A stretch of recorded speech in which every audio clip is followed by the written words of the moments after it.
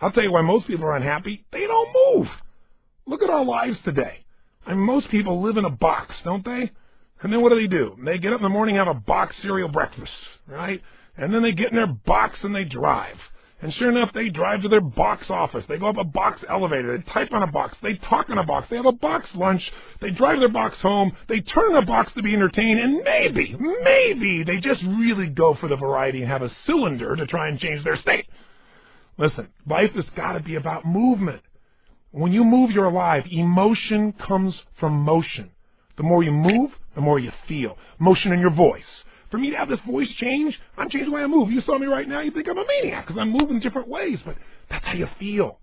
And by the way, the less you move, the less you feel, the less alive you are. If you're totally rigid, totally inflexible, no movement, this is known as death, right? So if you have emotionally, you're stuck, move. So every day you got to move. Now that can be a simple, gentle form of exercise, but it's something that's got to happen. And by the way, if you want a great relationship with anybody, what do you got to have? Some time with them, don't you? How about you? How about you? And not only do you have to have time with them, but maybe have a conversation with them. And most of us got conversations in our head, but we're not directing them. So we're going to show you each day how to have a conversation that you direct, a way of directing your mind, of shaping your mind, of conditioning your mind. It's kind of like going to the gym and just getting in the best shape of your life, but it's the best mental, emotional, spiritual, physical shape. And you don't need me to do it. I don't have to follow you around the rest of your life. This is going to be something you're going to do for yourself. I'll be here for the first 7 days or 14 if you decide to do these 2 weeks with me. And if you want to visit with me again, great. Or come see me at a seminar. I'd love to meet you. But you don't need me. I'm not here to create dependency. I'm here to remind you what you know is true, just to create some habits that will create the result you want. So, how does it work? Well, let's do this first. It's time for you to make some discoveries. The quality of your life is the quality of the consistent emotions you experience. I'll say that again. How you feel is your life. What are the feelings you have on a consistent basis? So I'm going to ask you, just take a moment, and if you have our journal there, you can do it in a journal, you can do it on a piece of paper. You don't make it rules-driven, just do it. Don't just do it in your head. I want you to write down all the emotions you experience in an average week. And on one side, write all the good ones, the other side, all the bad ones. Now, when I say bad ones, there really are no bad emotions, but the ones that are painful and you don't like. So all I want you to do is write them down. And when you write them down, try not to edit them. Don't try and say, well, just do it this way. If you experience this emotion on a consistent basis, doesn't mean every day, but at least once a week, write it down. The ones you consistently feel, not the one once in a while you feel this feeling, because what this is going to tell us is where you're really living right now. This doesn't tell me your income. I don't care. But I care about what you're passionate about. I care about what hurts you. I care about what you love. I care about what moves you. And you do too. And you don't even have to tell me the what's. Let's just figure out the feelings first. So please, take a moment right now, because now we're going to begin to stop talking, and we're going to start the process of doing. First step here is let's figure out where you are. Write down now, on one side, all the emotions you consistently feel in a week that are positive, on the other side, all negative. So stop the tape right now, or if it's a CD, just pause it, and get yourself to this right now. Go ahead. Are you still listening? I'm not going to continue until you do this. Come on here. You got to get that right. Don't just listen. Okay, if you're in your car and you say you can't do it, then turn off the CD or tape, stop it, pause it, and do it in your head at least. Or pull the car over. You're worth figuring out where you are. Cars are going to go by. You're going to drive the rest of your life. You're still going to get there. It'll take 3 minutes. Come on, be one of the few to do. Pull over. That's it. Pull over right now. Sit down and write this out just for a second. I promise you it'll be worth it. Go ahead and do it. Do it right now. Here's the second part of the triad. The second part is the pattern of focus and belief, and they relate to one another. See, whatever you focus on, you're going to feel whether it's true or not. Have you ever had an experience where somebody did something, or you thought somebody did something? Even better example. You heard, you thought, and you thought they did it to take advantage of you. And as you focused on that, you got angry or sad or hurt. And then later on, you found out you were dead wrong, that either they never did it, it wasn't true, or that wasn't their intent, and you felt bad about it, or you felt embarrassed. How can that be? Because whatever we focus on, we feel, whether it's true or not. Focus equals feeling, just like the way you move affects your feeling. See, right now, if I said to you, what are you juiced about in your life? What could you be excited about? If you really wanted to be excited in your life right now, what could you be excited about? Or what are you proud of? Or what could you be proud of if you wanted to be proud? Or who in your life do you really love? Who loves you? Think about it for a moment. Who do you really love? Who loves you? By the way, how does that feel when you focus on or you think about someone you love? See, whatever you focus on, you're going to feel. Focus equals reality to the individual, even though it's not reality in actuality. I'll say that again. Focus equals reality to the individual, even though it's not reality in actuality. That's a complicated way of saying whatever you focus on, you're going to feel, whether it's true or not, because your brain doesn't know the difference between something you vividly imagine, that's called focus on, or something you actually experience. That's very powerful. If you use this to your advantage, it means something very simple. How fast can you change how you feel? As fast as you change your focus. As fast as you change the way you move. See, right now, if you're focused on something that's really upsetting or something you're worried about or something you're fearful about, you're going to feel those feelings. If you focus on something you're really grateful for, you're going to feel a totally different set of feelings. See, you are in control, and you can change your feelings in an instant. The problem is we don't believe we can change that fast, and the second problem is we have patterns of doing this, don't we? We tend to, on a regular basis, focus on what overwhelms us, or focus on what we're upset with in our spouse, or focus on why we failed in the past. And if you keep focusing on things where you didn't succeed, guess what? You're going to feel like a failure, and when you feel like a failure, you're not going to take action to make things better. You can't build on the past that doesn't work. But you can also focus on what you want, on what you want to create. You can focus on the solution. Hey, when you have a problem, everybody's got problems. But 95% of your time has got to be spent on the solution. 5% on the problem. Most of us spend all the time describing the problem more and more detail, and we wonder why we feel overwhelmed. Focus is the secret key to changing, and you can do it in an instant. One way to change your focus is to change the third thing, your language patterns. See, all day long we're thinking. What's thinking? All day long you're asking and answering questions with yourself. Should I do this? What does this mean? Why is this? Where is this going on? That's what initiates thinking, is a question. You know what the problem is? We have patterns of questions we ask that don't serve us. Some of us ask questions like, how come this always happens to me? Well, it doesn't always happen to you, but if you ask a lousy question like that on a regular basis, your brain goes, because you're an idiot. How come I can never lose weight? Well, you can lose weight, but ask a lousy question, ask and you shall what? You receive. How come I can never lose weight? Your brain says, because you're a pig. Come up with a better question, for God's sake. See, questions direct us. Questions are a form of language. And if you want to change your life, one of the things I have people discover is what questions you're asking, and also what phrases do you say a lot? Because phrases hypnotize us. We have certain words by themselves that'll change the way you feel. If somebody says to you, hey, listen, I think you're mistaken about that. You might have one feeling. They go, you're wrong. You feel something very different just by the language. If somebody says you're lying, you have a whole different feeling, don't you? One word can change the way you feel when someone else speaks it to you. The words you select powerfully affect you. And I don't mean just being positive and doing the Stuart Smalley thing where you've got positive self-talk, right? And you say, I'm good enough, I'm strong enough, and by golly, people like me. No! I mean noticing the habit of the words and the emotions they create. And then the third part of language is the phrases that you say with such emotional intensity that you start to believe them. We call those incantations. An incantation is like, if you remember studying mythology, a sorcerer would tell a prince over and over again a phrase over and over again with such intensity that he'd be hypnotized and he'd think that he was a frog. And so, of course, he was a frog. That's what he experienced. We experience whatever we focus on. We feel whatever we picture. We feel whatever we say to ourselves. We feel whatever we do with our bodies. Those are the three patterns. If you change those three patterns, any one of the three, you're going to change how you feel. If you change all three, you're going to radically change how you feel. If you change the pattern of how you use your body, if you change the pattern of what you focus on daily, which, by the way, I'm going to show you a technique for doing today that could change your life. Very simple. If you change the pattern of what you say to yourself with the emotional intensity you say it, you're going to change the pattern of how you feel. Now that means you could pick any feeling you want and say, if I want to feel that way, what do I do with my body? When I'm in that state, how do I move? How do I speak? What do I do? Let me try it.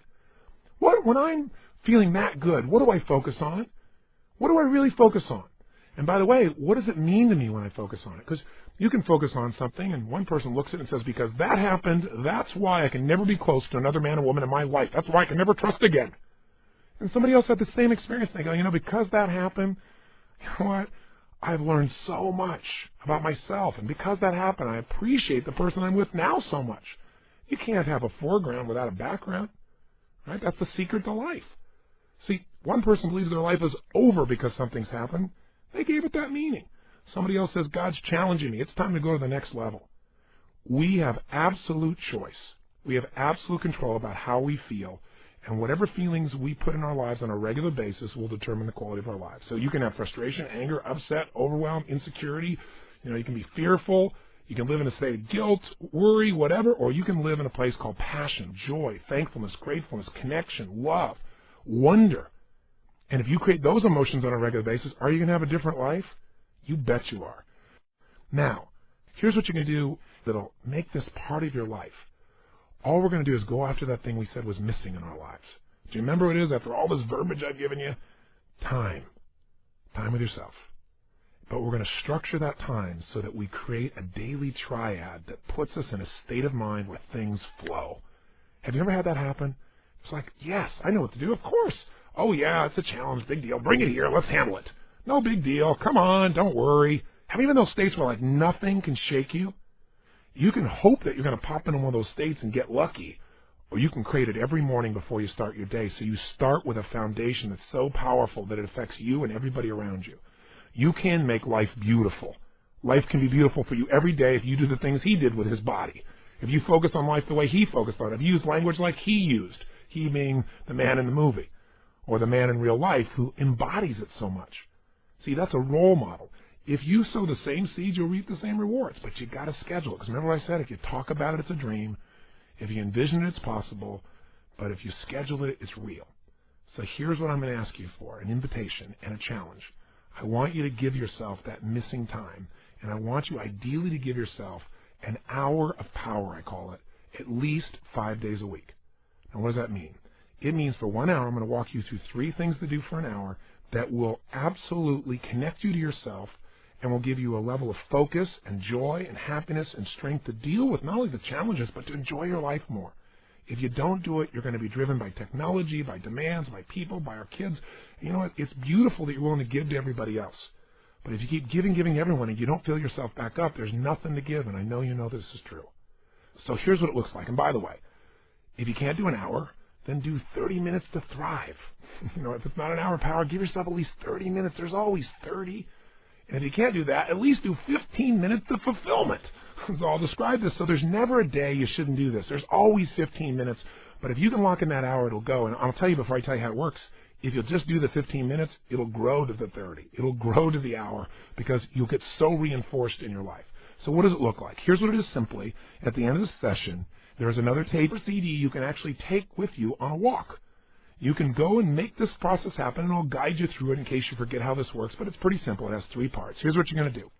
The first step is that you want to make sure that the moment you wake up in the morning, there's no hesitancy to get up. So you start to train your body, which is training your mind. Remember, your body and mind are linked. Whatever you do with your body, it's going to affect your mind. You want to train your body to jump out of bed immediately with energy, without hesitancy, and to start moving. Because remember, emotion comes from motion. We've got to move. Now, ideally, you would exercise in the morning. There's a lot of reasons to do that because of all the times. And by the way, I'm a night person, so I understand if you go, morning? Well, I ain't jumping out of bed in the morning. I turn on around midnight or 1 in the morning, and sometimes I don't go to bed to 4 or 5. So what I'm talking about, you can adapt, but just hear me out. The ideal time to work out is in the morning because if you exercise in the morning, you turn on your metabolism, and you have it for the whole day. If you don't exercise, you get no metabolism, and you just keep gaining fat, and your body loses its strength, and you lose muscle every single year, especially as you age. But if you can train yourself to do that in the morning as the first thing, even if you have to get up earlier, or go to bed slightly earlier, or just take 1 hour less sleep, or 30 minutes less sleep, or 15 minutes less sleep, if you can do that in the morning, you turn on the metabolism, but you also turn on your emotions. Movement and breath are the first phase.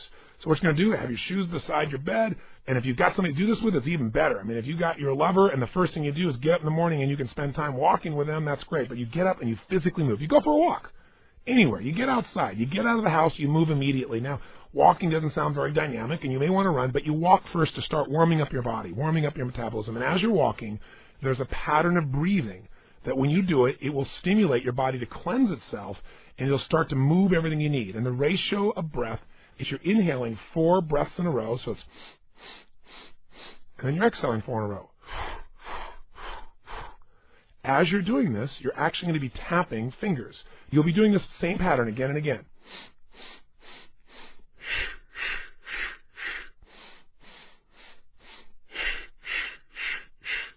This pattern of breathing will alter your state. you will literally, after doing this for about 5 minutes, begin to feel radically different. Now, you're going to inhale through your nose, as you probably heard, and exhale out your mouth. And this is something called breath walking. There have been studies done on this at MIT, and it literally alters brain functioning. But you don't have to know the studies to be able to feel what it does in your system. So all you're going to do is for the first 5 minutes, enjoy yourself. Get up. You don't have to worry about, oh, I got to run right now. My back's sore. You just get up and you start to walk. You walk for about 5 minutes with this breathing pattern. Step 2, you get grateful and you begin to visualize. So in phase 2, what you're going to do now is you're going to cultivate the emotion of gratitude. What you're going to do very simply is, remember I said fear disappears when you're grateful. The minute you're grateful, you're rich. When you have everything in your life to be grateful for and you don't feel that emotion, you got nothing. You're poor.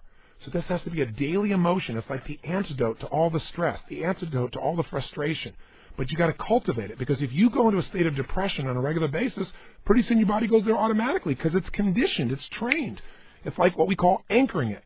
By going into that physiology, by breathing, and by visualizing. So what you're going to do is you're going to focus on and ask yourself, what are all the things in my life I'm grateful for while you walk? So you're outdoors, you're moving, so your pattern of physiology makes you feel good.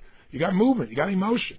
Now, as you're moving, you think about everything you're grateful for. And I usually start with a circle. I start with myself right here, and I think about all the things I'm grateful to God for in my life. My health. I start to think immediately, okay, my family members, and I think about them, and I send love to them. I make this spiral of thought going out.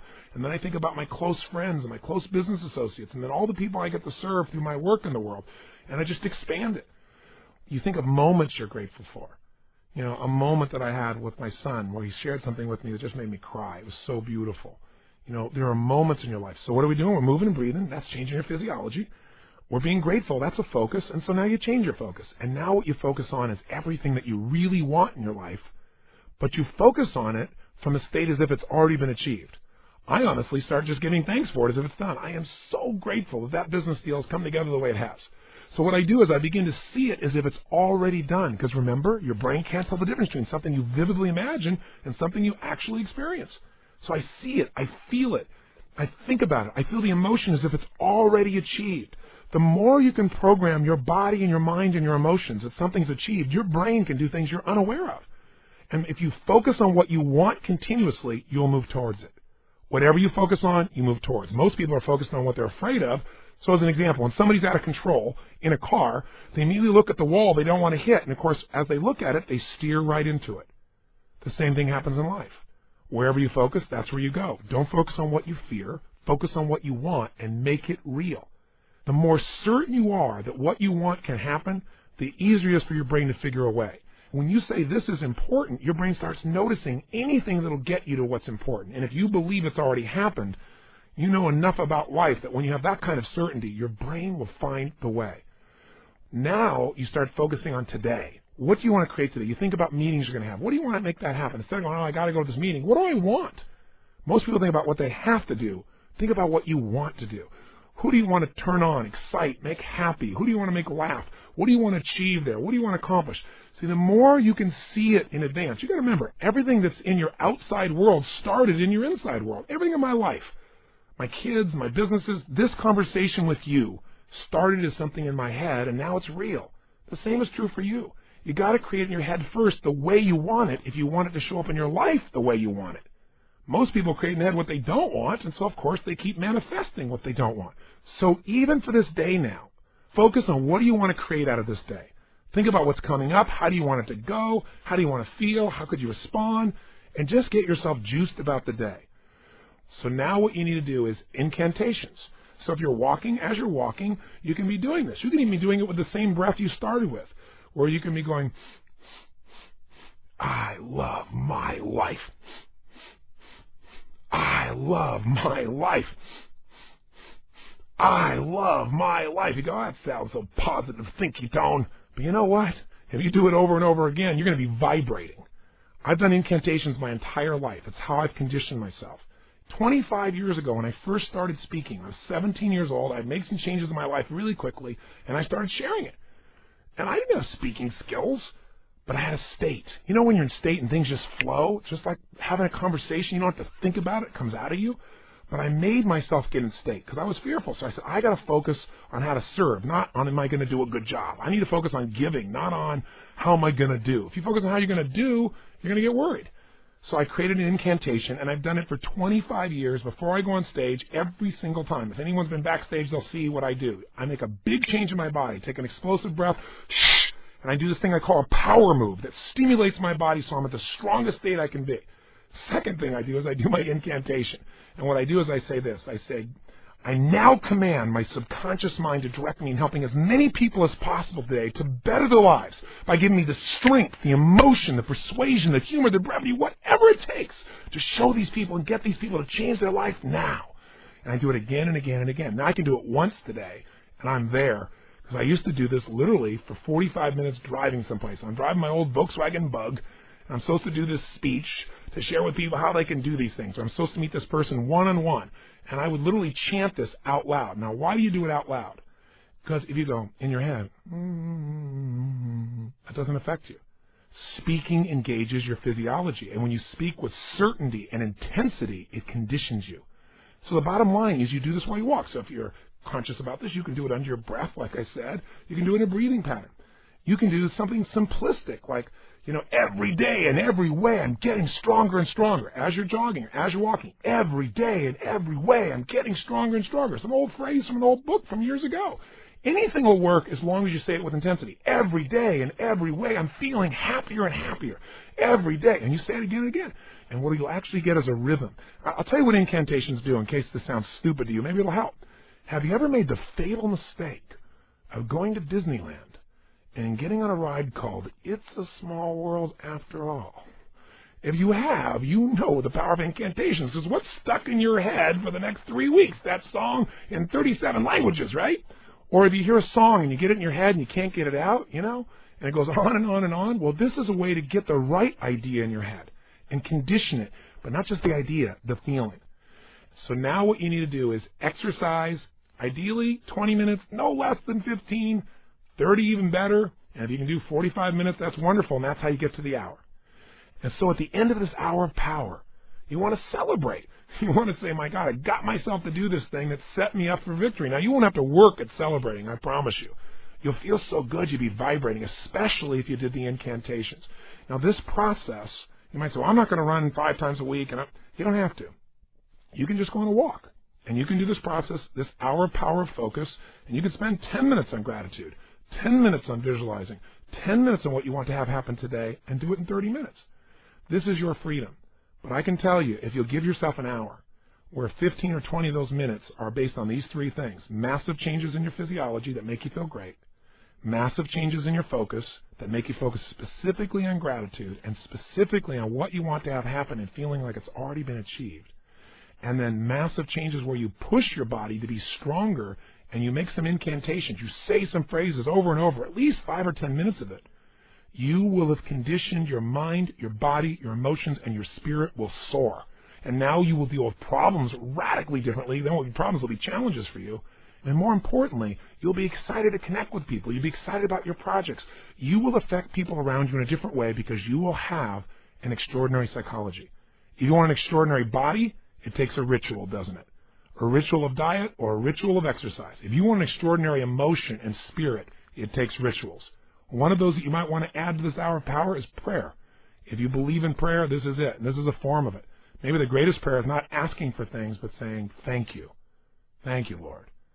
Getting in that place on a daily basis for no less than 15 minutes to fulfillment, and ideally the hour of power, will change your life more than anything else. And if you listen to any other tape and you just did this, I can promise you, if you did it for 6 months, your life will never be the same. Because all the research shows that if you even exercise for 6 months, you'll exercise for the rest of your life because it becomes physically addictive to you. If you get away from it, you'll feel pulled to do it. All you got to do right now is give it a week or 10 days. Do this with me for 10 days, and I promise you, you're going to get some momentum. If you want to guarantee success, do it for 30. That's why I did Personal Power for 30 days, and that's why I gave you 7 days of Personal Power on top of the 7 days of Get the Edge. This tape is much longer than any other, and other than a workshop, because I really wanted to hopefully engage you. I don't know if I'll ever see you again. I don't know if you'll listen to another CD.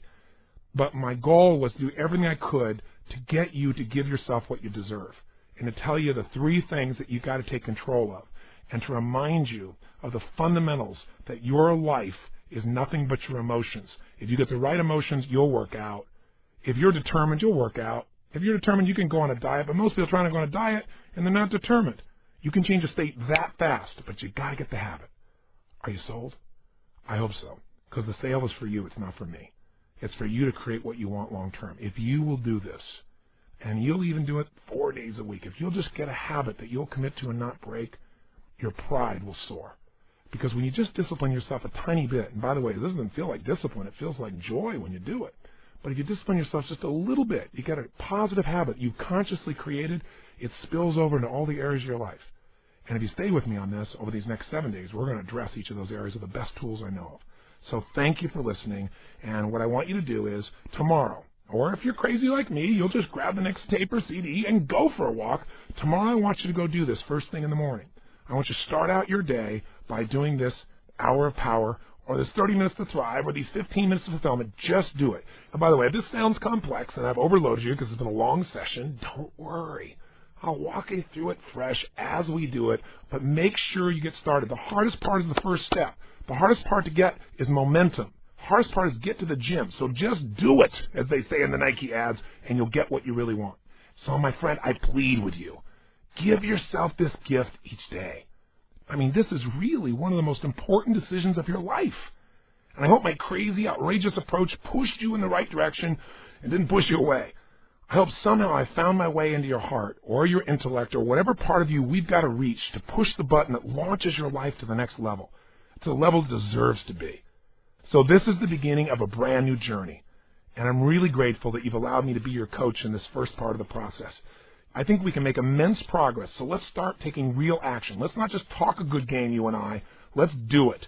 Just get your butt out there, because once you get out there, you'll get out there again and again. You'll get that momentum. It'll take over, and the best of you will start showing up every day. And when the best of you shows up every day, you're going to start appreciating yourself, and so will everybody else. So today, look around you. Keep your eyes open for magic moments. They're all around. And be sure, if nothing else today, you live with passion. Today and every day. I'll look forward to seeing you tomorrow.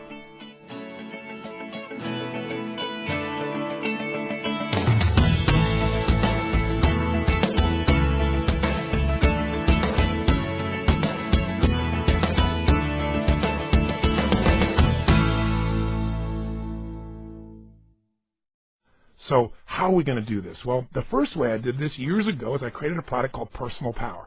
You probably saw it on TV because I obliterated the airways with it, and I was on television every 30 minutes, 24 hours a day for more than 10 years consistently, somewhere in North America, the United States or Canada. That's an actual statistic. And so 35 million of my tapes and CDs went out there, and people used them to change their lives. And the greatest gift of my life today is every day of my life, no exaggeration, my friend, every day, I have people come up to me, and some days it's a dozen or more, some days it's 2 or 3, but I don't miss a day if I'm in the public, and people tell me about how this work has changed their life. And usually say, thanks, coach. And if they say, you did it, I always remind them, no, you did it. And I was just there as a good friend, kind of reminding you of what you already know, because learning is remembering. Socrates said that centuries ago, and it's the truth. You know this stuff, but when do we take the time for ourselves to actually focus on it?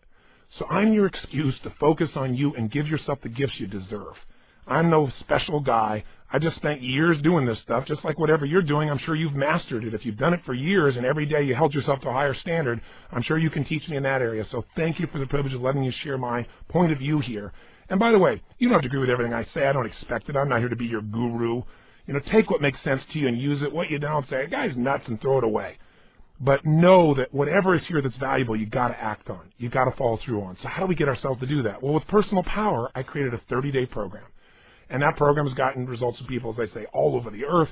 And it's pretty famous, and you may even know somebody that's used it. And maybe that's one of the reasons you picked up this program. Maybe you didn't see an infomercial. Maybe a friend said, you got to do this. Well, however you got here, why did I change it? Well, I'll tell you why. I started doing focus groups, and the product was still selling like crazy, and I thought, I want to reach even more people. Who are we missing? Instead of saying, wow, look how successful we are, how do we get to people we're not reaching? And we do these focus groups, and they'd say, well, do you not believe that, Tony Robbins is real? And the majority of the time they said, no, I believe he's sincere. I believe he's a real guy. Do you not believe that people get results? No, I'm sure those people got results, and then they'd say things like, I just don't have the time. And I think, what do you mean the time? And they'd say, 30 days. I'd say, 30 days to change your whole life? Are you nuts? I mean, you're not worth that. It's not even a whole day. It's 45 minutes, an hour, maybe a day or 90 minutes, for God's sakes. I was frustrated thinking, God, these people really think this way, but we live in that nanosecond culture. Remember the old days you were taught that all this technology was going to transform the world, we're going to have all this free time? I don't know about you, but it hasn't worked out too well for me. I mean, most people got themselves a Palm Pilot so they can have their email wherever they are. They don't have to go home and sit on the computer. They can do it everywhere. They got their beeper. They got their cell phone. Many of these things are all put together with a camera and music simultaneously these days. I mean, we are constantly responding to the demands of the environment and rarely taking the time to decide what we really want. And whenever you react to stimulus, you're not in control. And when you're not in control, you're not going to stay happy. Because listen, a measure of your self-esteem comes down to one simple thing. Do you feel like you control events, or events are controlling you? And I'll tell you what, it's so easy to get sucked in. And I've done it myself, and I've done it even when I've known these tools. I mean, this is not something you figure out one time, and then all of a sudden it's all perfect. It's like muscle. You don't get muscle by going to the gym once. You develop a system of working out on a regular basis, and after a while, working out is fun. I mean, you look forward to it. It's your time. Part of what I want to do in this very first tape is get you to commit to your time. You know, if there's anything missing in our lives, it's time with ourselves, thinking about not problems, but what we're grateful for, thinking about what we want, creating the plan to make it happen, creating the juice of our lives, stopping and taking in what already is great, because you can't build on failure, you can only build on success. But if you do that once in a while you feel pretty good. If you got a system for doing it, that's what will change your life. So part of what triggered me to do this is years ago, I said, you know, I got to have my hour of power. I got to have at least 15 minutes for fulfillment. I got to have that short time, the first time in the morning, to set myself up for success, because rarely does a great idea interrupt you. You know, rarely does beauty just suddenly surround you and engulf you. You have to stop and notice and appreciate it. You got to seek it out. You got to schedule it. You know, everybody talks about things, and I tell people when they plan their life, I said, you know, talk's cheap. You talk about it, it's a dream. When you start to envision things, it gets exciting. When you start to get a plan, it's possible. But when you schedule it, it's real. So part of the power of this Get the Edge program, and by the way, you're going to see I snuck in, I gave you a bonus of the first week of personal power, and I'll explain that in a minute, why I did that. But part of the benefit of this is just having a simple system that you say, for a week I'm going to do this. And if you do it for a week, I bet you'll do things like this for yourself ongoing. After a week, you're going to feel so different about your life. You're going to have so much momentum that you say, well, can I really change my life in a week? Of course. In fact, that's what made me say, okay, you can't do it in 30 days? I'll make it a week. You can do anything for a week, can't you? Come on. A week for yourself? So I thought, if I made it a week, can I really do it? And I thought, of course, because you know what? People say I have no time. I think that's such a lie. We lie to ourselves so much. That's why we don't have what we want. Now, I've done it too. I'm not pointing fingers. But you can't lie to yourself and expect to have the truth be a part of your life and have success that comes from the truth. See, all change happens in a minute. You got to remember the power of a minute. In 1 minute, you could change everything in your life. In 1 minute, you can say, never again. Never. As the Jewish people have said in their country. They set a standard there, and they said, we will never go through a Holocaust again. It will never occur again. When a human being gets that point of never again, it takes a minute. In a minute, you can also do some other things. In a minute, you can look somebody in the eyes like you've never looked at them before. In a minute, you can hug somebody like you've never hugged them before. In a minute, you can say the words, I love you, and mean it at a level you've never meant it before. In a minute, you can say, I quit, or let's begin, or it's over, or I do. Think of the minutes of your life that have changed who you are. And I got to promise you, in these little boxes, we got a lot of minutes. We got a lot of them in here.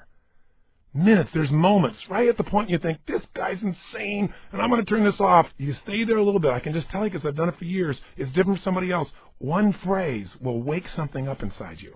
I'm not going to give you anything. It's all inside you. But when it wakes up, baby, it is time to move, and I don't have to tell you that. It'll just happen.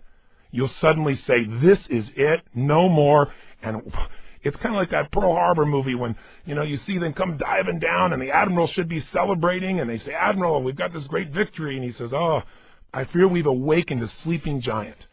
And inside of each of us is that giant. It's a giant of emotion because that's where it starts. It's the emotion. Emotions start wars, don't they? Emotions get you married or they get you divorced. Emotions make you have kids. Emotions make you break through the problems or give up. It just depends which emotions you decide to live with. So, how are we going to do it? Well, two options I'm going to give you. I created Personal Power, and so I decided, even though I said 7 days, to do two things. One is I went into the studio, and I wanted to take things and give you the best of what I've learned today. Because when I made Personal Power, frankly, I was 28 years old. So this many years later, I've lived a lot of life, and the world's changed. I mean, during that period of time, we watched the wall come down, communism disappear. We've seen transformations in music and movies and the way we experience our lives. We've got the internet. People relate in a totally different way. Well, by the time you listen to this, they're probably cloning people, for God's sakes. People say, that'd be great time management. I'd have some extra people to get the work done. No. Here's the point. During that same time, I've obviously made big changes in my life. I've learned a lot more about who I am. I've made some stupid mistakes, and I've had some enormous victories. Good stuff has come through me on a huge scale, and I've learned. And so as a result, Get the Edge is a little longer than Personal Power. You say, how could it be longer? The other one was 30 days. Well, let me be specific. You can do this in 7 days. As you'll see, there's 7 days of program if you look at the program in front of you.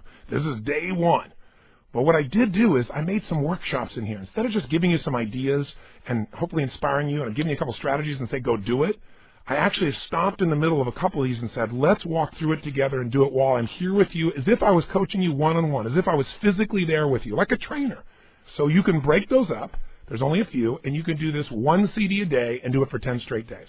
Now, if you're a maniac, you could do this in a weekend, and if you're insane and on drugs, you could do it in a day and be completely overloaded. But I suggest 7 or 10 days. Pick one or the other. Now, having said that, let me give you one other piece. I also sent you as a bonus the first week of my Personal Power program. It's the most successful personal achievement program of all time. And I'm going to recommend you start with that after you're done with this tape. You say, well, why wouldn't I do that? Why wouldn't I get your first cutting-edge stuff? Because, well, how to explain this is kind of interesting. I really believe that this whole reason you're here listening to this is because you're a person that wants an extraordinary quality of life, not a good life, right? And I'm sure that's true, or you wouldn't still be listening. You would have shut me off a long time ago. The point of the matter is, if you want an extraordinary life, it has to be on your terms. It has to be what you call extraordinary, not somebody else's. But I can tell you there are 2 things you must master to have an extraordinary life, and most people rarely even master one of them. The first is you must master the science of achievement. And achievement is a science. How to go from where you are to where you want to be is a plan. It's a strategy. It's specific. If you want to do well financially and you're starting with nothing or you're starting with something, there are specific things you can do that if anybody does them, you will be financially independent in 8, 10, 12, 14, 15 years, certainly in a shorter period of time than you ever dreamed of, and it doesn't require gigantic risks. If you want to be physically fit, if you want to achieve a certain level of fitness, of health, of energy, if you want your body to look a certain way, that is a science. There are very specific things you do, and you'll have them. You want energy? I got a friend named Stu Middleman who ran 1,000 miles in 11 days. 85 miles a day. 2.5 marathons a day. You go, so what, he's a freak? What's this got to do with me? He wasn't even a runner.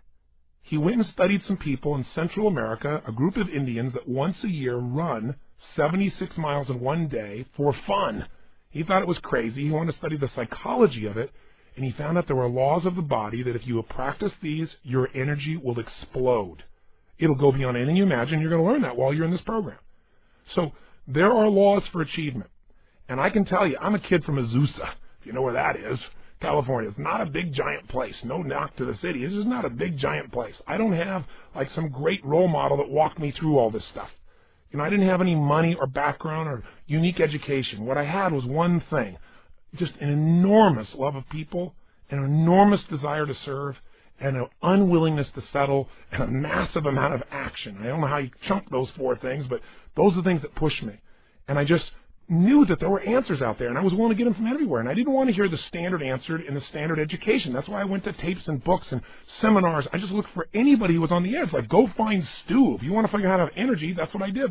Who's the most energetic man on earth? That's how I found him. I asked that question. I went and met him. I started interviewing. I figured out what he did, how he did it. I did the same thing, and my energy turned into this nonstop talking that's probably bugging you now. So let me slow down for a moment. The truth is, if you want to achieve, there are laws, and I don't care any area. And again, a kid from Azusa, I've had the privilege of, making hundreds of millions of dollars, literally. I made $400 million in a day taking a company public. I've had the privilege of losing hundreds of millions of dollars also when stock prices changed. I've been able to sculpt my body. I've been able to raise 4 kids that I'm so proud of and love dearly, and who are people that contribute to society in meaningful ways. You know, I've been able to find that connection with my Creator that I embrace and I know is right for me. I'm sure you've either found the way or you'll find the way that's right for you. But there are laws. There are ways to do that. So why have I gone on and on about this? Well, we're going to teach you those laws, but the first thing that keeps you from using them is your conditioning. So we all got conditioning about why it can't be done. Or we got some bad habits, and those have to be changed. And they're conditioned. They're a part of you. They've been going on for years. And so personal power in that first week teaches you why you do what you do and how to change those things. How to change that conditioning so you get momentum. Because momentum is power. When you start to get momentum, it's like that little snowball starting to go down the hill. It starts to speed up to a point where all of a sudden it's got so much momentum, nothing will stop it. So personal power will get you started. And here's the other thing about it. It's short. The first session is like about an hour, but most of them are about 35, 40 minutes. So it'll get you going here initially and get you momentum. And I gave it to you, as part of this program at no extra charge because I wanted you to get it. If you ever want to do the rest of the 30 days, you can call us and get it. But then here's what I want you to do. Come back here, and then what I want you to do is go through this process. Because this process is even more comprehensive, and it's about the following things. Today, we're going to establish a habit. I'm kind of telling you what we're going to do in the whole program so you understand the system, but we're going to establish a habit that if you make it a part of your life, I promise you, I guarantee you, beyond a shadow of a doubt, you will be able to experience dreams that you never thought were possible. Joy that seemed like it was unsustainable, and you'll sustain it. A connection with people like you never thought was possible. Not because I'm so smart, because these are laws, and I've stolen all this by modeling people that are successful, and I've used it, and it works for me too, and it'll work for you. But also, then we're going to begin the process of actually figuring out anything in your life that you want to change, and you haven't changed it, and we're going to take you through a 7-step process and do it. That's tomorrow. Once you go through the 7 steps, the changes will have begun. You'll begin to make the big changes you want in your life.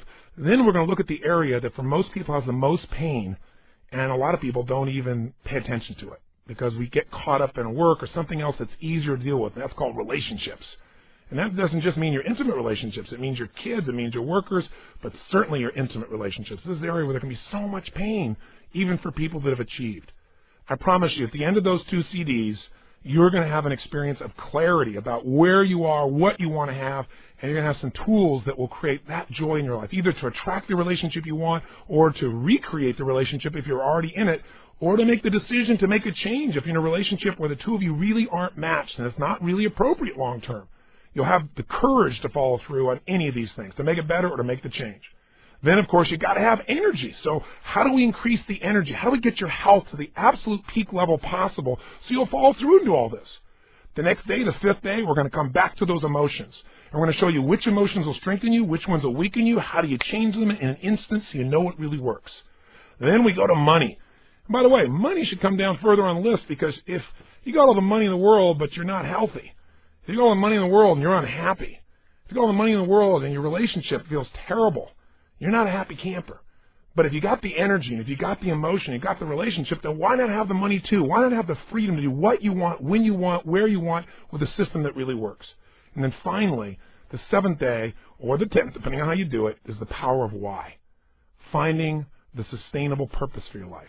I mean, there are going to be ups, there's going to be downs, there are going to be problems. Those things don't go away. You just get better quality problems, that's all. I mean, a lot of people in life think they're going to be happy someday. They're going to have this extraordinary life when they have no problems. Well, if you had no problems, you'd probably be dead. Problems are a sign of life. What you want to do is use them to make yourself more.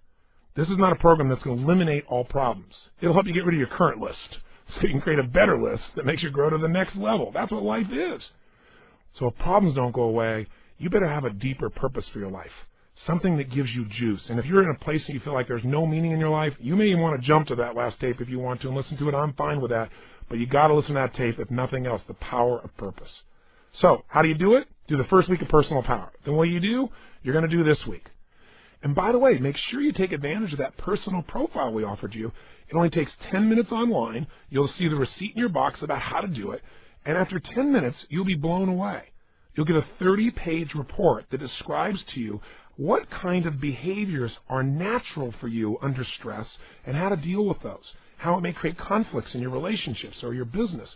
It'll also show you what you value most at this stage in your life, what's most important to you. And that'll help you understand why sometimes maybe you take 2 steps forward and pull 1 step back and start to sabotage because you have some things that you value that are in conflict. So take advantage of that. I think you'll find it invaluable. It's the personal profile. And again, how to do it is in the notes at the front of your book. Okay, so how do we take these 3 understandings and make it so we don't have to think about it, but we actually, on a regular basis, condition ourselves to have the great emotions we want and get rid of the emotions you don't want? Well, first step is awareness. See, next time you start to feel like, oh, I'm so frustrated, I'm so angry about this, notice what you're doing with your cheeks. What are you doing with your mouth? What happened to your breathing just now to do that? What's happening to your eyebrows? Are you tightening your fingers in your hands? Because we all have very specific things we do to get into our version of anger or frustration or tired or overwhelmed. Does that make sense? Just notice what's happening in your body. Say, okay, I'm not breathing. That's a clue. Let me start with a little change there. My mouth is so tight I can't even talk. That might be a clue why you're a little uptight. So loosen your jaw.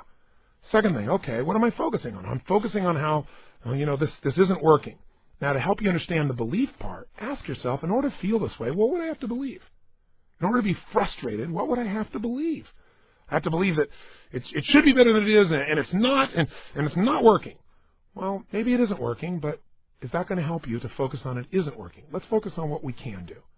Or if you say, I feel like it's hopeless because in order to feel hopeless, I have to believe that there's nothing I can do. Is that really true? Is there's nothing you can do? Or are you just caught up in a state? Are you just caught up in a pattern? See, if you ask yourself, what do I have to believe to feel this way? It'll help you to break that part of the triad because you'll start to say, yeah, that isn't really even true. All right, so that'll help you there. The third part of awareness is to say, okay, what am I saying to myself? Why do they do this? How come they always do these things? Why don't they ever listen? Well, I'm asking a lot of lousy questions because they may listen sometimes, but I'm saying they don't. I'm saying it with total intensity. Of course I'm going to feel bad. Let me change what I'm saying. Let me change what I'm asking. How can I turn this around? What do I need to focus on to make this work?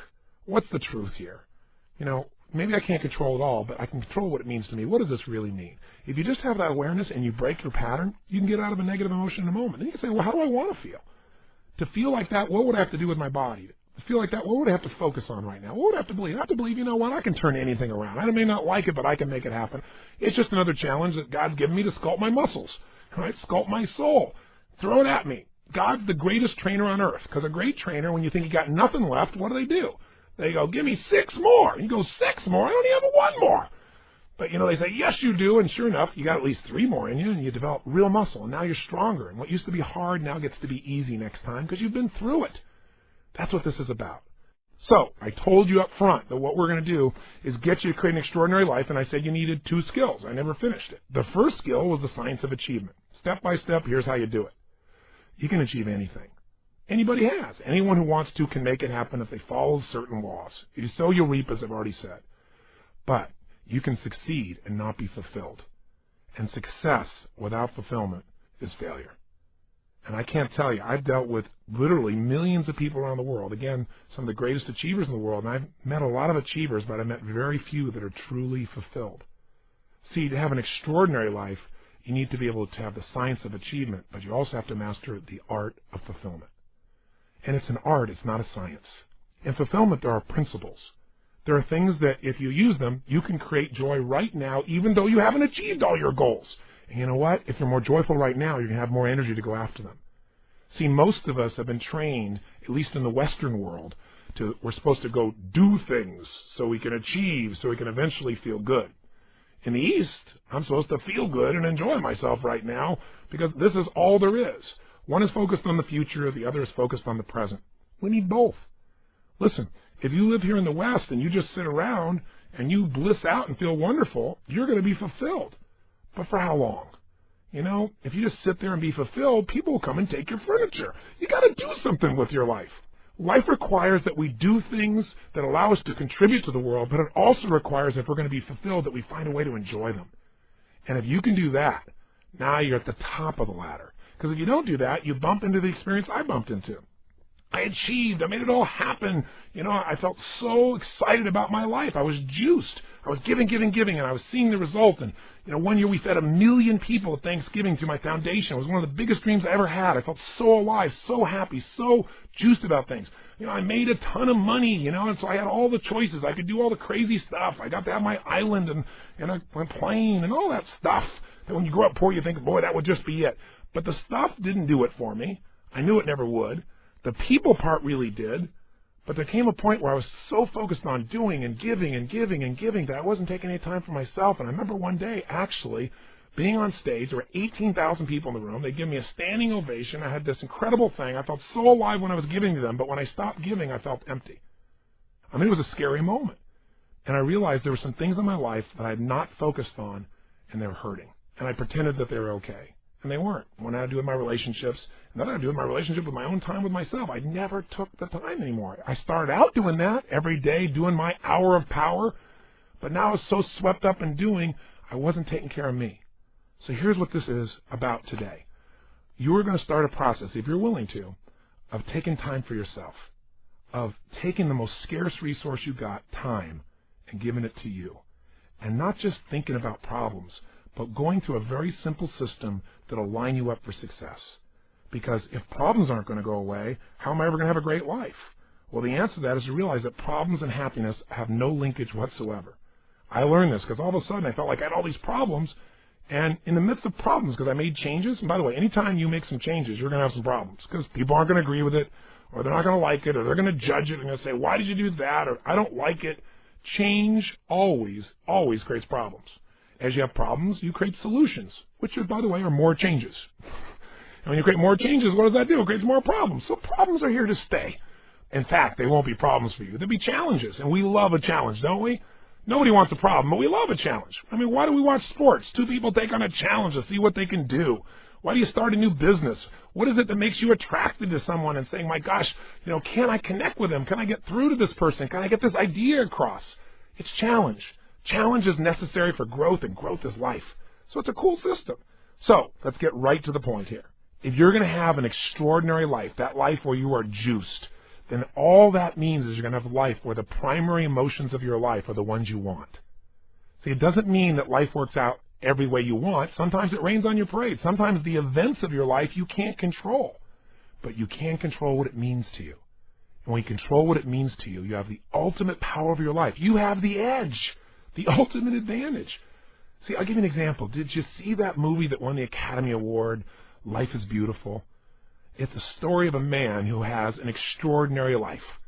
Not because he has more money than anybody else, not because he's in a situation where everything is easy, but because he's alive. He has this joy about him. And by the way, if you've actually ever met Roberto Benigni, the man who plays this character, you know that he lives this way day to day. He was authoring this thing from himself. He's such a joyous guy. And when he won the Academy Award, you never saw so much emotion. He was like a little boy, and everybody loved it because nobody else has the guts to be that way. Or they've forgotten what it feels like to just feel, to be alive. What makes him extraordinary? An extraordinary psychology, an extraordinary mindset, an extraordinary way of looking at the world. And in the movie, the man has that, doesn't he? And who does it affect? Everyone. Everyone within the realm of his influence. His wife feels like the most cherished person on earth, and so does he. Because when you give that kind of love and that kind of joy, people give it back. It's infectious.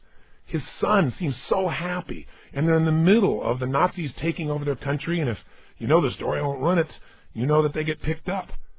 And there's such a connection amongst the family that the wife is not being sent away, and she gets on the train with them. And there in the middle of this camp, this man with his extraordinary psychology figures a way of looking at the situation for his son, presenting it so that his son sees it as a game. Isn't life a game anyway? Instead of this horrible situation. And because he has that perspective, in the end, his family survives. See, if you want your family to survive, if you want them to succeed, if you want them to have joy, if you want your kids to have a lasting love, if you want to be able to give gifts in your life and not just take care of yourself, then you got to have an extraordinary psychology within yourself. It's not where you live physically, it's where you live internally. There are two worlds, the inside world and the outside world. We can't totally control the outside one, but we have absolute control in the inside one. But you know what? Most of us are too busy to take any time to check out and see how it's going on in here. Or we just accept it as this is the status quo. This is who I am. This is my life. Or Or I'll get to it later, mañana. I got to handle this first. Something else that's not so important. I want to invite you, my friend, to take the time to say, I'm going to have every day an hour of power. Every day I'm going to have at least 30 minutes to thrive, or 15 minutes to be fulfilled, for God's sakes, where I'm going to take those 15 minutes and I'm going to focus on everything I'm grateful for. I mean, if we're going to have a life, we got to have time. And the time has to have some specific things we do, and one of those is gratitude. If you want to know what's the quality of your life, how much time do you spend in gratitude? How much time are you grateful and appreciative to the point that emotion wells up in you? I'm feeling it now. I'm so grateful to God. I'm so grateful to have the privilege to serve you right now. So if you can get to that state, everything changes. I'll give you an example. If you think about being fearful, when you're fearful, you're not grateful. If you want to get rid of fear, which everybody has, and people say, oh, I'm not fearful, I'm stressed. Or if you have in places like L.A. or New York, they're achievers. They can't even be stressed there. They have angst. You know, it's a higher level of more sophisticated levels of stress. But you know what? If you follow the trail of stress, it brings you to fear. And everybody's got fears. Fear they're not enough. Fear that it won't work out. Fear they won't be loved. Everybody's got that at some level unconsciously. We're human. So you can put the fear aside when you're grateful. I don't just mean intellectually, yeah, I'm grateful for this, I'm grateful for that. I mean stopping, thinking, seeing, and feeling. So I'm going to walk you through a system that includes gratitude. Every day of our life, we got to have a vision. Every day of our life, we got to have something that excites us. When people tell me, oh, I'm bored, I'm tired, that thing is boring. No, you're boring. Because you don't have something that excites you in your life. You haven't come up with a vision. You haven't come something to move towards. We all need something that's going to make us use more of who we are. Our courage, our passion, our joy. Face our fears. Build our emotional muscles. But you don't build emotional muscles when you do the same thing day after day after day. What you get is a life that's unfulfilling. So we've got to have a vision. So every day I'm going to take you through a simple process that will get you to expand your vision so you have a compelling future. That thing that makes you want to get up early. If there's a reason, you got to have a reason. And I have friends that have sold their companies. One guy sold his company and made almost $1 billion in cash, about $800 million plus. And he was so excited for about 2 months, maybe 3. But you know what? After that, there's only so much time you want to sit on the beach by yourself because everybody else is working, and doing something and being productive. There's only so many cocktails you can take. There's only so many, movies you can watch. There's a limit to it. What he needed was a new vision. Anytime you achieve a goal, as you get close to it, you better set up the next one real quick, because otherwise it's kind of like postpartum. You were looking forward to that baby, and now you got him. And sometimes in the middle of the night, you're going, what did I do here? Have you ever had that experience? I got 4 kids. I can relate. I hope you can. But you know what? You also have the experience on the other side of it. It's so wonderful. It's kind of like, the guys that went to the moon for the first time, the first astronauts. They worked their whole life. They achieved this goal. They walked on the moon. Then they came back. There was a ticker tape parade. They were heroes. They shook the president's hand. Now what? What do you do now that you walked on the moon? Well, maybe you got to find how to get adventure not out of a moon flight, but adventure out of a smile. Maybe you got to have a vision for what your life's about now. Without a vision, people perish. And you got to have a daily vision that excites you. Otherwise, life becomes mundane. And there's nothing worse than an okay life. I told you, you're not going to have that when we're done here. I promise you, if you get this little habit, you won't have to settle for a mundane life. What people are going to go is, what happened to you? Because there's an excitement in creation. There's not a lot of excitement in maintenance. You have to maintain your body. You got to maintain things, but creating things, that's what God created us for. Gave us the gift to make choices that could create new things, businesses, ideas, families, friends, a garden. And it's available to every one of us. But if you don't got a vision each day, then the day is not going to have much juice, is it? So every day there's got to be a little time for vision. Right? Time for gratitude, time for vision. Every day you got to move. So now you have some emotions that you really want. How do you create them? And you have some emotions you don't want. How do you get rid of them? Well, what if I told you literally could change how you feel in an instant? Well, this is true from your past experience at times, right? There are times, like we said earlier, where you're totally upset and then something got your attention and now you're laughing. People can be literally at a funeral and they're in a terrible place and all of a sudden something cracks them up. It's pretty rare, but it has happened. People can be in a place where they're in the worst situation and somehow they find all their determination. How to do that specifically is what I want to show you real quickly now.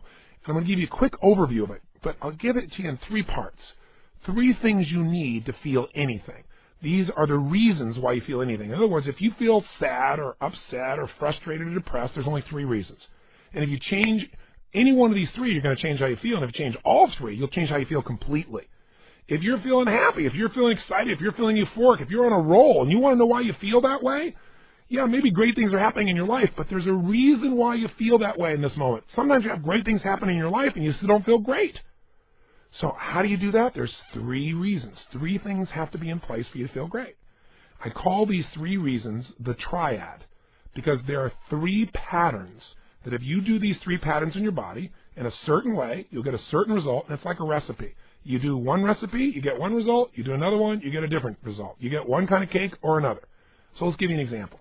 I have a seminar I do that's the initial seminar most people go to. It's a life revolution. It's a chance in a weekend to revolutionize your whole life, not just change things or make it a little better, but to really step up and say, I'm going to transform it. I don't care if it's my body, my emotions, a fear, my job. It's time to do it.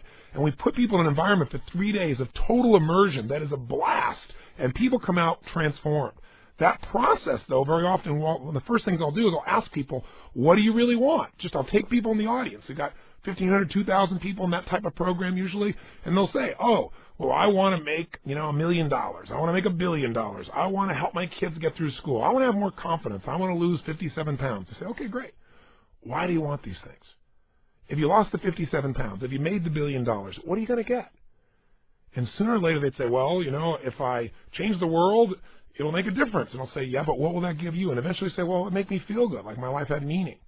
Or they'll say, if I lost 47 pounds, I'd feel more sexy, or I'd feel more energetic. Or they'd say, if I made this money, I'd feel freedom or power or secure. Whatever it is you want, you only want it because you think it's going to give you a feeling. And the truth of the matter is you can have that feeling right now if you just change these 3 patterns I'm going to tell you about. So the first pattern that determines how you feel is not the event, but what you do with your body in this moment. Right now, you're feeling, whatever you're feeling right now as you're listening to me, is related first to how you're using your body. If you're slumped over, if you've not been using it, if you're tired, you probably feel different than if you're listening to me walking right now as an example. Now, I'll give you a more specific example. If I were to tell you that there was a depressed person behind curtain number 1 over here, and for a $100,000 donation to your favorite charity, if you could describe them physically without seeing them, I bet you could do it, couldn't you? What's their posture like? Say it, or think it at least. You can say it. No one's going to hear it. You're probably in the car. You're walking. People talk on phones all the time. They don't know what's going on. Speak to me. Seriously. What's their body like? First, their posture's probably what? Slumped. Where are their eyes? Down. Where's their head? Down. What's their breathing like? Full or shallow? Of course it's shallow. Their facial expression, up and tight or slack? You know it's slack. Now, how come you know all these things without me telling you? Because you've practiced this stuff before, haven't you? We all have if we've ever experienced this. Now, if you do this with your body, I don't care who we are, if you do these things to your body, you're going to feel lousy. You're going to feel depressed. Now, if you change the way you use your body, if you put your shoulders back, if you breathe, if you use your voice in a different way, if you move or gesture at a different tempo, it's hard to feel depressed in that way. In fact, there was a research study that was done early in my career that was done at UC Berkeley. And they did something that sounded insane.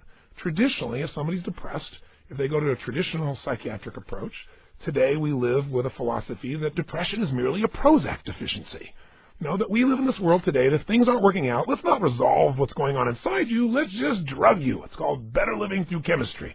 Yeah, just drug you and keep on going. We do the same thing with kids today. We got this attention deficit disorder. They've now upgraded it to ADHD, attention deficit hyperactive disorder.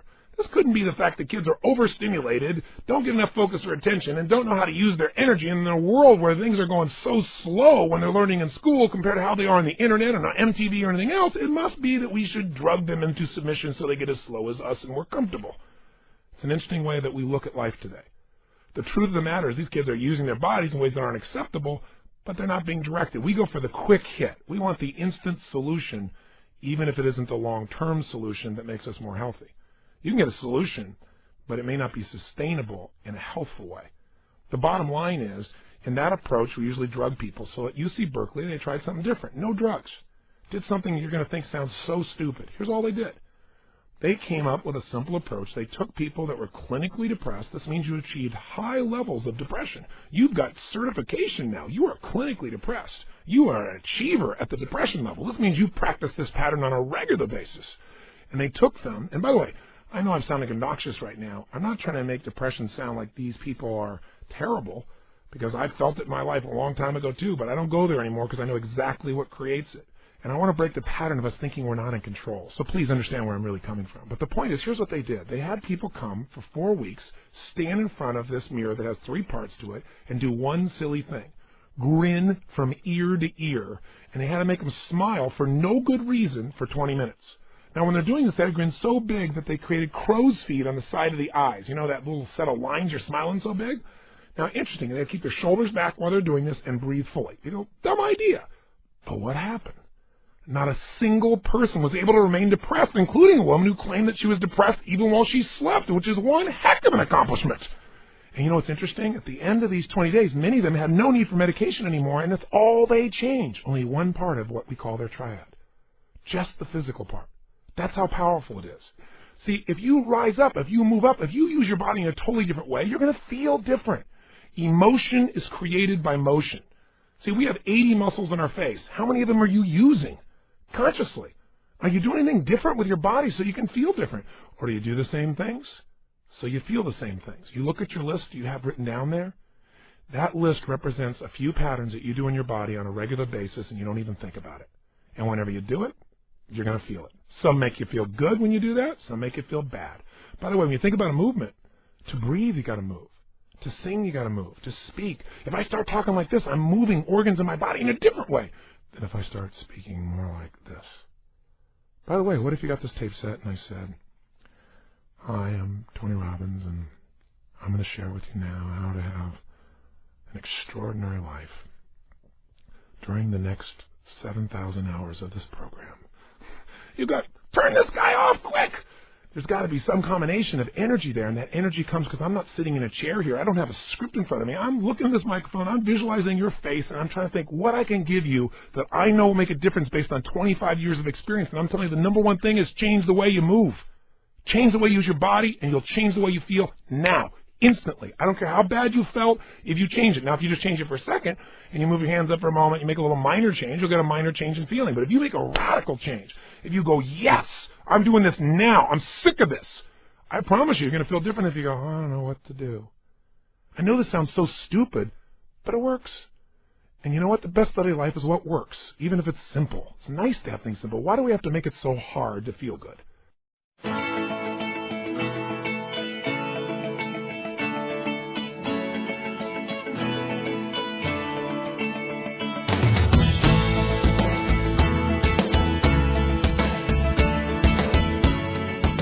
Hi, this is Tony Robbins. Welcome to Get the Edge, a 7-day program to transform your life, your body, your emotions, your relationships, your finances, the whole enchilada. And I'm here to deliver for you. And in the next few days, you and I are going to become good friends, and it's my privilege to become your coach.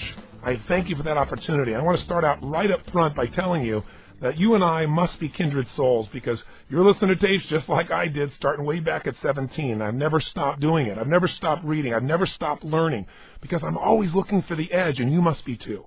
Not the edge over other people. I'm talking about the life advantage, the advantage that allows you to see life and feel life from the peak, where you experience that joy and that passion, that juice for living, where your body feels that kind of energy, where you wake up in the morning, you can't wait to jump out of bed, and you don't want to go to bed at night, because your life has so much that you enjoy. I want you to experience more of that. I'm sure you have some of that, or if you don't feel it right now, I can promise you you will. And I can make that promise not through hyperbole, but I can make the promise because 2 things are true. Number one, I've done this for 25 years with people from 75 countries with 3 million people, and there's nothing you've gone through that I haven't seen. And I can show you how to make the shift. Not because I'm so smart, but because I have to be an idiot at this stage not to see that there are patterns in human behavior. There are certain things that if you do them, you're going to feel extraordinary. And if you do other things, you're going to be depressed and frustrated and overwhelmed. And all you have to do is see those patterns, but most of us don't have that privilege because we're busy spending our life, making a living. We start out really young. We have all these ideas and dreams and this excitement for our life, and gradually that wanes, doesn't it? Because after a while, you get disappointed, you have some failures, quote unquote, some frustrations. People tell you, hey, you're a bit naive to think this stuff could work out. Or lower your expectations. And the minute you do that, you've lost your life. What you have now is life is a job. Life is something that we go out and we do every day so we can start over and do it again, instead of finding that juice that God gave us, that unique expression of ourselves that'll touch other people and make us feel like this life has a greater meaning than just the day-to-day stuff. And so we want to deliver on that in the next 7 days. That's a big promise. But it can happen, and the reason I believe it can happen is not only because I know my stuff, but you know yours. If you're listening to me right now, you're one of the few who do. You're not one of those people who settle. Everybody talks a great game, don't they? Oh, yeah, I'd like to transform my life. Sure, I'd like to be physically fit and energetic. I'd like to have more time with my kids, of course. Yes, I want to find that ideal person, or I want to put the juice back in my relationship. You know, of course I'd like to do well financially. I'd like to be financially free. Maybe I'll hit the lottery. Most people got great goals, great wishes is what they really have, but they have no plan. You know, hope will not get us what we want. If that's all it took, we'd all be rich, we'd all be thin, we'd all have the greatest relationships, and our kids would all be perfect. You know, we'd all feel this incredible connection with God every moment, but few people do. And it's the few that actually make it their focus and they take action upon it. So the fact that you're not just one of those people talking, but you took action, that's pretty unique. You're like me. I was willing to buy all these lousy tapes. I didn't even have the money, and I'd go out and get those things because something inside of me was not willing to settle for less than I could be. Something inside of me knew there was more, and I didn't want to live in despair anymore, and I didn't want to be embarrassed about my body, and I didn't want to feel like my life didn't have a real purpose. And so you're probably not where I was. I'm sure you're much further along than I was along that journey. Maybe you are where I am now, which is juiced about my life, and you're just looking for that extra advantage, those extra little tools that you can tweak things to take it to another level so you can enjoy even more and give even more to the people around you. But I can tell you this. I know you can succeed at this because you made it through your pessimism, skepticism, stuff that really kills our faith. People tell me all the time, oh, I'm skeptical about this kind of stuff. I'm pessimistic. I say, no, you're gutless. You're scared. Tell the truth. You're afraid to get your hopes up. I got it. I've been there too. You're afraid to get excited about something and then have it not work, because so often that happens. But certain things work. There are laws of life. If you live them, you'll get results. If you sow, you'll reap. And the reason they work is because they've been modeled from people that have already made it happen. I've spent a quarter of a century with some of the most challenged people in the world, helping turn things around, and also some of the greatest leaders of the heart, people like Mother Teresa, God rest her soul, or a lady I got to know very well, Princess Diana. And I'm not telling you this to drop names. I'm telling you because I want you to realize I've had the privilege of connecting with people that uniquely inspired millions. I've also been around leaders of the head, brilliant brains in science and finance. I've coached now for more than 7 years on the top financial traders in the world, and I've literally had communication with him every day, 5 days a week for 7 years, and I've watched him make $500 million in a day and helped him to coach him through changes along the way. Not just a pump up and motivation and positive thinking. If that's what you want from this, that's not what these 7 days are about, but strategy. Step-by-step things you do to be able to deal with real-life challenges and turn them around now. Step-by-step things you do to make sure you can enjoy the process while you're dealing with those inevitable challenges that we all have in our lives. So I know it'll work for you because you didn't just see the stuff. You got over your skepticism. You said, I'm willing to take a chance. And more importantly, now you're actually listening to it. You took the step of listening. That's a big step, frankly. Every journey, and this is a journey, I promise you, a great journey you've begun. But every journey begins with that first step. The old adage they say, it's overused, but it's true. And the first step is listening. So if you got faith and you got the ability to take action, you have the ability to change anything in your life. And I don't know where you are right now. I don't know if you're in the most challenged time of your life or if you're in the victory period. But wherever you are, it can change with two things, consistent focus and consistent action. And I can promise you, I don't care how big the challenge is, you can turn it around. At this stage of my life, I'm the guy that gets the call when the fire starts. When all of a sudden the golfer had a 6-stroke advantage and he ended up losing by 4 strokes on national television. You don't want to get back up and go through that again. Or I get the call when a president is under fire and there's an impeachment hearing, somebody wants some strategy or conversation, or a couple is in a position where they're trying to figure out what to do because their son or daughter is suicidal. Or on the positive side, rock and roll group says, you know what, we're feeling burnt out, we're succeeding, we're doing our best, but we're not enjoying it. You got the tools here to help us be fulfilled, step up and deliver, and it's a blast. Or I get people stop me every day to tell me these great stories of how they changed their body or their relationships or their finances, or they started a company. Or sometimes I get the call just to celebrate. I just received a call a few days ago from a man who called me up and said, listen, I've been using your stuff for years. I've gone to all your seminars, listened to all your tapes. I was struggling like crazy, and in 7 years I built this company. I just sold it for $120 million. I'd like you to come on my jet and celebrate with me. I thought, that's a nice call, right? But I've had so many experiences in so many different countries with so many different kinds of people.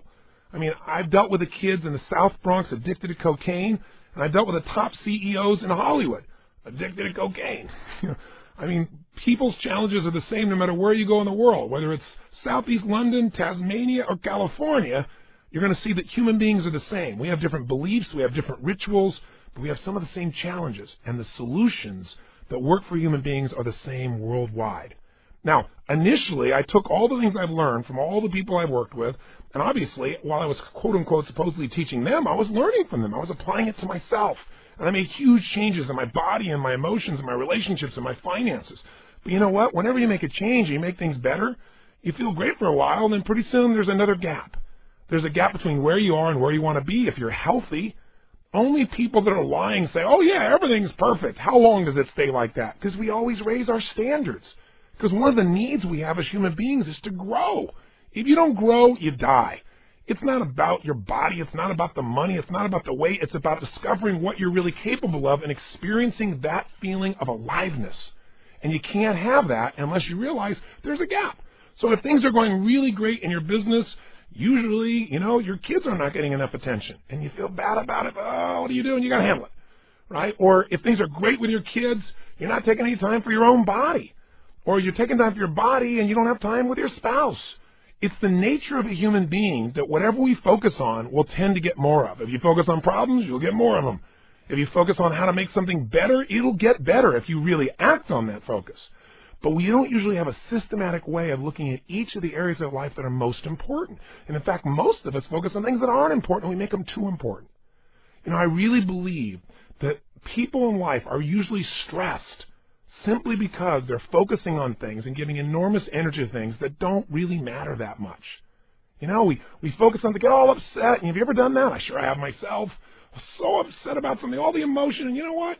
6 months from now, you don't even remember it. Maybe even 6 days from now, sometimes an hour from now. But you don't take the time to focus on the things that matter, like your body or your relationship, or, what's happening with your kids, or your connection with God, or, hey, what do I really want for my life instead of keep doing the same stuff over and over and over again and trying to do it more and harder even though you're not fulfilled? See, most people are afraid to look at what's missing. But you know what? The moment you can figure out what's missing, it won't be missing anymore because you can get a system, you can start to focus on it, you can start to move towards it, and you can achieve anything you put the focus and action into. Anything anybody else has ever made happen, you have the same resources, you have the same nervous system.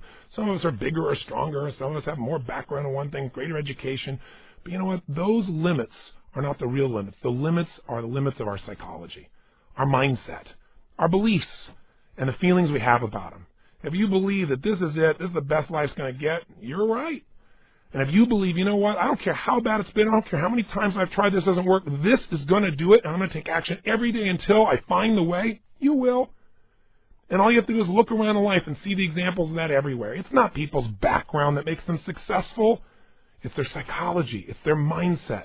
It's do they have a way of consistently focusing on something, obsessing about something that's so important to them, and are they willing to do whatever it takes to make it happen versus talk about it?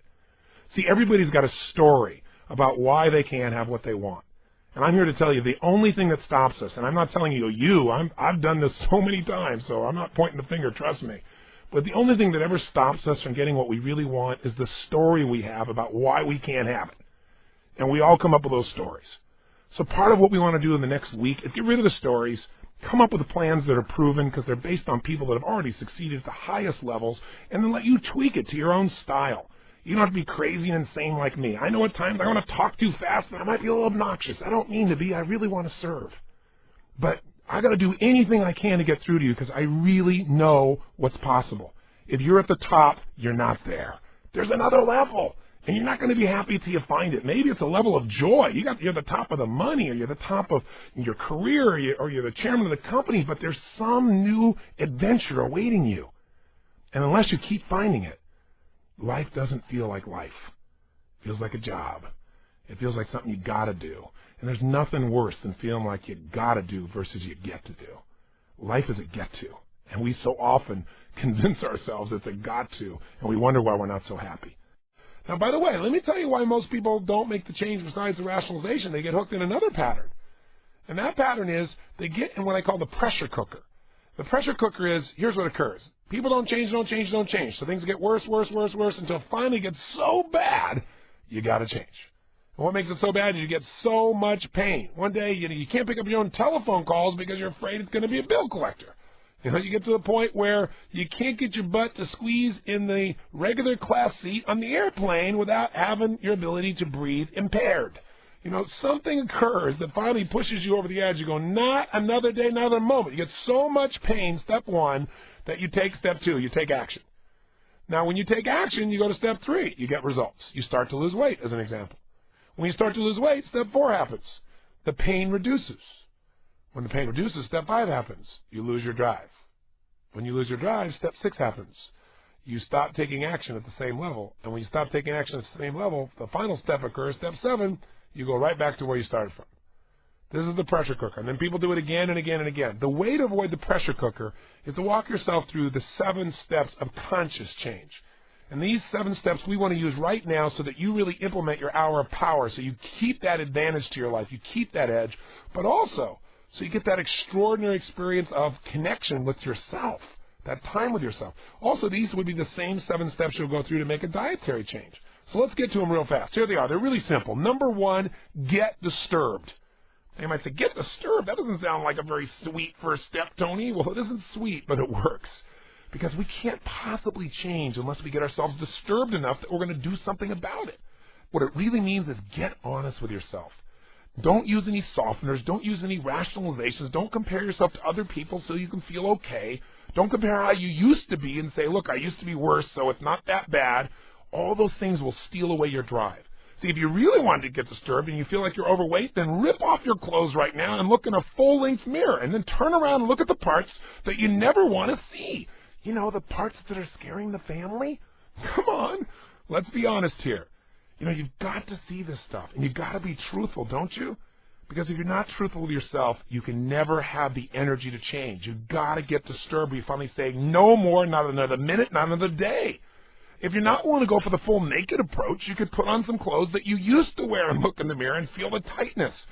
See, anything that can make you move. Now you say, well, my problem is not overweight, Tony. Then look at what you're missing out on because you haven't followed through, because you haven't made the decision, because you haven't spent the time with your kids, because you haven't been there having some date nights or some special time with the person you love. Get associated to the problem before it gets out of control. Make it worse than it even is if you need to get disturbed, because you need to get yourself to take action, don't you? You wouldn't have thought of something you wanted to change unless there was something about it that wasn't good enough. And the challenge is just getting yourself to get something visceral, something that will move you. Maybe you need to go do a blood test and see what your blood looks like after having one of these big fatty meals and watching all the red blood cells sticking together. When they stick together, they move more slowly, so you get less oxygen. You get less oxygen, you got less energy. Cells get weak, they die. Maybe seeing that makes it more visceral for you. But if you're not disturbed, you're not going to change. It's that simple. And most of us, when we get disturbed, what do we do immediately? We immediately placate ourselves. We immediately try and get rid of the pain. Pain is your friend if you don't just live there, if you use it for drive. See, there's a reason you begin this pain. It's a signal to your nervous system saying, this isn't working, you must do something. But what we do is we pop an aspirin or a drug or smoke a cigarette or eat some more food or distract ourselves with TV. We find some drug of choice that's acceptable in society or in our peer group, and we kill the pain, and therefore we kill the drive. Drive is your friend. You will only have drive if you are disturbed. Get disturbed by getting really clear with yourself. When you have hunger, you'll move forward. I don't mean physical hunger. I mean a hunger for something deeper and richer. Hunger only happens by getting disturbed. Now, here's another way to get disturbed, not just look at how bad it is. Get around where it's better. Get around people that are playing life at a higher level, where they are really physically fit. They're strong. They're energetic. They're passionate. They're fun. They got a great relationship. Because seeing that will also disturb you, because you won't be able to separate the fact that your life is not like that. You can try to rationalize all you want, but the more you're around people who are playing life at the highest level, the more disturbed you'll get. You'll either run back to your friends so you can feel good about your life compared to them, or you'll join a new peer group. Like I said earlier, you want to be good at tennis, you got to play somebody better than you are. which is disturbing. And it creates drive and makes you have to get better. Play somebody who's worse than you are, there's nothing disturbing about that. It's boring, it's not disturbing. And staying where you are is boring, so you got to get disturbed. Now, if all you do is get disturbed and get all stirred up, that's not going to be really good, and after a while you're going to want to escape that. So you got to turn that feeling of being disturbed into drive, and the way you do that is while you're disturbed, step 2, you make a real decision. And that decision requires that you don't decide just what to do. Some people get disturbed about, let's say, their body, and so they go, okay, I'm going to run 22 miles. They make a decision.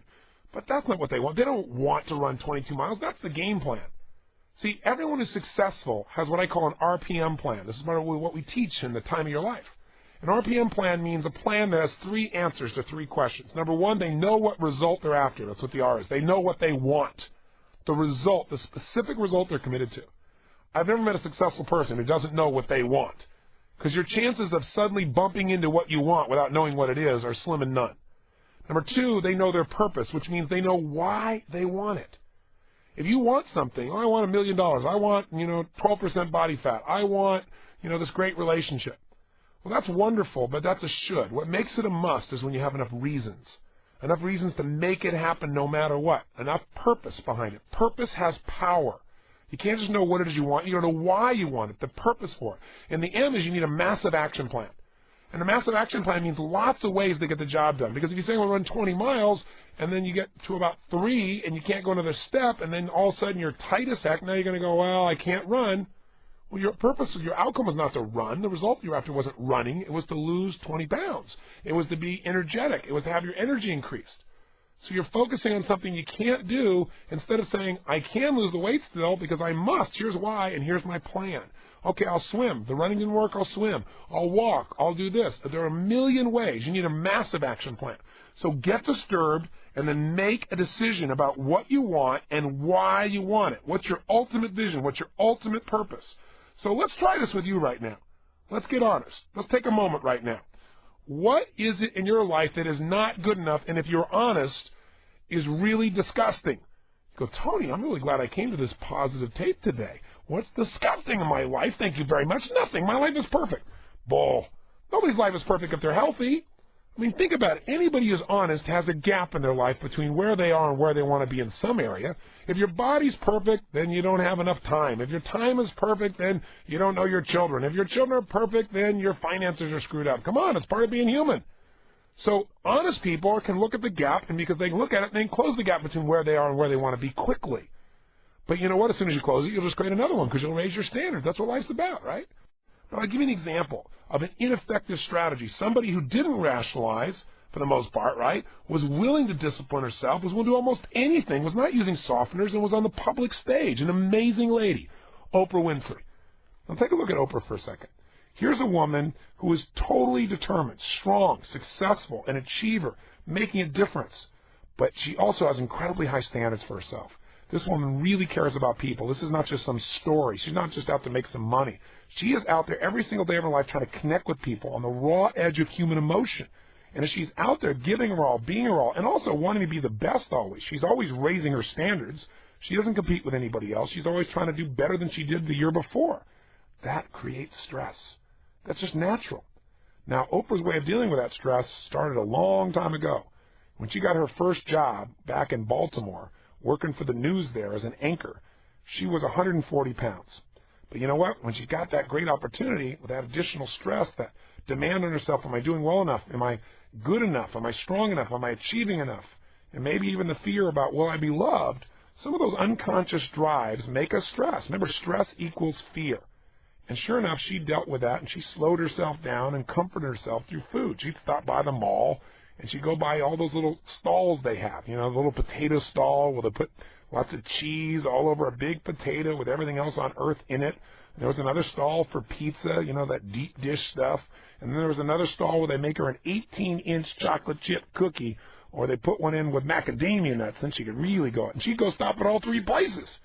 And guess what? She felt good. She was certain she could be comfortable, right? She was connecting with herself. She was rewarding herself for a job well done, allowing her stress to disappear. Well, as a result, you might guess her weight started to grow and started to expand pretty rapidly.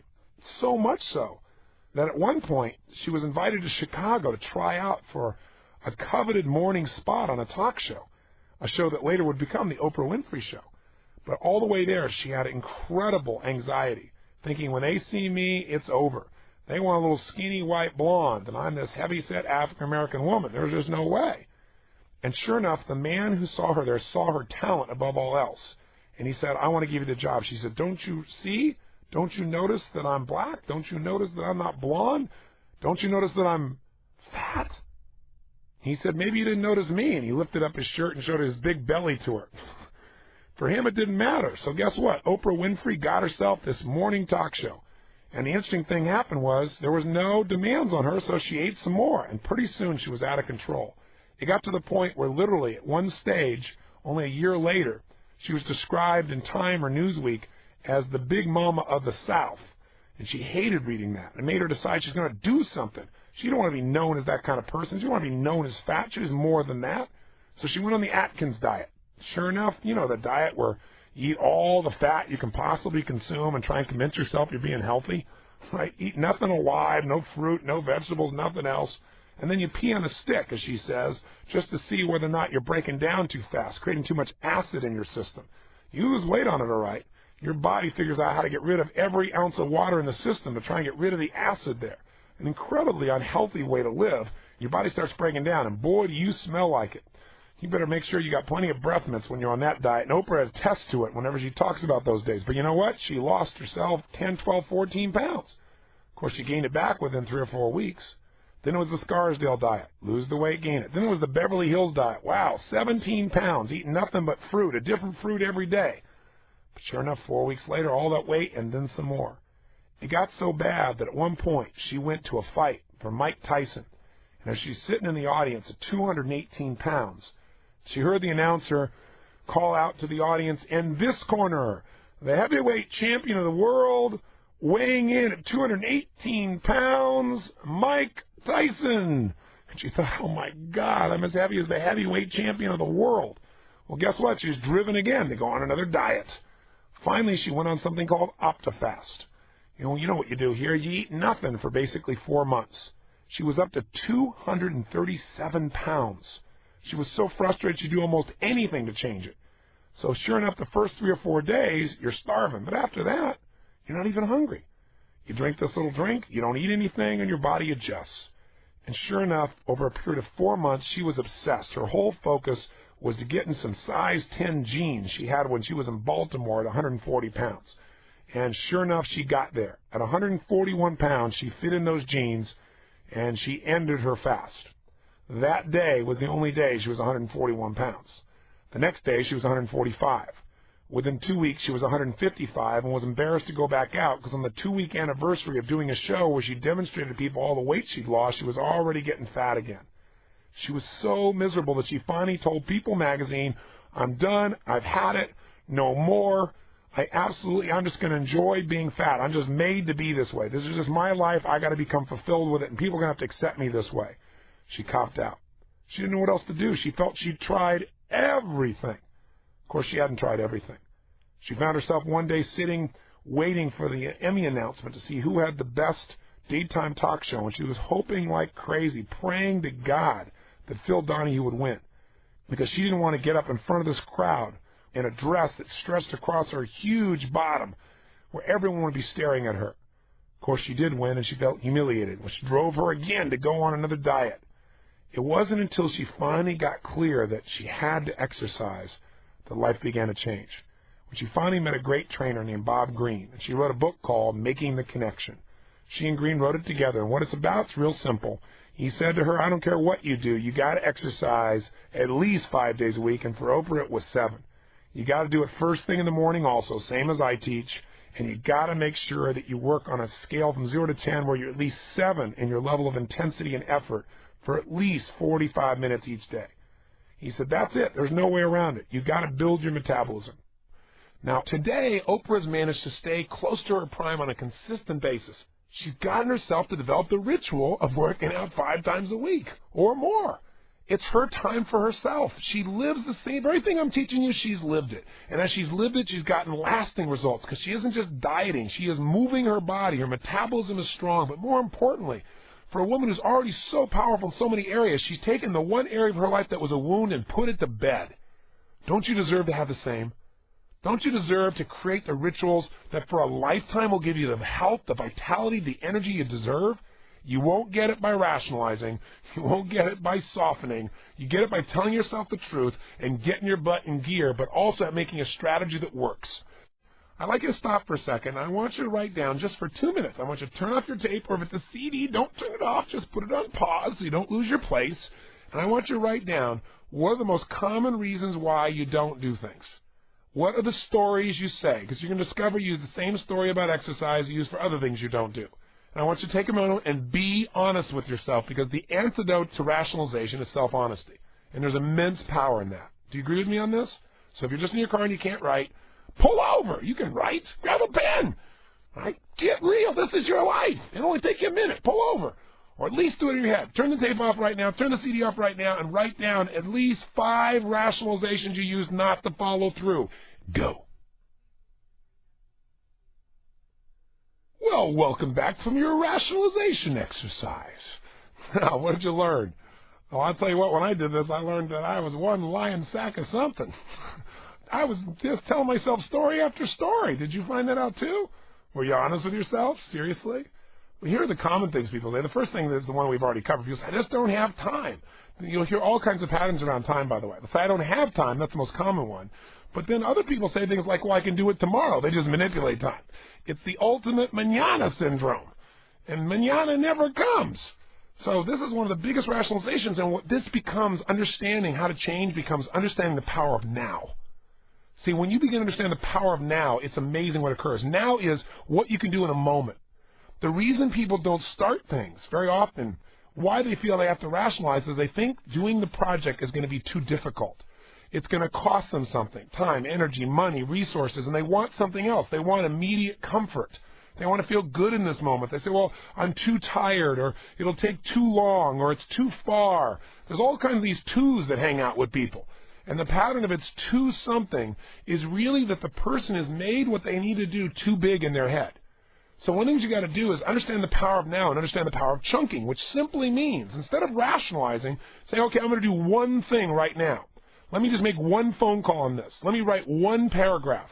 Let me go out and just walk for 10 minutes. Because see, I used to say, I don't have the hour. So I said, you know what? I've got 10 minutes. Or I've got 20. There's no excuse not to work out for 15 minutes. I can walk for 5, be grateful, and run for 15, and I'll get a good sweat up, but I can be back in 20 minutes and rock and roll. There's no excuse for that. And you know what's happened? I've never gone out and worked out for 20 minutes. Because once you get out there and you start getting into state, you get momentum, don't you? Or I say, okay, I'm just going to make one phone call. Well, I make one, and just getting out of the chair and making that phone call, now I'm in the chair. Well, now I make 3 phone calls, and pretty soon I make 10. Then I get in a conversation. Then I get stimulated. Then I'm in state. Right? This is the kind of thing that happens. It also happens on the negative side. You go, well, I'll just take a minute to rest here. Oh, no, no, no, no. Because once that butt is in the chair, right, once something gets in motion, it tends to stay in motion. Once something stops, it tends to stay there. Right? So you can't let that happen. Or I'll just watch one TV program. Oh, no, no, no, no. Then you'll watch the next inane thing. Because you need completion, don't you? Because you get in state. So let's get honest. Right now, what's disturbing? I want you to turn this disc off, CD or tape, whatever you're listening to, and I want you to do 2 things. I want you to write down, number 1, what, if you're honest, are you unhappy about? In your career, in your business, in yourself, in your rationalizations?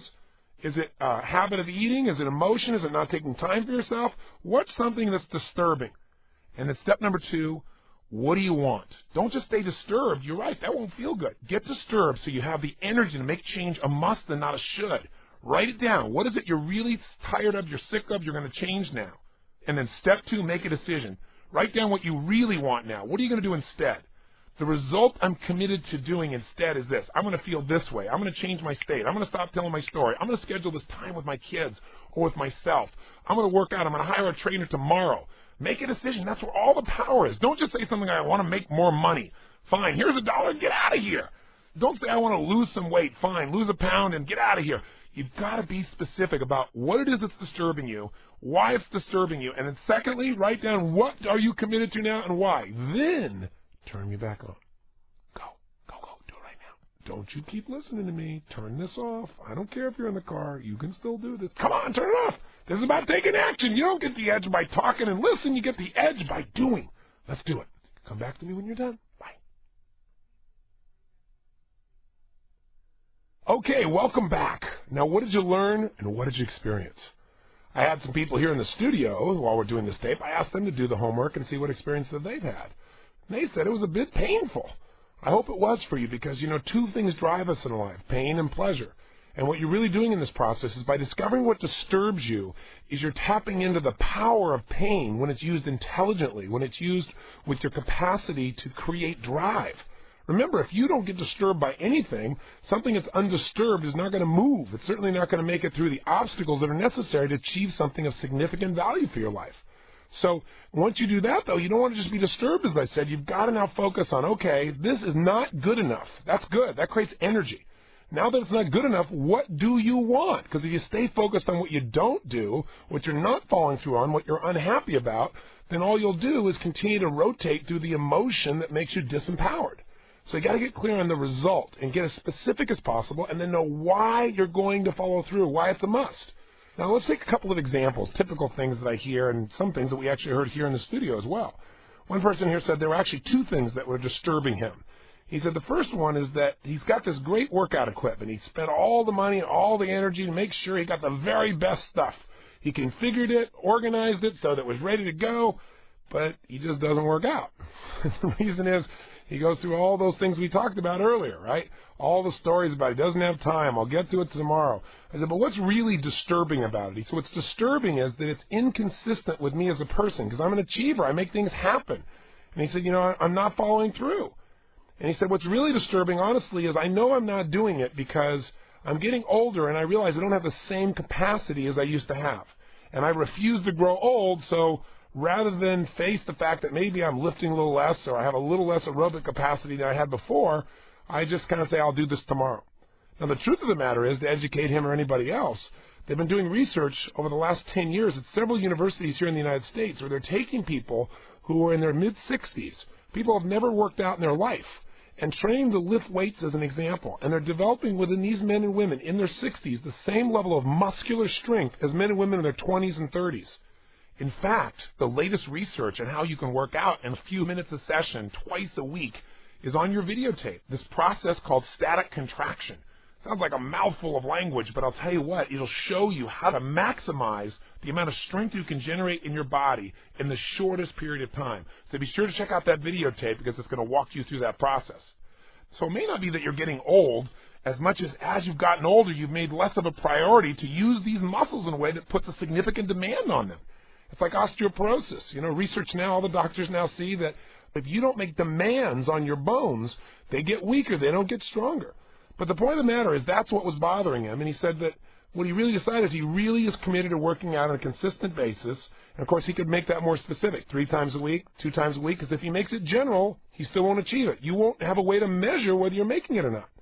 And then he said the why for him is he really truly wants that sense of passion, that energy, that sense of vitality back in his life, and the sense that he's able to conquer things. Now, he said another thing that disturbed him, he was on a roll. He went for 2. He said the other thing was that he's been a songwriter for years, and he said 20 years ago, Johnny Mercer, the guy that wrote Moon River and some of those classic songs, was the person who told him, you write for the wastebasket. This is what made him successful. That instead of writing and trying to be perfect, which no one can be, and that keeps you from actually writing, you write just for the sake of writing, getting it out and knowing that whatever you get out, you're not going to judge it. It's designed for the wastebasket. And what that does, it gets momentum going. And then pretty soon you start to actually get results. So when he heard that, he said he acted upon it, but he did it for 6 weeks. It was the best songwriting of his career, and for 20 years he's been trying to get back to that. He said it's disturbing to think something so simple I've not followed through on. And I said, well, what do you want? He says, I want to make sure, and again, he said, I want to write more songs, but he wasn't specific. So the reason I'm bringing this up is, as you're looking at what you wrote down, remember, the reason we say not only what do you want, but we call it an RPM plan, is what is the specific result, the measurable result, how many times a week, how many pages, something that you can actually measure, otherwise it's a vague dream that you won't follow through on. By the way, he said, throughout the day, he said, I have this vague feeling that like songs are ready to be born, but he said, I don't pick up the pen and paper, and he said, I never even get pregnant. So this is a process. And I said, why do you want this? He said, because I am a songwriter. That's my purpose. That's what I'm about as a human being. And not to do this is not to be fully alive. So what have we got within this man? Well, we've got 2 areas of his life that he's disturbed about. And he said, it was painful to do this, but that's good. Because even though he said it's painful, it's interesting, his energy increased as he talked about it. And you can see, as I'm talking right now, I can see him through the glass. He's kind of nodding his head. And, you can see him. He's like getting more committed. Because commitment comes because there's something sizable on the line. Both pain if you don't follow through and pleasure if you do. Now, we got to refine it. He's got an R and a P to his RPM plan. He knows the results. He knows the why. That'll give him drive. Now he's got to come up with a map. What's the massive action plan? What are the little and big things he can do immediately to get results? Because that's the 3rd step we're going to go through in these 7 steps to get yourself to create lasting change, lasting improvement. Whether it's getting you to do your hour of power or make a dietary change, you're going to have to get disturbed with what you're doing, and you're not going to change your diet. You're going to have to get yourself to make a decision about what you really want specifically and why you want it. So once you decide, the why will get you to follow through. And then step 3 is you've got to come up with a real plan. And that's what an RPM plan is. A very specific result, a very specific purpose that moves you. It doesn't matter how it sounds. Does it move you to action? Does it give you enough reasons, both positive and negative, to move? And you got a map, a plan to make that occur. But before you do your map, let's look at some other examples. Another person here in the studio is a gentleman that owns this studio. And he's a very successful man. And he said what's really disturbing to him is that he doesn't have enough time in his life. He said, I'm so busy working all the time because in my business, it's money and time are connected together. You either have a lot of time and no money or a lot of money and no time. And I think a lot of people can relate to this. And he said, so he realized this a long time ago, and he came up with a solution, which was to create some products so that he could make money while he slept. He said he's got 4 of those products that are 95% done. He said it would be so easy to just get them done and get them on the web. But he hasn't done it, and that disturbs him. I said, what really disturbs you about not having time? Because I want to find a deeper level of pain, something that will move him. And he said, really, that my kids are growing up and that I'm so busy, I'm not really there to experience and enjoy them. And you could hear his whole tone change. I go, Robin, why are you making him feel this kind of pain? What are you trying to depress him or something? No, we're trying to get to what's real. We're so busy covering up the things we're unhappy about or stuffing them down with food or alcohol or a television set or more work that we never get to what matters to us. See, the only way you get real lasting change is get down to what really matters to you personally. And that's okay if it's painful. You're not going to live there. You're just going to go there to find what's real. Does that make sense? I hope it does for you, because it's that self-honesty that makes all change possible. So I said, okay, great. What do you want? He said, well, I want to complete these 4 products. I said, okay, great. So now he's got a specific result. Now he's got to decide by when, right? Because he's got to be a specific result. A specific result is what and by when. Otherwise, there's no way to measure it. And you can't manage something you can't measure, right? If it's too general, there's no way to get it. So he said, okay, I'm going to get these done by X time. And I said, why is it so important to you? He said, why? Because the status quo is driving me crazy. I said, well, there's a positive reason. He said, but also because it'll be fun. It'll be fulfilling to get it done, and it'll give me my time. And what's great about what he gave is he gave reasons that are painful and pleasurable. Listen, we're all creatures that need to avoid pain, and we desire pleasure. Using those is being intelligent. Running around and pretending like there's nothing wrong or you're totally fulfilled and happy when you're not, it's called lying to yourself, deceiving yourself, and it eventually will bite you. It may look good for a while on the surface, but it will not fulfill you. Does that make sense? I've said this a couple times, haven't I? But that's because I want you to get it. I want you to think about it. I want you to just hear me rant. I want you to own it if it makes sense to you. If it doesn't, then throw it out. But I think if you look at it from your own life experience, you'll find this is true. Momentum is a powerful way to overcome rationalization. Momentum and chunking. So you got to start looking at things in a different way. Instead of saying, well, I just need my freedom right now, or I need my space right now, or I need to rest right now, or I need to get out of stress. Let me tell you something. The fastest way out of stress is to work out. Think about it. Most of us say, oh, stress, because we're so hyped up. What you need to do is get rid of the stress that's in your body, and the only way to do that is push through your comfort zone. Change your focus, push to your comfort zone, and watch how great you feel. The stress will disappear. So most people are avoiding the very thing that would free them. They're avoiding the very thing that would free them also from the feelings that they have this huge project to deal with. Just do it. And in the context of your hour of power, there's no excuse. You should wake up and move. Throw on your clothes and go. Throw on your tennis shoes and go. Don't even take time to think. Make it a habit that when you roll out of bed, into your shoes. You roll out of bed, into your gear. If you'll do that, you'll have momentum. You won't have time to rationalize. You'll be busy rationalizing while you're walking, and by that time it'll be too late. Okay? So setting up systems is a great way. But the first step is identifying, what you're doing a good job of here. What is the story you're telling yourself about why you can't do this? It'll be better tomorrow. I don't have time. I'm too tired. It's too late. It's too far. It might not work. Or it might work and then it'll be even more successful and then it'll be even more busy and I have no time. Whatever story you're telling yourself, drop the story. Because what I've learned is that most people lie to themselves and that those lies are sucking the juice out of your life. Honesty, even if it's a little uncomfortable, creates freedom. And so the real freedom is when you can tell yourself the truth and you can act upon it quickly and not sit there and think about it forever. I remember I met General Schwarzkopf for the first time many years ago, and he was a good friend. And when I first met him, I was talking about what is it that a leader must do, and he said, tell the truth. Tell the truth to himself, tell the truth to the troops. And that's what leaders got to do, get people to tell the truth to each other. He said, because I got to tell you something, no organization, whether it be the Army, whether it be a business, or whether it be an individual, nothing gets better until you admit something's wrong. And no one wants to admit that because it sounds so horrible. No one wants to be wrong. But you know what? If it's not at the level you want it, it's wrong.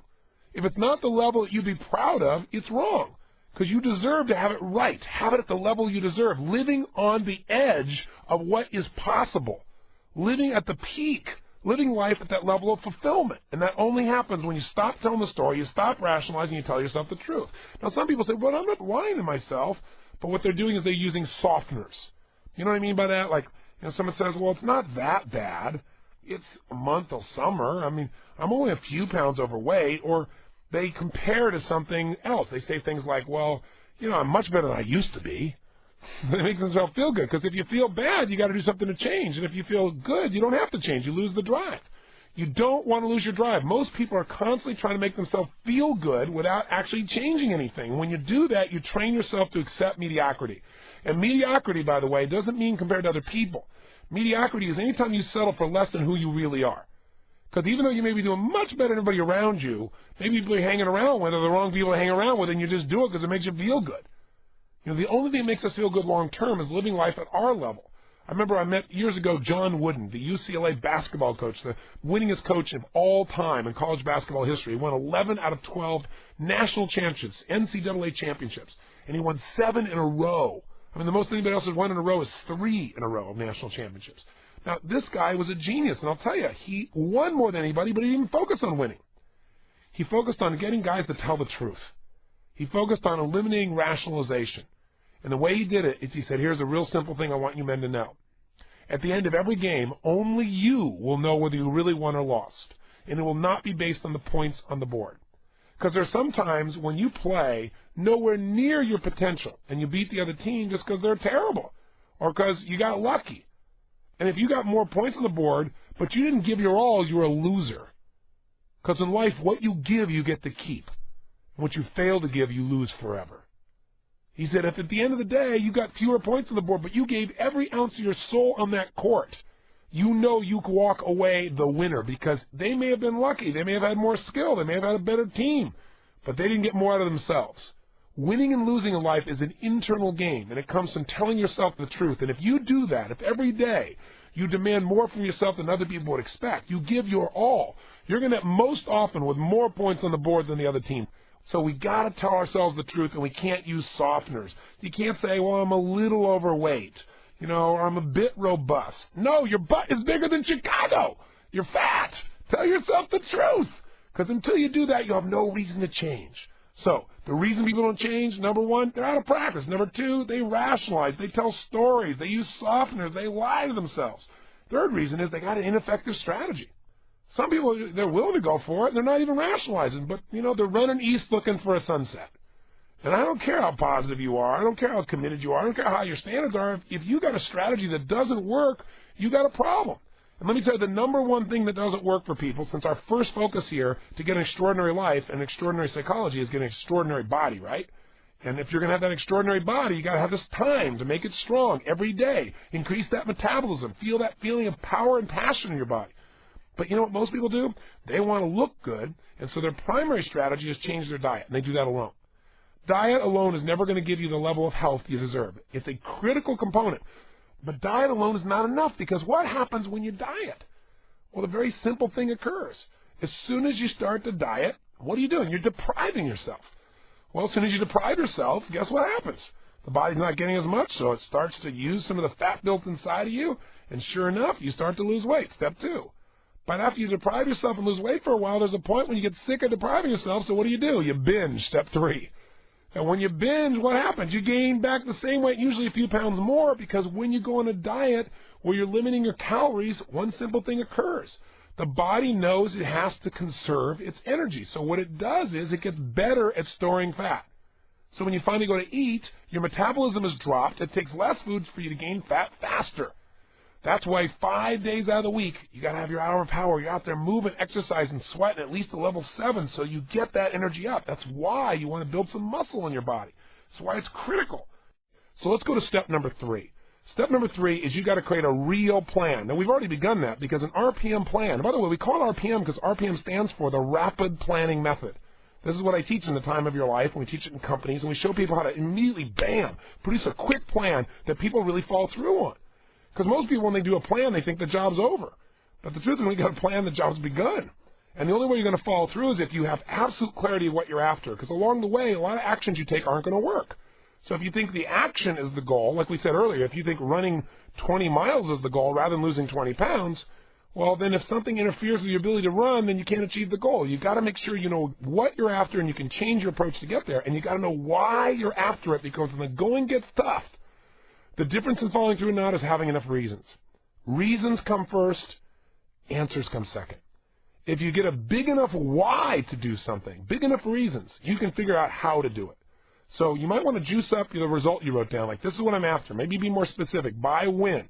And you might want to write a few more reasons, but then I want you to step 3. I want you to draw out a map. And when I say a map, I want it to be very simple and specific.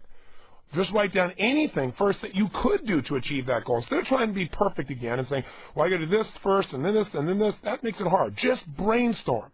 Anything you could do. When you're done with that map, you're going to asterisk the things that you think are musts. Meaning, you might come up with 10 or 15 things you could do to achieve that outcome. It's 10 or 15 steps. You might need to do them all, but I want you to asterisk the 2, 3, 4, 5 of them that you must do and that you can do, that are within your control, that would absolutely get you the result you're after. So you can have that sense of certainty that this is really going to happen. So I want you to do that right now. You can refine your result, put a deadline on it, add a few reasons, so you got a good strong purpose, and then do the M in RPM, the massive action plan. What specific actions are you going to take immediately to get this done? And by the way, I'll give you a clue. Write down little things you can do immediately. Because one of the beliefs I have is never, ever leave the sight of setting a goal without doing something towards its achievement. This is how you get momentum. If you get all excited and you start to create this plan and you don't actually do something immediately, you'll get back caught up. You'll get distracted by your other work commitments, or someone else have a demand from you, or something at home will get you. You get caught up in the normal grind. So I never leave the sight of setting a goal without doing something towards its attainment. Send an email, make a phone call, book a meeting, buy a tape, go get a book. Right? Do something specific that moves you towards this immediately. So you want to write some things you can do immediately, and write some little things and some big things. One of the ways to get a really great plan is do something that really commits you in that action. So maybe if you're overweight again, using that same example, maybe what you do is as soon as you turn off this CD or tape, you go in the kitchen and you rip out everything in that kitchen, everything in the refrigerator that you know doesn't belong there. It's not good for you. And then you carry it under your arms delicately, and you head for the bathroom. You bring a CD player or an audio tape, and you lift up that porcelain goddess, and you play the music in the background as you dump the stuff down the toilet, and you flush it away forever. Maybe the music you play is, "We are the champions of the world." I don't know what you do. Do something crazy. Committed act. Do something that commits yourself. Write down your massive action plan and make it very specific things you're going to do. Maybe instead of saying, well, I'll do some research on the Internet maybe this week, say on Thursday I'm going to do 1 hour of research on the Internet. I'm going to compare 3 companies to look at to decide where to invest. Or you know what? I'm going to do exercise for 25 minutes 5 times a week. Be as specific as possible. I don't know what the specific thing is for you, but do it. And if you can get yourself to not only write something down, but today, go do something that commits you, you're going to get momentum. You're going to find yourself saying, this is easy. And everybody around you, including yourself, is going to know you mean it. See, when we say we're going to do something, and then we don't do anything, it tells your brain you don't mean it. So let's start right now by coming up with that plan, okay? Write down your massive action plan, and you can come up with all kinds of things. You can always shorten it later. Come up with a brainstorm, a whole list of things that you can shorten if you want to, all the possibilities. So you got a lot of choices, okay? All right, go, go, go, do it right now. Pause the tape or CD and let's do it. Okay, I'm assuming that you really turned this tape off and that you're now back with me because you've completed your map. In fact, you've got an RPM plan. By the way, what does RPM stand for besides Rapid Planning Method? Well, it's a results-focused, purpose-driven, massive action plan. I mean, that's how you get life results. You don't get it by thinking about it or talking about it or rationalizing it. You get it by getting incredibly focused on the result. You get in the sense of drive from your purpose, and you create a map, a massive action plan that'll get you going to get the result, and to make that result a reality. Now, this RPM, by also, as a metaphor, obviously, it's like in a car. When you increase the RPMs, you increase the energy, the power to actually produce results. That's what this does as well. So I'll give you a couple examples, and let's see how these relate to yours, if there's any you could learn from these. One of the people here earlier who said that they really want to do these songs but haven't done them in 20 years at the same level anyway, said it's actually very simple. They decided they're going to make sure that they're working on songs every single week, and the action plan is, number one, within this next week, he's going to put a clipboard by his bed. Step two, when he opens his eyes every single day, 5 days a week, he's going to spend the first 30 minutes just writing as if he's going to write stuff that's going to go in the trash. So there's no limitation. He's totally in the creative flow. Because once you get in that flow, more comes through you. Now, by the way, does this sound almost like a part of his hour of power? You bet. He's starting out with the first half hour for himself, for his greatest passion. By the way, how do you think that'll affect the rest of his day, no matter what else he does? So he said then the next thing he's going to do is on the weekends, he's going to commit 1 hour to review those notes and edit them and actually put them into something that's real. See if he can take from these great ideas and actually produce something of real value. Now, if he does that every single week, his chances of his songwriting exploding are absolutely, I can't say guaranteed. Nothing in life is guaranteed. But the opportunity for that to happen, it's going to occur. You know why? He's no longer talking about it. He's no longer just envisioning it. He's begun to plan it, which makes it possible. It's not possible when you're just talking about it. And now he's scheduling it so it's real. That's going to get him the results he wants. And by the way, he has the same thing for his workout schedule. He's got his outcome of what he wants to do. He's going to work out 3 times a week, aerobically, twice anaerobically. He's got the days, and most importantly, he's got starting with today as his first action item, and he's got the time during the day. And he gives himself a little bit of flex factor between 1 and 3. Because he knows his schedule flexes, so he's not setting himself up for failure, which we're going to talk about later on. He's setting himself up to win. Another person here, the person who owns the studio, said that he's actually decided his result is he's locked in to complete his first product online by March 1st. What's great about that? It's very specific, and it's got a deadline. So I said, how are you going to do it? He said, simple. I have 50 email responses I should have sent out a long time ago from people that already want this kind of product, and I'm going to send it out this week. Number 2, I'm going to send out 100 new emails to potential clients. Number 3, I'm going to take out some banner ads with at least 2 different publications. And then on March 5th, he'll have his second product online, and on April 1st is third. So he's very specific. And by the way, is this something achievable now? See, it's really hard, even when you get yourself motivated, then unless you got something very specific to focus on, and you know the reasons, you know exactly what to do, you won't do it because you'll get caught up. That's why having this RPM planning process, this rapid planning method, is so valuable. In the beginning, you're kind of weak at it. But after you do it for a while, you'll get really specific, you'll come up with great purposes, and you'll come up with great plans. It's like anything. It's a little muscle. Use it a little bit, it's going to grow. Another person here described the fact that they were unhappy. What disturbed them, we didn't talk about their example earlier, was being overweight and not being able to change it. They'd lost weight like 15 pounds a year ago. They gained it all back, and they've not been able to get rid of it.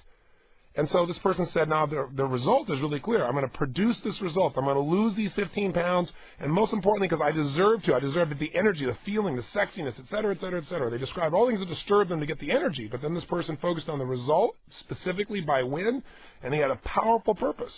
But what's interesting was what they learned when they did their action plan. This person said, you know what, they realized what was missing is in the past when they lost weight, they had a buddy. They had someone to share the experience with. And she became totally certain, as she wrote down who her buddy would be, that she could then do this. The second step was to pull out that darn Stairmaster and actually plug it in, a unique concept. What does that do again? Convenience, clarity. So many things we don't do just because they're not convenient, because they're not immediate. What's immediate gets our attention. So she's taking that out, making that happen. And then she has a date by which she's going to make this all happen for each of these specific aspects. But I want to point something out here, and we're going to talk about this later on when I talk about really setting yourself up to win, which is one of our principles. But as long as it's being said here, I'll tell you this. Both of these people found something that they know will work because they modeled their successes from the past. You see, for this woman, she was able to lose the weight when she had a buddy, and I'll explain a little more why that worked later on, other than the obvious. The gentleman with the songwriting wrote a song that was on a TV show more than 20 years ago. But he stopped doing this, and he hasn't had that kind of result in his songwriting since then. So what you've really got to be able to look at is there are times in your life in which you've already succeeded. And you need to go back and model what you did and putting together your action plan, because then you'll have certainty it will work. One of the things I do in one of my seminars is I have people write down everything in their life that's here today that once was a dream, once was a goal. Things you may now take for granted, like, the person who's now in your life that you hoped at one point would go out with you, or the job you now take for granted that at one point you were wishing for, or the business that you now own and you're complaining about that one time in your life you would have prayed for. Then I have people write all these things down, and then I say, okay, now, circle one or two that really seemed impossible. Now write down how you made that happen. And what you begin to see is that there's a pattern, and the pattern is similar to what we talked about. Something disturbed them. They may not have been upset. Disturbed sometimes is they saw something that disturbed their status quo. Instead of being comfortable, they wanted more. It didn't have to be painful. Sometimes you're disturbed because you see something great and you want it. That's disturbing too. What's disturbing is you don't have it. That's a good thing. So someone said, I really want my own studio. I don't want to work for somebody else. This is what I want. This is the kind of life. I want to have it on my terms. But then what happens is you get disturbed, you get specific about what you want, you get enough reasons to follow through, you come up with a plan of action, you may do it consciously or unconsciously, and you get the psychology together, make it happen, you take massive action, you get results. But then we forget how we did this stuff. And then what happens is pretty soon there's a big gap between where we are and where we want to be, because it's natural that once you achieve something, you want more. So you want to make sure you get your plan here, create a little map. Hopefully these ideas have triggered you a bit. And remember, if you want to take some action on something, like you want to master your health, then get a coach. We got coaches here. Get the Living Health product. Look at something that will guide you step by step, day by day. The more specific the coaching, the more powerful you're going to be to follow through. And if there's someone physically there to follow up with you, then you can't make excuses because there's somebody else you're talking to other than yourself. It's so easy to talk yourself out of anything. But when you have a result there you got to make happen, it changes. One of my clients pays me more than $1 million a year. And I coach him, and after 5 years or 6 years of working with him, at one point I said, you know what? I know what you're going to do when you're going to do it. You're so predictable now. And you know it too. I don't think you need me anymore. I mean, I'm your friend, and I appreciate it, and I'm certainly earning my money from the time I'm putting in, but honestly, I don't think you need me. And he said, are you crazy? He said, don't you understand? Just knowing you're going to call makes me fall through on those things that I talked about. So if you don't get a professional coach, in order to make your plan work, get a buddy, get some leverage. Make sure that someone else knows your plan, so you can't just create a plan and not follow through, okay? I know I'm a little nuts on this tape, but I really want you to get results, because guess what happens as soon as you come up with a plan? Opponents show up, don't they? Yes, there's 3 kinds of opponents. If you read any good story, you watch any good movie, as soon as the main protagonist has this desire and they get excited about it and they come up with a plan, then sure enough, opponents come to oppose it. That's what creates drama in your life, and there's 3 opponents. Number 1 is the external opponents. That's going to be all the other people that are going to call you in the morning, or, by the way, if you want to do this in the evening, obviously you can do this evening, or at your lunch break. You can do this hour of power at whatever time works for your schedule or for your body. But the ideal time, again, is in the morning. But the point is, the minute you try to do this, the opponents show up. The phone starts ringing first thing in the morning. There's all these other projects, all these other demands that all want your time and attention instead of giving it to yourself. When you come up with a plan, the same thing happens. All kinds of resistance will show up. And if it's not from the external opponents, it'll be from the intimate opponents, the people close to you who love you dearly, but they don't understand. You got to have time for yourself. Your kids want this and want that, but if you don't take time for yourself, there's not as much of you to give them, is there? Same thing for your spouse. The people around you, your friends who don't understand why you can't talk to them right now. Take those friends on a run with you, on a walk with you. Get them to do the hour of power. I love to do this with my lady. It's one of the great things we share together. We do it side by side. And then after end, we share our celebration. But also, there's the internal opponent. The parts inside of you that are conflicted, saying, yeah, I really want to do this, but I also want to do that. You've got to put the opponents at bay, and the only way to do that is discover what are the beliefs, which is going to be our next step. What are the beliefs that are conflicting you? What are the beliefs that are stopping you? See, whenever you're upset about something, it's because of the beliefs you have. Beliefs control behavior. Whatever you do it because of your beliefs. And you may not know what those beliefs are because often they're unconscious. So we're going to discover the beliefs that may be holding you back and the beliefs that will move you forward. But I have to say this to you. You've been extraordinary. You listen to me babble and dump the whole load on you at an incredibly intense pace. something that most people go through a seminar for, you've been doing in this results workshop. So I want to give you a chance to have a victory right now if you want to limit your time today. Remember, this is one of only 2 days of the 7 days where you have a double session in one day or a workshop in one day. So if you want to stop now just for today and start tomorrow with beliefs, you're welcome to do so. And it'll be a 10-day program for you if you do it in that format, which is fine. But let's remind you, here's what you've done today. You've gotten clear. You've got to get disturbed. You can't accept things. You can't make it, it's okay. You got to say, never again. This is done. Not within a minute, not within a day. This is changing. Step 2, you got to make a decision about what you do want. You don't want to just be upset. You want to be sure what you're after. Something that will get you to stay up late, get up early, and really go for it. Something that drives you. And then thirdly, you got to come up with your initial plan, that massive action plan. We don't get excited. We don't change things by a little action here or there or trying something. We do it by just going full force at something and taking some massive action right now. So today, if you want to, take some action right now. Review what you've done in your journal. Take an action today. Turn the CD off. Come join me tomorrow for beliefs. Or if you're one of those people that just can't stop, that wants to complete this workshop right now, that's as insane and crazy as I am, then continue to listen to this tape or grab the next CD, and we'll go to step number 4, finding out the beliefs that control your behavior.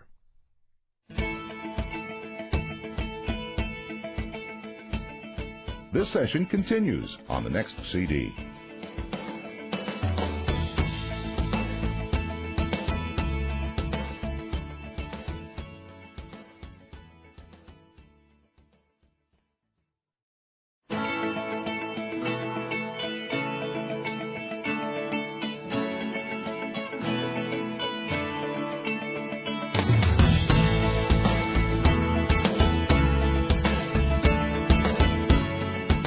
Hi, this is Tony Robbins. Welcome back to session number 2 in Get the Edge. How do we transform our bodies, our emotions, our finances, our relationships, and our life? First, I want to congratulate you for making it to session number 2, because as you probably know, and this blows my mind, most people will invest in a book, a tape, something can change their life, and the minute they get it, they feel comfortable. The minute they get it, they feel no more drive to create a change. And so they look at the package and they feel good and they put it on the shelf. Very few people will ever read past the first chapter in a book, for example. I remember reading years ago that less than 10% of the people who buy a book read past the first chapter. Well, the first session in an audio program is the equivalent of the first chapter. So if you're here, I know you're one of the few who do versus the many who talk, and I want to welcome you back. Here's our focus in this session. There are patterns of success and there are patterns of failure. What I mean by that is that success leaves clues. People who succeed are not lucky. People that are happy on a consistent basis are not just born under the right star. There are certain things they do on a regular basis to make them happy. People that are physically fit and vital and healthy and energetic are not just born with that. They have a pattern of things they think about and they do. So in our first session, we wanted to get you to establish a pattern, an ultimate pattern that would give you time with yourself so that you would focus on the things that matter most and not get sucked into the hypnosis of the culture that says just go, go, go, go, go, and maybe one day wake up someday and you'll be happy. You know, someday when I have more money, someday when my kids grow up, someday when my kids finally get out of school, someday when I find that person, someday when I get that raise. But of course the road to someday leads to a town called nowhere. It never shows up. So what I really want to do with you today is I want to have a session with you that I call a results workshop. This is not just listen passively and kind of understand stuff. Well, you can do that in the beginning. But I'm going to take you through 7 steps that will help you to absolutely take yourself from having an idea to actually making it work, from having a complaint to having the results you deserve. And it's really simple and we'll make it fun. But first, before we do that, one of the things we've got to look at is what prevents you from following through. What's preventing you from taking action? And let's relate this both to what we talked about yesterday in creating this beautiful hour of power, you know, this commitment to yourself, this connection with yourself. But let's also relate it to dietary change or any other change that you want to make. Why don't we follow through? And then let's say, what does it take to follow through? And then let's just do it. Well, the first thing to realize is the difference in people's lives is the difference in their standards. Now, I know that sounds pretty darn basic. But when I say to people, what does it take to change your life, the first thing I always say is raise your standards. Now, what do you mean raise your standards? How basic can you get? What I mean is you've got to turn your shoulds into musts. Everybody's got a list of shoulds. I should do this. I should follow through. I should go on a diet. I should do my hour of power. I should spend more time with my kids. I should make more cold calls in my business. But they don't actually do anything. What you got to do is make it a must. When something is a must, you follow through. But most of us don't because we think, it's too big a task, or it's overwhelming, or we just flat don't really believe that we're going to get the result. Very often what we do is we focus on the process we have to go through instead of the outcome. I mean, most people that own their own business, if I ask them today, if you knew all you had to go through to make this business succeed, would you have even started? And most of them laugh and say, I don't know that I would. See, people that succeed, they focus on how they're going to feel at the end of the process. People that never start look at what they got to go through. So let me tell you up front, this day is a results workshop again. What that means is, unlike every other day except the relationship day, this is going to be 2 CDs or a large audio tape, which means you can choose to split this in half, and I'll let you know at the halfway point, and you can make this a 10-day program if you want instead of 7 days. Not bad to have 10 days to change your life, but I want you to really take the time here to make the changes, to walk through these 7 steps, because if you do, the changes can be extraordinary. If there's something you keep talking about doing and you're not following through, I promise you, as you go through these 7 steps, you're going to find out not only why you're not doing it, but what you need to do to change it, and you can do it today. So stay with me, okay? And this may seem unreasonable to take time for yourself each day. It's an unreasonable amount of time, an hour for yourself. I think that's ridiculous, and I know you probably do too, or you wouldn't be listening to this. But a lot of people think that way. And you know what? Unreasonable people rule the world. It's unreasonable to think a man could be locked up for 27 years against his will when he did nothing wrong. But Nelson Mandela not only went through that process, but came out on the other side and came out and said, no, let's work together to bring the country together. Anyone would have understood if he wanted to kill everybody who took a quarter of a century of his life. But he's an unreasonable man. That's why we respected him. To think some nun who had no money and no background and no political contacts could literally help people that were dying in more than 100 nations around the world, and that when she actually passed away, virtually every major leader in the world would come to her funeral, would seem ridiculous. But Mother Teresa was an unreasonable woman, an unreasonable amount of love for people that no one else would love. Get unreasonable and everything's possible. If you get reasonable, you're going to have to lower your standards and drop down to what everybody else expects. And if you get your expectations down to the same level as the average person, you're going to have an average life. Nobody listening to a program like this, certainly not you and I, would ever settle for that. So if I'm intense, know it's because the more you demand of yourself, the more you're going to get out of this program. Because remember what we said? Only one thing creates an extraordinary life, an extraordinary mindset, an extraordinary psychology. Remember the 3 things you got to have to feel great or to feel bad? If you're going to feel great or bad, you got to change the way you use your body. So even if you're listening to me here, maybe sit up in your chair, or if you're walking, breathe and feel strong. And second thing you got to do is focus on what it is you want instead of what you got to go through. If you focus on the result of what you want to change and how good you're going to feel at the end of this, then these 2 CDs will whip by in no time. And you can stop them if I get talking too fast and crazy, and take a breath and go, this guy's nuts, but he's pushing me, and that's a good thing. What else you got to do? Give things a powerful, positive meaning. If you find something in these 7 steps you don't like about the way you've been believing and the way you've been acting, that's good. Don't beat yourself up. Just say, you know what? Now I know it, so I can change it. And thirdly, remember to watch your language, those language patterns. You say, oh, do I have to do this? No, you get to do it. This is your gift to yourself. So let's answer that first question. Here we spent the first CD or cassette tape talking to you about giving yourself time for yourself, a time to enjoy, a time to lock in what you want, a time for gratitude, a time to really program yourself for the kinds of successes you deserve. So why wouldn't people take that time out? Well, one reason is that people see the exercises involved, and people have an interesting association to exercise. That's why I say just start by moving, right? But what happens is we're not in practice as a culture. We're not conditioned to discipline our focus, to discipline our bodies, to move ourselves. In fact, the word discipline for most people has a negative connotation, doesn't it? But the truth is anyone who's done it for a while loves that word because it gives you pride. It gives you excitement. You love the feeling of knowing that discipline just means you are in charge. That when you say something to yourself, you do it. That your word means something. That has power, and most people don't have it. That's why they fear discipline. They think discipline means a lack of freedom, when discipline equals freedom. Discipline is, man, I don't even have to think about it. I decide, and I do. That has power. But why don't most people do it? They don't have practice at it. They've not conditioned themselves to do it. They just have no experience in it. And then they don't get there for the following reasons. First, number one reason, they rationalize. Now, we all rationalize at times, don't we? What's rationalization? It's when you tell yourself a story. When you come up with a reason why it's okay not to do something.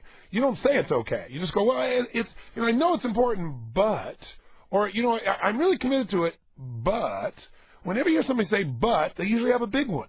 Because what happens is they haven't followed through. They're coming up with excuses about why not to do something, and so they don't do it. So they sit around, they never get the result they want. See, the people say, what are some of the rationalizations? What are some of the stories? Because I always tell people, and I said this to you in the first session, I hope you heard it. The only thing keeping you from what it is you really want is the story you have about why you can't have it.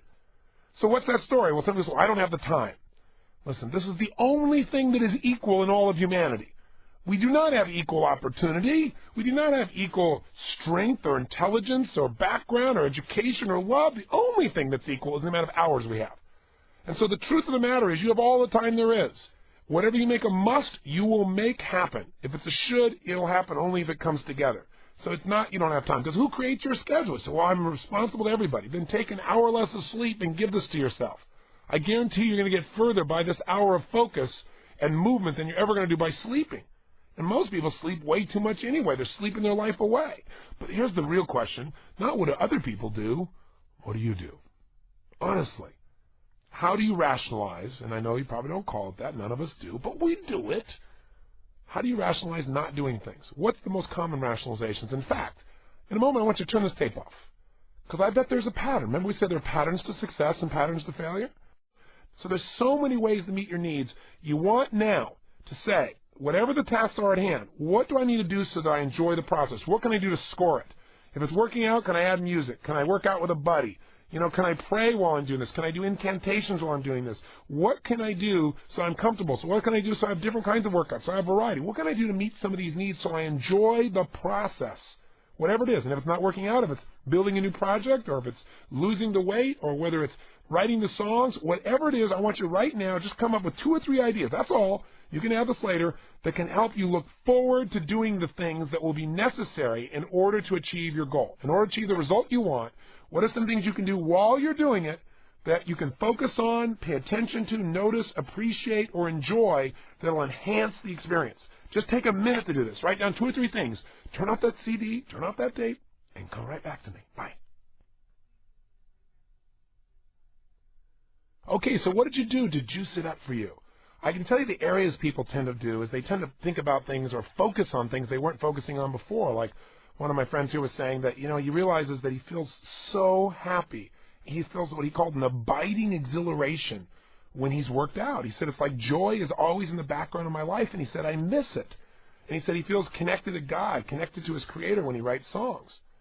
For the young lady who wanted to lose weight, she loves to read trashy novels, but never has such time. So she said, now I can get on a Stairmaster if I can read myself a good trashy novel while it's happening, then I'll have no pain. I'll be involved in the whole story. That's what'll make it work. She said the other thing is she loves locations.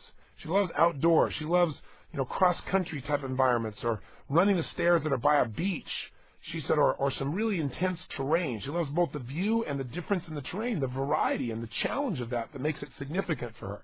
So those are some things that she added to her list. So all of us can juice things up. The more we juice it up, the more we set up the game to win. I have a great friend. His name is John McCormick. He was Inc. Magazine's Entrepreneur of the Year many years ago. And one of the things that happened to him is early in his career, he was very, very successful. But he developed some beliefs that almost destroyed it. And what happened for him was he was a police officer in the early 60s, and he was assigned to a pretty tough area, the Bronx and Harlem. And he found himself one day in a position where he got a call about a burglary, and he raced to that call. On the way, he passed 2 other officers in a car who were just moseying on over. So he found himself alone with 1 gun and surrounded by 4 men with shotguns. Now, he was fairly freaked out, but he took control. He acted totally certain, which is a good thing to do when someone's got a gun on you. He said, listen, you're totally surrounded. Drop the guns. If you shoot me, you're going to fry forever. Besides that, how much money did you get anyway? And he asked it with such certainty. One guy said $27. He said, you want to die for $27? Drop your gun. And sure enough, they all dropped it. Certainty can be a pretty great asset. Sometimes you got to believe when there's no reason to believe. That, by the way, is called faith. And we all have faith. Belief is something you learn to have. Faith is something you're born with. So you can't drive down the street with a little yellow line separating you from all those crazies unless you have faith. Otherwise, you have to stay home, because what's going to prevent them from driving over to your side of the lane and killing you? Nothing. It happens every day. So how could you possibly drive with such uncertainty? You just have faith that it's going to work out. You don't focus on, oh, my God, what if this happens? What if that happens? What if it doesn't work out or you couldn't drive? Well, the same thing's true with making a change or making a goal happen, making it real. Let me tell you the rest of the story with John, though. So John took a look at his life after that and said, do I really want to risk my life to save somebody else's $27? And it was near Christmas time, and he was a bit frustrated, so he decided to make a change. Why? He got disturbed. Remember that? He said, this is disturbing. I'm risking my life for $27? I don't think so. And none of the other officers cared enough to even speed up and help me. Second, he decided he wanted something else in his life. And so it was Christmas time, and he said, you know what? I'm going to get together with my brother, and let's sell some Christmas trees and see if I got another option for making some money in my life, because this is not fulfilling me. He got clear he was unfulfilled. For years, he kidded himself and said, yeah, it's not that bad a job. Now he realized no more. So what does he want? He wants a new job, a new opportunity. He doesn't know what to do, so he came up with a massive action plan. He got together with his brother, and they poured together their money. He was making about $80 a week at the time. They put together between them $300, which is all the money they had, and it was one truckload of trees to get themselves started. They rented this little lot, and then they ran into the next problem.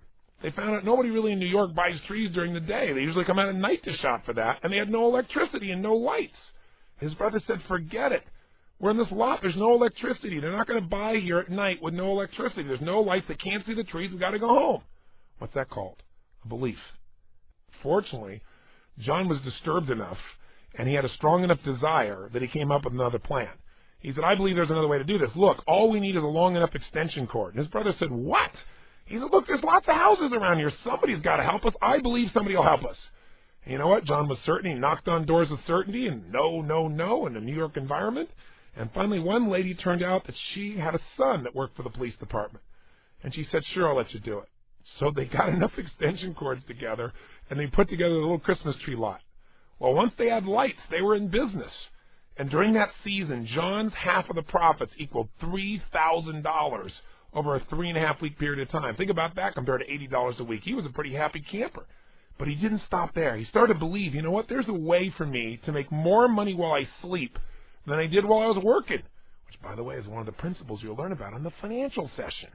But anyway, here's what he did. He took his $3,000 and he invested in stocks during the 1960s, another bull market, if you recall, and he made $100,000 in less than a year on his investments. He was doing so well that a couple of people in the brokerage house asked to meet him, and they offered him a job. He went to work within the brokerage, and in less than a year, he turned his $100,000 into $1.5 million. He was riding high. He got himself several limousines, one for himself and one for his extra friends. It's amazing when you get that much money, how many extra friends you suddenly have in your life. And even his lady, who later became his wife, dropped him and said, you know what, when you get real, give me a call. Sometimes people's beliefs change. They start to think with certainty that they can't make a mistake, and boy, that's a problem, isn't it? The bottom line is it only took him 3 more months to lose it all. Not only lose it all, but he thought for sure he could do well, so he borrowed another $250,000 and lost it too. He literally got to the point in his life where he was considering killing himself because he just felt like he had nothing to live for. He'd lost everything. He felt like he was stripped of his dignity. And he went to the beach. And he was looking out at the water, thinking about how he might end his life. He figured his insurance money might help out his family. And then a man walked by who was ready to alter his beliefs again. A man named Abe. An older guy, probably 75 years old. And he walked by and said, Sonny, the ship ain't coming in here. You got to go out and make the ship happen. He said, what are you talking about? And he met a mentor, a man who would become his hour of power each morning on the beach. Without telling you his whole story, I'll just tell you this. Abe got him to stop thinking about what he didn't have in his life and start believing what he did. One of the first things he asked him was, tell me, let's make a balance sheet of your life. Do you know what a balance sheet is? And John said, well, yeah, sure. He said, but, here's what I got. I've got no real job opportunities. I got police officer's education, and I got no money, and I owe $250,000. And Abe said to him, any man who knows more about his liabilities than his assets is really in trouble. He said, well, I don't really have any assets. He said, young man, if you got someone to loan you $250,000, you have some assets. Because anybody who can convince people to do that has got persuasive power. He said, do you know the English language? He said, well, yeah. He said, write it down. That's an enormous asset. He said, do you know currency? He said, well, you mean like dollars to yen? He goes, no. Do you know how to make change? Dollars, quarters. Do you know how to make change? He goes, well, yeah. He goes, write that down. Knows currency. He went through this whole list. He said, do you know how many people came to this country who didn't speak English, that didn't understand the currency, that didn't know anybody, didn't have any friends, that didn't have anything, and became multimillionaires? He said, you have so many assets, it's a joke, but you know more about your limitations. When you have limiting beliefs, you have limitations. It's time to get rid of them. The end of John's story is Abe became his mentor and helped him to change his beliefs by just challenging him. And that's what you got to do for yourself. Challenge the old things that are in your head. Don't let them sit around like old records that play again and again. You wouldn't listen to music you were bored with. You wouldn't go to a movie over and over again that you knew was insane and boring and stupid. Why would you go to that in your head by listening to a belief that doesn't make sense? Only because you're not aware of it. So let's handle it. And by the way, my good friend John got many other mentors in his life, and as I told you, became Entrepreneur of the Year. This is an amazing turnaround. All turnarounds are a turnaround in beliefs. So you might say, but Tony, I don't want to make $1 million. I just want to lose some weight. I want to get myself to work out. Well, let me give some examples of friends of mine and family members, because these are people I not only know what the result was initially, but I know what they've had a lasting change, because that's what you want, right? You don't want to just change for a moment. The way to get lasting changes is not only get a plan, but develop a sense of absolute certainty that working out or whatever it is you want to change is what you're about as a person. Let me give you this example. This young lady, for years, she wanted to work out. She talked about working out, but she should never get herself to do it. In fact, sometimes watching me work out would get her really negative, because it reminded her of all the times that she wasn't working out, what she wasn't doing, what she wasn't following through on. But I got to tell you something. She made a revolution, and frankly, she's my role model now. I mean, she is so absolutely consistent, no excuses, and the changes were a change in beliefs. But I'll tell you what her beliefs were 5 years ago, her psychology, if you will, and what they are today. 5 years ago, she believed, I'll never exercise, but I really want to. Now think about that. I never exercise, but I want to. Want is such a weak thought, isn't it? You never work out when you want something. You don't do something when you know you should do it. You only do it when it's really a must for you. Secondly, she thought, well, it's not that bad yet. You know, that's a great way to live your life. You know, live your life so it's not bad enough for you to change, so just live in a way that doesn't really fulfill you. You know, the yet is the key word there, because it tells you she believed it was going to get worse. Third is she believed there's still time. I mean, I'm still young enough, I can still turn it around. And her fourth belief was it takes too much time. You know, I'm just so busy right now. The truth is she's more busy today than any time in her life. She has more responsibilities. She never misses the exercise, and it is her juice. It is what makes her life work. But back then, there wasn't time.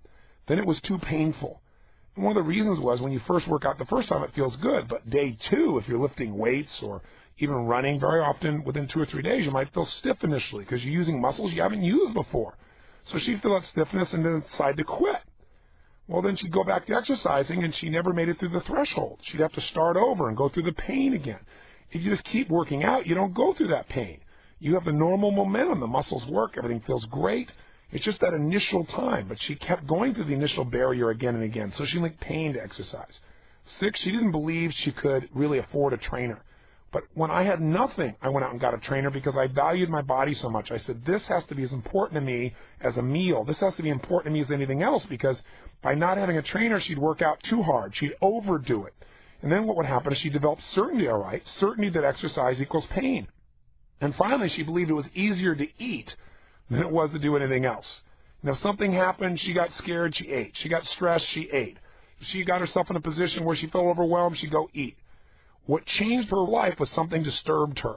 And again, for some people, that's having a birthday with a 0 or maybe a 5 after the age of 40 at least. For some people, it's someone says something to them, or they feel overwhelmed, or they finally look in the mirror and tell themselves the truth, or they just feel so fat they hit threshold. Living on the beach, right on the sand, she decided one morning to go out for a walk.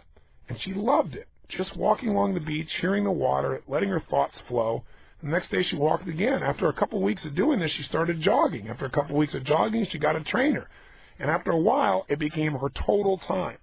Today, she has a totally different set of beliefs. First of all, she works out all the time. 6 days a week is pretty consistent for her. So her first belief now is I must have time for myself every day to think about my life. and that gives me more to give to others. And this is my time, and it comes first. Second, she believes I'm worth it. Nothing's more important than this. Third, she believes it's her real hour of power, that she runs or she lifts for 40 minutes to an hour, but she's certain at the end to read for 5 or 10 minutes and then just meditate. She reads something she believes is spiritual, something she thinks will trigger her mind to create an extraordinary life, one that's guided, and then she closes her eyes and she just lets her mind disappear. In the last couple of minutes, she visualizes what she wants for her life, and she says it's the most powerful centering thing she does. Fourth, she believes if I don't do this, I get stressed easier, I get tired easier, and when I do it, I have the edge. And it's the edge of peacefulness. She said, people tell me all the time, going, oh, the heck's breaking loose around you, but you seem so calm. She said, because I create that calm first thing in the morning. I create that strength. Her fifth belief is it's fun. And she said, I love it.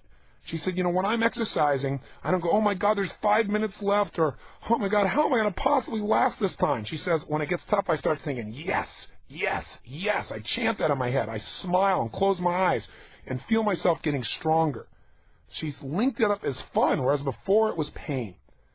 She said, it's part of my identity of being an achiever. She goes, it feels so good to me to have my kids have to work hard to keep up with me. I get on that running machine or on that bike, that spinning bike, and they got to work hard to keep up with me, and they're half my age. She goes, that feels pretty awesome. She goes, plus I believe it's an investment in my longevity. I believe that if my mom and dad would have worked out the way I have, they wouldn't have died the way they did. Both of them died of cancer. And finally she said, my body is my temple. So now she lives her life in a different way, and it's a celebration of her body where she used to hate it. She was telling me the other day, she goes, I don't understand people get upset on their birthday. She goes, it's a great day.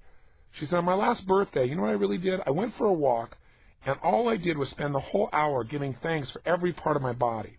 My heart that's beat every day without taking a break. No lunch break, no time off. Even when I wasn't paying attention, it was there.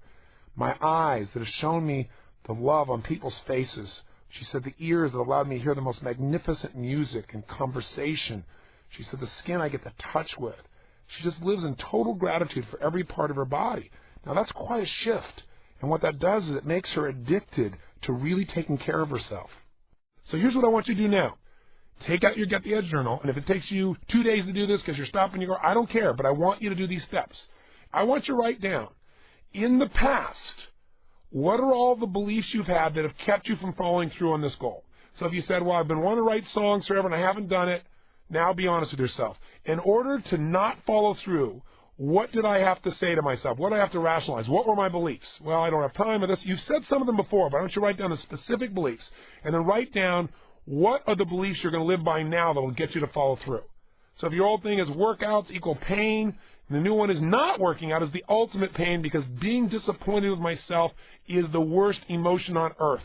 Plus, working out, second belief, is easy and fun because I can do it, I can schedule it, and if I schedule it and I do it every day, it'll get easier. Every day I'll enjoy it more. Write down first the beliefs that kept you from taking action, and write down now the beliefs that will empower you. Come up with at least 3 beliefs that used to limit you, ideally 5 or 6, and at least 4 beliefs, ideally 5, 6, or 7, that are new beliefs that will get you to follow through on your new plan. Go for it now. Please take the time for this. This is very important. Okay. I really hope, because I can't see you in this moment, that you're really taking this seriously and taking the time to do it. And if you're driving and you feel like you really couldn't pull over, I want you to still do this in your head. So assuming you did it, let's go through this for a second. Here are a couple examples from people around me here. One of the people here, the person who's having difficulty losing weight, the young lady said that she realized her limiting belief was, if I'm successful, people might not like me. Now, we all need to feel loved. And I said, where'd that come from? She said, well, when I was growing up, and she said, I got around the successful girls, the girls that were popular. She said, when they realized I was really smart, they classified me as a nerd because I was successful in school, and they wouldn't spend time with me. And so she said, I started believing that if you're really too smart or you're too beautiful, then people might not like you. And I said, what's your new belief? She said, people won't like me unless I love myself. Isn't that fantastic? Because it's the truth. Then her second belief was, other things are more important than working out. And then her new belief is, nothing is more important than making sure that every day I'm making myself more healthy and more vital. The third belief she had that kept her from taking action was, well, it's not that bad. And her new belief is, it's terrible. Now, listen to the language she used here, because this is why she's really motivated to change. She didn't say, oh, it really isn't very good. She said, it's terrible. Every pound I gain is eroding who I am as a woman. So that kind of belief system, that new belief, will move her to action. Do you follow? I mean, so few people ever allow themselves to be disturbed long enough to do anything about it. Man, they get disturbed, they instantly want to get rid of that pain. Let's do something right now instantaneously to feel good so I don't have any drive or motivation. You don't want to kill that. Then the few people that keep that usually just stay there in the pain and don't do anything, and they beat themselves up. Oh, yeah, let me tell you what else I've screwed up on. As opposed to those that say, okay, this is not good enough. Not another day, not another minute. I am changing this now. And then in that mode, they then get focused on the result. They don't focus on the past. They focus on the future they're going to create now. And they focus on why, so they find that drive. So few people do that. It's a joke. That's why so few people ever achieve. And the few that might do something like that rarely come up with a real plan. And then even if you get to that level, here's why most people never get any results, because then their old beliefs take over and wipe out the plan. Do you understand why we've taken the time to do this now? It's so important. I'll give you another example from my own personal family. I mean, I could give you all kinds of people I've worked with through the years, but, you know, your family is the place where you really get to see the result long term. And one of my boys, Joshua, he really wanted to learn international business. So as a young man, he wanted to go to school, an actual prep school, high school, overseas in Switzerland. And it's considered to be one of the top schools in the world. The King of Oman's son was his roommate, to give you an idea. And so he was traveling with a rather unique crowd. They want to study, you know, the history of Egypt. They fly to Egypt. They'd spend the night in the pyramids and fly back. I mean, it was not quite the way I was raised. But, you know, all human beings have a need to feel important and significant. And it's very easy to get seduced by your peer group to do things to get significance when you feel insignificant. Because we all do at times, don't we? And so Josh got in a position where he felt like to compete, he had to do two things. Spend lots of money, and secondly, take everybody to dinner on a regular basis. Be the great guy that did that. Well, in taking them to dinner in the middle of the night and going to clubs, he started gaining weight. Plus, then he felt bad about himself. When he felt bad, he felt even more insecure. Insecure around girls, insecure around other things, so he ate more food. It's kind of a weird thing that we do. And, of course, that made him feel worse about himself. But when you eat for the moment, you feel okay. It's that instantaneous hook. Well, over the course of 2 years overseas, I come to see him. He gained all this weight. Then I came to see him again. He gained 110 pounds. And we couldn't figure out what the heck was going on. Well, the bottom line is he had zero exercise and plenty of consumption. Now, this is called a recipe for disaster. There were lots of other factors that affected him, but the bottom line is he would not work out, even though he knew that he was in incredibly bad shape. He looked obese. He was obese. We were worried for his health, for his heart. I mean, when you weigh that much at that age, you're in trouble. So here were the beliefs that he had. You know, when we tried to talk to him about working out, he'd say, well, working out equals pain. And see, plus, when he worked out, he felt even more inadequate because he didn't feel like he could do it. It was too hard. He couldn't run even 100 yards. The second belief he always had is, well, I can handle it later. I'm going to grow into my weight. I'm still young. You ain't going to grow into that weight. You know, not unless he's going to become some professional wrestler like The Rock or something. I mean, you know, it's not going to happen. You know, but this had to be a conversation we had to have. But the point of the matter is he kept saying, no, I'll grow into, plus I can handle it later, and I've got so much stuff to do, right? And the third thing he'd say is, well, I just can't think about it right now. You know, I just need to push it aside because I'm so busy. I've so many things I have to accomplish in school here and all these other areas. You know, I'll handle it later. I can't think about it right now. His fourth belief I found out was he associated rejection to exercise because girls were in the gym. And, you know, being in the gym working out made them actually look at his body more, he felt like. And he felt like he was so big, so obese, that people were staring at him. And he also felt rejected by the guys in the gym. They didn't want to work out with him because he didn't look like he was an athlete. And so it became a self-fulfilling prophecy. And he didn't feel like he belonged in that environment. He said, you know, it's like the bottom line is, you know, that's not my environment. Those aren't my peers. That's not where I need to be. Because all it meant was massive rejection for him. The fifth belief he had was he needed to do it to make other people happy. Yeah, I should work out so that, you know, my friends don't worry about me, and so my parents, when they come, aren't freaked out. He said, you know, but it wasn't really about himself. And whatever your beliefs are, you got to do this for other people. You're not going to do it forever. The only time you get a lasting change is when you decide, I got to do this for me, and you really believe it. So instead of working out, what do? He'd eat, or he'd smoke. He'd do something else that would sedate himself and get rid of the pain for the moment, but of course wouldn't change it long term. The sixth belief he had is, I don't have the willpower to do it. And by the way, he was certain about that. And so when you've done all these negative beliefs and you keep doing this eating, pretty soon it feeds itself, so to speak. And what happens is at this point, of course you feel like you have no willpower because it feels like you're trying to push a truck up the side of a hill. I mean, it seems too difficult. And so he had plenty of references that he was really in a position where he didn't have any willpower. We all have willpower. We just got to exercise it. And it feels weak when you haven't used it. It's like a muscle feels weak, but it's there. But his way of not feeling bad about not having willpower is he said, well, you know, this is not forever. This is just while I'm in school here. I'll handle it later. Same concept that people use so often. And then the last belief is, well, I've got to eat all day long because I'm with friends. Which was really interesting because it was his way of connecting with his friends. It's what he did when he was bored. It's what he did when he was alone. He was always filling up the emotional hole with food. Now, so how did he change? Well, I'll tell you what changed him. Number one, he got scared, and that's a belief. Right? A belief is nothing but a feeling of certainty. He got certain he was going to die because all of a sudden at 20 years old, his heart was racing like crazy. Secondly, I did an intervention with him to help him discover just how important this was going to be and got him totally emotionally associated that this change was not a should but an absolute must. And I found all the leverage inside of him that would move that. His mom did it. We got his friends to do it. We used everybody around him as his peers to get that kind of leverage to make change a must. Third, he developed a new belief. He began to realize he would never really love himself if he didn't love his own body. Oh, my God. When he realized that, I remember the day, he started crying as we started talking about it. And he realized he wasn't loving himself. He felt no love. No matter who would love him, he didn't love himself. And you can't say you love yourself while you abuse yourself physically. And let me tell you the good news. You can change it how fast? In a heartbeat with some action today. So if you're one of those people, it's time to change. The fourth belief is he never attracted the quality of woman he wanted because that quality of woman would want a higher standard of a guy, not just physically, but that his body was a reflection of his psychology, his way of living his life. And if he had low enough standards to be that fat, to be that slovenly, how could he ever expect to attract the quality of woman he's always dreamed of? What is he doing here? With these beliefs, he's developing drive to change everything. These are his reasons and what made him have to change. Number 5, he started remembering all the times he was left behind because he wasn't in shape, or how in exercise at class he was always at the back and he hated being left behind. And he used that. Do you hear what we're doing here? He used these things to get himself disturbed. Do you follow? You see, well, wasn't he disturbed before? No, he developed a set of beliefs that made it okay. Whenever somebody says it's okay, I think, oh boy, that's the death rattle to desire. That's the death rattle to achievement. That's the death rattle to a quality life. Okay. So you don't want to say I'm okay because that's just saying I'm giving up. The bottom line is he feared rejection every day, but he realized he was getting it all the time. So being overweight wasn't helping him avoid rejection, it was creating it.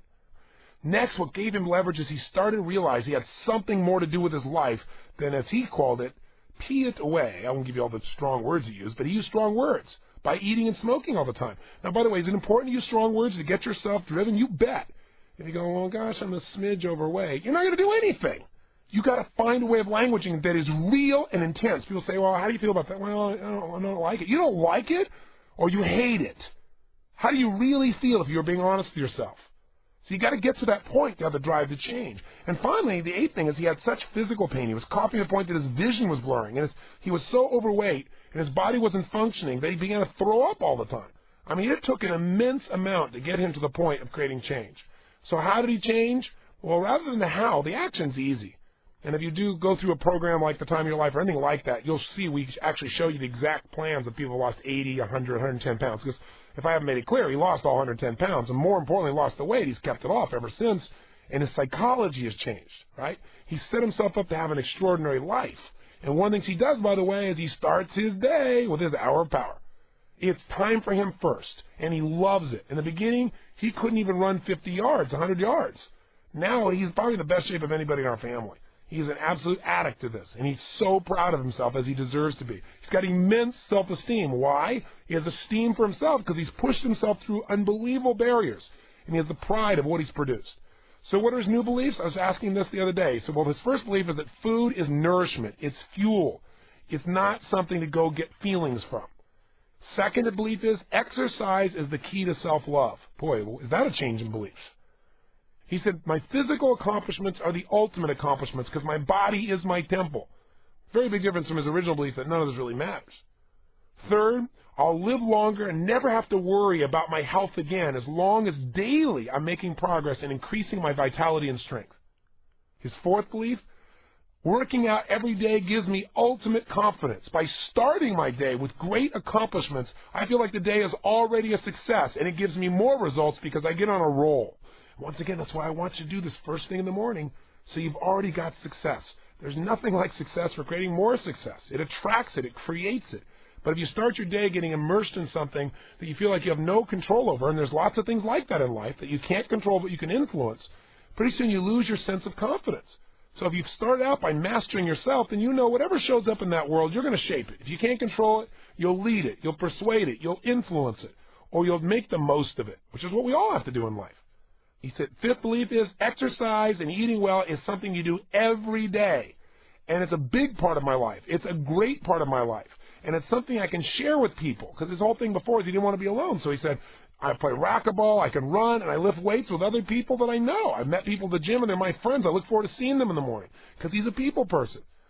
Sixth, he says, I know it's something I'll do forever. Boy, what a belief to have.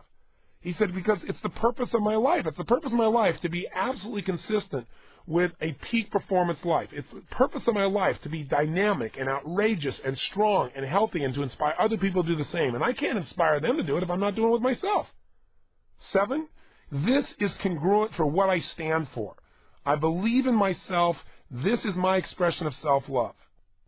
8th belief, what you do with your physical body is a reflection of your entire life. If you don't take care of your body, you don't take care of your life. If you're not disciplined with your body, you're not disciplined in your life. If you don't love your body, you don't love your life. Boy, that's putting it all on the line, isn't it?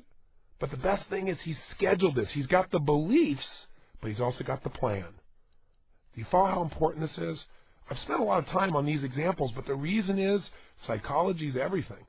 You know, you got to get disturbed. You got to get clear on making yourself a decision about what you're committed to. What's that result and why? You got to get a plan, a real plan, and you got to schedule that plan. And you got to make sure you got a set of beliefs in place that you've decided to live by that will get you to follow through on a constant and consistent basis. Let me tell you what's great. As soon as you start to get any results at all, you'll get momentum, and with that momentum, you'll develop new beliefs. About half of these beliefs he's developed since he started working out. And all they do is they make him do it for the rest of his life. They make it a part of his lifestyle. So if you can just get yourself in gear, you're going to get the kind of results you want.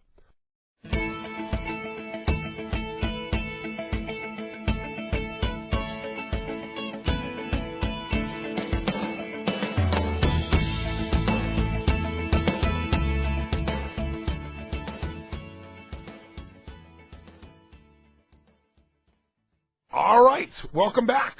Did you just keep going? Are we on the same day with you? If you are, congratulations. If you took the day off, congratulations to you. Whatever's right for you is what I want you to do. Set yourself up for success. Now, let's go on to step 4. But first, a quick reminder in case you did take the day off.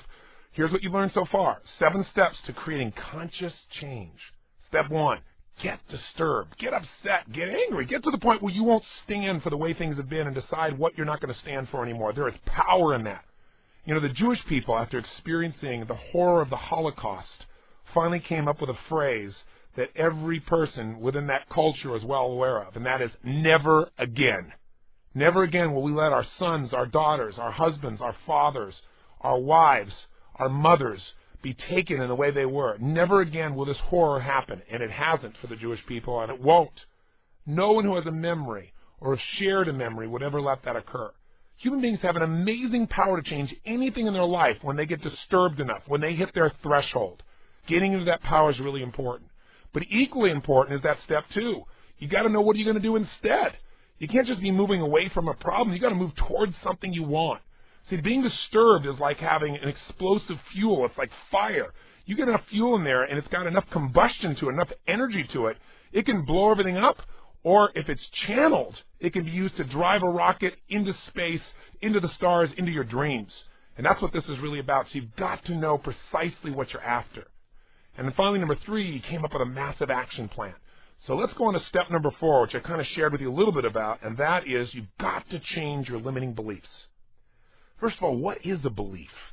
You know, we think of a belief as a thing when a belief is really a feeling. What a belief is a feeling of absolute certainty about what something means. If you believe beyond a shadow of a doubt that if I invite you to walk across fire, you're going to burn, then there's no way you're going to get yourself to do it.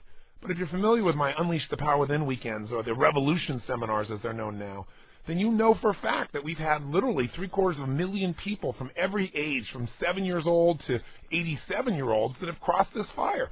If the only thing stopping us is a belief. See, if you don't believe you can ever get yourself at 6 a.m., you're never going to. If you believe you have to have 8 or 9 hours sleep, you're going to make sure you get it because you don't believe you'll function without it. As you believe, so is it done unto you. Sound familiar? Whether you believe you can or whether you believe you can't, you're right. Because when you feel certain about something, you're going to find it. You're going to make it happen. If you're certain that you can't succeed, you're going to look for all the reasons why you shouldn't even start, because who wants to fail? Beliefs control our behavior. Now, sometimes the belief is unconscious. Like, you've been taught your whole life, look before you leap. But you're also taught he who hesitates is lost. Figure that one out. Very often we have conflicting beliefs, but I can tell you this, whatever you're feeling and whatever you're doing is usually based on a belief, and you may not be conscious of it. If you're starting to feel really angry or really frustrated or really sad, I'll give you a little question to ask yourself, and I'll probably talk about this a couple of times, and that question's simply this. What would I have to believe to feel this way? What would I have to believe in order to feel this way? See, for me to be angry about this, I have to believe that this person has control of me and I can do nothing about it.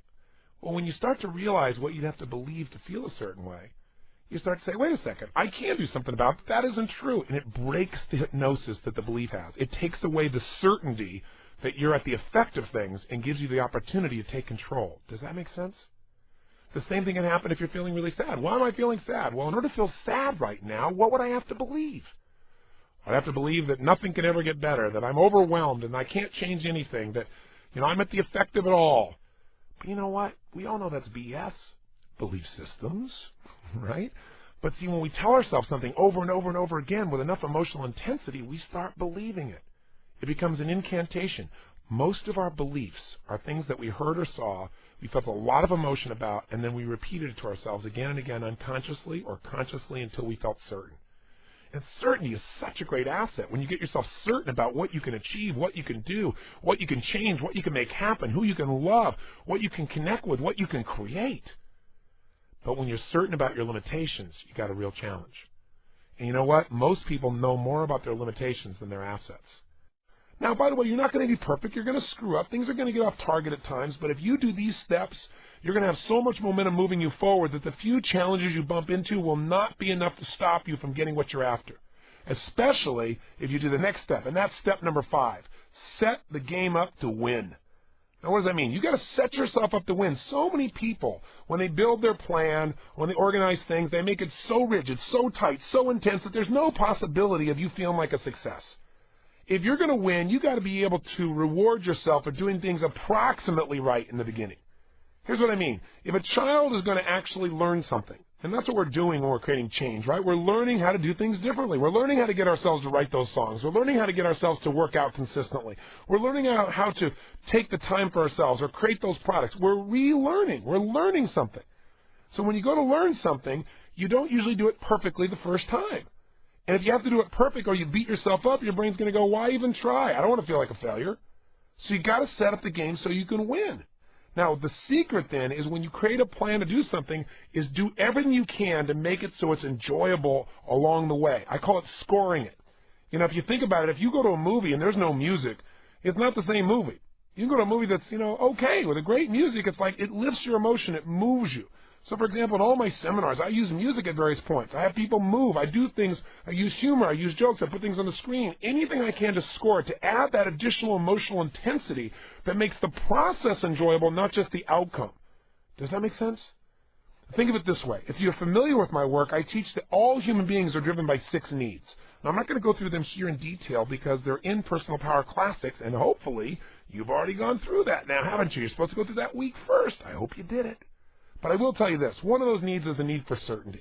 We have to be certain we can be comfortable. If you're not certain that you can be comfortable, if you're not certain the ceiling above you is going to stay up, you can't hear anything anybody says. Certainty is a survival instinct. We've got to feel that we can avoid pain, we can have some pleasure. So if you're going to work out as an example, you got to make sure you train that trainer to say, listen, in the beginning, your goal is not to kill me. In the beginning, your goal is to get me to enjoy this and to have my body be certain that I can do this successfully day after day. So I know you got to stretch me, but let's do some things that I'm comfortable with initially and get some momentum and build on that success. If you're going to be successful in anything, the second need we have is for uncertainty, which is a code word for variety. God has a sense of humor. He wants us to be certain and uncertain simultaneously. He just wants to twist our brain. And if we are able to take this brain and balance it out, we have tremendous power.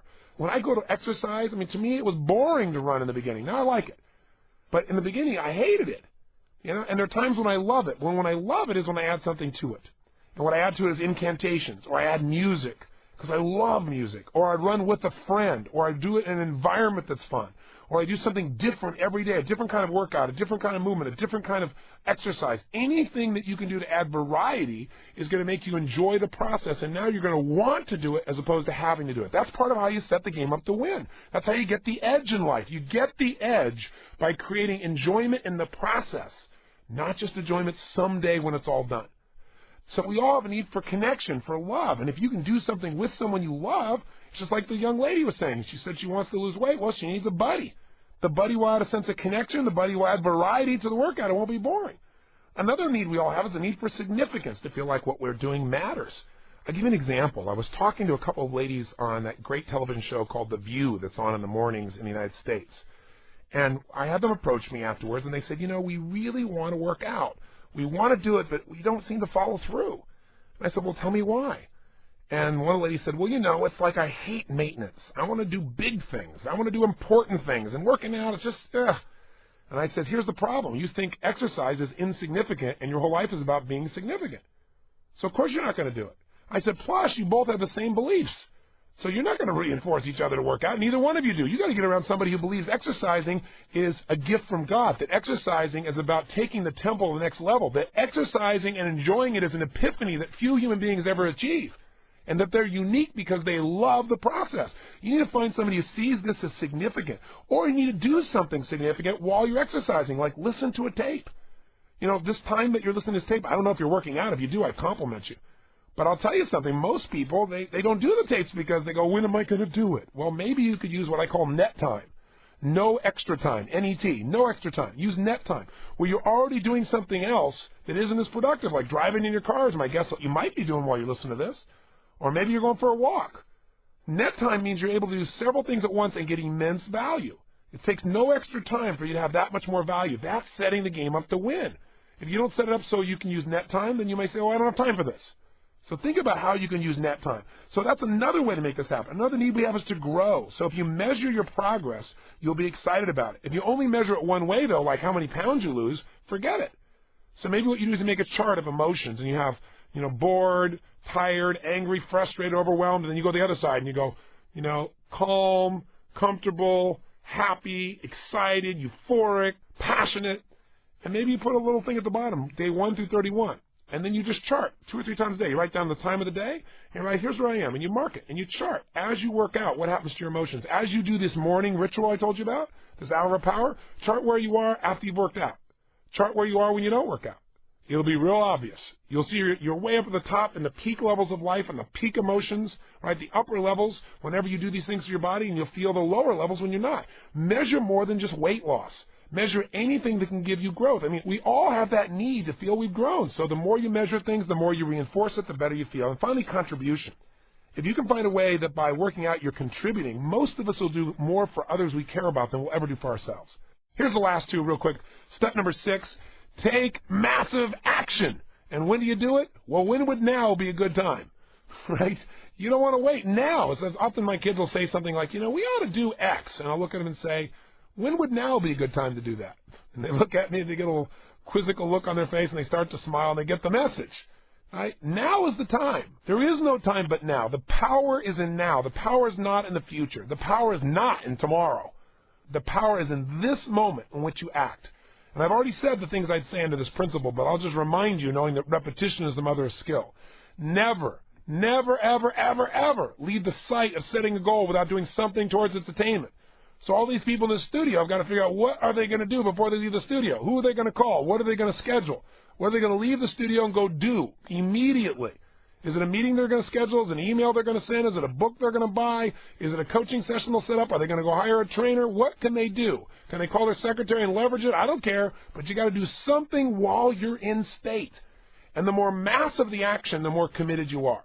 So again, instead of saying, well, I need to change my diet, go home and tear everything out of the house and throw it down that toilet, like I said.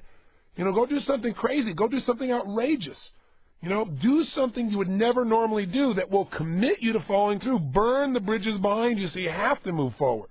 This has power. Nothing great happens by having little goals with little action. You got to have big goals. That's what inspires you, and big action that makes it possible. And I'll tell you, massive action doesn't mean it has to be a lot of work. I'll tell you some massive action. One of the easiest things you could do that would get you on target for your goal that requires you no money, all it requires is you making a decision and taking action immediately. Incantations. We talked about them in the last tape. When you state a phrase over and over again out loud using your entire body in the emotional state you want to feel, you literally condition your mind and body to experience it. So, for example, if you want to get your body in shape and you start to create a phrase, it doesn't even have to sound good. I'm a lean, mean, fighting machine. I'm a lean, mean, fighting machine. Or, I'm a fit, lean, mean, fighting machine. I don't know what you want to say. Or every day and every way I'm getting stronger and stronger. Every day and every way I'm feeling happier and happier. And you say that for 45 minutes while you walk or jog or run. You talk about massive action. It's called massive conditioning. You can't just get rid of a negative belief. You got to replace it. You could just incant your new beliefs, the beliefs that you wrote down earlier. You could just say them again and again and change the emphasis. So change the state. Say it with pride. Say it with strength. Say it with a smile on your face. Say it with laughter in your heart. Say it as if God was guiding you. By changing the emotion, you change the impact that you feel inside your body. And you literally begin to condition yourself for more action. Again, you get momentum. Massive action creates momentum. Massive action is the cure-all. Massive action doesn't mean you have to do 5,000 things. It means do something. And if it's something big and you go after it and you make progress of any sort, it's going to reinforce you because you're going to see that the big problem is not as big as you thought in your head. Things are always bigger in your head than they really are. Tackle it. Make it real. Do it right now. So if I said to you right now, there's one action you're going to take, a small, simple action and a big action that's going to get you going. Something you could do like a quick phone call, email, and then something that required time, energy, or money, or a big effort. You're going to go out and you're going to take that car of yours and you're going to blow it up so no one has to drive it. So you've been embarrassed by it. Your kids are embarrassed. You're going to commit yourself. I don't know. What's a big action? What's a little action? Turn off this program just for a second and write down those two things. Go. This is a pretty cool process, isn't it? You know why? Because this is really a results workshop. This is how you get results. No more talk, no more just getting inspired. Let's get down to it, and let's make it fun. Now, what were your actions? What did you come up with? Did you come up with a little one and a big one? I'll give you some examples from people here. For John, our producer here, who wanted to make sure he got his songs going and started working out, he said 2 simple actions immediate. Number 1, the minute he goes home, he's going to grab the clipboard and he's going to put it right on his pillow. So he can't miss it, and it's just an absolute commitment. This is going to be so easy, but it'll make it happen. And he said the second thing, which is a big thing for him because he hasn't worked out in a while, is he's going to put on his gear instantly with no delay, go right in there and get busy. Those 2 things will get him momentum. Once he gets in there, he'll feel good. The hardest part of working out is getting in the gym. Once you start working out, you get momentum. It's just like anything else, and it feeds you because it feels good to move, right? Next, the young lady who wants to lose that weight. She said the first thing she's going to do is she's going to call her friend Shannon, and she's going to schedule this Saturday to run those big stairs by the beach. Second, she's going to get rid of what she calls her big girl clothes, which is the stuff she hangs on to because she's overweight during the summer. And she says, I'm going to give it away now so that by summer, when summer comes, I have nothing else to be wearing, so I have to be thin. Great massive action. Fabulous.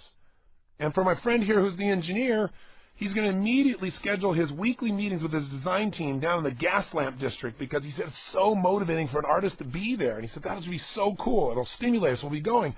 And then the big one is, he said, as soon as the first product's done, I'm going to take my team to the SoMo district in San Francisco. That's south of Market for those not from the Frisco area, or as they call it, the city. If you call it Frisco, they know you're not from the area. But the point is, he's going to take his whole team up there so they'll be inspired and they'll be rewarded and everybody's got something to look forward to. So this is the kind of thing that gets momentum going. So here's the final step. Step number 7. Use the 7th power. You go, step 7, 7th power? Is this designed to confuse me? Yes, it's designed to sound mysterious because we're coming to the end of the workshop and you have to add a little zest in here because, while we've got an action plan here, it's pretty basic. So you have to make it sound really special, the 7th power. But my 7th power is this. I was doing a speech recently, not that long ago, for the Marines. And the general asked me to come in and speak, and he wanted me to talk to the Marines on raising their standards. The Marines raising their standards. This is an interesting process, right? And he's a great guy. He's a big fan of mine. And he said, what can we do for you? And he said, because, we don't usually have the kind of budget to pay for a person like you. And I said, listen, I'll come in for free. I do government work always for free.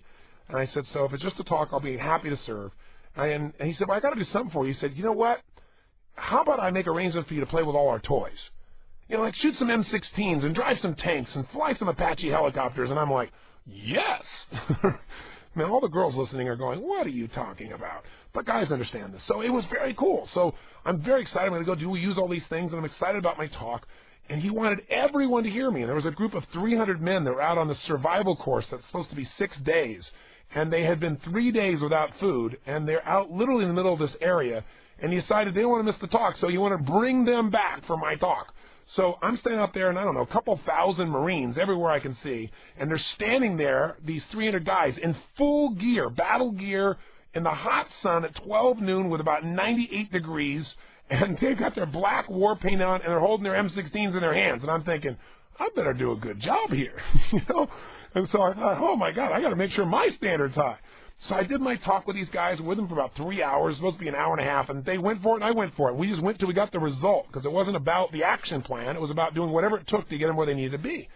And at the end, I mean, you got chills as these people were doing this incantation that we do called I Am the Voice.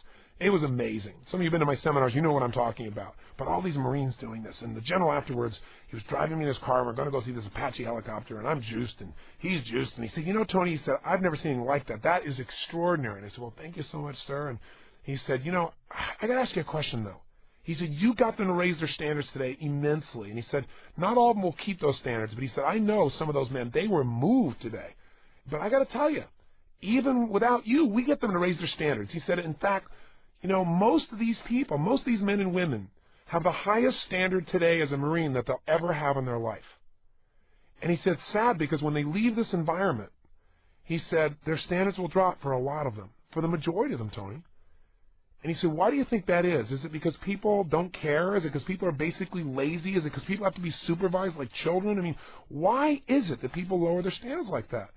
And I said, sir, it's not that people are lazy. It's not that they don't care. It's that most people's lives are a direct reflection of the expectations of their peer group.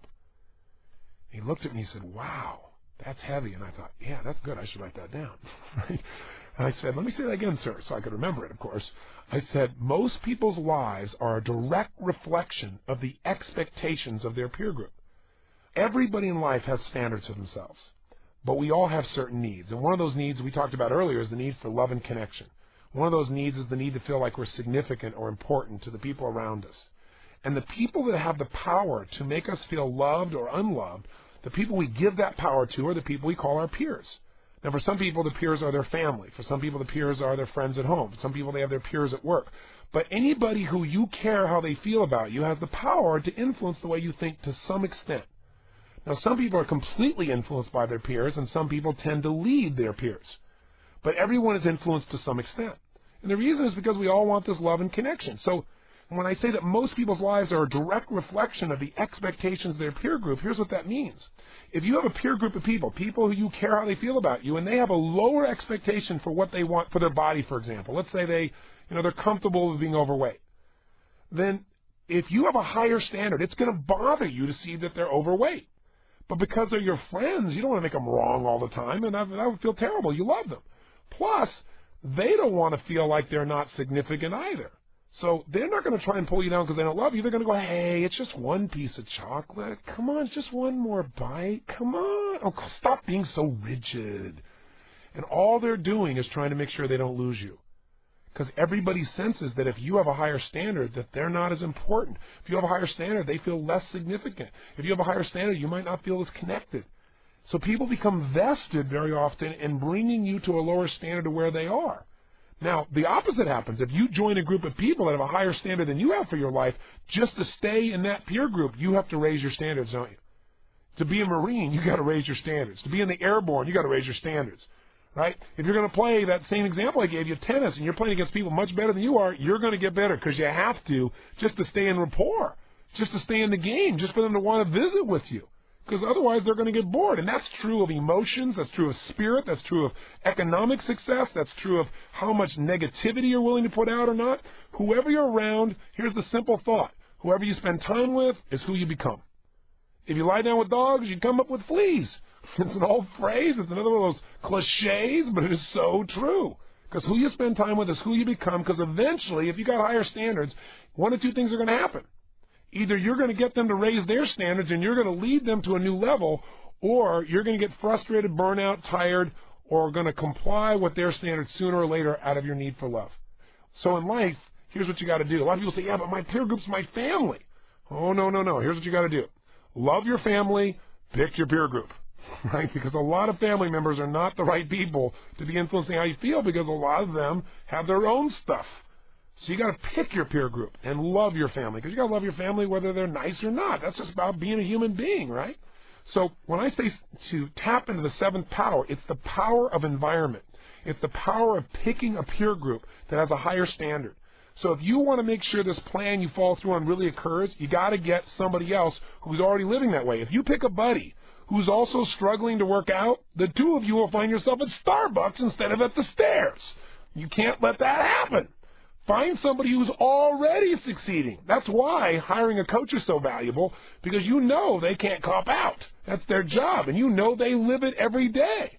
But if you get somebody who's equally struggling as you are just because they give you good company, I can promise you the two of you are unlikely to hit the ultimate level you're after. You've got to get around people with a higher standard. Now, if you get that person and you take your friend with you, and the two of you have someone who's a higher standard, and you both care how they feel, or you've hired them so you have to follow through, then you got a different game, don't you? Then things are going to actually occur. That's why I so believe in coaching. I mean, my favorite thing is to make sure that when somebody has an immersion program like this, there's someone to walk you through making sure you take action. So I really encourage you to call our company and get yourself a coach. Start out for 90 days. At the end of 90 days, if you're not thrilled, you can end it. But you won't. You'll find these coaches will make a difference in your life long term. Because what coaches are people that have a higher standard, and they have an entire focus to make sure you follow through, and you can't manipulate them. Because they care about you, they care enough to not let you lie to yourself, not distort things. And they'll help you get disturbed if you're not. And they'll do it in a way that's elegant and respectful. They'll help you make these decisions. They basically get you to do these 7 steps on a regular basis instead of you hoping that it works out. So that's why coaching is so valuable. But you've got to create an environment where you are reinforced for doing what it is you're really committed to. You've got to make that happen if you're going to succeed. And by the way, pick an environment that also reinforces you, like we talked about earlier, for the small wins. You got to have somebody that not only will challenge you, but you got to make sure you get rewarded. So if they don't do it for yourself. Like if you're going to learn to play the game of golf, for example, it can be a bit overwhelming unless you focus when you go out and play, not on all the shots you missed, but on the ones you made. If you go out and say, okay, I scored 138 today, and these guys, they hit a 62. This is a bit depressing. It seems overwhelming. So what you got to do is instead, you got to keep track on every hole. You did 2 great putts. You had a great drive. You know, you write down those and you forget the stuff that doesn't matter, because if you keep focusing on the failure, you never get the success. Remember, you can only build on success. And if you got a great peer group, they're going to challenge you, but they also should be able to reinforce you for your progress, not somebody who is so in need of significance themselves that they can't acknowledge you as well. It's an important point to remember. And also remember this, you're going to get off track. You're going to screw up. The secret is not do you fall down. The secret is do you sit there on the ground and cry and complain and talk about how you always do this and you sabotage yourself and tell a story, or do you get your butt back up immediately and start running?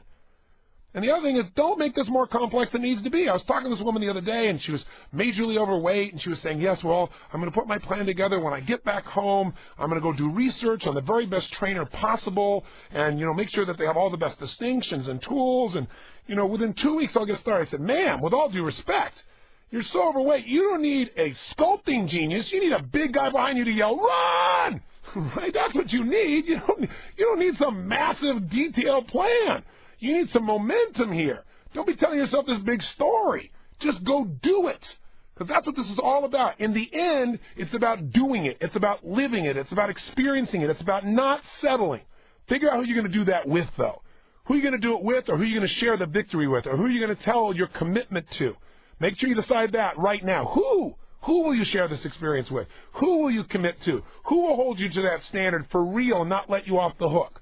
Who will be leading you by example and you will not want to lose face with, so you will follow through even when it's uncomfortable and it's uneasy, and therefore you'll achieve the experience called the real you, where you have the experience of remembering who you really are and having your life reflect it, where your life reflects a person who lives at the edge. And I don't mean the edge of challenge. I mean the edge that reflects someone who is sharp, someone who can make anything they think about happen in their life, someone who knows that it's all about enjoying your life and producing the results. It's not about talking about the story about why it didn't happen, it can't happen now, and all the reasons. Give up the story, go for the results. Take this RPM plan you've created and turn it into reality and start to experience the pride that comes when you're one of those people that doesn't have to explain why they aren't achieving, but who gets to share the joy of what you've accomplished, and you can share with other people how you did it because you're conscious in your process. See, that's a life that's fun. That's a life at the edge. That's a life that's extraordinary. So I hope this results workshop has moved you forward. And if you didn't do some of the steps, go back and do them. The way you get results is doing things, not just listening to things. And if you got to listen to this 10 times to get yourself to do it, do it. But get yourself to take the action. And once you do this, now we can start with this as the foundation. Anything else we teach, you can follow through. You know why? Now you've got a system every day to look at this, a system to feel the gratitude and fill back up with the emotions that will move you forward, a system to put your body in a peak state so you feel that sense of will, a system that every morning will start your life where you feel successful because you know you've already achieved first thing in the morning, a system that will get you connected and loving yourself, a system that will get you focused on what you want and why you want it and the actions to make it work, and all that happens within an hour. And now you got a system here that if you're not following through, you can go through these 7 steps, you can listen to this tape, you can kick yourself in the butt, tell yourself the truth, get the plan, make it happen, and make it fun. Now, today, I want you to go do those 2 things you wrote down you were going to do. Do them right away and really acknowledge yourself. It's my privilege to be your coach. I thank you for taking this journey with me, and I look forward to being with you tomorrow. God bless you, and live with passion.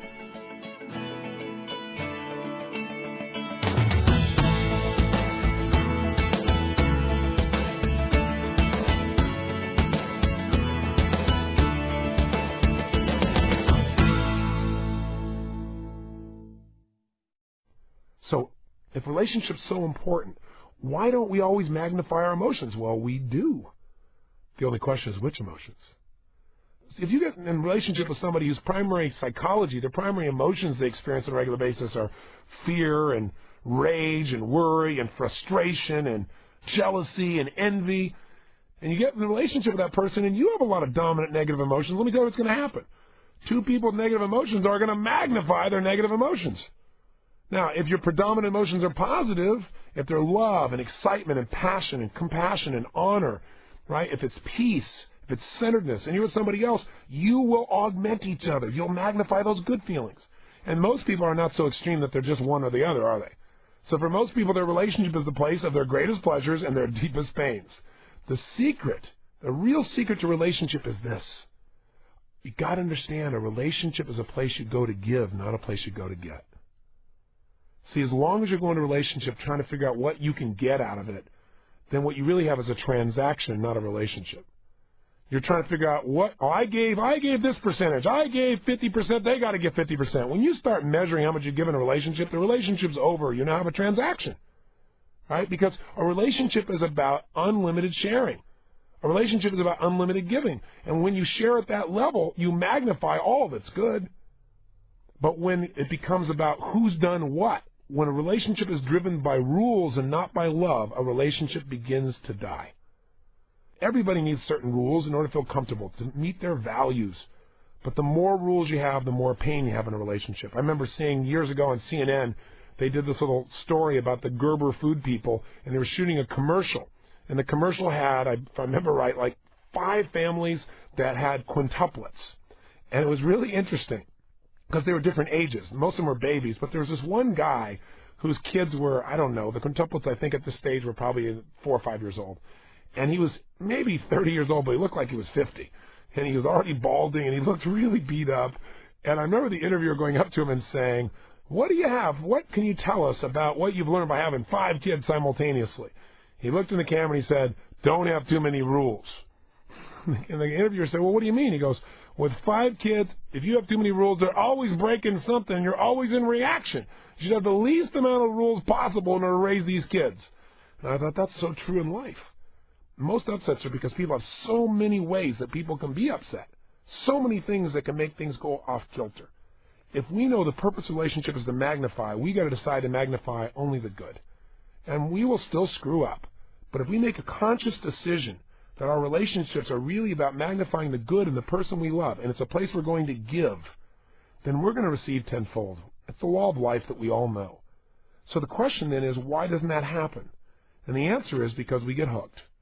We get triggered by things that have happened in our past, as we've already described, and part of that has to do with the nature of human beings. I mentioned earlier on one of our tapes that everybody has the same needs. Everybody. I don't care where you come from in the world. I've had the privilege now of traveling literally and working with people from more than 75 nations. I've worked with 2.5 million people over the last 23 years. I've seen every kind of relationship you can imagine. Worked with just about every kind of person you can imagine. And during that time, I've been able to see that people have the same needs. They have different goals, different values, different rules, but the same needs. We all need certainty, remember? We need that feeling that we can be comfortable, that we can avoid pain, we can gain pleasure. We all have a need for variety, for uncertainty, for surprise, right? For challenge. It's what makes our lives exciting and juicy. We all have a need to feel significant, to feel important, to feel unique, to feel special, to feel like we're needed. Everybody has that need. The only question you have is how you go about meeting it. Do you demand it, or do you give it? Or do you just notice it's there and appreciate it within yourself? Everybody has a need to connect and to feel love. Everybody has it. Everybody has a need to grow, as we've already said, and to contribute. Those 6 needs must be met by all human beings. But here's what's interesting. We don't all pursue these needs the same way. Some people try to meet all their needs by doing it just through their job. And so they have no real intimate relationships because all their focus is about how to be significant by achieving. And connection is kind of a secondary thing that eventually they'll get to. And these people usually end up unbelievably unhappy later in life, if not already. Some people think everything is about relationship, just my one single love relationship. But then if that relationship gets in trouble, they have no life. So if you spend any time with me in coaching in any of their tape programs, I'll walk you through these needs in more detail. For now, just know that relationships are about meeting each other's needs. If you can help your partner in life to feel certain that by being in a relationship with you, they're going to feel comfort, they're going to feel joy, they're going to feel love. If you can help them experience more variety by being in a relationship with you, cool surprises, learning, growing, challenge, stimulation. If you can help that partner to feel totally special and unique, and you mean it, where you really value them and you see the unique qualities they have. Everybody's got unique challenges, but they're unique qualities. And you appreciate them and you acknowledge them so the person feels it. If you can really connect on a regular basis, if you can relate, if you can share, if you can get them to share, if you can cause by your association, by your relatedness, both of you to grow and contribute, then you will be in a relationship that is legendary. But if your relationship is one in which you want out, it's because many of these are missing. You don't feel important to that person. You don't feel significant. You don't feel special. You don't feel unique. You don't feel like you matter. That's the first thing that starts to break it down. You don't feel connection because they won't share something. You want them to share, but they won't share. Or there's dishonesty, which shuts down any kind of connection. Or you feel bored. There's no variety. We keep doing the same things. There's no growth. There's no contribution. Right? Or you're in a position where you're not certain. At any moment, they could leave you. These things create stress in a relationship. But here's what really creates the stress. All human beings share the same fears. The primary fears of all human beings are the following. Number 1, that we're not enough. And number 2, that we won't be loved. And let me explain to you why. I kind of started into this on one of the earlier tapes. I don't know if you recall, but let me give you a little reminder. Every human being who's ever been to therapy knows that something happened at some stage of their life that made them feel like they're not significant or they may not be loved, and they live with that fear forever. You don't need to go to a therapist. Let me just tell you. You've got lots of those experiences. And the reason is because human beings have something rather unique in their makeup. It has to do with the way in which we're raised. In the animal kingdom, most animals are not dependent upon another animal, whether it be a mother, father, brother, or sister. They're not totally dependent upon another animal for a long period of time. If you're a bird, you're kicked out of the nest in a few days or a few weeks. If you're a snake, you're a turtle, you're dropped off and you fend for yourself in the first moment. There's nobody around. You got to step up, right? But if you're a human being, you're one of the few creatures on Earth, like primates, that's one of the other creatures like this, that have a long period of time in which your survival revolves around a total dependency upon another human being putting your needs ahead of their own. See, as human beings, we weren't born with some special venom or special incisor teeth or claws. Our evolutionary advantage is our ability to relate to each other, to share, and through that to share ideas, thoughts, feelings, emotions, and produce an extraordinary advantage in life. That's why we as a species have flourished. But you know what? Leave us alone, and how do we do? If a baby is left alone, it dies. A human baby.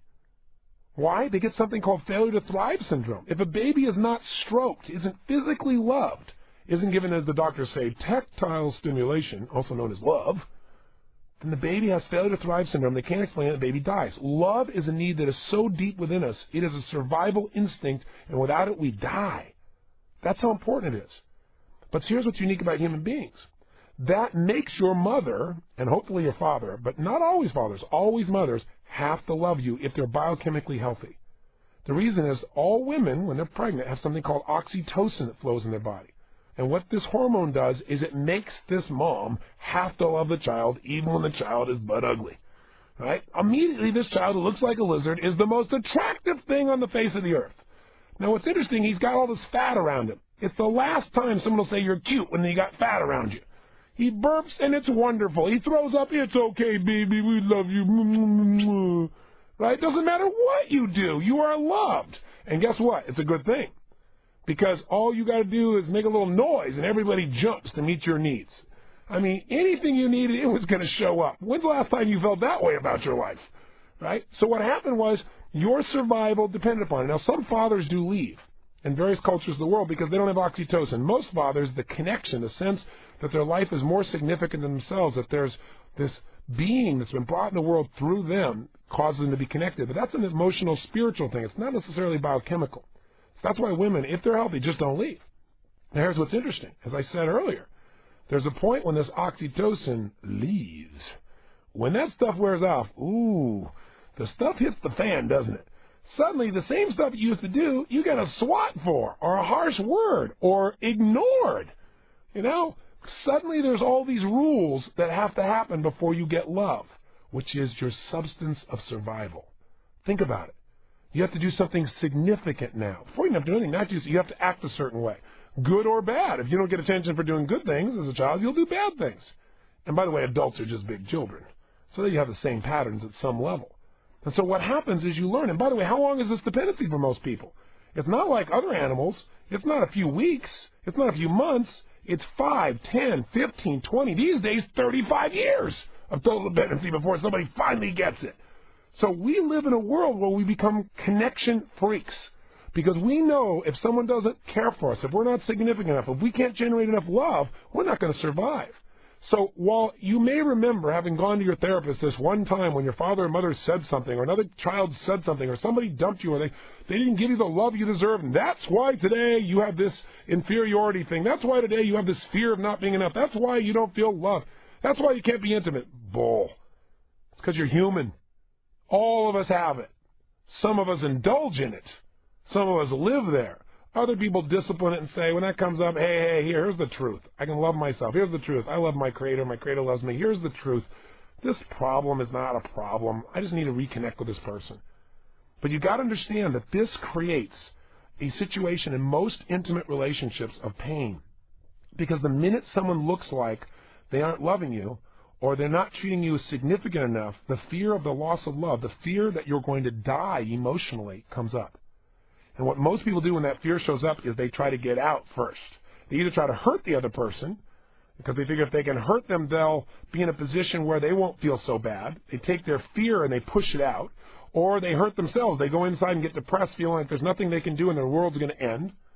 Or they distract themselves through drugs or alcohol or television or overworking, something else that'll make them feel good in the moment so they don't have to worry about the fact that maybe they feel insignificant. Or they find a big problem and they say, you know, I really would be significant. I really would be worthy of love. That's what they're saying unconsciously, except this thing happened.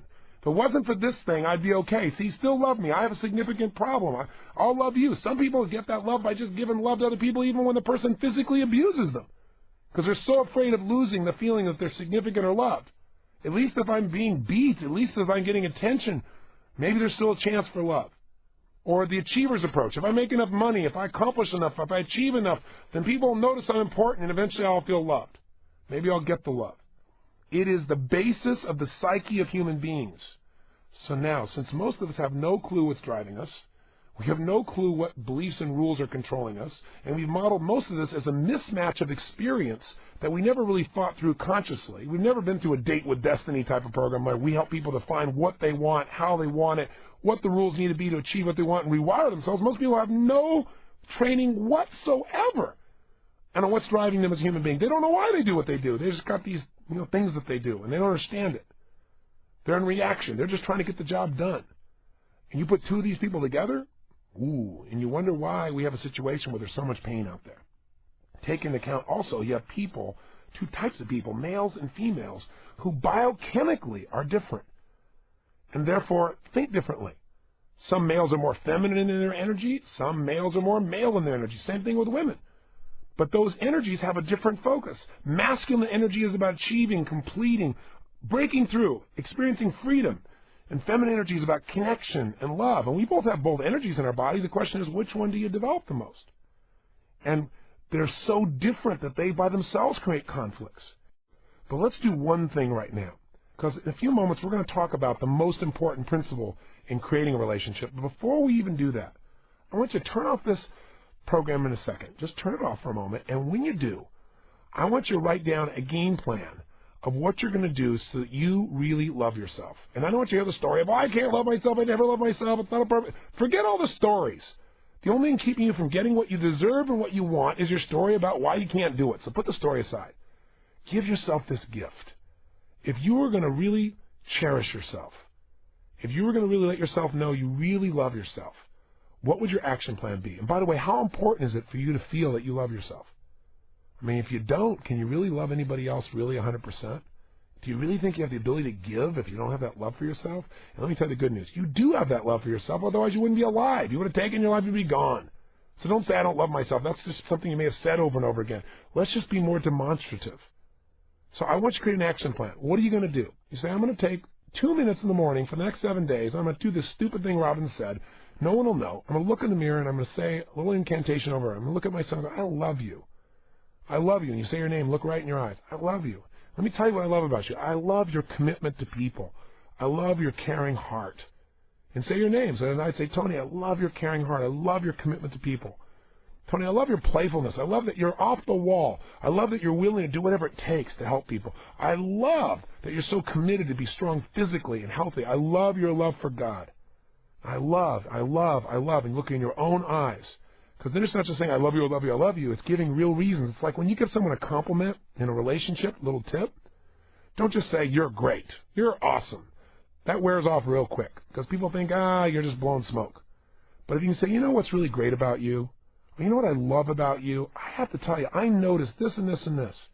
I created a relationship, when I first went to work with the San Antonio Spurs. I had a bit of a challenge because at the time I first went to work for them, they had a guy on the team named Dennis Rodman.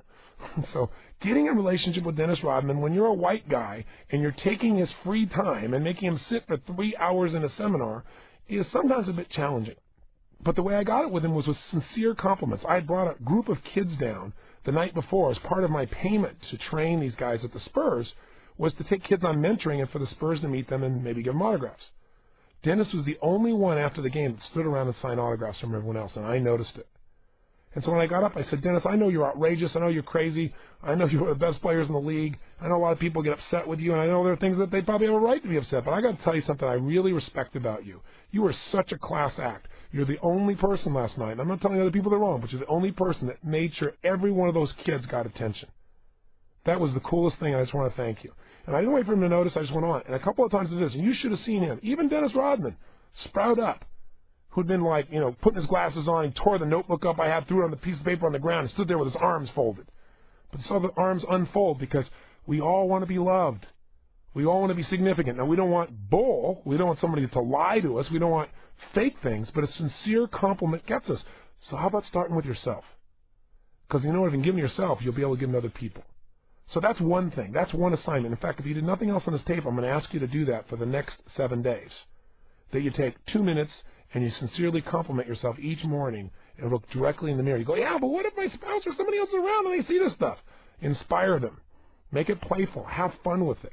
But I'd like you to do right now is turn off the tape, and I want you to write what else besides that will you do that'll get you to feel that love. Because if you have that love already, you're not going to have a fear of losing it. And when you don't have the fear of losing your primary fear, when that primary fear is gone because you know you can't ever be not enough because you're enough for yourself, you can't ever lose the love because you're giving it to yourself, or you've connected with God and you know that's everlasting love, whatever works, then you don't have to react in relationship when someone says something that makes you feel like, well, maybe they don't think I'm significant, or they act like they may not be there for you, may not love you. You don't have to overreact. And when you're no longer overreacting, the quality of your relationships transforms. Does this make sense to you? Then turn this tape off now and write a list of at least 10 things you're going to do to teach yourself, to learn, to appreciate, to acknowledge what a great human being you are and how much you love yourself. Please take the time to do that right now. Turn off the tape. Okay, welcome back. I hope you took the time to really do this. If you didn't, please stop the tape and go back and do this, because you can't love anybody else. Really give love to them if you haven't loved yourself first. And we all know that intellectually, but when you begin to do things for yourself that demonstrate beyond a shadow of a doubt that you love yourself, all of a sudden you're not in a place of scarcity.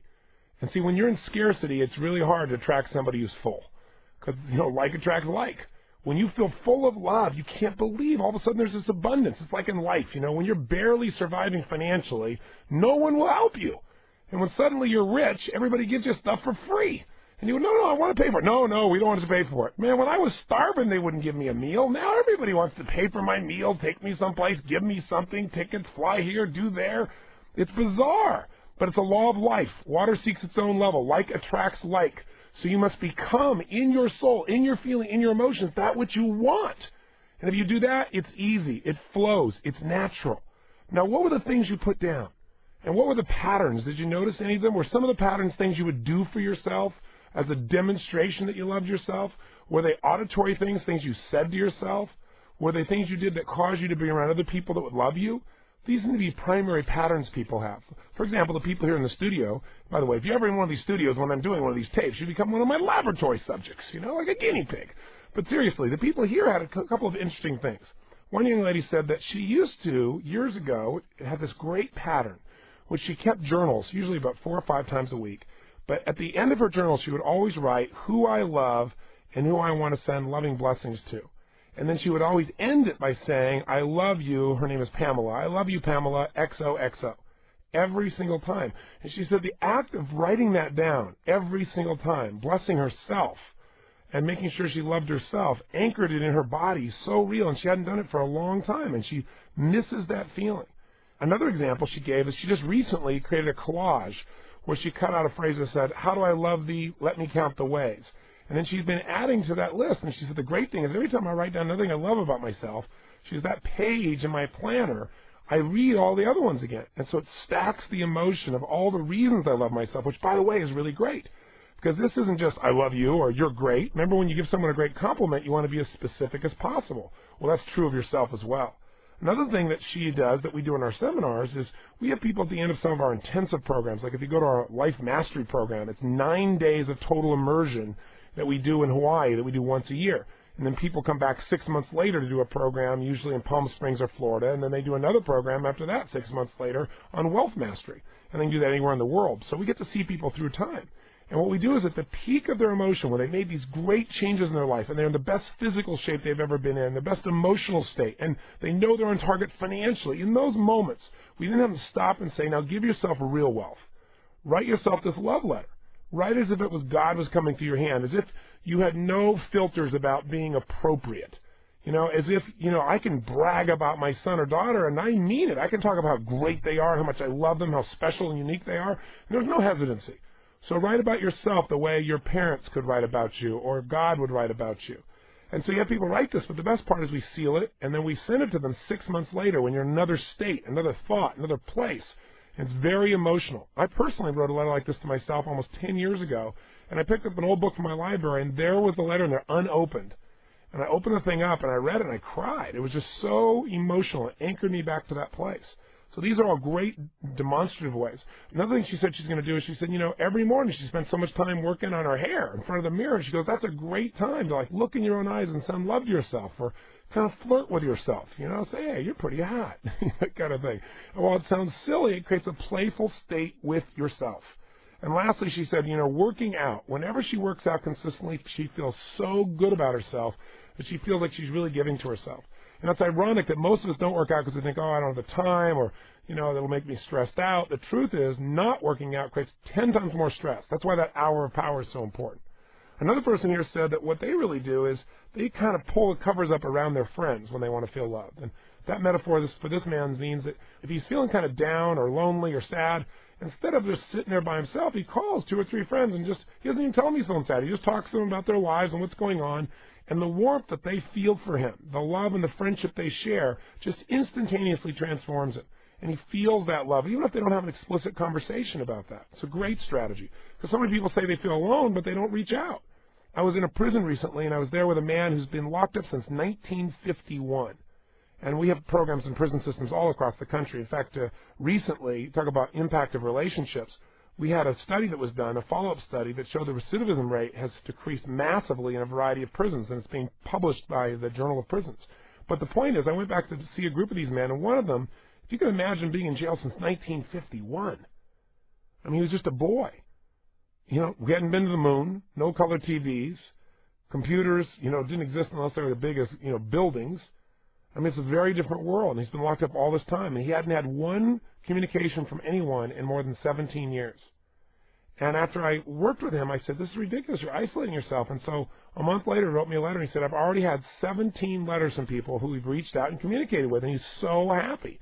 He felt so excited, and it inspired him. One relationship led to another, and pretty soon he said, you know what, I'm changing my identity. I'm not a con. Even though I've got 12 more years in here, he said, I feel more free today than I've ever felt my entire life.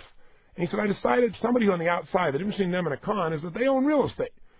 So he decided to use his relationships to negotiate an incredible deal on a small piece of raw land that was dirt cheap, literally dirt cheap, and now he's a real estate owner. He's not a convict. He feels so different about his life.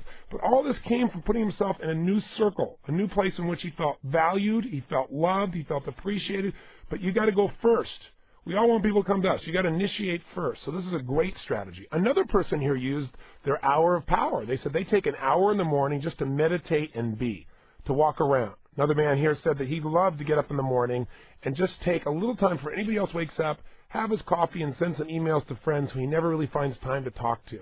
But he feels like he can connect with them then. He can wake up the next morning and see their responses and have that sense of connection, even though the time zones they're on are so different. Another simple thing to do is just to go places you love. One of the men here said that if he would just in the middle of the day, instead of sitting at his desk and having lunch there, he'd be so much more productive if he really just took that hour and went away and went to a nice place. He loves going to the Gaslamp District. He loves the idea of going to the ocean, going to the pier, because those are places that nurture him. And you come back and there's so much more of you to give to your work and to your environment. We live in an age where most of us are trying to be so efficient that we've lost the emotion that makes us effective. And that emotion comes from having a great relationship with ourselves, where we feel nurtured by ourselves. And, sometimes you got to do things like just hug yourself, as silly and stupid as that may sound. Really touching yourself. I mean, you got to think about what would you do for someone else, though? You give them a hug. You pat them on the back. One of the things I'll do sometimes is, I'll do something on stage, or I'll do something off, and I do something I just know is extraordinary. And I'll reach back and pat myself on the back and smile, and, to kind of make fun of it. But I'm like, yeah, that was awesome. I don't give a darn if anybody else notices. I noticed. That was kick butt. Because part of the challenge in life is that most of us are not busy looking around to acknowledge other people. So if you don't acknowledge yourself sincerely for doing things that are unique or special or just being loving, you're not going to feel that feeling that you deserve. And the more you give these feelings of love to yourself, the more whole you'll be, the more centered you'll be, the better person you'll be in a relationship. You'll have something to give instead of going there to get. And you know what? You'll be more selective.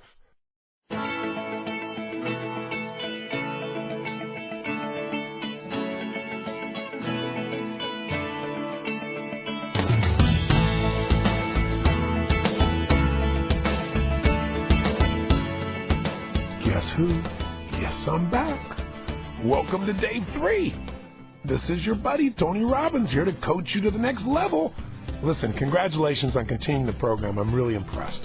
Today, I want to talk to you about what I think may be one of the most important, if not the most important areas of your life. An area of your life that, when it's handled, can give you the greatest amount of joy and love and ecstasy that you've ever imagined, and probably is most of the peaks of your life have some aspect of this in your life. And then, of course, if it's handled ineffectively, this is the place of pain. This is the place where people really feel themselves devastated. This is the place where life seems to lose its meaning.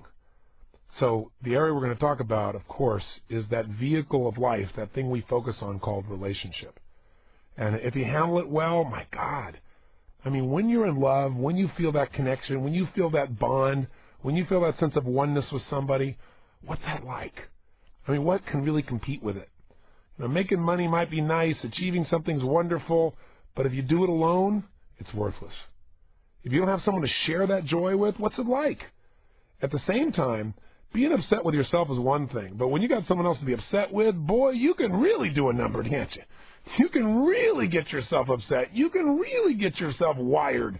You can make yourself feel massively inferior or massively superior, angry, upset, frustrated, hurt, devastated, right? You can do just about anything to yourself you want with this vehicle called relationship. And I call it a vehicle because we forget that relationship is a way of relating, that it's a process. It's not a fixed thing in time, that it's always changing, it's always moving. In fact, one of the challenges we have as human beings is we all want to get things done. You know, we want to have the whole thing done. We want to get all that financial stuff handled so we never have to work again. Of course, if you never worked again, you'd be totally unfulfilled. And I can tell you that because I had the privilege at a very young age to achieve that. I don't have to work anymore. But everyone I know who never has to work again usually works harder. They're just doing what they love now. Their focus is on doing things because they want to, not because they have to. But most of us think we want to reach this level where we can just stop. When you stop, you begin to die.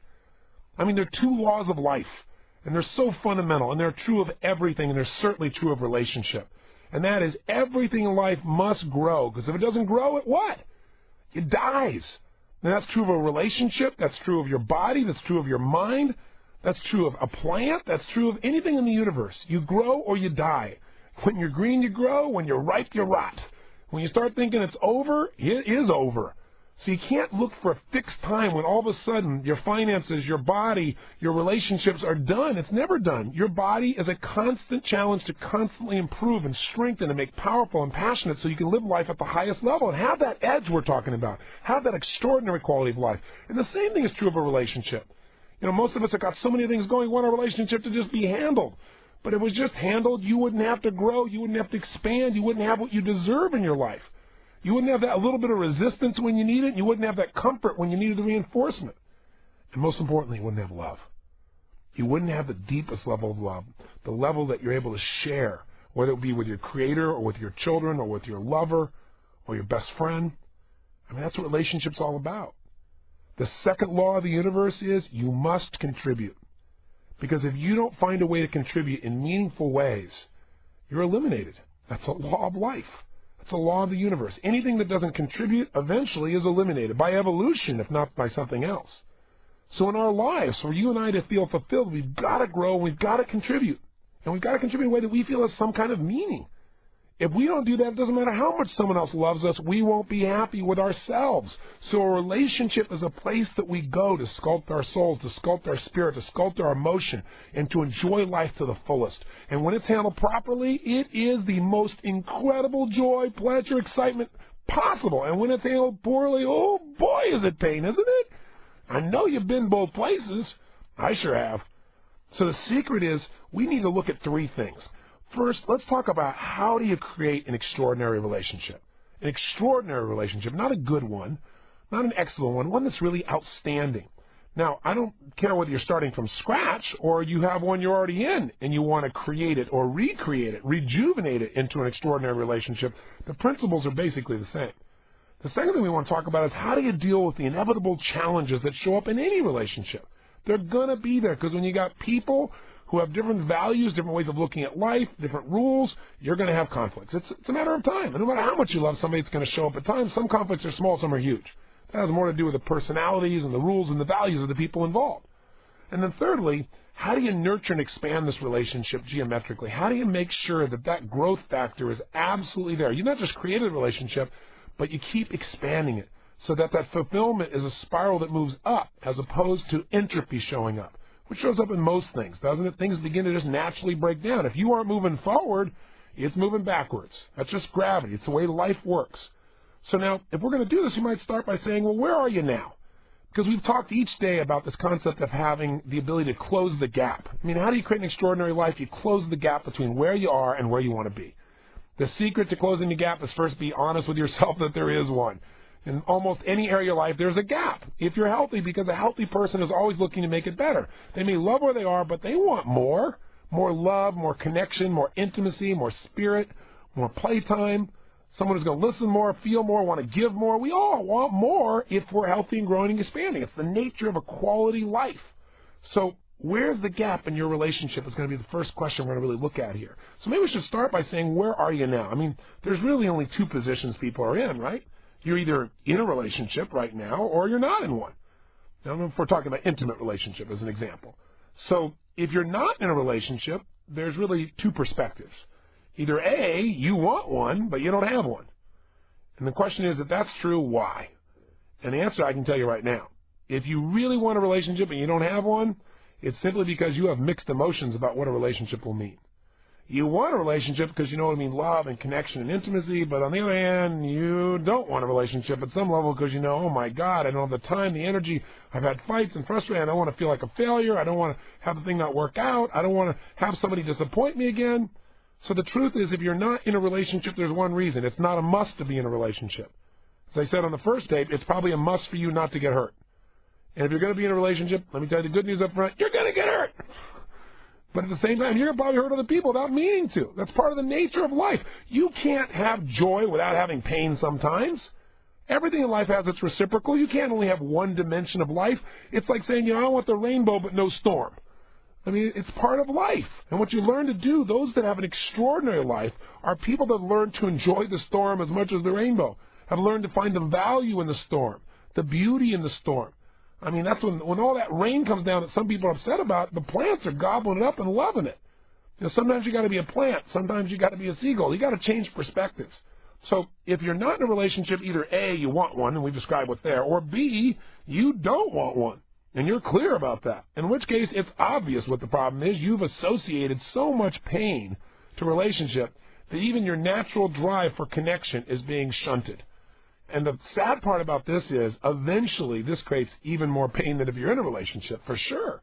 Because we all have a deep emotional, spiritual, psychological need to connect at the deepest level. We have a need for this intimacy. It's not something we want. It's something we have to have. So we'll have to deal with those negative associations. And not we. You will have to deal with it, actually. I would just like to help, right? And you got to do it sooner or later, and you probably wouldn't be listening to this tape unless you really were ready.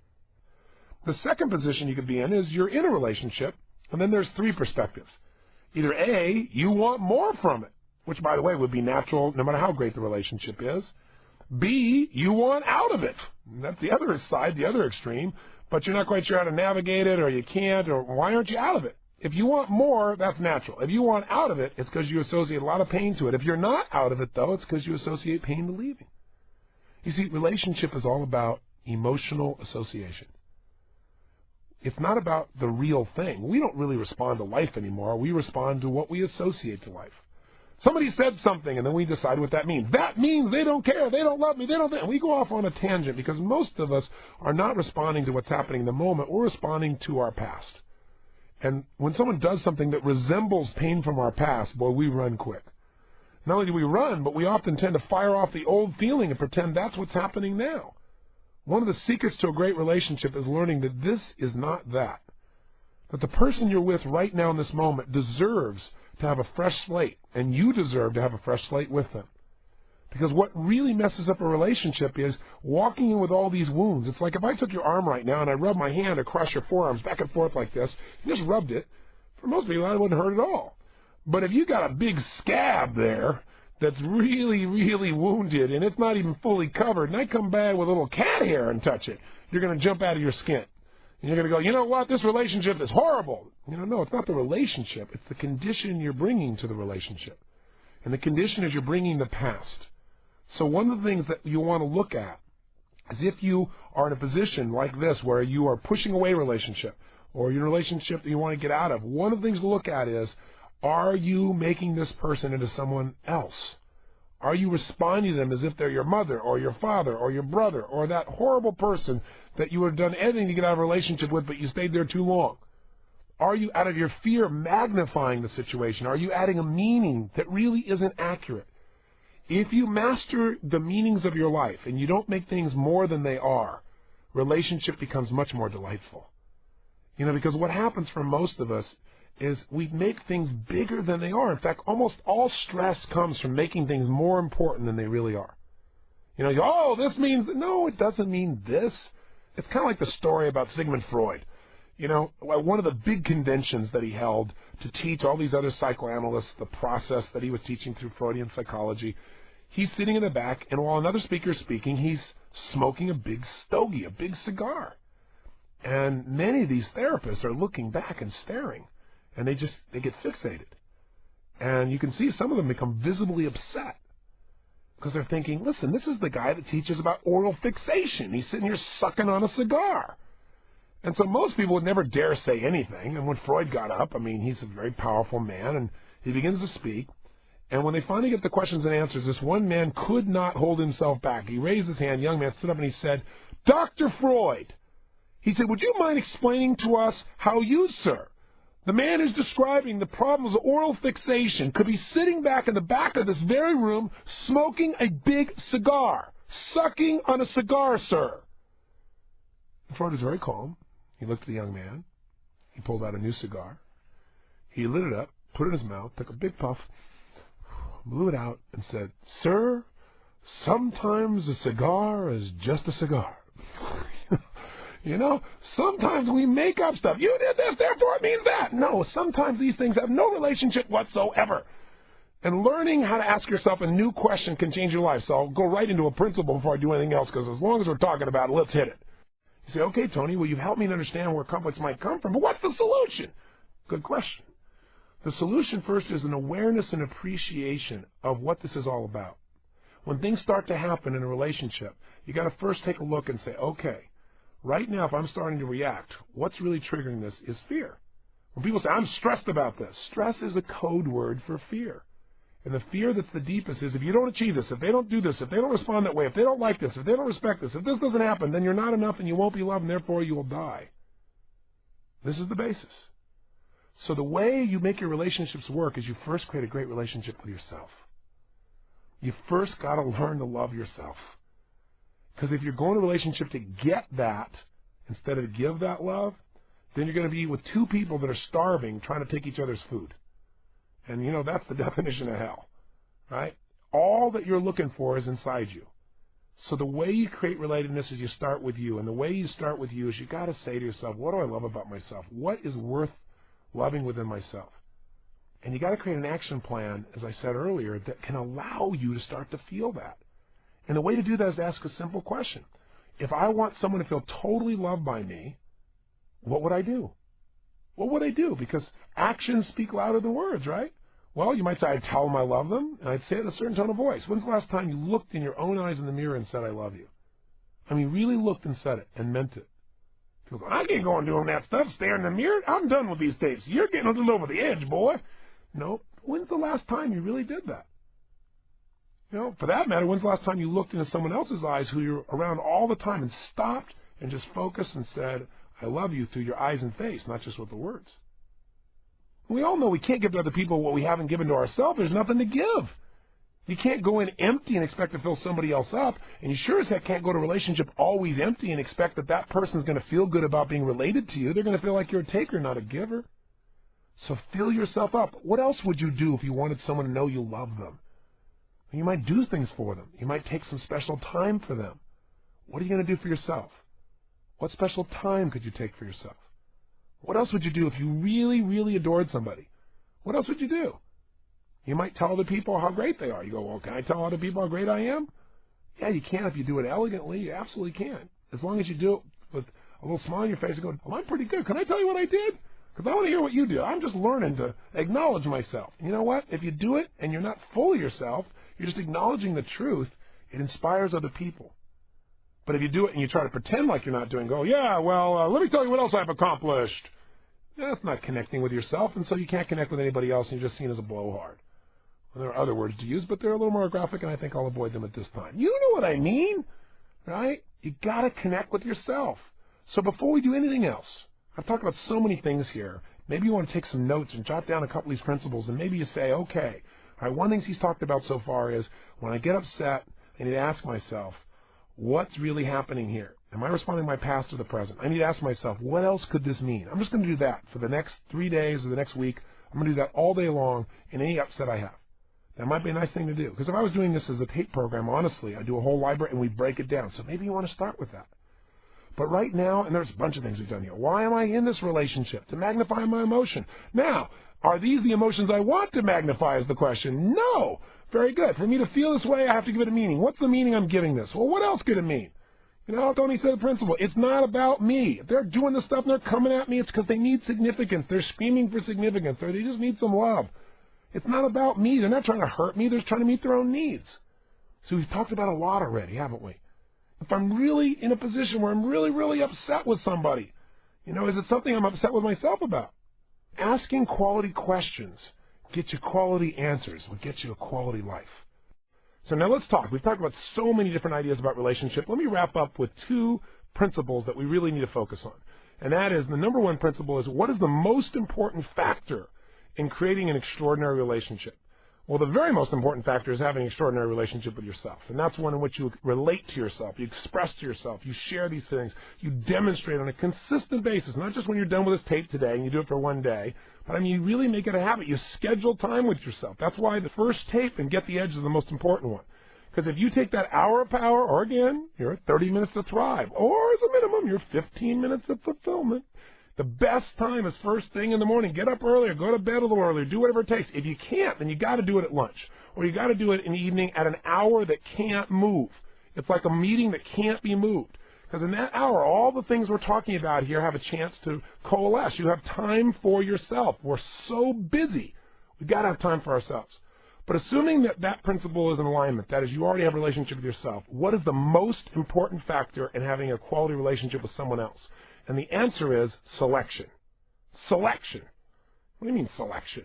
I'm already in a relationship. Oh, this whole portion of the tape is not going to relate to me. I've already made my mistake. No, you can't think that way. You're in big trouble.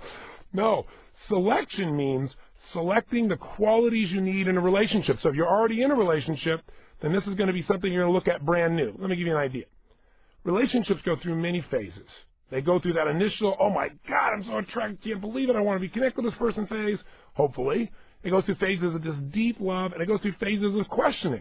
Like, what the heck am I doing here? This happens in all relationships. It's the nature of relationships. But what will make a relationship last is if both people share similar natures, or natures that complement each other. Now, what do I mean by nature? I don't mean they're attractive and you're not, so it works out. I don't mean they're busy and you're not, so there's a balance. That's not what I'm talking about. I'm talking about knowing whether or not your relationship, your relatedness is based on the moment or whether it will have a lasting impact. And that's based upon beliefs, values, and goals. In fact, let me give it to you this way. If you want to hire someone for your job, now, you and I both know, again, if you talk to somebody who's really good, an example I can give you is Dick Vermeil. Here's one of the winningest coaches in history. He's the only coach to win both a Rose Bowl and a Super Bowl. He's an amazing man. And I was asking him after he won the Super Bowl, I said, what was the most important thing in you winning? He said, was clearly inspiring these men to give their all. I said, well, that's interesting. He said, motivation, people make fun of it, but it's the most important thing because you have all the same players. They're basically at the same level of skill as any other team. It's the capacity to get more out of them, to be able to relate to them in a way where they bond with you, and as a result, you're able to move them to a different level of action. He said, but frankly, Tony, as powerful as motivation is, selection's even more important. He said, I got to tell you honestly, I would have been fired if I had not won this year. He said, the reason is because today in NFL football, he said, the coach is a marketing tool. If you haven't won for 3 years, you're out of here because the team needs to go to the public and say, we have a new coach. We have a new possible future now. He was the problem. Buy some box seats. He said, so the bottom line is you have no time to build a team. So in order to build that team, I had to select the right people. You had to select people whose nature would be to work together. I had to select people who would normally probably give more of themselves than anyone else would expect of them. He said that was the most important task that I went through.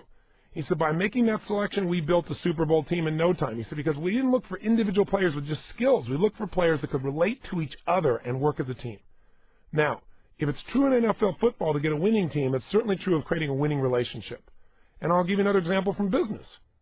When you're going to hire someone in business, there are 3 factors you really have to be able to answer to know whether or not this person is going to succeed long term. Because everybody succeeds in the beginning. It's like all relationships in the beginning virtually have enthusiasm and energy and excitement. It's sustainability that we're looking for. So in a business relationship, there are 3 questions you got to answer. Number 1, can they do the job? Can they? Well, the truth of the matter is if you're interviewing them, chances are they can do the job because you've probably screened them, right? I mean, you've probably gone through their bio, maybe checked some references, or you've had someone else look at things before they even brought in to take a look at you and have an interview with you. So the truth is when you're in a relationship with someone, you're considering a relationship with them, can they be your partner? The chances are that if you're at the level of consideration of that possibility, sure they can, more than likely. But the second question is more important. Will they do the job? I don't mean today. I don't mean tomorrow. I don't mean this week. I don't mean this month. I don't even mean for the next 6 months. Will they do the job 10 years from now? Will they do the job 3 years from now? Now, will this relationship last? Whether they do the job in business or not is based on 2 things. Number 1, does the job meet their personal goals? See, if someone really wants to make $1 billion and the job they're in will never allow that, then you know darn well that however long they're here, it's not going to be long. Because eventually their goals are going to take them somewhere else. If the job is really about mastering business skills and they want to be a singer, then eventually they're probably not going to be here. Or even if they stay, they won't do the job to the highest level of quality that's necessary. Because some people do stay in a relationship forever. They've been together for 20, 30, 40, 50 years, and they're friends. They don't have intimacy. They don't have a relationship called intimate relationship. They just have this good friendship. And so the same thing happens in businesses, doesn't it? You have somebody there that just kind of hangs on. They don't really grow. They don't really expand. They kind of do the job. But do they do it to the maximum capacity? Absolutely not. The second criterion for whether somebody will do the job is, does the job reinforce their nature? Now, think about this from business, and then we'll relate it to your personal relationships. See, if a person is very much a people person, and you stick them back in accounting, they may be able to do the job. Yes, they can. But will they do the job long term at the highest level of quality? The answer is no, because they want to be with people. Their nature is to connect. And being isolated in accounting is not what's going to make them feel fulfilled. So sooner or later, they're either going to quit, find another job, i.e. another relationship, or they're just going to hang out there and do the minimum that they absolutely have to and find joy outside the relationship called work. Well, this is also true in your personal relationships. Listen, if you have somebody whose goals are radically different than your own, you know, they want to have kids and you don't, this is a pretty important element. If you can't resolve those goals where both parties are really happy, then you're going to find there's going to be continuous conflict in this relationship, resistance, resentment, and eventually, if you stay together, repression if you don't end the relationship. Secondly, if you are in a position where you're the kind of person that never acknowledges someone, that's just not your nature. You're not much into acknowledgement. You expect, well, people know. I know. You don't have to tell me. Why should I have to tell you? And the person you're a partner with craves acknowledgement. They need to be told how much they're loved all the time. They need to be shown all the time. And you're not that kind of person. You never have been. You can try and get yourself to do that for a while, but your nature says as soon as the person looks satisfied, as soon as the pressure's off, you're going to go back to your old style. And so that person will not be reinforced in this relationship. And someone else is going to come by and stroke them and tell them how great they are and how amazing they are, and guess what? They're going to find a great attraction, a great love, a great appreciation for that person, which you will eventually notice or feel or just sense that there's a loss for you. And so what's happening is you're two great people, but you have radically different natures. Does this make sense? Now, that's not to say you can't make any relationship work, because of course you can. But when your nature is different than the person you're with, that doesn't mean you're not attracted. People who are totally opposite natures can be totally attracted, but they don't usually have sustainability. That's one of those hot love affairs. Yeah, woo, bam, bam, yum. And then, ooh, what happened? How come I'm not there anymore? Or what happened? What? You know, you're not the same person I met, 6 months ago, or 6 weeks ago, 6 hours ago, right? Everything's changed because the natures are different. Does this make sense? I hope it does. Well, the third question you got to ask when you're hiring someone, you go, boy, Tony, thanks a lot. I'm hiring a lover? Is that what you're saying here? That's what this whole tape's about? How to do a job interview? Well, sort of. I mean, because selection's the most important part. You make the right selection where you find someone who can do the job of loving you and loves that job and will do it because you got the same goals and similar natures or complementary natures. You don't have to be identical, obviously, but natures that support one another. Then the third question is this the right team fit? And team fit comes down to things like values. Now, again, nothing has to be identical because if everything's identical, you'd be bored. But it has to be complementary. I mean, if your goal is to make a difference in the world and change lives and contribute to society, and your partner, who is the sexiest thing on the planet, who is a total hunk or hunkette, who is the most beautiful thing you've ever seen, who you worship the ground they walk on, But their major set of values in life are to arrive at the top and step on as many bodies as necessary to get there. And I got news for you. I don't care how beautiful they are. I don't care how many other things you share in common. Your values are so radically different that you're going to be in conflicts on a regular basis. And when you're in conflicts on a regular basis, then a relationship is hard to sustain. Because it's hard to relate to someone. That's what a relationship is. It's hard to form a ship of relations, right? If such a word were to be true. Now, be on this ship called life. Go through life with this person on the ship of your relationship if you don't really relate to what you both value most. If you don't really relate to what they value most, they don't relate to what you value most, you're going to have conflicts. Now, don't get me wrong. Some diversity is necessary. But the things you value at the highest level, if these things aren't in common, you're going to not only have conflicts, you're going to have drama and pain, a kind of pain that doesn't go away. Because when people's nature, when they value things so differently, they're going to always have challenges, or they're going to have to repress what they really feel. And neither one is going to make your relationship better or make you healthy or happy. Besides values, another part of Team Fit is sensuality or sexuality. Because what you value in your sensuality is also extremely important in an intimate relationship. And unless you address that, you got some real challenges. And you know what's interesting is that very often in a relationship, we try to make our partner be a certain way, don't we?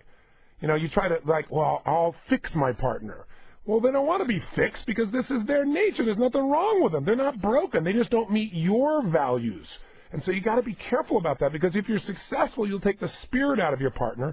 And if you fail, you'll be frustrated with your partner because, after all, they haven't changed. Neither one works. You got to get a partner who is already aligned at a nature level with you. That's not to say everything is perfectly in alignment. But the most important things have to start there if you're going to have a winning team. Does that make sense? And I'll tell you, on the sensuality side, we all have male and female energy. There are some women that are very male in their energy, some very feminine in their energy. There are men that are very feminine in their energy and some that are very male. We all have both energies in our body. But one of the things that happens in intimate relationships is very often people start to become more like their partner, like they both become very feminine or both become very masculine. You know, a man wants the woman to be responsible, and he works so hard to make sure she's responsible, not so emotional, and so she doesn't want to get beat up, so she does that. And then she loses all her femininity and her flow and her creativity and all the stuff that attracted him in the first place. And all of a sudden they lose the physical passion. They're now good friends, they're good business partners, but they don't have the passion.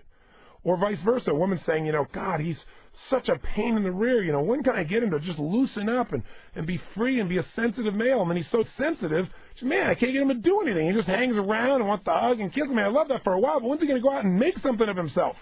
You know, I got to pump him back up again. And this also happens the opposite. Sometimes there are women that are very masculine. They attract a feminine man, and they have this tremendous sexual energy. Because you got to remember that sensuality, that sexuality comes from polarity. Just like the earth, you got different poles, and those different poles create that intense energy of attraction. If you become the same, then there's no spark. There's no electricity. And so when you're looking at Team Fit here, you got to say, okay, does their nature, in terms of their sensuality, create sparks with me, or do I have somebody that's going to quickly become a best friend? But the reason I mentioned it to you, there's a particular gentleman who's really written some outstanding books, and we got him to do a course that's on intimacy, sensuality, and it helps you to take a little test to find out where are you and where is your partner, and how do you bridge that. And his name is David Deida, D-E-I-D-A, and I highly recommend him, so you might want to check that out.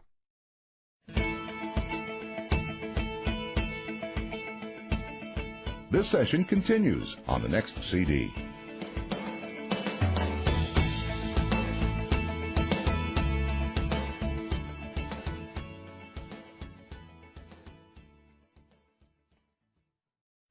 So let's take a moment now and let's answer a really important question. What's the purpose of a relationship? Any relationship. Is there a universal purpose? Is there a universal reason? I mean, so often in life we want things. We forget what we want them for. I mean, have you ever said, I want a relationship? And then you got one and you thought to yourself, I don't want a relationship, right? Because you thought what you wanted was a relationship, but what you really wanted was something else. Maybe it was intimacy. Maybe it was love. Maybe it was sensuality. Maybe it was a connection of spirit. Maybe it was someone that would tease you, provide variety. Maybe it was a challenge. But what happens for most of us is we don't know what we're after. And so then we get disappointed when we don't achieve what we don't even know we want. So you got to get clear. What's the real purpose of a relationship, of all relationships. Some people say, well, to communicate. Other people say, well, to learn, to share, to know, to understand, to experience things. All those answers are accurate, but the real purpose of relationship, the purpose that feeds out of all the things we just described, is one simple thing. The purpose of a relationship is to magnify the human experience. Now, what do we mean by this? Well, think about it. How does it feel when you experience something on your own? It can be phenomenal. But why do you want to share that? Because in the sharing, not only do you get to experience it again, but there's a magnification, isn't there? I mean, when that other person gets excited, it gets you even more excited. Or when they get sad, you get even more sad. When there's that emotion that's shared, there's that synergy, there's that power. Where 1 + 1 doesn't just equal 2, there's a third power. There's something visceral. There's something ethereal that occurs when this connection happens between people and they share their emotion, their feelings, not just their ideas. See, it magnifies our experience of life. That's why we search for it. I mean, would you like to go to the ballpark for a sporting event with 4 people there or 100,000? You might say 4, I get a better seat. But I'm talking about from the feeling. When that person hits the ball and 3 people go, yay, woo, yay. Not quite the same as when you're in the middle of the Super Bowl or you're in the middle of the final game of the World Series or the NBA championship and Jordan steals the ball and everybody jumps to their feet and you hear the room screaming and shaking and every part of your body is vibrating and he scores and you go nuts. And the city goes nuts. Why don't we all just go off and say, see you guys later, and then go, yeah, by ourselves later on? Because there's not as much power in that. The power is in the sharing. That's the power. Relationship is about sharing. And the quality of your relationships is in direct relationship to the amount. Well, that sounds interesting. The power of your direct relationship. But that's true. So I'm going to continue.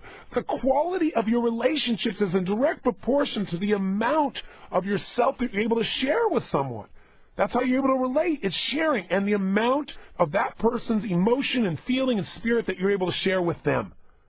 In other words, you got to listen. You got to hear them. You got to feel them. You got to experience them. It can't just be you doing a data dump to somebody else. That might feel good for a while, but it won't last.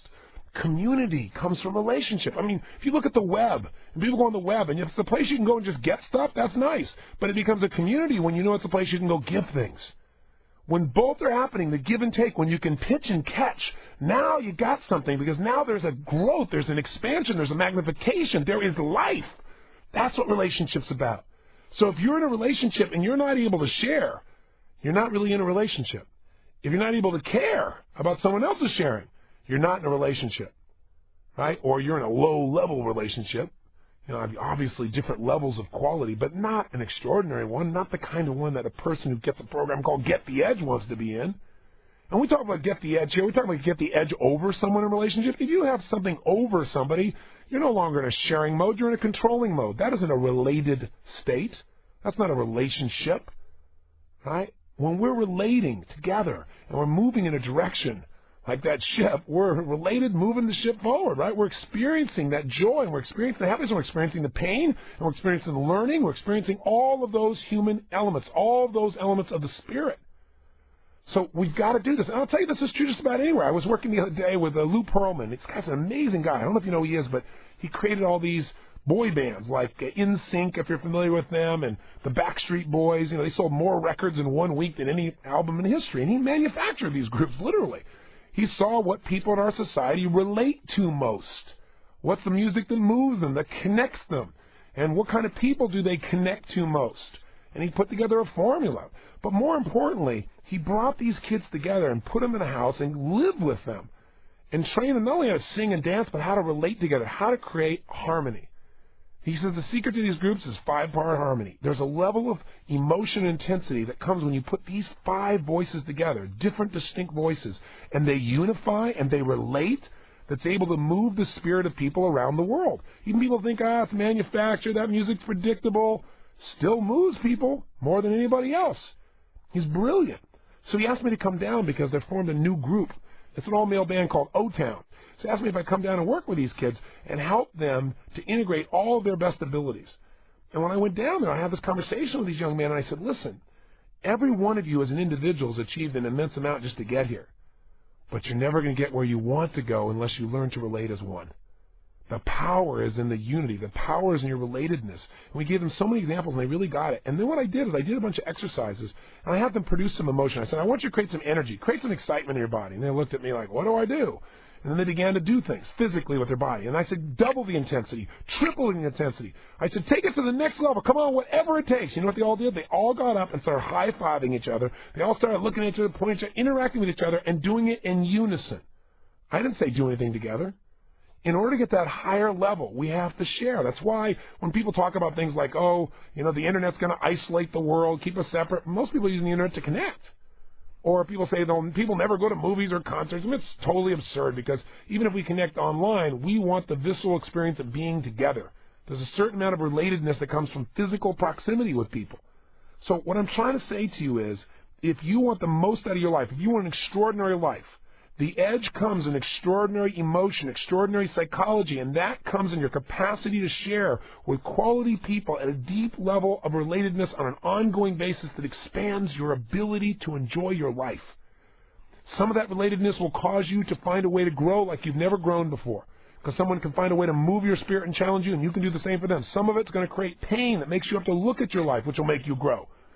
Some of it will give you the sense of contribution you've always been looking for. Some will stimulate you and give you variety. Some will add certainty to your life. All the human needs can be met in this way.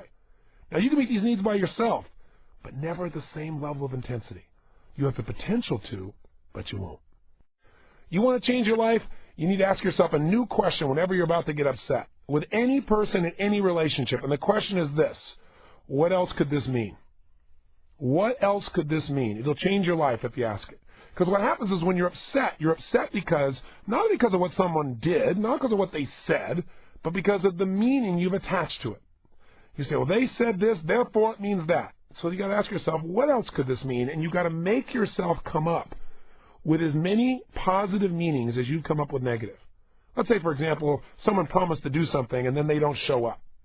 And you go berserk. I can't believe this. They don't care. Look at this. They left me stranded. Once again, you know, every time I go to count them, they're not there. Now, you've come up with 3 or 4 negative meanings. That they're not there because they don't care, because they always do this, because they're irresponsible. Now, when you start stacking negative meanings, you're going to go into a state that will make being in relationship with you an adventure, right? Something that will be quite difficult. In fact, in this state, how will you treat this person you're in a relationship with? You'll probably treat them in a way that will make them not want to be in relationship with you. If not leaving the relationship permanently, in the moment they're not going to want to relate to you. And so you'll lose the juice. Does this make sense? So instead, what you got to be able to do is come to that relationship with an open new set of possibilities. Because the truth is, most people when they screw up would beat themselves up more than you beat them up anyway. So why beat them up and push them away? You're supposed to be their lover, their friend, their manager, their associate, their partner, their mentor, their father, their mother, their son, their daughter, whatever relationship you have. Why not cultivate them? That doesn't mean you have to accept bad behavior, but the way you do it is you don't assume ever that the person has done something deliberately to harm you. When people do things, it's rarely, if ever, about you. Usually you're not that significant. They're trying to meet their own needs. They're trying to deal with their own fears, their own frustrations. You just happen to get in the way. And that's true for you and I as much as anybody else. So you got to remember, it's not about you most of the time. Even if someone's upset, they're usually upset about something from their past. They're upset about something they feel frustrated about internally. And if they're frustrated with you, it's only because they have the illusion that you're preventing them from being able to experience something they need, some certainty or some significance or some love or something they think they need. So get real and know that it's not about you. And then ask yourself, what else could this mean? Well, maybe they're not here, and you got to come up with powering meanings, not more negatives like, well, it could mean that they're really a jerk. No, that's not the way you do it. You say, what else could this mean? Well, maybe they've been in a car accident. Maybe there's something else that's happening that's critical to the quality of their life. Maybe they're actually doing something for me. Maybe I didn't make it absolutely clear that I need them to be here this minute. Maybe I overloaded them with too many requests.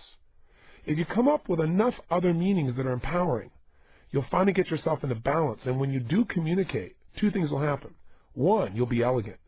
You won't assume the worst, which really hurts people. When you assume the worst, even if you're right, you injure people in relationship. And when you injure a person you're in a relationship with, you injure yourself. Because you injure the relationship, and that's something you share together. It's like so many people in a relationship, things aren't going well, and the first thing you do, what do? They attack. Now the problem is, you're attacking your teammate. You're attacking your shipmate. We're on this spaceship called Earth together. And half the people are trying to blow up half of their own ship. It doesn't work. Relationship is about unity. It's about how do we help each other move to the next level, not how do we punish each other. The biggest challenge you'll find in relationships is people would rather be right than be in love. And you've got to ask yourself, what else could this mean? Do I want to be right? Do I want to be in love? Do I want to learn? Do I care about this person? Let me focus. So I've kind of gone off on this tangent, but I'll tell you why. Because if you want great relationships, you've got to become a master of meaning, and you've got to find empowering meanings. In fact, even if you're wrong and you assume the best from people, they're going to appreciate that. And pretty soon, that expectation becomes something they want to meet. Rarely do people respond from negative reinforcement, but consistently people respond to pleasurable reinforcement. For example, if you wanted your spouse to call you every night at 6 p.m. when they're on the road, and one night they don't call, and then when they finally do call, you tear into them. What have you taught them? You taught them calling you equals pain. You said, no, I'm teaching them not calling me equals pain. No, they wanted to call you. They called you on their own. Now's the time to give them reinforcement. I saw this happen with my daughter, with her boyfriend. It's like she wanted him to call, and he got busy, and he didn't call. And when he finally called, she would just tear into him. After about 6 weeks of this, he wouldn't call at all, and the next thing you know, the relationship's over. Negative reinforcement is not your goal. So how I got off on this tangent is, if you're in a relationship and you want out of it, don't respond from the past. Don't assume the worst. Find an empowering meaning. And then, if you still see that this is not meeting your needs, and we'll describe how to decipher that in this tape, then obviously you need to take action. The third perspective is you may be in a relationship and you may just be immobilized. You may be just have given up. You may be in repression. You don't want out. You don't want more. You just kind of accept the fact that this relationship just is. And that's probably the worst place to be, because you know what? Pain and pleasure at least will move you. If you're in a rut, you're in trouble. I hope a wagon's coming down your rut because it'll get you moving. Because to have a life, you've got to have some movement. So if we're talking about relationship, the first thing I want you to think about is, let's say intimate relationship, where are you? Are you in a relationship or not? And what's your perspective? Right? Do you want a relationship? Do you not want a relationship? Do you want more from the one you're in? Do you want out of it? Are you immobilized? Because we need to know where you start.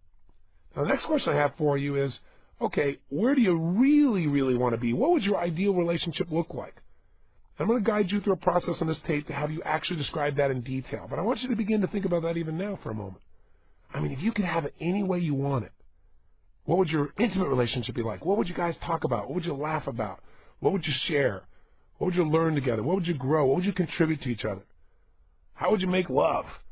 What would be the magic times that you'd share? How would you surprise each other? Most of us are so busy with all the demands of our lives that we don't take time on the things that are most important. Most people's lives are not working because they're more focused on, the to-dos on their list than the relationships that matter. See, at the end of the day, when I'm teaching someone how to manage their life, I don't just have them look at their to-dos. I say, what did I achieve today? But the next question I ask them is, who were you today? In terms of your relationships. Like I'll say, today I didn't get all these other things done, but I was an extraordinary father today because I spent such great time with my daughter, Jolie. We did these cool things, and they weren't what I intended to do initially, but it's the most important thing to me. And all of a sudden the day is a victory. Life is relationship. And the quality of your life is directly related to the kinds of relationships that you create and you expand and nurture throughout your life. But it's easy to get off track and get caught up in the doing, isn't it? If you're a person, though, who is single, you're not in a relationship, then you have to create an action plan too, right? You got to say, how am I going to attract this person to my life? Well, you need a marketing plan. That's what you need, right? You can't just sit around and hope they're going to show up. You've got to go in the environments where you're most likely to meet the kind of person who's going to live the way you live, value what you value. I remember myself when I first started dating at 39 years old, I thought, this is different than 23. I'm a different guy. Suddenly I was going out with people, and I was meeting people in restaurants and places like that, and boy, that seemed like a disaster because I met people who knew I was Tony Robbins and it was a significance thing for them to date me. Or they thought, wow, this guy could provide some great security. If you know the 6 human needs, that's called certainty. Or somebody said, this guy's a nut. I'll have lots of variety with him. But what I was looking for was a love. And not only a love, somebody whose heart and soul is about contribution, because that's what my whole life is about. And so I began to think, I don't want to see anybody in my seminars because they'll know who I am. But truthfully, the people that spent the time, the energy, the effort, the money, all those things that it takes to break through and grow, it was a great environment to meet people, but it was a bit of a conflict for me. So I'd meet people in a seminar, but rarely would I date them. And one day I met my wife. Little did I know, because I had my list, right? And let me tell you something about all this list stuff I told you about. Don't judge the list too quick. Remember I told you that? Because here's what happened. I was about to begin a 9-day seminar I conduct, and I wanted to see what my body was like at that stage. There's a process you can go through to evaluate your body's state where they take your blood, your live blood, and analyze it. And as I walked down the blood room, and there were literally hundreds of people in this room, people were shaking my hand and so forth, I looked up and I met eye contact with a woman. I could not break it. I didn't look at her. I just walked straight across the room, looked in her eyes and said, "You are so beautiful."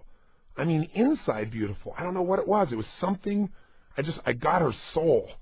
Now, this was not necessarily on my list. My list didn't say catch eye contact and connect with the soul. Now, knowing it now, that's a pretty great strategy, but that wasn't what I was after. And I went up to her and I said, "What's your name?" And she said, "Sage."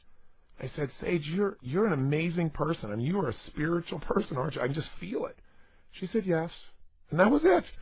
And I thought, okay, it was nice meeting you. And somebody saw us and said, "Let's take a picture of you two." And they took a photograph of the first moment we were ever together, which I cherish to this day. And then I left, and I thought, I didn't feel an attraction to her. I felt a connection to her. And on my list was certainly to have a great sense of chemistry, and frankly, there wasn't. Now, looking back on it now, I think I'm nuts. She's a beautiful lady, not only inside, outside as well. But I couldn't let go of this feeling.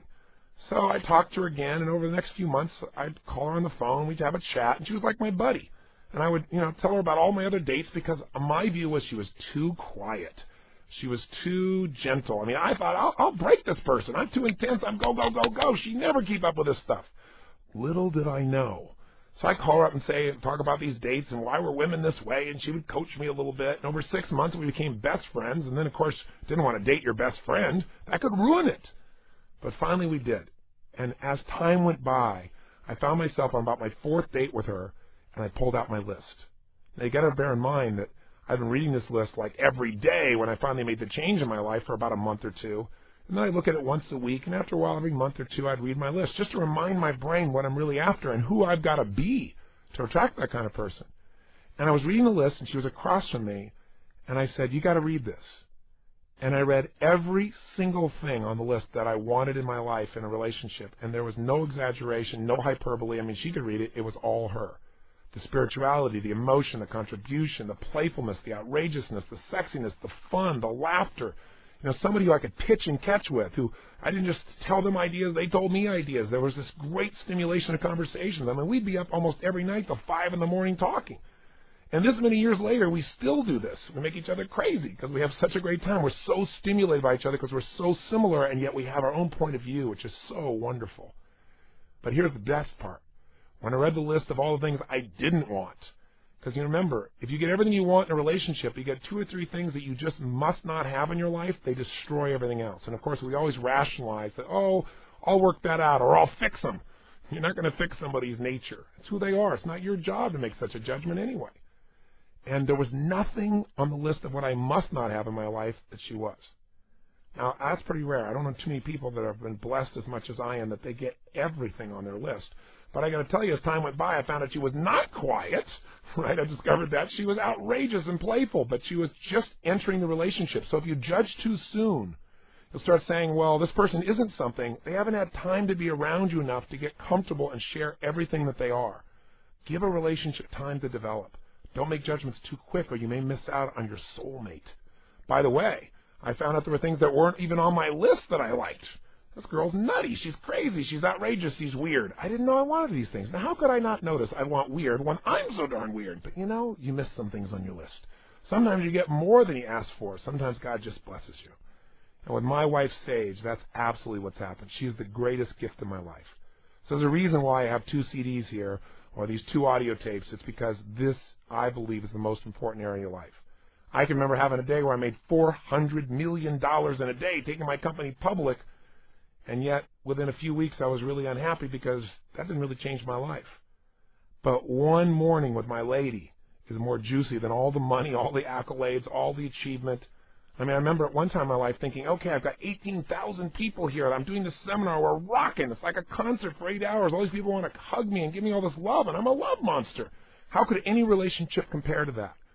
But I got to tell you, the contrast of that I thought would be impossible to compare. Time with my lady, honestly, is more valuable to me, more juicy for me than even that. The ultimate love is that one-on-one love. And you deserve to have it, or you deserve to recreate it, or you deserve to take it to another level. So I'll give you the most important principle in marketing yourself. Number one, you got to live by that list. You got to be that person you describe that will attract the kind of person you want. That's the most important thing. You got to love yourself so you have so much emotion and happiness inside yourself that you'll attract others. But also, thirdly, you got to understand the principle that proximity is power. Proximity means that if you put yourself in the right environment, your probability of creating a connection goes up 100-fold. I mean, if you go, I keep attracting the wrong kind of people, and I ask people like that, well, where do you meet people? Well, bars.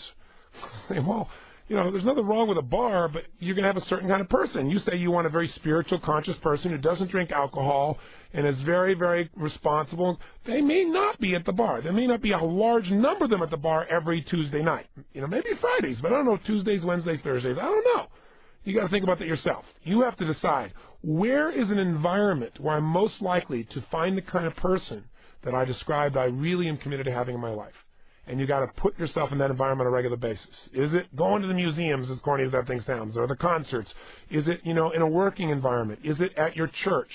Where would you go on an ongoing basis and expose yourself to a large number of people where you're going to be in proximity of people who share your kinds of values, share your kinds of goals, share your kinds of interests, so that you become connected to someone who already is more likely to be aligned with who you are? Because you're not going to find them just walking down the street. I mean, you could, but it's rare. And if you at least know what you want, you got a better chance. But you've got to understand it's proximity. And very often, the basis of relationship for people is proximity.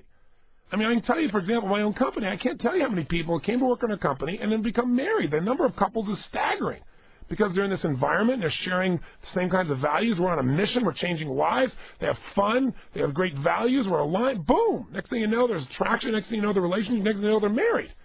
You look at Elizabeth Taylor. I mean, the last person she married was a guy that was a truck driver, if I remember correctly. And that's true. You go, where would she meet a truck driver? Well, they were in rehab together.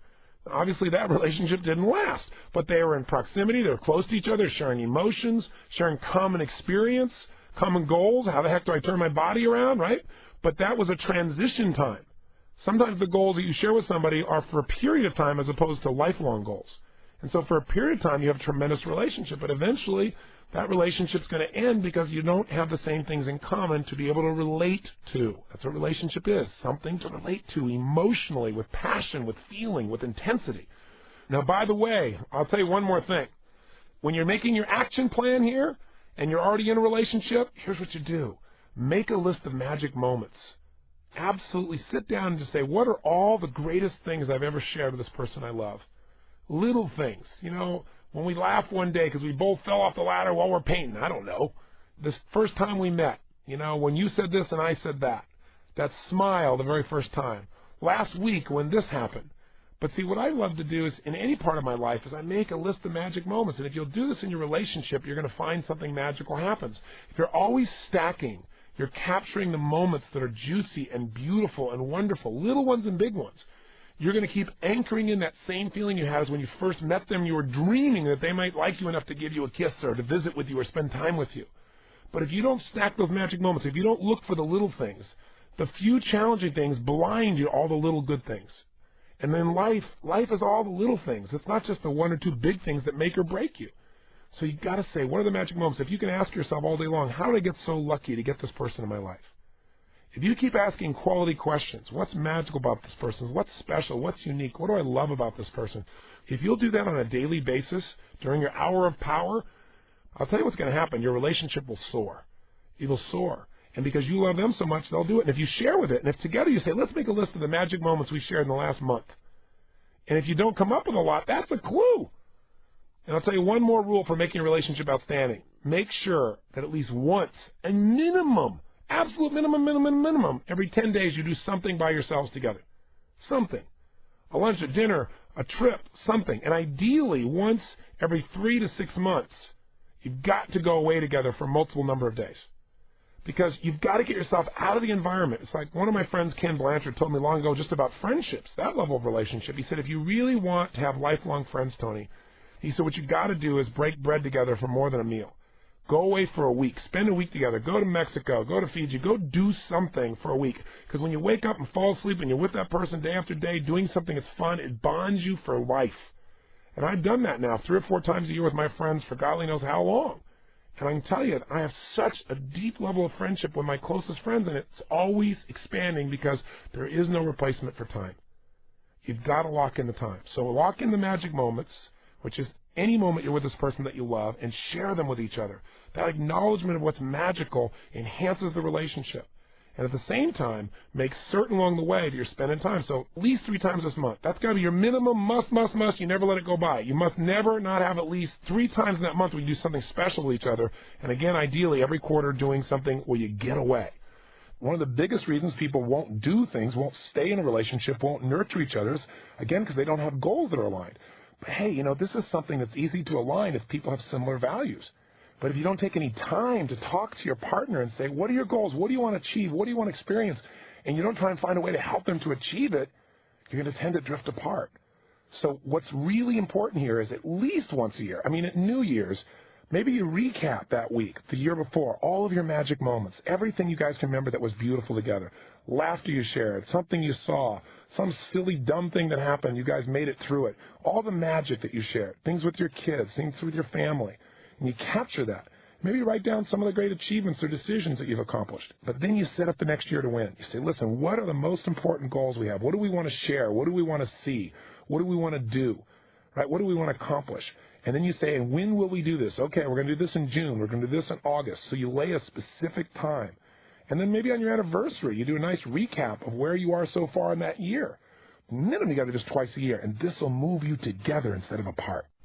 These are the ways to make a relationship grow and expand. So you got to figure out what's going to be your game plan. So here's your action item. If you're in a relationship, decide, what are you going to do now? What does your partner deserve? What do they need? What should you be giving them and you're not giving them? And write down an action plan, a massive action plan, a map of what you're going to do. Write down some simple things you can do today. When you're done with this tape, you're going to pick up the phone and do something. You're going to stop and buy a card. You're going to call them and organize something. You're going to arrange for a dinner. Something you can do to enhance it immediately. You're going to set down time to look into their eyes and tell them how much you love them and really express it. Whatever it is. Secondly, what do you need that person to do for you? What are some small things? If there was one thing that they did it for you, it would totally enhance the relationship. If they just make this change. So you could share it with them. But you don't want to share it with them until you've given to them first. Hear me on this. First, give them everything so they're thrilled out of their mind. And then say, honey, there's this one thing that I know it seems unreasonable, but if you could change this just a little bit, it would be so great. I wouldn't feel the sense of resistance that I was feeling. Because the way you combat those 4 R's is you communicate honestly. You either get over it and say, you know what, I'm being a jerk, this doesn't matter, or it does matter, and you communicate it in a way that doesn't make them wrong, in a way that enrolls them in wanting to make the change because you first figured out what they need. Because I guarantee you, if you ask them, are there some things I do that you have some resistance about or a little, sometimes even resentment, they have them, they're just afraid to tell you. So I say, oh my God, honey, I'm so sorry, I'm happy to change that. There's something I have. I don't know if you'd be comfortable making a shift in this area. If not, that's okay with me, but how would you feel about this? So maybe that's a piece. So your action item is what do you do to enhance it? What do you do to handle a challenge? And the third one is if you're going to end the relationship, if you know you should, then make it a must and do it. Don't lie to yourself. And do it in a way that's loving. Figure out your game plan. Create the vacuum. Figure out what you're going to do, what action you'll take. And if you're not quite sure, pick up the time of your life because we show you how to organize your whole life. And in that process, we'll teach you how to plan your life so you have certainty that you can make your life work the way you want. If you are single, here's your action item now. And this is going to complete our session. What is your map? What are you going to do to get yourself in proximity? What are you going to do? Who are you going to talk to? Who are you going to call and say, I need a marketing team. I need you to be looking for people that meet this criterion for me and nothing less. If they have these elements, don't even put them in my proximity. But if they have these elements, I'm really interested.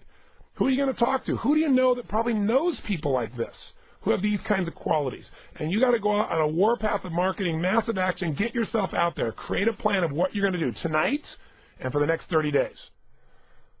And you can't have much of a relationship if you're tired. Therefore, our next session is about how to create that energy so you got the energy to have that passion in your relationship. Because it's really hard to make somebody feel special when you can barely get out of bed. Or when you come home burnt to the core and you don't want to talk, you don't want to communicate or anything else. And so I want to share with you a simple principle that will help you to massively enhance your energy and to wipe out so much stress out of your body. How do you eliminate all the acids that make you irritated and you don't even realize that's what it is? What do you do so you can unleash the natural energy that's inside of you? Most people, when they talk about getting old, they don't understand what they really are experiencing is the body breaking down from the acids in the system. And on this next tape, we're going to talk about those distinctions. So, I've gone way over the time I was supposed to for this little session. We've sure covered a lot. But you know why? This is where the juice is, my friends. This is where life is lived. I don't care how much money you make. I don't care how much respect you have, how many PhDs you got, how many companies you run. If you don't feel connected with someone you love deeply and intimately, then guess what? It's all for naught. So here's a chance. This has been a workshop. Several of these tapes have not been very passive, I know, and I've given you a lot to do, and you may have just listened to it and not actually done the exercises. And I understand that. Listen to it again, but this time do the exercises, or go back to them and get that job done, because you deserve to have this kind of clarity. And if you have the clarity, you can make this happen at the level you deserve. Avoid those 4 R's by communicating clearly, but first giving. Know what it is you really want. Know what you don't want. Know what your musts are. Know who you got to be. And every day that you work on yourself and you take the time during that hour of power, or that 30 minutes to thrive, or those 15 minutes of fulfillment, whatever you do, that time for yourself, focus on what you want to create in your relationship. Focus on how much you love yourself. Create that deep relationship with yourself, and maybe finally create that relationship with God. I'm not here to tell you what to believe spiritually, but of all the relationships, that's the most important one. And, for some people say, well, I don't believe in a higher power of any sort. Well, that's kind of like saying that, the Webster's Dictionary is the result of an explosion in a print factory. It all just exploded and came together perfectly like it is. I think most people believe in a higher power. And if you do, then ask for some guidance to bring this person into your life, and ask for some guidance for your soul to open up, for your fear to disappear. And ask for that relationship to be expanded. Because if that relationship is expanded, you'll be empowered like nothing else, certainly much more than anything I can do for you or anyone else. So maybe ask God to enter your heart even more deeply. Or whatever your belief is spiritually, maybe just ask to deepen it within yourself, strengthen it. Because with a strong relationship with your Creator and a deep relationship with yourself, you have the foundation of a deep relationship with anyone else. So now choose who you want to be in a relationship with. Don't react. Don't take what's given to you by the environment that you walk by each day. Decide precisely what you want. Decide what it'll take to make that happen, and make that happen. You deserve no less than total happiness and fulfillment. That doesn't mean you won't have challenges. Doesn't mean there won't be upsets. It just means that you have enough in common with this person to be related to them long term in a juicy, loving, spiritual, sexy, fun, outrageous way that enhances both your lives and meets the need of all relationships, the purpose of all relationships, and that is to magnify the human experience. I wish you well on this journey. It's an ongoing one. It's always under construction, and I'll tell you what, it makes life an adventure. So God bless you. Make your action plan, and then show up for tomorrow's session, and whatever you do, remember to live with passion.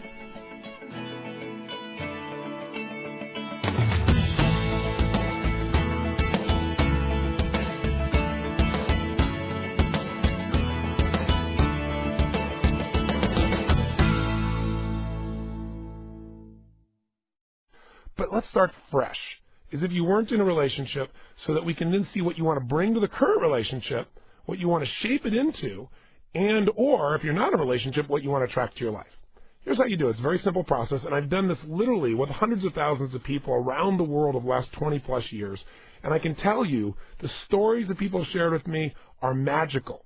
Because after people do this exercise, they'll come back and tell me literally, a week later, I found this person. A month later, I found this person. My whole life, I've been saying, I want somebody special in my life that really can last, and I've never been able to find the right person. I did this exercise, and it happened. And the reason is clarity is power. The more clear you are on precisely what it is you want, the easier it is to attract. That's like the example I always give. You buy a certain outfit or car, and boom, you see that car outfit everywhere after you buy it, right? Because the part of your brain is looking for anything that relates to that which you know is most important to you. But if you never stop and figure out what's most important, then you get whatever shows up. And you don't want to fall into that trap. So what are we going to do? What you're going to do in a few moments is you're going to turn the tape off, the CD off, and you're going to do the following. You're going to take out your Get the Edge journal, and you're going to say, whether I'm in a relationship or not, I'm going to describe the ultimate relationship, not based on what I'm willing to settle for, just what do I really want. I want you to describe this person as much detail as you can. What would they be like emotionally? Like, be a happy person, playful, humorous, fun, passionate, sexy. What would they be like? What would they be like spiritually? Connected to God. Walking where they feel connected to other people, seeing God in others. I don't know. What's your description of your ideal person? What are they like physically? Oh, they're hot. Here's how they are. Here's how they move. Here's the smile they have. Here's how they connect with me. They look me in the eyes. I don't know. Describe it in as much detail as possible. They're career-oriented. They're mission-driven. I don't know. Everything you can think of, mental, emotional, physical, spiritual, everything about it. Successful, unsuccessful, whatever you want. But when you describe it all, now what happens to a lot of people, they go, I don't know what I want. If I knew what I wanted, I'd already have them. No, with that tone of voice, you'd have a hard time attracting anyone because you don't have the spirit of you alive, because you're not passionate, excited. You're kind of like, oh, well, this is kind of what I want. I want to get you in a passionate place where you're like a little kid and you're making your list for Santa and you know it's going to be delivered on. That kind of optimism, that kind of belief, not the, I'll do this exercise, but I know it doesn't matter. It does matter. Because when you get clear, your brain creates a whole shift. And this brain of yours is like a servo mechanism in a missile. Once it knows exactly what it wants, if the target moves, it'll chase it. It'll find it. But you got to get clear. And most people are clear about what they don't want. Well, I don't want another man who can't commit. I don't want another woman who's going to come back and dump her emotional baggage on me. Every woman I meet's got emotional baggage. How come I can't get a woman with a little small amount of emotional baggage instead of one of those big Jed Clampett moving to Beverly Hills truck full of emotional baggage? These things you're focused on what you don't want do not help you, because then you attract even more to the table. So you got to be clear what you do want. In fact, here's what I tell some people. Say, well, I don't know what I want. Here's what I tell them. Describe the mate from hell. Write down with all the passion you have the kind of person you couldn't stand being with. And if you prefer, start out this way. It's easy. You find that people have no difficulty coming up with what they hate because they have lots of references for these things. So what are some of the things you hate? What are the things you can't stand? Well, describe that person. They'd burp all the time in public, or maybe worse. They wouldn't care about you. They'd never come home. They'd stay drunk out all night. They have a big fat beer belly. I don't know. Describe what it is. Their idea exercise is fill the tub, pull the plug, and fight the current. I don't know. Just get somebody. Describe them in every detail. Mental, emotional, physical, spiritual, what you can't stand, career orientation, everything. Because when you're done, you'll have a lot of energy. It's amazing how negativity can create energy. If you're smart, you can then reverse it. Because once you're done, you can write the opposite of all that, and you have the mate from heaven. But what I want you to do first, right now, so I want you to describe as much detail as you can, just one thing after another, write as fast as you can, the ideal person you'd want in an intimate relationship. Describe everything about them, take yourself 3, 4, 5 minutes, and then come back, and I'll give you the next secret. Go ahead and do it now. If you're still listening, I'm not going to tell the secret. You have to go do this little exercise. If you're in your car, you can do it in your head. You can still do it. Stop the tape, stop the CD now, and come back to me when you're done. All right, so what did you come up with? First of all, if you really did this, it probably took you more than 5 minutes, didn't it? Because there's so much to think about here that's so important to you in a relationship. And unless you get it down on paper, it's rolling through your head. And what happens when it's in your head is you remember 2 or 3 things and you forget 3 or 4 others. And then you bump into somebody and they meet some of the things you really love, or you feel a physical attraction or a sexual attraction or a love. And then immediately you don't think about, is this the kind of love or attraction that can have a lasting impact because we have enough in alignment? Is this person meet my most important criteria? Now, probably no human's going to meet everything on your list perfectly, and maybe I'm wrong. Maybe your list is not that long. Maybe it's possible. But if you have 279 items on your list, it may be difficult to meet all those simultaneously. So the first thing you've got to do is say, which of these are your musts? Because many of these are shoulds, right? I mean, you'd really like them, but they're not have-tos. They're not things you can't live without. So it's very, very important to define which ones are the musts and to be very, very specific here. So I'd like you to just take a quick moment. This will take you no time at all. Stop this program for a moment and just asterisk those items that you can't live without. And in a relationship, if these aren't there, there is no lasting relationship. Take a moment and do that right now and come right back to me. Here we go. Okay, so now you know your must. Now, I don't know what your original list was. Let's go back to my guinea pigs and give you some examples from them. They have things like the qualities they must have as a person with integrity. Somebody who always has integrity. Somebody who has a parallel spiritual path. Doesn't mean they have to be identical in their beliefs, but they're moving in a similar direction. Somebody who's attractive and takes pride in herself, but is not ego-driven by how they look, as this person's example. They said their test is, do they look great in jeans and a sweater? These are the kinds of criteria people have. And then next they have open-hearted. Next one is adventurous, spontaneous. The person said somebody who you could say, let's fly to San Francisco for dinner, and they go, let's do it. Not, do we have to? This is very important for this person. Another person's list were things like a sense of humor, being honorable, being active, someone who takes care of themselves, and they love that. Someone's active in the community, someone who can keep up with me, the person said. Someone who's well-read, someone who's generous, someone who's curious, someone who's open-minded, someone who's upbeat, somebody who's quirky, bohemian-like, somebody who's kind, somebody who gives people the benefit of the doubt, somebody who's strong, somebody who's self-reliant. Another person here has a list that seems to be filled with dichotomies. They want somebody who's totally passionate, loves me and my family, but that's not the most important thing in their life. The most important thing is making a difference in the world as well. They have things like, this person totally respects my independence and wants to be with me every moment. They have this person as someone who's totally outrageous, but is appropriate in their behavior. This is an interesting example of why some people find conflicts within themselves. So when the people made their must list, that's where you start to see a shift. All of a sudden, the last example became somebody who loves people, my family, and life fully. Someone who's playful and passionate. Somebody who's responsible, somebody who's strong, somebody who respects my own strengths, and somebody who really, truly wants to be a dad and give time to being a dad. Boy, that's a really important list, because if the person doesn't want to be a dad for this lady, boy, those goals are not in common, are they? So you have to know this list, because otherwise you're going to be in trouble. Now, does this mean when you sit somebody down, you go, okay, we're on a first date, I have my list. Nope, he wasn't very playful. Nope, tonight she wasn't very well read. I'm out of here. That's why you got to know what your must list is. It's not about screening like crazy in the first second, but it's about knowing your criteria before you become hypnotized by the emotion of attraction or love. Does that make sense? You got to know. Now, let me tell you what else you have to know. That's equally important. I remember doing this years and years ago, and all of a sudden, man, wham, I found the woman of my dreams. It was just the problem is she was also the woman of my nightmares, because I got all the things I wanted, but there were a couple of things I didn't want that came with the package. Ever had that experience? Where those things you didn't want outweigh all the good?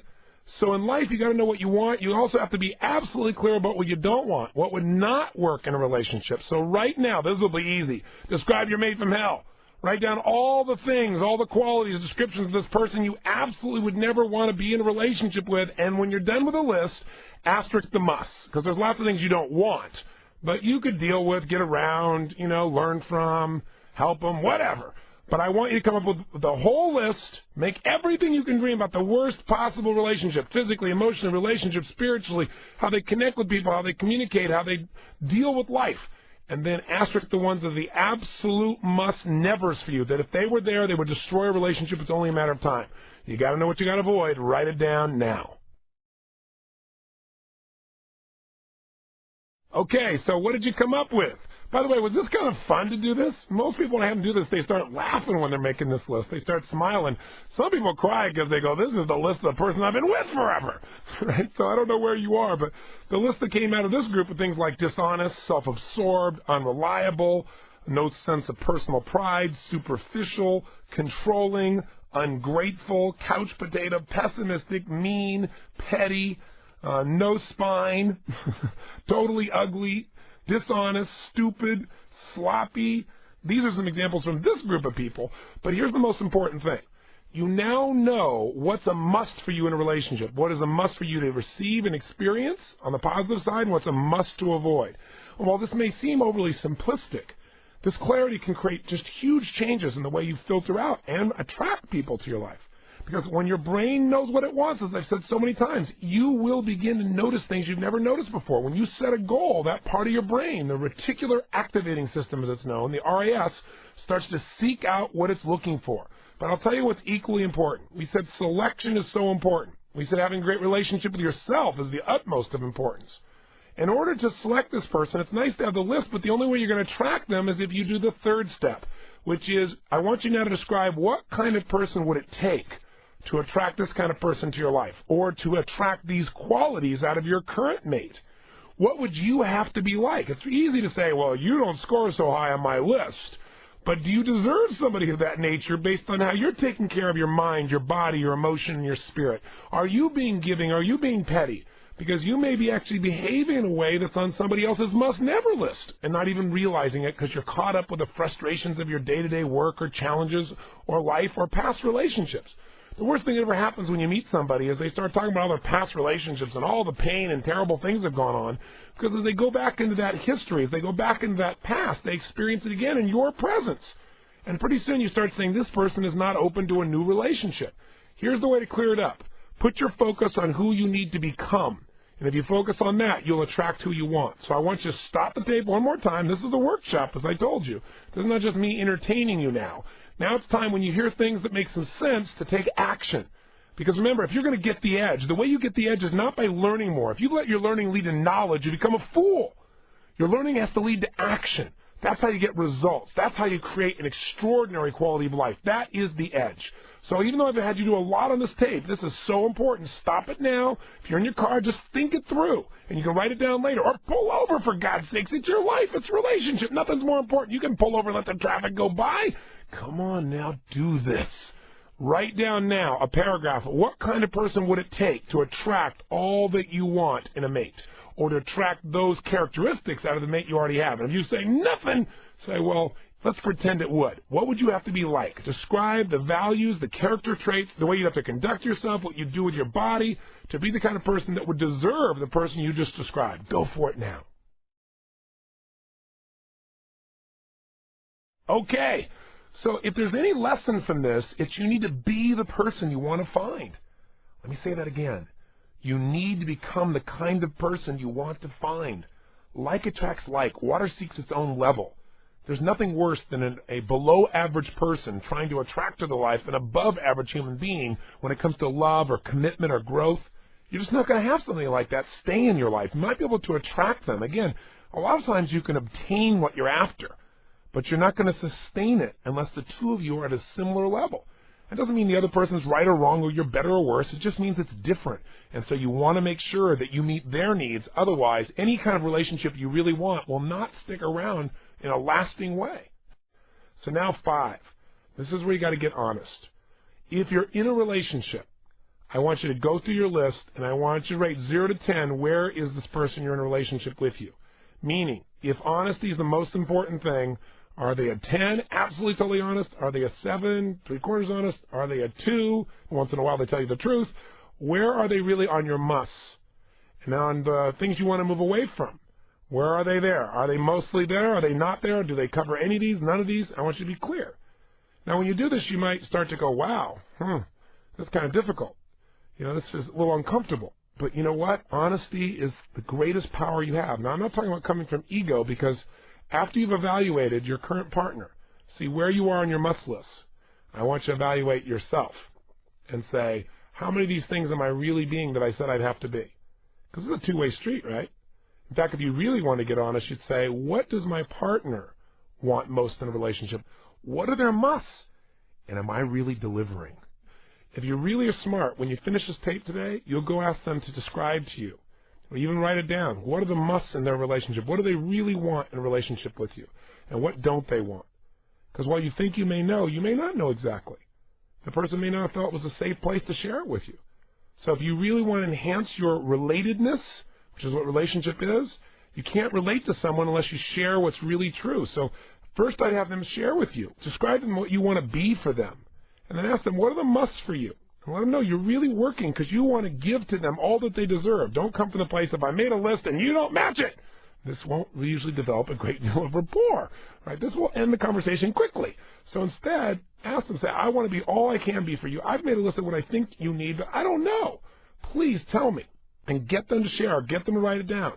Because this is where you start to have a real breakthrough in your relationship, when you can have that kind of honesty. Most people are so afraid to share because they're afraid they're going to offend the other person, or they're afraid the other person will feel judged and unloved, or that, if we start talking about it, this thing may fall apart. Listen, if your relationship is that weak, you don't have a relationship, and you might as well deal with it now instead of living with a low-grade level of fear all your life. Right? That makes you feel sick inside. Let's just face it right on, and let's figure out how to make it better. Let's see how to make it stronger. If the relationship is great, let's take it to another level if it's fantastic. If it's okay, let's make it great. If it's terrible, let's acknowledge it, and let's change the quality of the relationship, or let's change the relationship. Let's get out, let's make a decision, let's be real. This is a partner workshop where it gets a little uncomfortable for some people. So here's your exercise. I want you now to go through your list of musts and rate your partner 0 to 10. 10 is they absolutely there, 0 is not at all, only on your musts. And then on the away from list, do they live those some of the time, most time, all the time? Take a good look at that. Then the third step is go to your own list. What do you think on that list of the musts for your partner, and rate yourself 0 to 10 on each of those? Remember we said to close the gap between where you are and where you want to be, you got to first know where you really are. If I have a map and I know where I'm going, I know my target, but I don't know where I am on the map is worthless, and I'm not going to get where I want to go. You must know truthfully where you are. No matter how great it is, it could be better. No matter how bad it is, it could be better. But whatever it is, we got to know. The truth will set you free, so take the time right now to score your relationship and score yourself. But when you score yourself, score it as if your partner was scoring you, not you scoring yourself saying, yeah, baby, I'm the best. Now, if you're not in a relationship, here's what I want you to do. I want you to score yourself alone. Where are you? You know, if you're going to track someone of that caliber, how many of these things are musts on your list, the way you describe yourself? You describe all these things you have to be, but which are the musts to attract the kind of person you want? Asterisk the musts, and then rate yourself 0 to 10. Be really clear. Go for it. Okay, now you know where you really stand. Things may be great, things may be magnificent, but you want more, don't you? That's the nature of human beings. You know, if it's great, you want more of it. You want to expand it. If things are not so good, at least you know that too, and you're being honest with yourself about the role you're playing in it. Because this isn't all about, well, someone else isn't meeting my needs. That's not what a relationship's about. Remember, a relationship's a place you go to give, not a place you go to get. And if you're giving all that you can possibly give and you've made the right selection, the person's going to give back to you because it's their nature to do it if you made the right selection. So now, let's take a look at where you really stand. What do you got to do? Well, first of all, if you're in a relationship and the must needs you have are being met, celebrate for God's sakes. Go acknowledge them. Say, listen, you know what? I made this list. I'm listening to Silly Tape with this guy, Tony Robbins. And I made this list of all these things I really want in a relationship, and I circled all my musts. And you know what? I really was honest with myself, and I went through them, and you hit every single one of them. You are so amazing. I am so grateful for you. That'll create a little spark. That kind of sincere acknowledgement will absolutely enhance the relationship. And say, you know, I was making a list of things that I really want to be for you, and I don't know. These are the things I thought would be most important. What's most important to you? Because I want to be more of that. If you're in a relationship conversely and you discover, some of the musts are just not there, then the next question you got to ask yourself is, what would you have to do to meet more of this person's needs so they'd want to be that way, so they want to share that way? I don't want you to assume that they'll never do that, because being pessimistic in a relationship never made any relationship better. And running to the next relationship is not the answer. Because the problem is when you leave this relationship and you go to another one, it'll be fine for a while, but when you leave this relationship, you'll take you with you. And in a very short period of time, you'll have some of the same challenges again because the same patterns are there. So first, focus on what you need to do to make it better. Then there's a third option. You may be in a relationship and you may have selected somebody years ago, weeks ago, months ago, but the truth of the matter is your natures are not aligned. It's not that you don't love the person. It's not that you don't care about them. It's just that you constantly bump into the 4 R's. Now, let me walk you through these because these are the stages that break down a relationship. Because the promise of this tape was that we said we're going to have you figure out what relationship is really about. What's the purpose of a relationship? And how do you create an extraordinary relationship? How do you deal with the challenges and how do you nurture and expand it? Well, I think we've covered most of that, but I want to be really clear with the inevitable challenges that show up. If the challenges are consistent and they seem to be overwhelming, there's probably a challenge in that you don't share the same values or your natures are completely different and not complementary. So if you discover that's true, no matter how long you've been with this person, you got to sit down and be honest with each other and have a great heart-to-heart talk.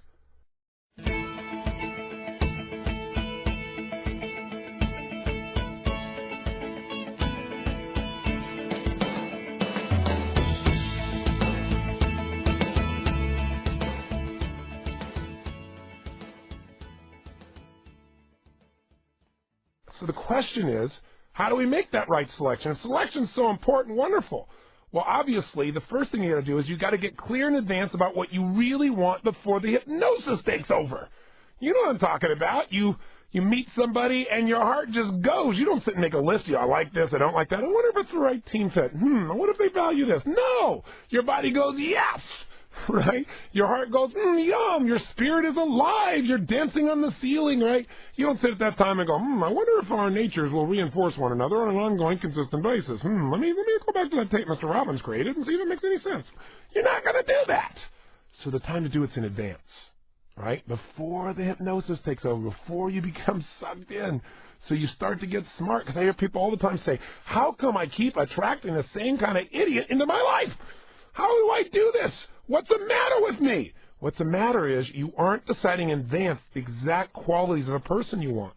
You don't have a strong enough standard, so what's happening is in your desire and need for love, your attraction strategy is being fired off. But listen, we can be attracted to all kinds of people. And you can be attracted to people on the outside who are just extraordinary, but on the inside, they're not your match. So you got to do it up front. So how do you do that? Well, let me walk you through an exercise that you can do right now. Now, again, as I'm saying this, some of you may say, but wait a second, I'm already in a relationship. Yes, but even if you're in a relationship, here's what I want you to do. I want you to first get clear on what is your ideal. What are your ideal musts? Because once you know what they are, you can kind of coach your partner into that direction and vice versa. Also, some of you listening to this tape, I know, have been in a relationship for a period of time that in your gut you know it isn't right, but you're scared. You're scared to fail. You're scared to be alone. You're scared if I end this relationship, then I will have failed again. My marriage or my friendship or my whatever won't happen. But the only great failure in life is to live your life in a relationship where two people really don't share the same values and the same goals and the same direction.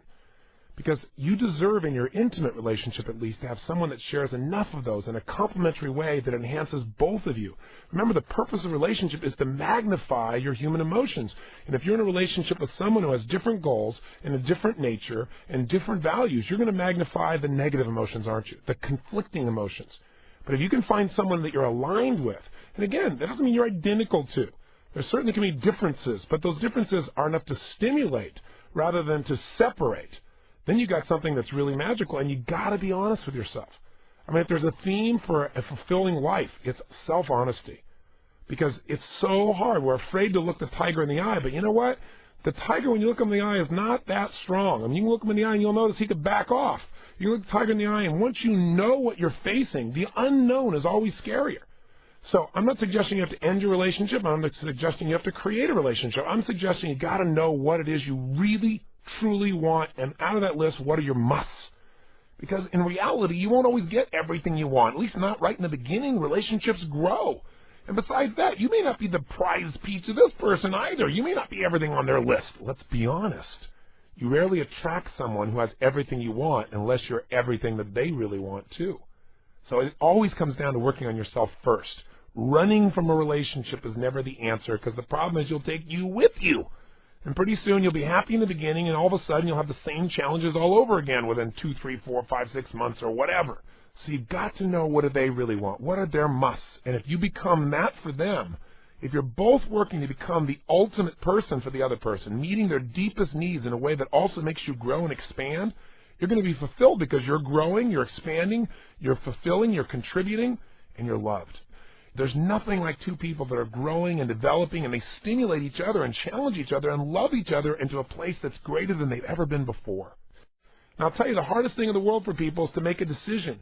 But if you and the other person have different goals, different values, different nature, if your lives are so radically different and they're not complementary, remember, different can be complementary. If they're opposite, if they're opposed, then all you've set up is a life in which you have to either constantly be in a battle with someone, or worse, constantly be in repression, where you just accept a life that's less than you deserve. And I don't say this in a flippant manner, like, oh, okay, on this tape I should just change my relationship. No, running from a relationship, as I said over and over again here, is not the answer. You take you with you. I can't say that enough. But also, denial is equally bad. In some cases, worse, because it destroys your spirit. You've got to tell yourself the truth. And remember, everything in life happens for a reason and a purpose. And if you're listening to this tape, it's either to take a relationship that's great to a brand new level, or it's take a relationship that's not great and change yourself instead of your partner so you know you've done your job, make yourself better, make yourself stronger, give more, focus on their needs, see how you can enhance and create a spark that brings that relationship to the place it needs to be. Or it's time for you to change a relationship. And you got to be honest. Now, you may say to me, well, end my relationship, that's a pretty big step, isn't it? A life of fulfillment doesn't come from taking small steps, and it certainly doesn't come from taking a step backwards. It doesn't come from settling. It comes from stepping up. And every time a person makes a change in their life, the change is always initiated by a decision, a real decision where you cut off any possibility except the thing you're committed to because you know in your heart of hearts it's right. It may be scary, but you know it's right. And listen, we've all had to end relationships, or we've been on the other end. We've had someone end one with us, and it's one of the most painful things in life. But the other side of a decision where you commit and you just follow through is the freedom to experience what you deserve. So, many times in life, I've done it, I'm sure you've done it, we've all in relationships. Our partners have probably done it with us, where we thought like, well, I'll sacrifice. I'll stay here because for the kids, or I'll stay here for something else. But if you do something that kills your spirit, you're not doing anything for anyone else. So you've got to be true to yourself. You've got to be true to what's real inside. And that's where it all comes from. By the way, why don't we do this? Why don't we take the action? It's all about fear. Fear that we're going to be hurt. Fear that someone we love will not love us anymore at all. They'll take it all away, and then we'll be alone. Fear that we may have failed in something.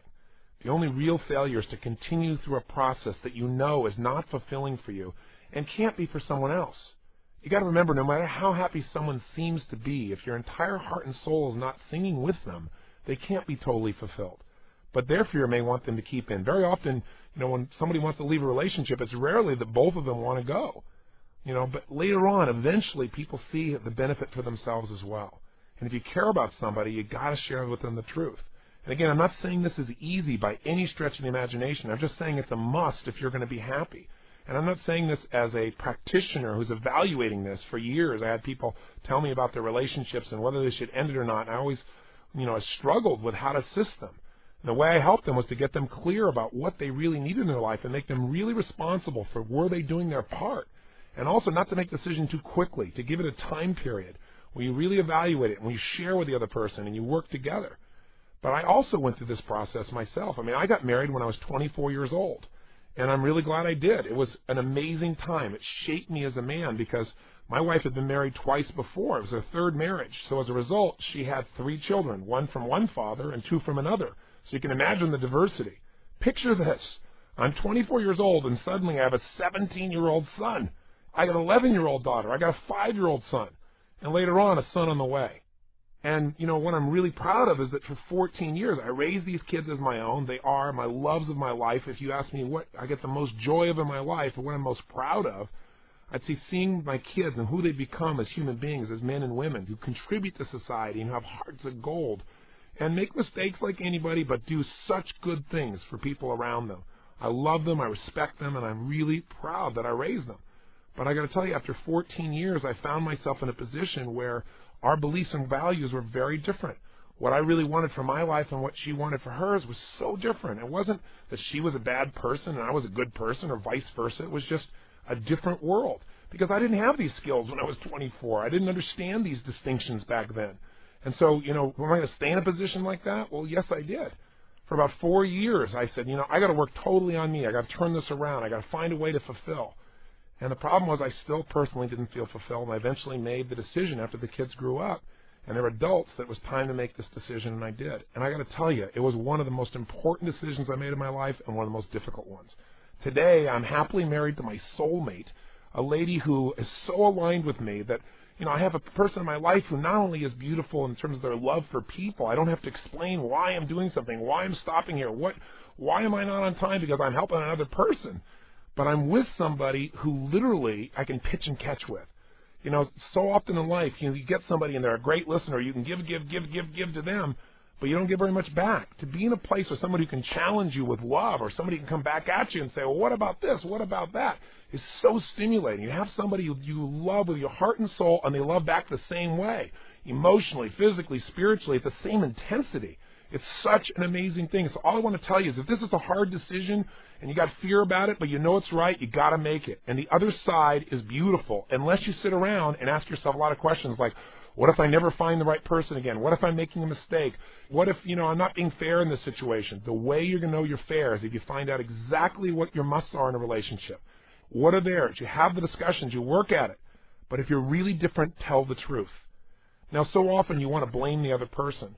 And so often during this time when you make these decisions, you feel enormous pain. The only thing that kept me going is the day that I made the final decision, I made this list. I said, everything I really want in a relationship. What am I committed to in this lifetime to have in my life? What do I deserve and what am I willing to give? And when I went through that list, it became obvious this was not the right relationship based on nature. So I had to decide. And when I'd cry and I'd feel sad and I'd say, God, I get so much juice out of my work and I have so much love for my kids, and I honestly had the fear of losing the love of my kids. What if they don't love me anymore? And those fears started to grab me, and I'd sit back and I'd say, what's my outcome? What am I committed to in this life? What will I not settle for less than? Because I'm willing to pay the price. I'm willing to do whatever it is. And during that time, I got to tell you, there were some amazingly painful times because my children are not my stepkids. I mean, they're my children. I adopt them into my life and in my heart. And they're my own in every way. I've raised them. But what was interesting is when the separation first happened, one of my boys, Josh, I felt like he was really, comforting his mom and wasn't spending much time with me. And so one day I called him up and I said, Joshy, I said, I'd like to go for a walk on the beach with you. So Josh came down and we took a walk on the beach, and I said, hey, bud, I said, I'm feeling really sad and lonely right now. And he looked at me and got a little teary-eyed. I said, I want your mom totally supported, but I said, I feel like there's some separation with us. And I said, it scares me, honestly, because I've raised you as my own since you're 5 years old. I mean, I may not be your birth father, but I'm your dad and you're my son. And he started to cry, and he said, of course. And he said, I love you, Dad. I said, tell me something. I said, I feel like my feelings don't matter. Yes, I'm the one that chose to make the divorce happen, but I still have feelings. It still kills me to see anybody hurt. I mean, I'm the guy that wants to make everybody happy, and in this situation, I can't. And I said, I just feel this separation with you. And he said, I'm not trying to be separate from you, Dad. He said, I guess I'm probably overcompensating for Mom because you're so strong. I said, I am strong, but I still have feelings. I said, tell me something. I said, wasn't I there for you? I mean, throughout your life, whenever there was a tough situation or anticipating a tough situation, wasn't I there with the ideas or the solutions or the love for you or the comfort or the conversation? And I said, shoot me straight if I wasn't. He said, no, Dad, you always were. And he got really emotional. I said, then how come in my tough time you're not here? It was a pretty direct conversation. And he gave me a hug and he said, I love you, Dad. And he said, I just got to tell you, he said, I don't know. I think maybe you trained us, Dad, that you were the one who always took care of us, so we never even think of taking care of you. Oof. That was a tough moment. Talk about an awakening. He said, it's like you always were there. You're always there with the magic moments. You're always the one to figure the answer. I mean, you're Tony Robbins. Who can help you? And I said, I'm still your dad. I'm still a man. I still have feelings. It was a poignant moment, one I'll never forget in my life. Because I thought at times, how come, she didn't do this? How come I always had to do that? You get into that thing of righteousness. And I thought, probably because I trained her to. It wasn't because she didn't love. It's just because she got used to me doing it. So while I say put everything in the relationship and do everything you can to support that person, you also have to give them room to support too. I remember an example from early in my life when I was brand new and I didn't really have any economic success yet. And I'd take someone to lunch or dinner.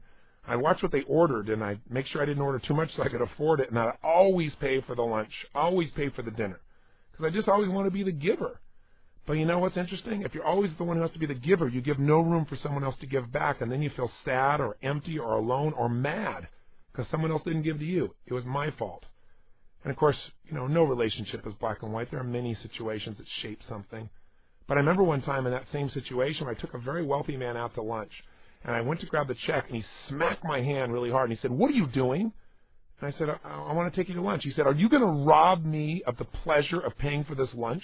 Are you that selfish? And I thought, wow, he's so right. I always want to give. Well, you got to give room to let someone else have the joy of giving too. Otherwise, you're going to blame them, and you've been a party to the challenge. And I'll tell you what I learned. It's like I said before, success comes from good judgment. Listen, if you made a decision at 18, 20, 25, and the life that you're living now is so radically different, who you are has grown and changed, don't feel bad about making a decision.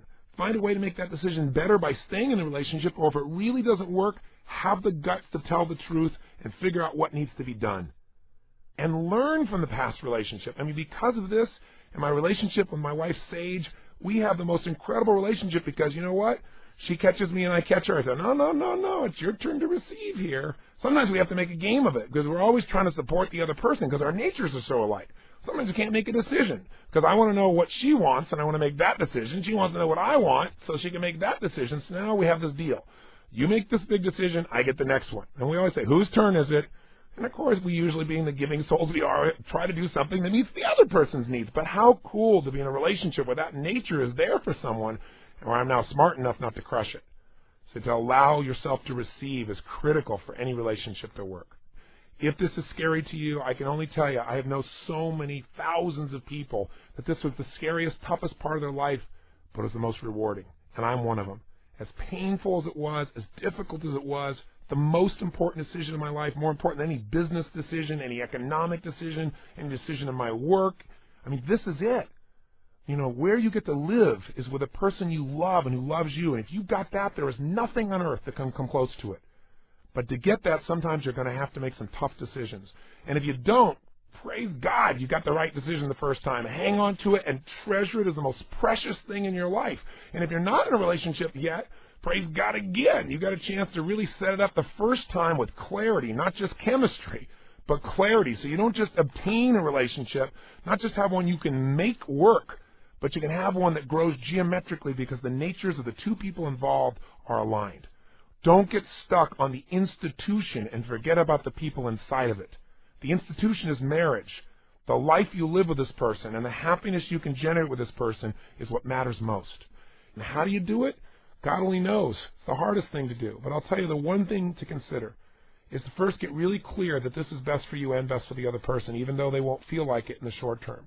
Because if you're in a relationship where you're unfulfilled, I guarantee you're not fulfilling them. They may think so because they don't want to lose it. They don't want the insecurity, the instability, the unknown of not being in a relationship. But neither one of you are being fulfilled.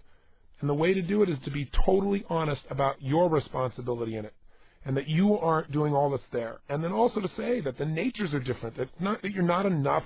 It's not that you're wrong. It's just we're different. And to have this conversation, ideally looking directly in the person's eyes, agreeing that for the next 10 or 15 minutes or hour that you will not break eye contact. Because there's a very powerful tool when you look in someone's eyes and you don't look away. The power of that is amazing. Because you're going to find yourself wanting to look away, to think of something, or access something, or they're going to say something, you're going to remember something else to give a retort or react. But if you'll just stay there and maybe hold their hands and look in their eyes and share, and if someone ever comes to you and wants to end a relationship, do the same thing. Be responsible. Because trying to hang on to somebody who really isn't there with you is the worst feeling in the world. And even if you get them to say yes, it'll just happen again. You can't hold back what a person really needs. And so you got to take the lessons of this relationship and create the space for something new. And if you do, you got something magical. So what's the truth? Where are you really? These first three possibilities are all based on the idea that you're already in a relationship. And if you're in one, I want you to create an action plan now. What are you going to do to take your relationship to the next level? What can you do and what will you do? And I want you to write down 2 or 3 things you've decided today you're going to absolutely do or be or change.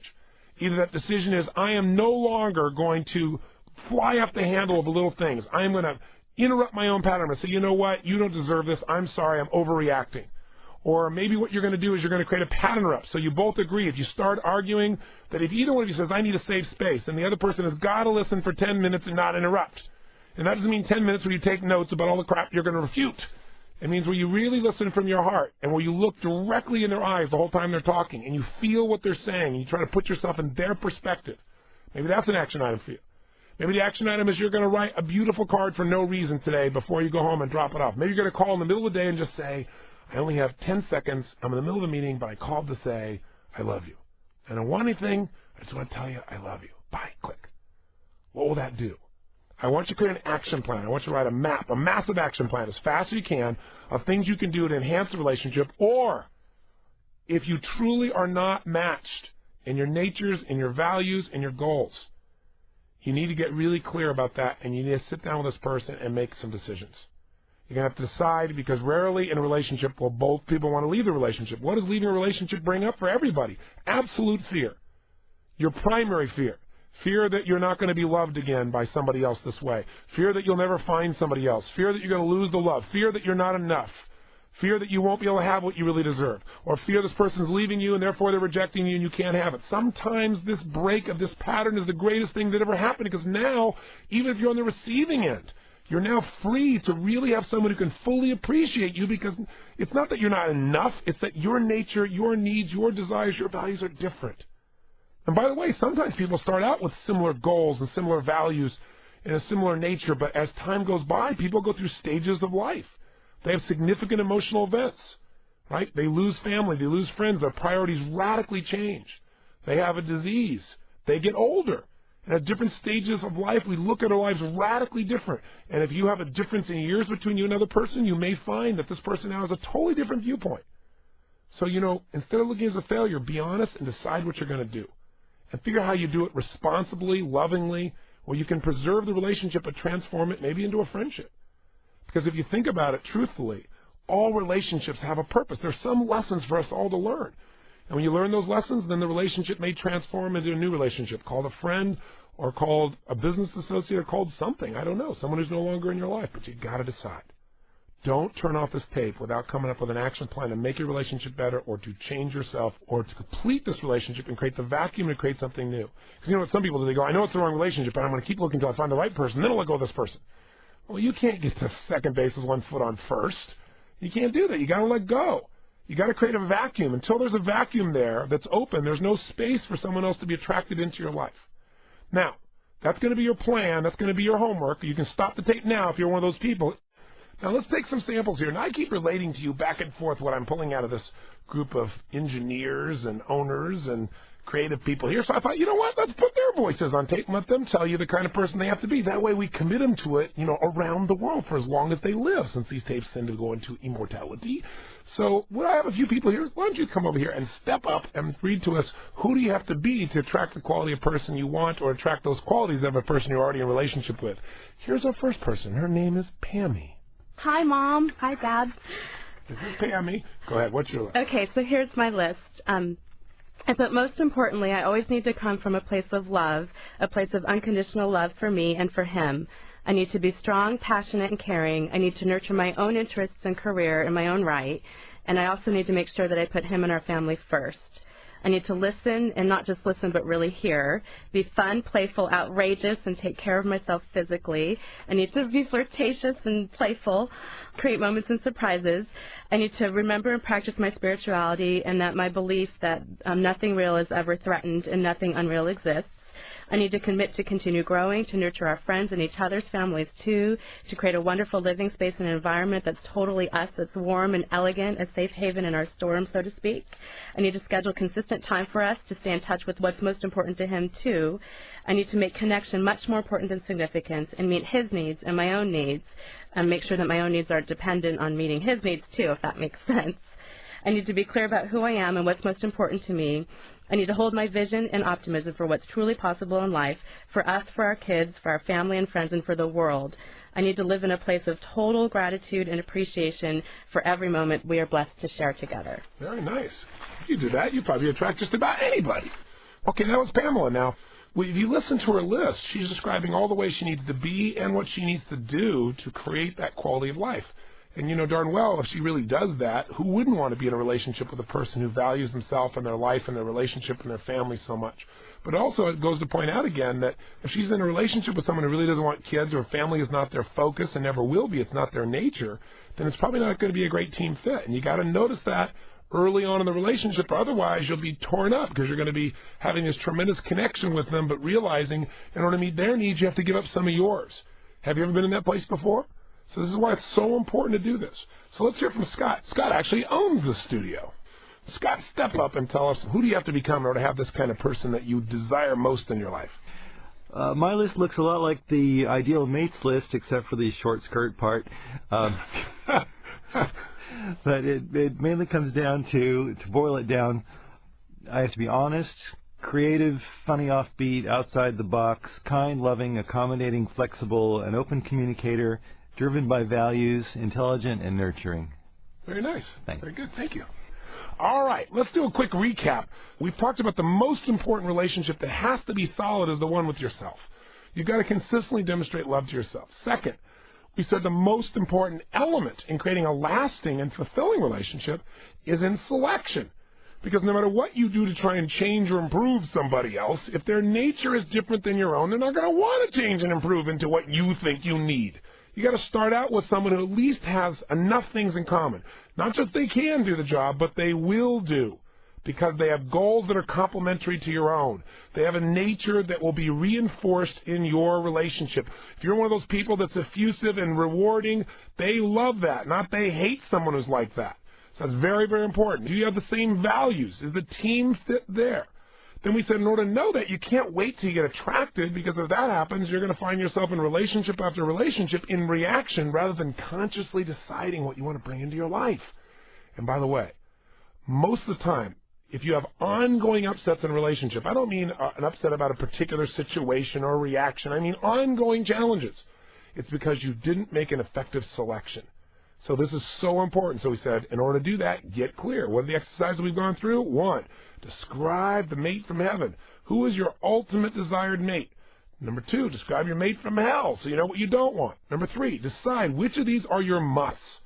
I mean, yes, you want them all, but what are the absolute musts for you? The ones you can't live without and the ones you can't live with.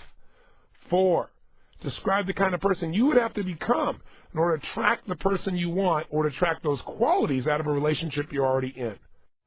Now, let me tell you the stages people go through first that create challenges in any relationship. Even if your natures are aligned, there are things that can happen that you can get upset about, and then pretty soon, very often, people start to stack things. Like, for example, do you ever notice when you get upset, you can remember everything about that person that upsets you? It's like you stack it all together, and it gets you more and more upset.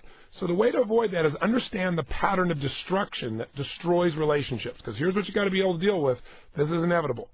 Something happens, and even when your natures are aligned, and you feel this inside, this first R, resistance. By the way, I got these 4 R's from 2 relationship experts, from Dr. John Gray and Dr. Barbara DeAngelis, both great relationship experts. And what's happened in each case is they've learned. Part of life is learning. It's not about failure. If you're so afraid to fail, you're going to stay in a relationship where you really aren't connected anymore, where you really don't have the same natures, where neither person is fulfilled, but you're both hanging on because you don't want the economic loss or the emotional loss or the feeling like a failure or what people will think. If you conduct your life trying to avoid these elements, then you lose the love and fulfillment you deserve. All fulfillment in life comes from self-honesty, and once you're honest, taking courageous steps. And courageous steps don't mean you're not fearful. It doesn't mean you don't have pain. It means you do it anyway because you know that in this lifetime you deserve to find that person you can share this life with at the deepest level. And to settle for less than that is to hurt you and to hurt the person you're with, because this person is not being fulfilled either. And neither person will usually have the courage to do something about it until they finally make each other so mad, so upset, that now they can't even be friends. And you want to avoid that, because you obviously care about and love this person, or you wouldn't be in a relationship with them. So what are the elements that destroy? The first R's I started to tell you that came from them is resistance. Somebody says something, somebody does something that you're in a relationship with, and you go, oh, I wish I hadn't done that. Oh, I wish they wouldn't tell that story again and again. Oh, I hate when she does that. But you don't say anything. And so that goes on, and it happens again and again and again and again, and finally the emotion escalates, doesn't it? It eventually gets, after a period of weeks, months, years, or decades, it eventually gets to the point where you go, I resent this. Why do they always have to do this? And all of a sudden inside, the amount of emotion is not just resistance, but there's some anger there. There's resentment, like, oh, I hate when they do that. Why are they always going to do that? There's a different tone that happens, but you still don't say anything. Now, if you don't deal with this at the level of resistance, it goes to resentment. If you don't deal with it, resentment, it goes to the third R, rejection. And you actually start to, do you have to wear that dress? Do you have to always say that same stupid story? Why did you do that? In fact, this person's going to be looking at you like, why are you so overreacting? What's the deal here? You're going to look like the idiot, because you're no longer actually reacting to the moment. You're reacting to all these stacked resistance and resentments. Does that make sense? And so now you literally find things to pick at them a little bit. And they get really irritated. What does that do for them? It makes them have resistance and resentment, and pretty soon, maybe they're rejecting you too, if not overtly, covertly. Maybe with other people, maybe with their friends. They get their girlfriends together, or their guys, and they say, you know what she always does? You know what my old lady does? You know what he does to me, my old man? And they go through this whole thing, and it gets worse and worse and worse. Eventually, if these people don't break up when they're in this anger state, they'll go to repression. And repression is that fourth R. That's where, like, your roommates. You love them, and they're like a good buddy, but there's no passion. And the reason is, it's hard to sustain passion with anger. For most people, when they're angry, it shuts off the emotion of love.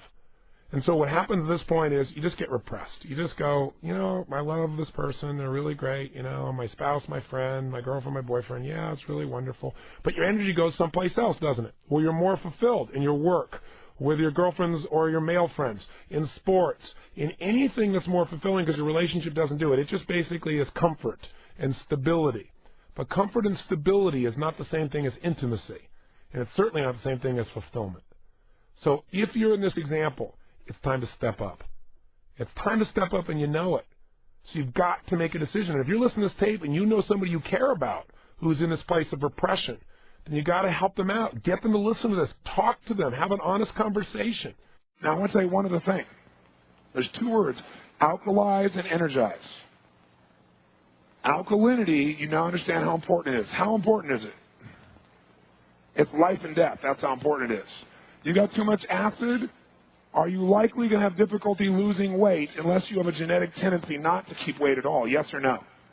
I guarantee you're not going to be able to lose weight if you keep your body in an acid place. Or if you lose weight, it'll be temporary and you'll gain it back. So you got to understand, this alkalinity is the whole thing. So you got to alkalize and you got to energize. Now, what does energize mean? It means, remember, every organ in your body works on this microelectricity, this electrical magnetic frequency. And all of that is happening in your system. When you're eating foods only provide value when they can be converted into the elements necessary for this chemistry that allows electrical charges to continue. Food actually gets to the organs through these little electrical charges. That's how things are moved around within the system. Are all foods equal? Like, are all carbohydrates equal in the amount of electrical, alive energy in them? Yes or no? Your common sense knows the answer to that is no. Absolutely not. So we must avoid foods that take away more energy than they provide. Your body operates on a subtle electromagnetic current. Nerve signals are, in fact, electrical charges. Your brain, your heart, all the organs in your body really emit these fields of electrical current. And your cells communicate with each other through pulses of electricity.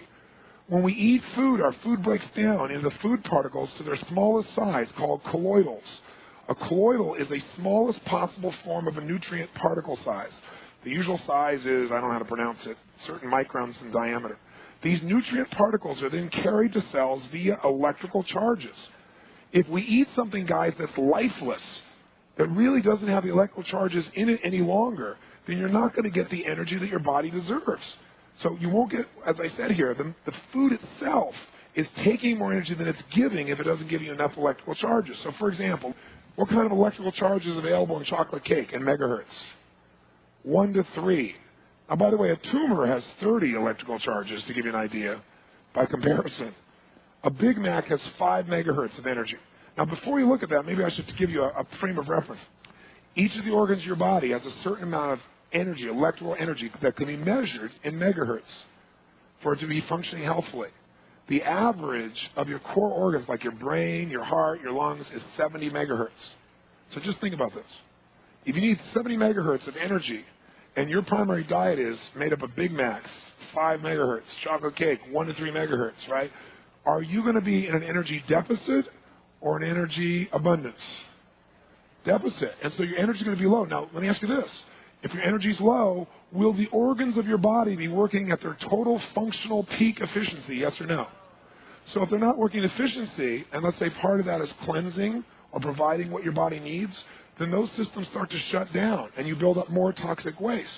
That's just natural. Your body normally will get rid of, but you're no longer having enough energy to function properly. So you go through this slow decline most people call aging. Does this make sense? So take a look here, if you would, and you'll see some of the other foods we've got here. Vitamins. I mean, most vitamins and mineral supplements are 10 to 30 megahertz, and that's if your body can absorb them. Raw almonds are 40 to 50 megahertz. If you saw me snacking during the break here, I grabbed something, that's raw almonds I have up here. I have cucumbers, too, which are super high. Your liver is 55 to 60 megahertz. Your colon, 58 to 63. Your stomach, 58 to 65. Top of your head, 60 to 70. Your feet. So you can see your body's basically in that 60 to 70 range. Fruits do provide, you see this? They provide a lot of energy. They're alive. Green vegetables are the highest, 70 to 90 megahertz. Plus, green vegetables, ladies and gentlemen, are extremely what? Anybody know? Alkaline. We want alkalinity, and green vegetables are some of the most alkaline things you can take in your body. Next is you'll see live, fresh wheatgrass, 70 to 90. Your brain is 72 to 78. How many of you love a rose? Like you get in the presence of a rose or you smell a rose, and it just feels really great. How many have that feeling? Say aye. A rose has 320 megahertz coming out of it. It's like you get this charge. All flowers don't do that to you, do they? Some have more than others. And what the feelings you're having are actual electrical charges that you can experience if you measure them. It's fascinating. And then I'm going to show you a green drink that's between 250 and 350 megahertz. When you drink it, you'll feel like an immediate sense of charge of energy because all the charges your cells need are available immediately, plus it's alkaline. So it's available there. Now, how many would agree that the real challenge that most people have is not some bug is attacking them, but the real challenge that they have is their environment has basically been compromised. That they've done things probably in their lifestyle, consciously or unconsciously, that have put the body in a weakened state and has caused the environment to be polluted, and now problems are building on top of each other. How many buy that theory? Say aye.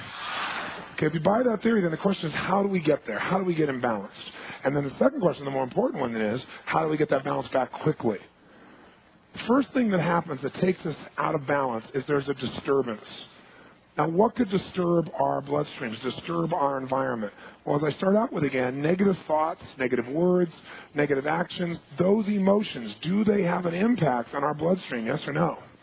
Absolutely. And you can feel it, can't you? You know it's visceral. You know your whole body starts to shift when you go in these states. Now, after you have that experience, try adding to that a polluted environment. Do you think breathing, I should say, all the smog in the air makes you alkaline or acid? What would your common sense say? Totally makes you acidic. Okay? Now, LA's air is a lot better than it was before. Most of the country is getting better, fortunately, but it still affects us. Acid diets. What's an acid diet? A diet that's made up of animal proteins is acid. A diet made up of a lot of cooked oils is acid. A diet that's made up of a lot of sugar is acid. A diet made up of a lot of carbohydrates, refined carbohydrates, processed carbohydrates, like pastas, etc. It's going to have a lot of sugar. Sugar, just think sugar equals acid and acid equals glue. That's a good way for you to think about it. The outside of the red blood cell is a negative charge. That's what keeps them repelling. The inside is positive. But what happens is when you put yourself in a position where you have this acid, it strips that charge, and now these cells start to collect. They start to move and become unhealthy. When they start banging into each other, and you can see it in people's bloodstreams, you can see the difference in what happens there between a healthy bloodstream where the red blood cells are big and plump and alive and round versus you see these misshapen cells, and you see these cells starting to break down, and very often you see things like parasites starting to break out of the cell. Literally, you see it rip out of the cell. It's a very scary thing to see. Radiation can do this. We're in front of these screens all the time, most of us, right? Using computers now. We have all this stuff that we don't know the impact on. So you don't have to live crazily, but we want to avoid any excess radiation because could that disturb the delicate balance, could it, of the electrical magnetic part of your body? Yes or no? Clearly. So those disturbances start there. And then any kind of other destructive behavior or emotion. Now, once you have a disturbance, think of this. Irritation leads to mutation. Right? That's where it can go. So when something gets irritated, it gets out of balance. It gets out of balance. It either weakens, dies, or mutates. So irritation leads to mutation. So what happens is when you have a disturbance, the second thing happens is cells become disorganized. They change, basically, to try and deal with an environment that's different because life wants to live. I mean, when you even think about cancer cells are cells that are striving to live so much that they can even expand like crazy in an environment where there's no oxygen. So they mutated, and now they're growing more rapidly than you want them to. It's actually life moving forward, and it's adapting to the environment we give it to. So when you disturb yourself, some disturbances are huge. A car accident, is that a significant disturbance to your body? You bet. That ruptures cells. When you rupture cells, do you think there's more acid in the body or less? Quick. More acid. The body's got to deal with that. So much of it can really be a trauma to the system. But when you get disturbances, cells disorganize so they can adapt to this environment.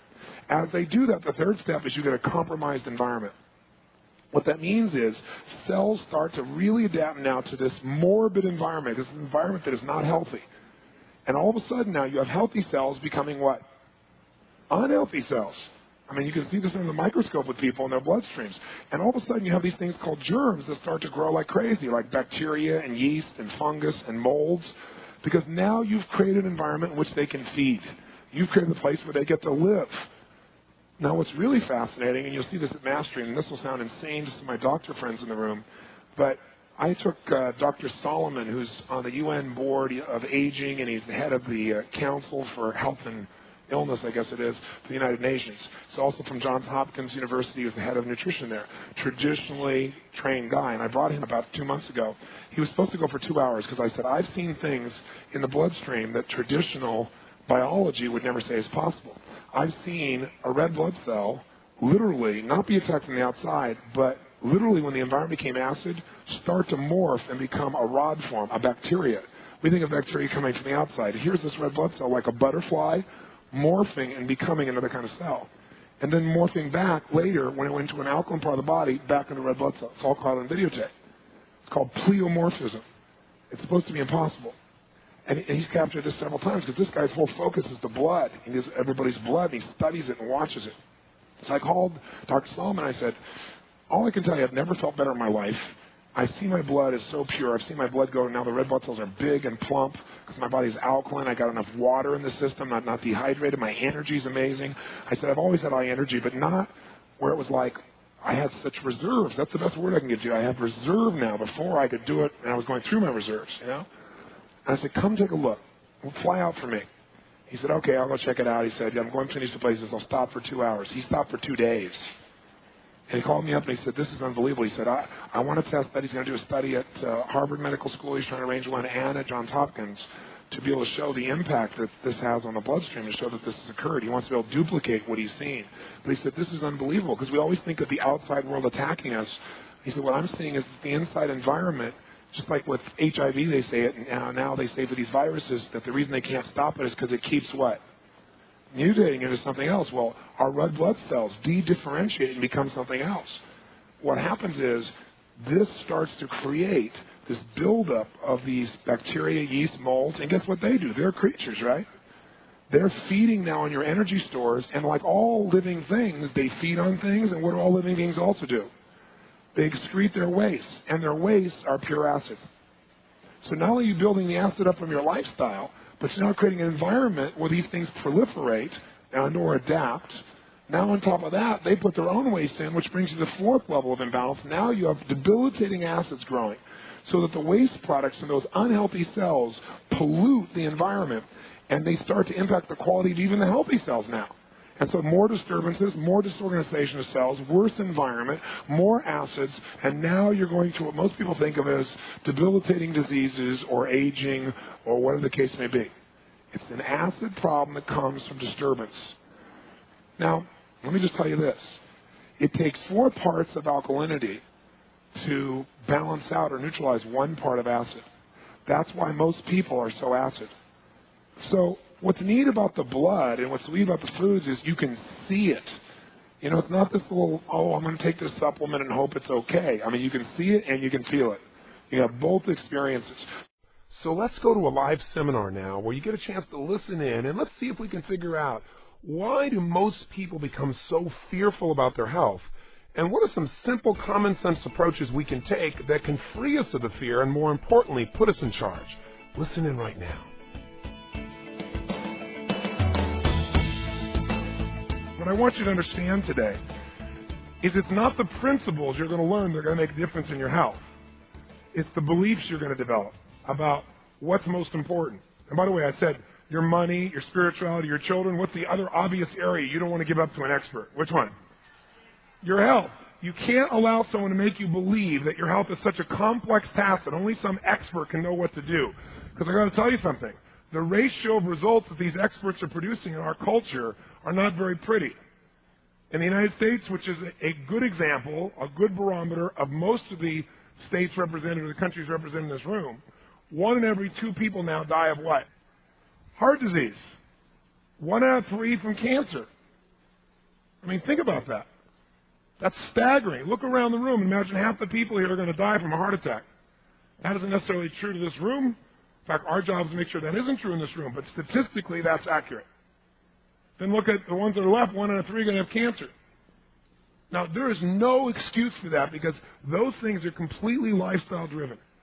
But what we keep doing is treating the effect rather than dealing with the real cause, dealing where the source of the problem is. That paradigm of treating symptoms is an old paradigm and it doesn't work. And even doctors today know it. That's why today you see more and more doctors are in a position where they're looking at things from a totally different holistic point of view. In fact, today, when most people still think germs are the cause of disease, if you read the #1 textbook from Harvard Medical School, it makes it clear that germs are not the source of disease. That you can have all these germs in your body and not have the disease. And you can have disease and those germs aren't available. The germs are a sign of life. That the biggest problem is if you create an environment that's polluted, germs are going to magnify. They're going to go crazy, and they're going to start feeding and creating their own waste. And their tearing down of the body and waste happens only because you create an environment where that's possible. If you got tons of mosquitoes and you go kill them all, which is the allopathic medicine's approach, right? Pathology is the study of what? Study of disease. Now, if you wanted to be rich, would you study poor people? If you wanted to be healthy, would you want to study people that are ill? That's the way that we've operated from. It's a backwards way of trying to figure out how to get healthy.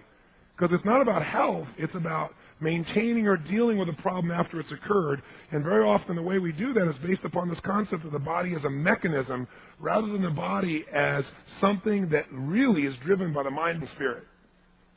So today is about let's open our minds to a different set of beliefs, and let's be careful about one thing.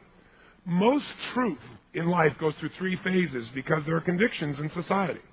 First, it's totally ridiculed. Second, it's violently opposed. Because if the ridicule doesn't do it, now it starts hitting people's convictions and they get very fearful. When a man suddenly says, no, the earth is not the center of the universe, it's not the center of even the solar system, the sun is, Copernicus said this, what happened to him? First he was ridiculed, then what did they do? Stoned him, threw him in jail, right? Made him have to recant everything, destroyed his books, violently opposed. And then the third step, truth becomes accepted as obviously true. Self-evident is the word. All truth goes through those 3 phases. So for us as people, if we want to grow, we want to get ourselves open to as many things as possible first. And the reason I tell you that, again, is your philosophy of health is going to affect your health more than any specific thing you're going to eat or do. Because your philosophy of health is going to determine the choices you make, the way you deal with dis-ease in your body. It's going to determine really the choices you make, and the choices you make are going to determine your physical and emotional and future destiny. So be careful about convictions today.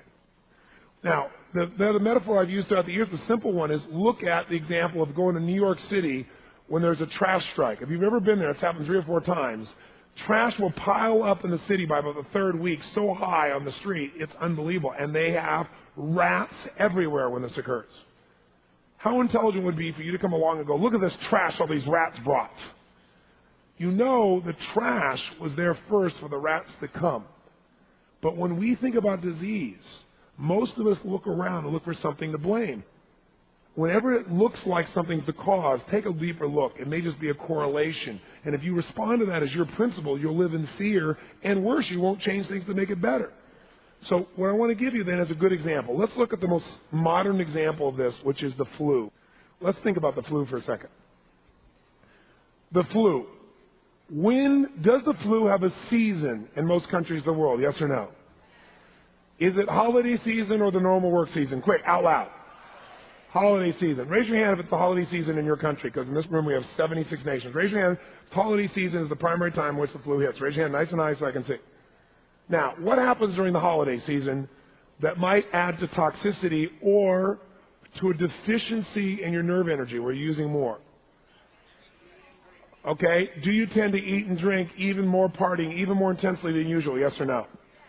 Plus, as you're gearing up for the holiday season, do you have your normal responsibilities still very often, yes or no?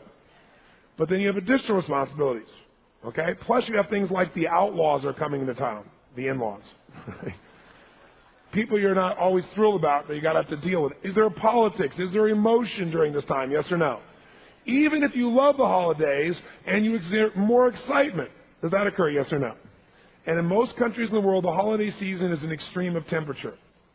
And in this country, it's the cold season. In some countries, it's the hot season, it's the holidays.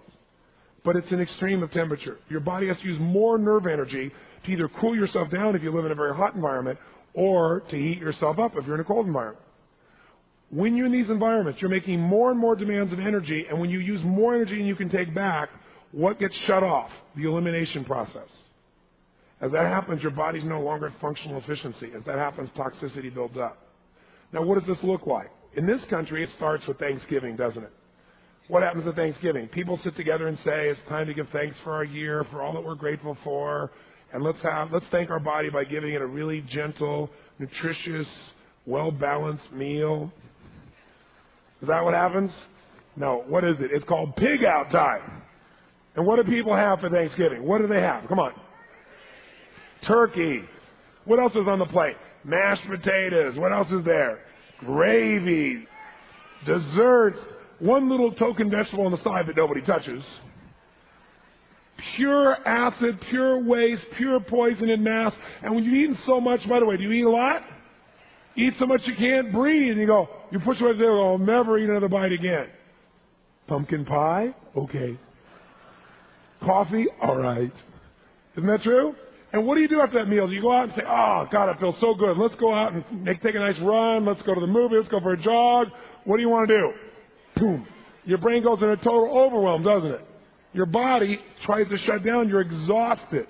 And by the way, when you have that meal that one day, the next day you immediately go on a cleanse, right? You go, okay, I overdid it. I have the right to overdo it, but now, the next 3 or 4 days, I'm going to eat totally pure. I'm going to cleanse. I'm going to drink water. I'm not going to drink anything else but water. I'm going to make sure I get lots of nutrients. I'm going to clean out my colon. Is that what people usually do the next day? There's leftovers. Got to have the leftovers. Can't waste them. There are people dying in China. Right? And by the way, is there some stress usually around this time? You bet there is. And does it end there? No, because you say, well, Christmas is coming. You know, it's the party time. So do you tend to drink more, yes or no? Eat more, yes or no? You go to the company party, right? You have a good time. You think it's time to see the boss looped. It'll be much more fun to be around him, right? You have fun. And then when that ends, you got Christmas just down the road. And you got more stress and more things trying to do, and excitement and happiness, energy. And on Christmas, you usually have a really small, nutritious meal honoring, the day that this is supposed to be about. No. You eat another huge meal. You have more partying, more innovation, and maybe even extreme of temperatures maybe too. And then on top of all this stuff, you don't finish there because New Year's is around the corner. And New Year's is the ultimate party, isn't it? And what do people do en masse on New Year's? Drink what? Alcohol is the total product of decay. It is pure acid in the system. It destroys cells. It interrupts everything. It overwhelms the body. Now here's what's interesting. When does the flu season hit? That's right. It always shows up late December, early January, usually right after the 1st. And year after year after year, this bug shows up. And by the way, people know it's a bug. They wake up. And what are their symptoms? What are the symptoms of the flu?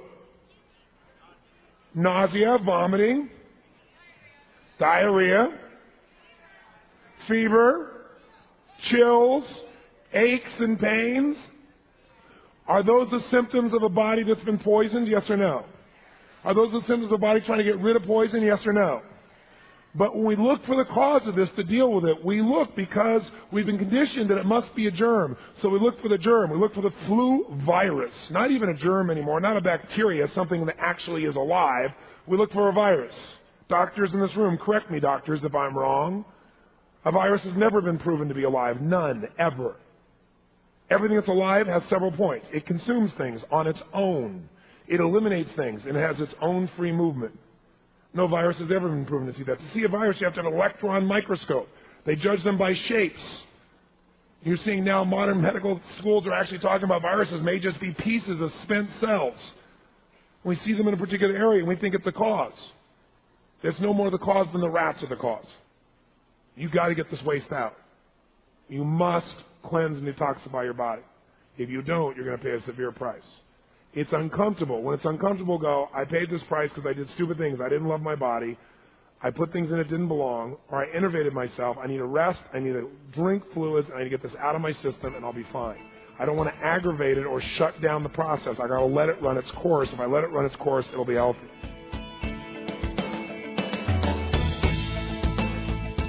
So I just wanted you to listen in on this seminar because I wanted you to realize you don't have to live in fear. That there's some fundamental things that if you apply your common sense can free you of this. Now let me tell you why I'm telling you this and why I found out about this, because I've lived a pretty energetic lifestyle for most of my life, prided myself that I can rock the house, whether it's 2,000 people or whether it's 20,000, for as long as the day can go by. And I did it because years ago I made a huge shift in my life, which is this dietary approach that I'm describing to you, and this lifestyle approach. And I freed myself of the fear, which took away some of the acid by itself. Right? You heard earlier I described I was always afraid early in my life I was going to die of cancer. That would create some nice acid for you. So what happened for me is I started to get to the point where I was using much more of my mind for the energy as opposed to my body. Can anybody relate to that? It's like it's more mental energy and like will. Like I get on stage and crank, but it wasn't like I feel now. It's just like that just feels effortless. It was more like, am I going to do one more song? Kind of like a lot of you were thinking over this weekend, right? So what happened was I have this mindset of, I'm an Adonis and I'm humble about it. I've got this energy. I'm going to kick butt, take names. And what happened for me is it started like by the end of a program, I was wiped. But you know how things happen gradually? So you don't quite notice. It's kind of like, the old metaphor, you put the frog in warm water and you turn up the water slowly, it'll boil to death. The old metaphor. You put it in boiling water, it jumps right out. Well, most of us, our challenges come so slowly that we adjust each stage and we don't realize what we've lost. That's like I feel when I do the Living Health Seminar, I'm almost like trying to tell someone what a rose smells like who's never really smelled one. Because most people have never given themselves the gift of that kind of dynamic energy. They've never had it. Because no one taught them how to have that. And that's my real goal in being here. I want you to realize, I want you to experience that nothing tastes as good as fit, healthy, and vital feels. Nothing. And once you feel that, you'll get addicted to that feeling, and it will change every aspect of your life, your relationships, your finances, everything. Because here we are living in this culture where people value everything more than their body. Their money, their career, we'll do anything for our kids, right? All these other things. And what's the last thing that shows up? Our bodies. And thank God that, our bodies are as strong as they are, but we deserve to have them at full tilt. So for me, as I started to say, I started to feel this little bit of loss, so I thought, okay, I know what the problem is. I'm getting toxic. I'm exerting more energy, right, on an ongoing basis than I'm building back up. I'm not sleeping, and I'm not resting, and I'm go the whole time, and I just need to balance out and cleanse my system. So I decided to do that. Now, I know quite a bit about a variety of sciences that have to do with how to study the blood, and there's quite a bit of research that's been done overseas. And there's a certain type of microscope in the past called a dark field microscope. Dark field microscopy, I guess is how they pronounce it. And so years ago I had that, and it allows you to see what you don't see in a traditional blood test. It allows you to see that your blood, unlike traditional science tells you, is not sterile. It's like another universe with all these creatures moving around inside of it. But what's interesting is there's a new microscope out now called an ultralight microscope that allows you to see even deeper. And what you also can see is things like candida or yeast in your blood, parasites. You can see everything, and it's very visual. So before I went on this cleanse, I said, what I'm going to do? I'm going to go look at my blood so I can see how bad it is, and also so I can feel the victory afterwards and see it clean up. So I found out about this place that did this new form of microscope work. I went down, looked at my blood. My white blood cells were ripped open and like leaking out. They weren't moving at the pace they're supposed to move. And my immune system's broken down, which probably was how I was feeling inside. I was feeling run down. And I'm thinking, God, I know I eat well and that stuff, but I thought, no, I'm not. I'm going full tilt. I'm not breathing. I'm not doing the other things that are so important, and I'm exercising like a maniac on top of it, right? Because I want to be fit. And so I looked at this, and then what was interesting about it is I was also full of candida. Now, what yeast do in your bloodstream is they eat all your glucose, which is all your energy storage, right, all your sugar. So what that does is you eat, and you're never satisfied, because you're not getting the nutrients. Remember, taking in nutrition doesn't mean anything. If you don't have proper digestion and assimilation, you have no nutrition. So what happens is along the way, the yeast consume it. So I don't know how many of you can relate to this, but I would find myself, I was so busy, I wouldn't eat all day long. Then about, 8, 9, 10, 11 o'clock at night, I was ready to eat a human. It's like, I got to have something, man. I get that state where you got to have something. How many can relate? Come on, say aye. That's because your blood sugar is where? Through the floor, right? So I find that, and it created a lot of stress, and it created my energy being super high, and then boom, I'd hit a crash point, man, and I would crash if I didn't go do something. So all of a sudden, I look at this thing, and I can see why. It's eating it all up. And by the way, you know what yeast does once it eats all your sugar? If you don't give it enough sugar, which it demands, your cravings for sugar are the little creatures inside of you demanding it. If you got a lot of acid addictions right now, as acid addictions are like cigarettes or alcohol or coffee, where you got to have it, and you get yourself alkaline, this is not a willpower thing. You won't go through the headaches and all that crap people do. That headaches is all the acid that's released back into your body now as you start to cleanse. It's in the cells, in the fat, and when you stop giving acid, the body goes, all right, we got a chance to get rid of this stuff. Put it in the blood and let's get it out. When it puts it back in the blood, you get this headache, and you're detoxifying, it's called. I'm going to show you how you can detoxify without all the pain, which is really wonderful, by having enough alkalinity to deal with those things. Does that sound good? It's really important. Really important. So anyway, the point of the matter is, I look at my blood, and I got candida in there, so no wonder my energy's not as high. Sure, I'm living well, supposedly. Now, what caused the candida? That's the part I want to understand. Because look at me, I eat really well. I really do. I thought, well, candida's feeding on sugar. I don't eat sugar. But, I'm vegetarian. And I see a lot of vegetarians. The meat eaters always look at them and go, I don't want to look like that. Well, that's because they're eating tofu and drinking milk and eating cheese and eating all that crap that's horrible for them. But also, they eat all kinds of carbohydrates that convert into sugar. And sugar, ultimately, taken in mass, becomes acid in the system. It has an acid ash. So does protein. Has an acid ash. Well, what's left to eat? Don't tell me you're going to talk to me about veggies, are you? We're not getting there, are we? Yep. But I also want to show you how you can have like a big salad, drink a green drink, and get most of your alkalinity from that, so you can still have the foods you have, maybe in hopefully a little bit smaller quantity, because you won't desire it as much as you become more alkaline and more balanced. The point of the matter is, I started looking at this and going, boy, I know what it is it's the pastas, it's the carbs, and I always had fruit from breakfast till noon. I've taught people that for years. I'm dead wrong about that. And the reason I'm dead wrong about that, and I didn't know, and it served me well, because fruit cleansed me, it was great, gave me energy. What I didn't realize was we live in a society where most of our food is processed. And as we're eating all this processed food, we're getting so much acid that eating a bunch of fruit on top of it adds that much more sugar and creates more candida. How many follow that? Okay? So I'm not saying fruit's not good. I'm saying you don't want to consume excess amounts of it, especially if you've got a diet that has lots of other carbs in it, because you're creating an environment. Now follow me. We'll come full circle now.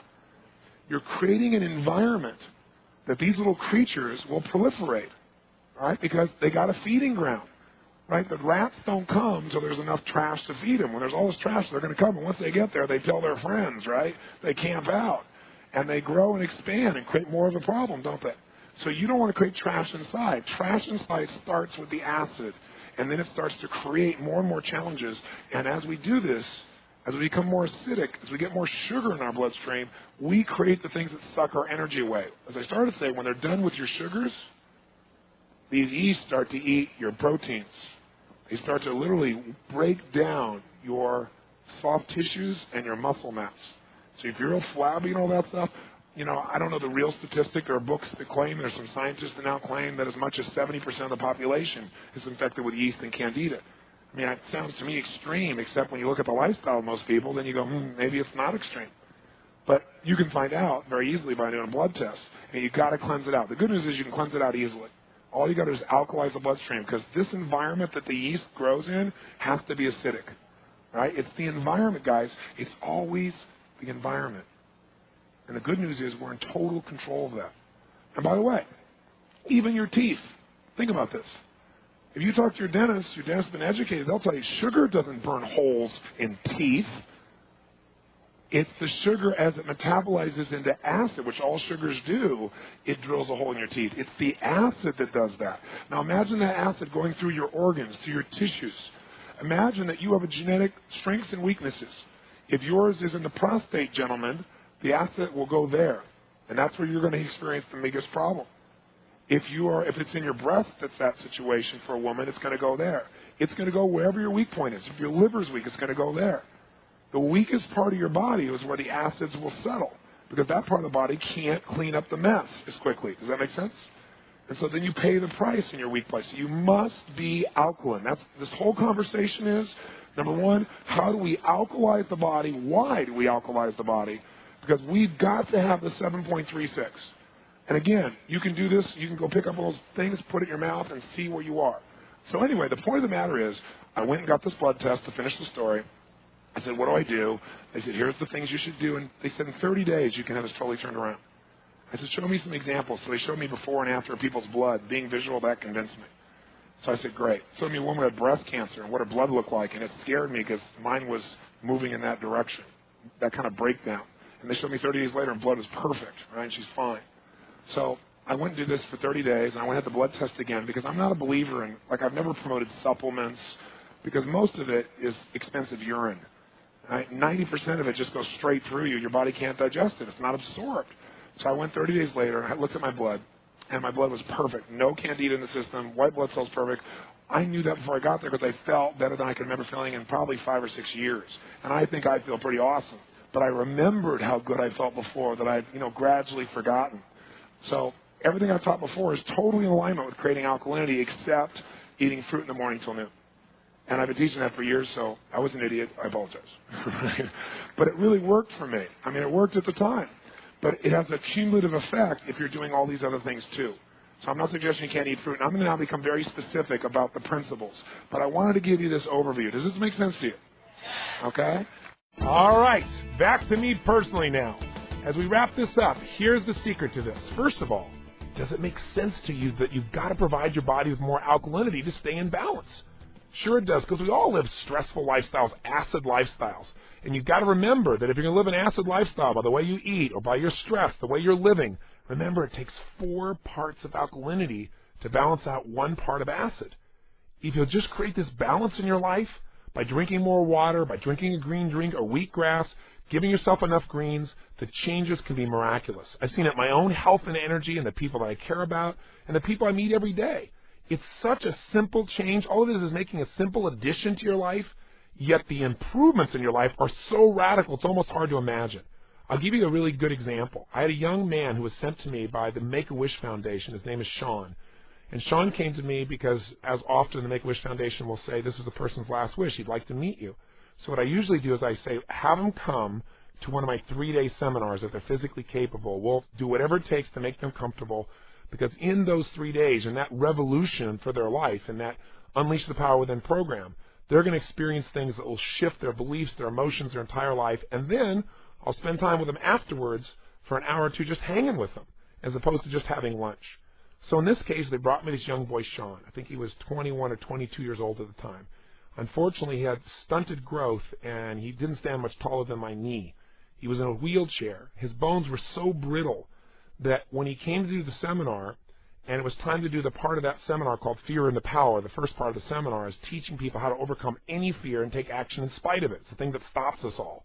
So it's a pretty powerful seminar. On that very first night, I have people walk across a bed of burning hot coals between 1,200 and 2,000 degrees Fahrenheit. No one has to, but everybody ends up doing it.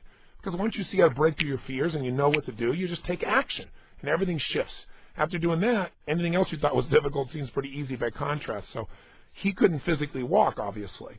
And so his parents handed him to me, and as his dad was about to hand him to me, he said, open your hands and just hold him in your open hands. And he said, don't squeeze at all. If you squeeze at all, you'll break his bones. If he coughs, he breaks a rib. That's why his prognosis was for death soon. His bones were that brittle, if you can imagine. So I held him in my hands, and I put myself in state, and I walked across the fire holding him. It was really a beautiful experience. He cried afterwards. It was amazing. So then he attends the rest of the seminar, and he begins to develop some stronger beliefs on what's possible. So I sat down with him after the 3rd day, and we sat down for lunch.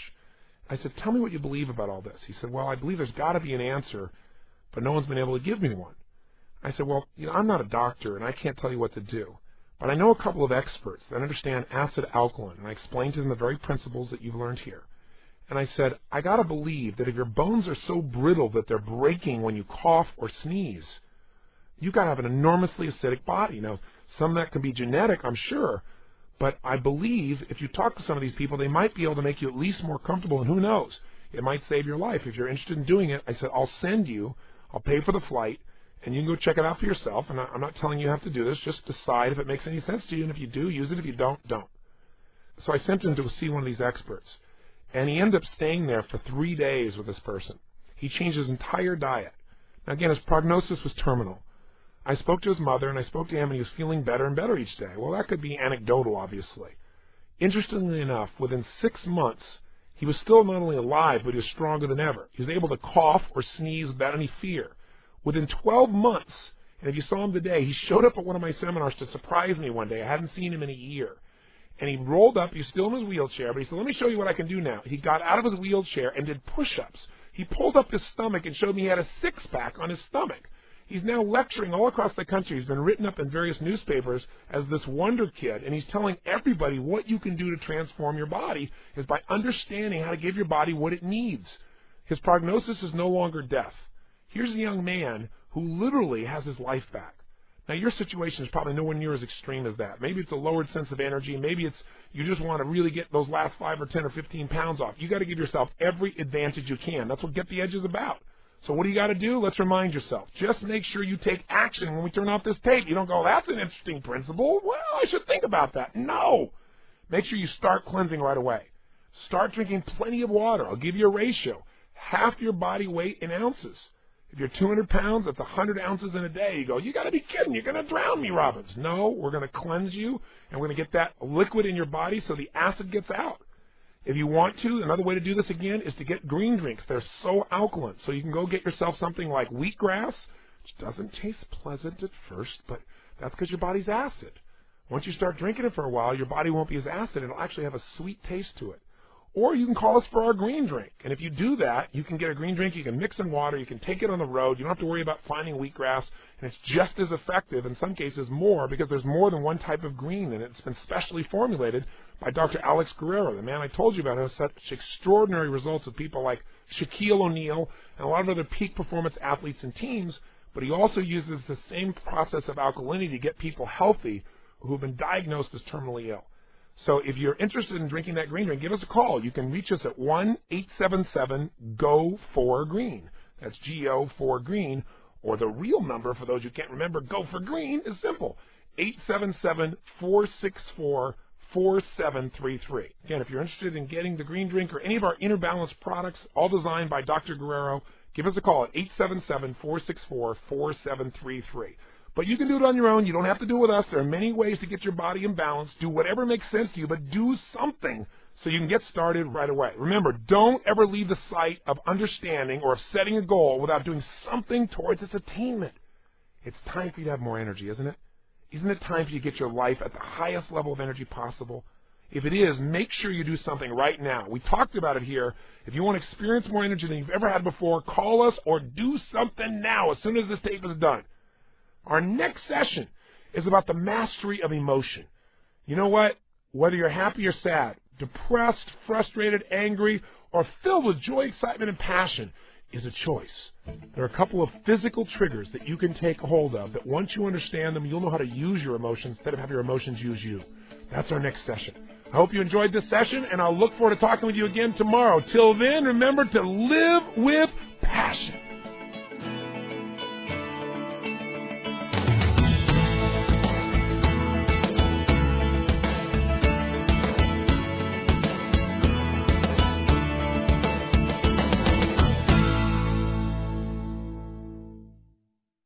So let's listen in now to another seminar where we're talking about this principle of acid and alkaline and how it can make a massive difference in not only the quality of your life, but the amount of energy you experience day to day.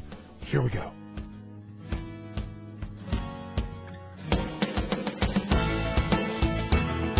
Thank you. Well, I came back. I missed you. What can I say? I came back because I wanted to give you an update, an idea of some of the newest distinctions that I've made. If you've been involved with my work at all, You probably have been exposed to some of the principles. How many of you read Unlimited Power? Say aye. If you did, I talked about some of the fundamental principles of living health there. And my goal is really to get you to see you don't have to be afraid of bugs. You don't have to worry that in the middle of your New Year's, some bug is going to wreck your holiday. Okay? That it's really not how it works. So I thought maybe what we do is show you a little bit of how we get to pollute our environment. And the way we get our environment polluted is we get out of balance. And you all know that. What happens during holidays? If you weren't out of balance before, now you're totally out of balance. How many can relate to this? Say aye. And that balance is not just the balance that comes from, eating too much. It's all of the stresses we create inside of ourselves which innervate us. But they also do something else that I didn't understand at the level of science before. I understood it anecdotally. But science is now showing us some pretty extraordinary things that can help us to know precisely why we break down. Now, to give you an example, think of what your body is. Your body is really this unique system that's working on basically electrical currents tied with magnetism. So think of it as electromagnetism that's actually running you. All the nerves of your body send signals through electricity. There are electrical signals, pulses of electricity. All the cells, all the organs of your body, when they're alive, to be healthy, you got to have healthy cells. They got to be totally energetic. To be totally energetic, they have to have electrical power. What makes that electrical power happen is what we have is a delicate balance in our biochemistry. Chemistry makes the environment possible for electricity to be there. Anything that's going to mess up that electrical balance is going to mess up your cells, is going to mess up your organs, is going to mess up your life. So if all these organs in our bodies have this need to send electricity, in fact, nerve signals are nothing but electrical pulses again, then what we got to figure out is what would mess that up. And then what we're going to do here this afternoon is walk you through the easy ways to make it so your inner environment is totally in balance on a consistent basis, even when you take it out of balance. This weekend took you out of balance because what you've done is you've done the thing that creates breakdown in the body that you've probably been doing for years before you got here, but this weekend may have added to it, and that is the creation of acid. Acid in our systems creates a breakdown of the delicate balance in our biochemistry. Now, you turn on your television, you can't miss a million commercials or somebody comes on and says, I ate the whole thing. Alka-Seltzer, remember those old ads? Or now these days, they don't do that. Now they don't wait till after you're in pain. They go, look, I'm going to eat this Pepsin AC and then it won't hurt. And what is Pepsin AC and all these things? They are antacids. See, if we're eating so well, if we're so smart, how come we're taking all these antacids like they're coming out of our ears? The reason is because we live an acid lifestyle in modern times. Most industrialized nations live acid. Now, what creates acid in the system? Well, the first thing to create acid is emotions, anger, resentment, frustration. You can take, and in fact, I encourage you to go by your local drugstore and get some of those little pH strips. Those pH strips, you've probably seen them. They're like yellow. You put it on your tongue for a few seconds so you can do it with your urine. And then you put it against colors, and it shows you how acid or alkaline you are. Now, why is this important? Let me clarify this first. Your body, to maintain this powerful, energetic electrical current in you, has got to have a certain pH, a certain basis of what's called acid and alkaline in the system. It is as important as maintaining the temperature of your body. Your body has to stay at what temperature? Quick. 98.6. Well, here's the other number you better know. On a scale from 1 to 14, 1 is pure acid, burn a hole in steel, and 14 is purely alkaline. The middle, then, the balance would be 7. Our bodies need to be at 7.36. That's the ideal, which is slightly alkaline. Now, the portions of your body, like your stomach, has hydrochloric acid in it, and in that area, right, you're going to have more acid. But I'm talking about your blood. The blood, which is the river of life. What takes the oxygen everywhere? The blood. What brings the nutrients? The blood. The blood is the basic source of everything. So your blood has got to be at 7.36. In fact, this is so important, guys, that if this figure were to vary 1 or 2 points, you would die instantly. Because what happens is it would change the chemistry where there'd be no electrical power. And imagine an electrical power plant that somebody unplugged. Everything stops. Your organs, your cells, everything shuts down. You're dead. That's how important alkalinity is to your body. Now, most people, though, are constantly testing the body's ability to do this. For example, we go to a cold environment, what does our body do? It compensates, right? It's because of what to do to try and speed up, try and get that warmth to the body so that we can survive. The same thing happens when you take in a lot of acidity in your body. Your body rushes to figure out how to deal with this. Now, the way the body deals with excess acid, and again, what brings acid to the body? Emotions are the first thing that most people never even think about. When you worry, how does it feel when you worry? What does your body feel like? Can you feel that kind of feeling inside your body, like something's churning? You're creating acids in the system. By the way, conversely, Norman Cousins, who, God rest his soul, an amazing man who was here in Los Angeles, right, teaching at UCLA. If you remember, he cured himself of disease through laughter therapy. He'd watch for 8 hours a day all these funny films that cracked him up, and he laughed his way back to health because you can also, through your emotions, can you stimulate your immune system? Can you release positive endorphins, yes or no?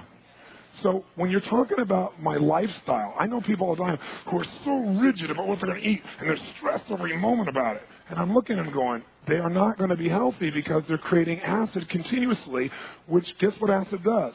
It strips or weakens the electrical charges around red blood cells. So, for example, and I'm getting a little technical, but please stay with me, and I think this will make sense for you. Here's a red blood cell. What does a red blood cell do? Carries what? Oxygen. So you got all these red blood cells in your body. Blood cells, in order to function, have a certain biochemistry, and in order to do that, to have electrical charges.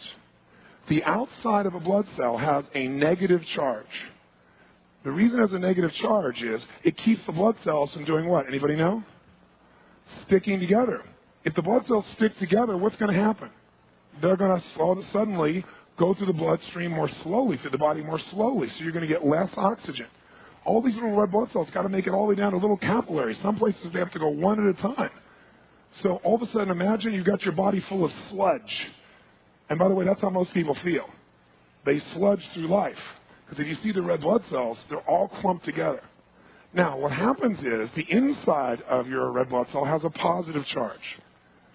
So when acid comes along, you have an acid diet, which I'm going to talk about also. Acid emotions, acid lifestyle. The acid comes by and it mitigates, it strips or weakens this charge. Sometimes it takes it completely away. So what do you think these cells start to do? They start to clump together. As that happens, your energy goes to the floor. But that's not the only problem. These cells start to weaken. Does that make sense? They're not as strong as they need to. And as the environment becomes more and more acidic, they not only weaken, but they die. When they die, they release their own acids into the bloodstream. So now you're compounding it. Now remember the example I gave you of pouring water in a glass and you keep pouring and pretty soon it overflows? Well, when you keep pouring acid in the system and it starts destroying cells more rapidly than your body's used to, all that acid builds up to the point where now the environment is really polluted.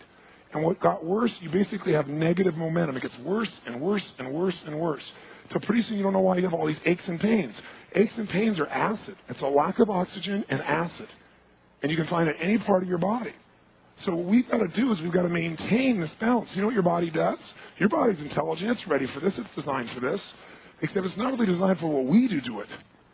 Our bodies were not designed for us to be able to process every food the way we do in modern times.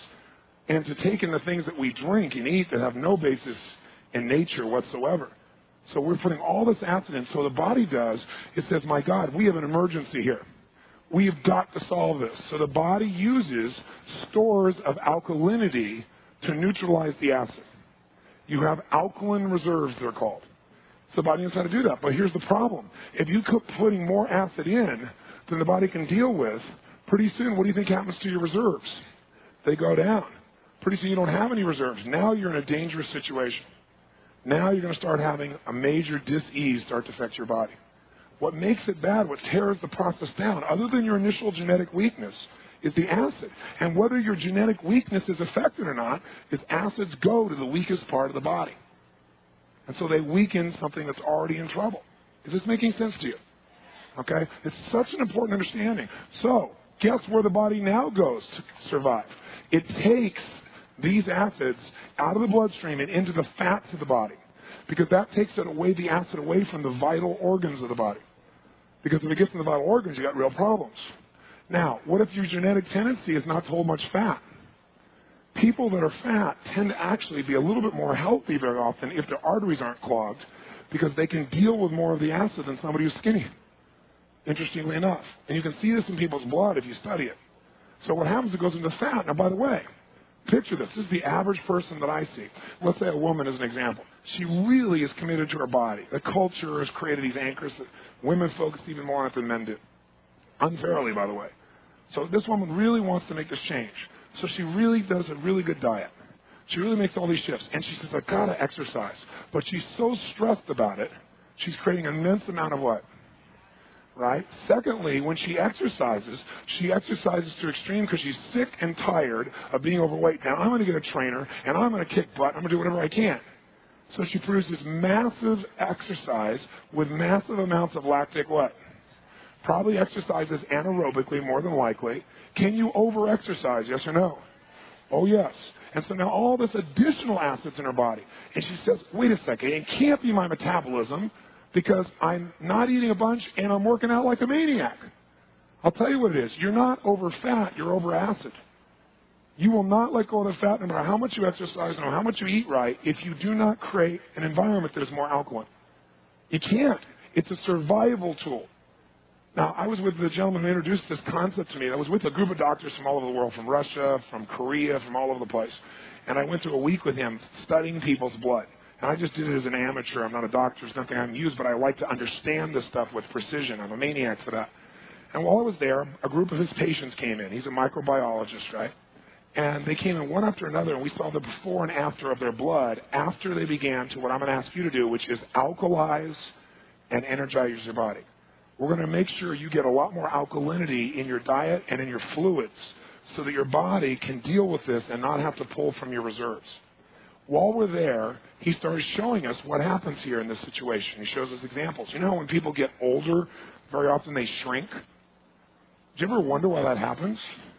Do you think it's like, oh, it's just our way back into the ground? We came out of it, went our way up? No. The reason is because when a person lives an acid lifestyle, after you go through your reserves and after you store in the fat, guess what's next? It needs calcium. And so it leaches it from your bones continuously. And so your bones get weaker and weaker, and you get more and more compressed.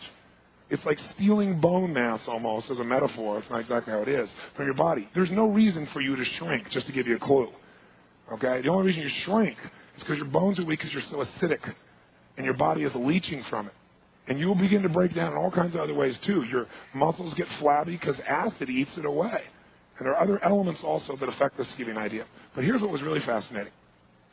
I saw so many changes in people that were so dramatic, it would sound like, you know, a religious revival. But they're in this doctor's office, and all these other doctors studying it. And one woman, which was really neat because she's been studied since she was 14 years old by the NIH, the National Institutes of Health, which is the place that you get the definitive answers in the United States anyway. And so the National Institutes of Health studied her and her entire family, but her personally since she was 14, this woman. She's now 37 years old. The reason her family's been studied is because they have hypercholesterol. There's no one in her family with less than 450 in cholesterol. Yeah, if you're not familiar with it, around 200 would be reasonable. 450 is off the chart. I mean, you're a walking heart attack, basically, right? So, and by the way, that's what's happened. Her father died at 43. Her mother died at 41. Her sister died at 39. She's 37.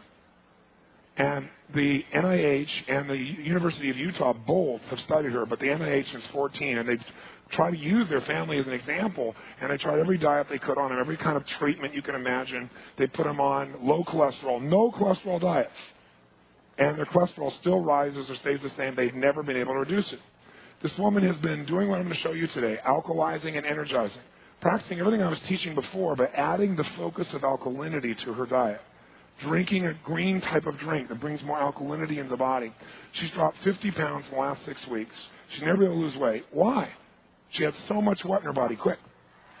So her body's hanging on to it. Now the body's alkaline. It's just let going like crazy, and she's not working out half as hard or anything like that. But the second thing is she's lost already 190 points off her cholesterol in 6 weeks.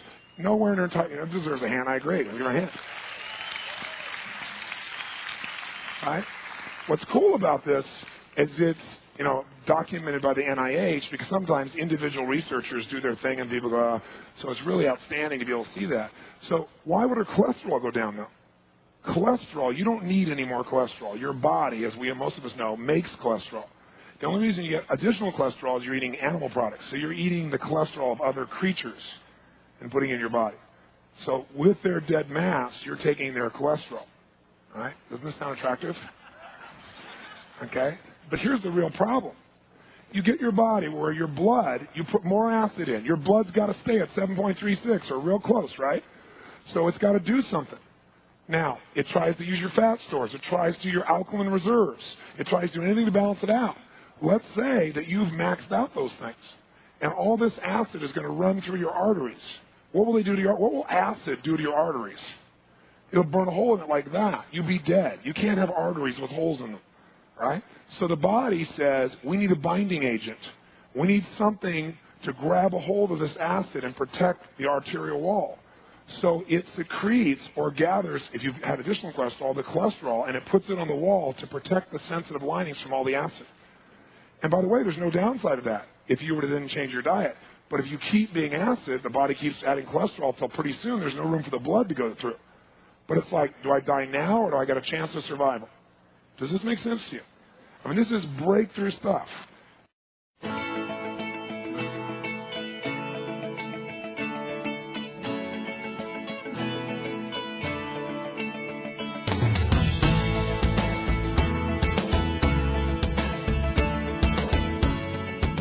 Welcome back again. This is session number 4, day 4 for some of you, session 4 for others.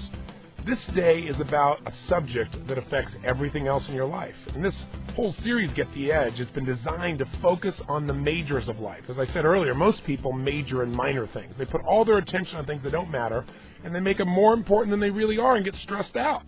But there's certain things in your life that if you focus on them, your life soars in terms of your fulfillment and your joy and your relationships and your health and your vitality, every aspect. And there's certain areas of your life that if you don't focus on these areas, you get pain. And so that comes to the base level we're here to talk about today, which is your energy. See, when you talk about your physical body, your vitality, your health, I don't care what it is you want in your life, whether you want to improve your relationships or your finances or your emotions or your career, none of that matters if you don't take care of your body. And that's what we're going to focus on in this session. But I got to tell you, most people don't focus on their energy and their body because we don't live in a society where most of us value our bodies that much. In fact, we probably value our bodies the least. Yes, we promote attractive bodies in advertising, but we don't really look at the vitality and health and make it the absolute must. We have a lot more advertising on how to get drunk or how to get yourself out of pain instantly with a drug or whatever else you can consume in big gulp sizes that are larger than your head. People are drinking Cokes bigger than their head. I don't know what's going on out there. But see, we do things in our society for money all the time, but we forget our bodies. We do things to meet our career needs, but we forget about taking care of our body. We take care of our kids, we'll take care of our spouses, our loved ones, but our body's usually the last thing for most of us. And you know what? When we run out there, we try to give everything everybody else, and we don't have any energy left inside of ourselves, boy, I'll tell you what, there's no fulfillment, there's no joy, there's no juice. So you don't want to be richest man in the graveyard. And most people are out there focusing on everything else except the most important thing, your temple, the place your spirit resides. And most people are digging their grave with their teeth because they don't understand the little changes in their body are making huge changes in how they feel and how they experience their life. So my goal for this particular tape is to show you how to increase that energy. Because no matter who you are, increased energy means a greater quality of life. It means the edge. There's no question about it. You look at people of charisma, it's energy. You look at people who have the ability to get things done, it's not just that they got so much willpower, they got the energy. It's there at the end of the day, not just at the beginning of the day. And I want you to have that. And there's some simple changes you can make that will not require your entire life to change, that can create an explosion in that energy. Also, if you're overweight and you want to change, and you've tried dieting, and you've tried exercising till you can't breathe, there's a reason why those diets and that exercise doesn't work. It has to do with this thing called acid, where most people are exercising to a level that their body can't take. And so their body retains fluids and it retains fat in order to protect the body from these acids, as you're going to learn in this tape. So if you're looking to lose 5 or 10 or 15 or 20 or 50 pounds, this is the ticket, and it's different than things you've heard before. What I love about this is it's profound knowledge. What makes it profound is it's simple. And the more simple, the more usable. But I also don't want something that's simple that isn't based on science. And when you start to understand the acid-alkaline balance in your body and how it affects your energy, how it affects the flow of oxygen, how it affects the amount of fat your body retains, how it can even affect cholesterol, you'll be fascinated by the process because it really opens the door to a lot of answers we don't have. What's ironic is there's so much research on nutrition, a lot of it gets lost through the shuffle for years. The original research that I'm aware of anyway about acid-alkaline was done by Dr. Neil Solomon almost 20 years ago at Johns Hopkins University. Here's a man who focused on everything he could find within clinical nutrition that could massively improve the energy of an individual and the overall homeostatic balance in your body, which is basically your body's ability to heal itself. Since that time, many people have done research on acid-alkaline balance and its impact. I met various nutritionists like Robert Young and doctors like Dr. Alex Guerrero, who, by the way, is the person I recommend today. So you're going to get some pieces out of a live seminar about each of these individuals and what they've discovered and how you can apply it to yourself. By the way, Alex is the closest thing to genius I've seen. He's a doctor of Chinese medicine, and he's known because he's able to take two extremes of people and help make a difference. He takes peak performance athletes when they're burning out and turns them around, which is probably a good metaphor for most of us in today's society who are working so hard and we don't understand why we're not able to get the most out of ourselves anymore.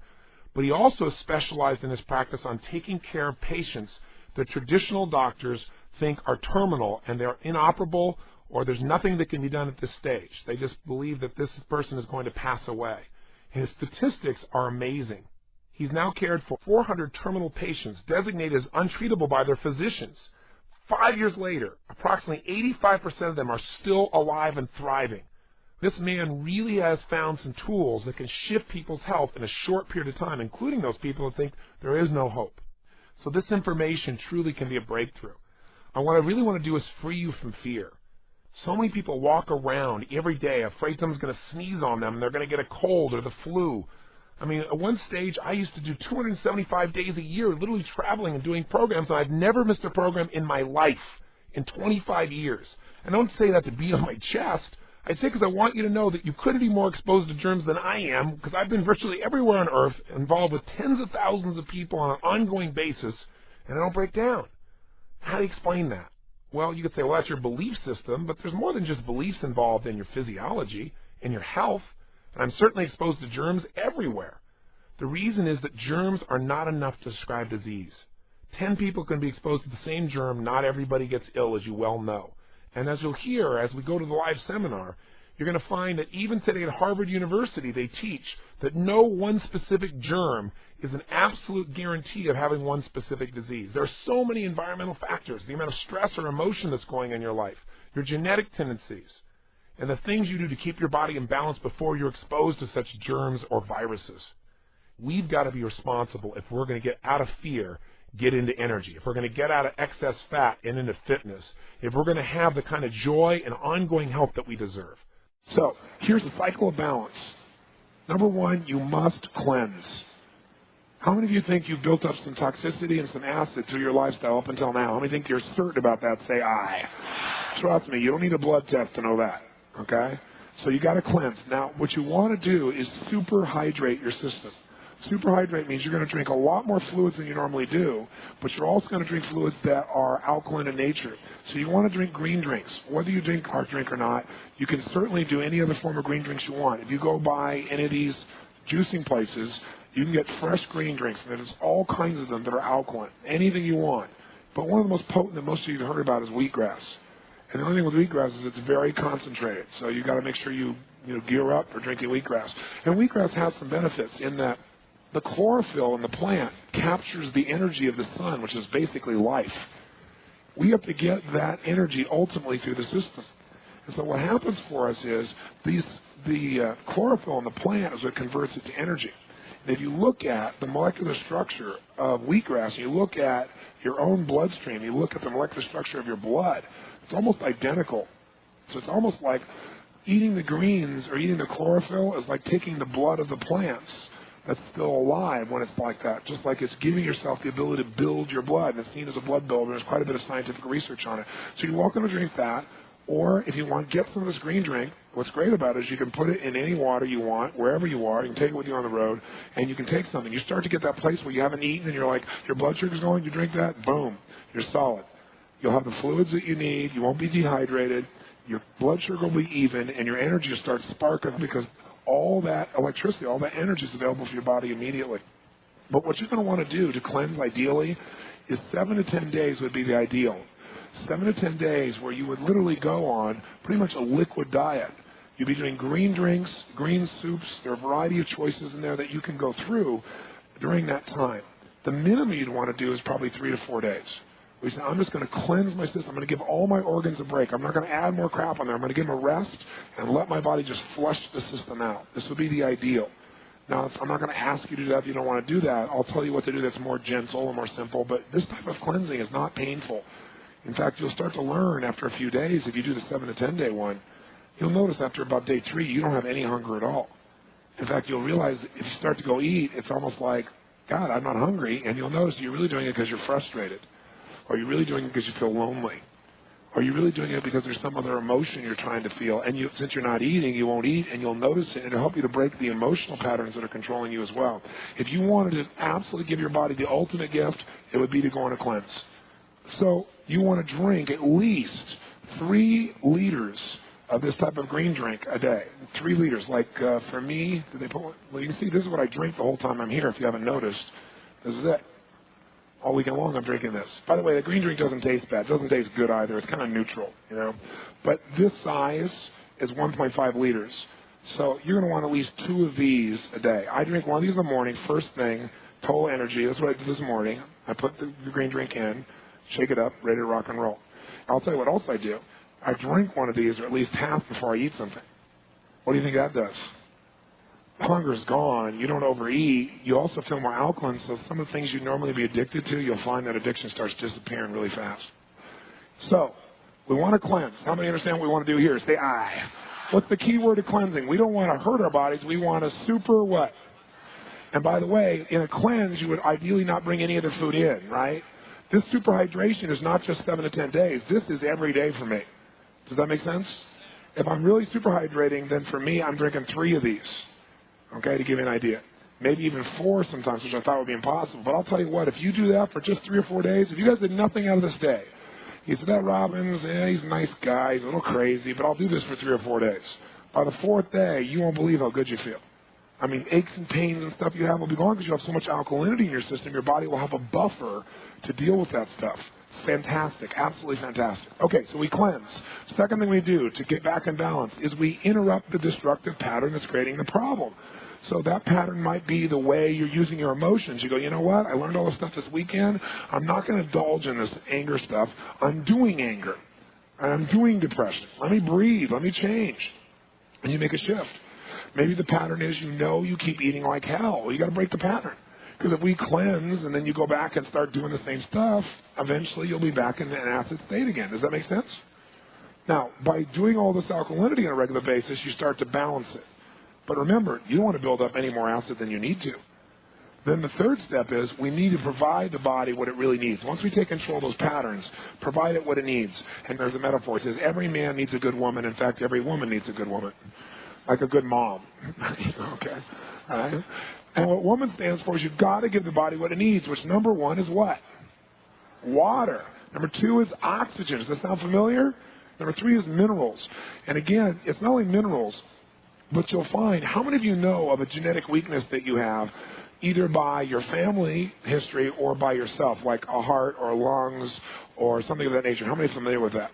Well, if you know a genetic weakness, you want to provide those minerals or needs directly there, and you can do your own research.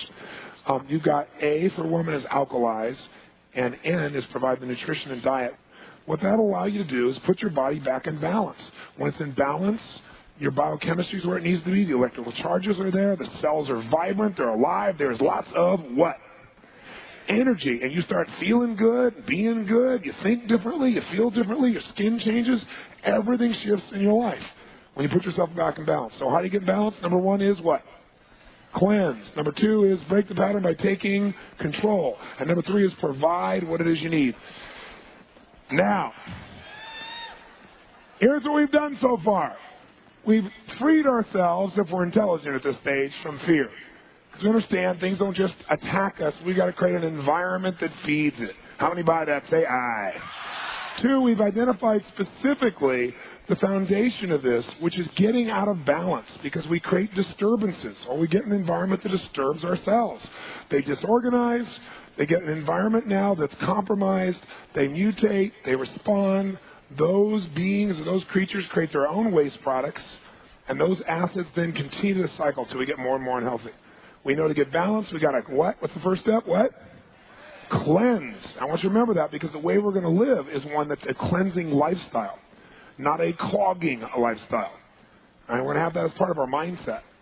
Second thing we're going to do is going to take control by interrupting patterns that don't serve us.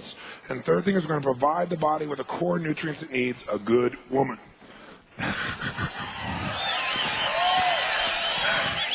I doubt if there's anyone who wants to argue everyone doesn't need a good woman in their life, right?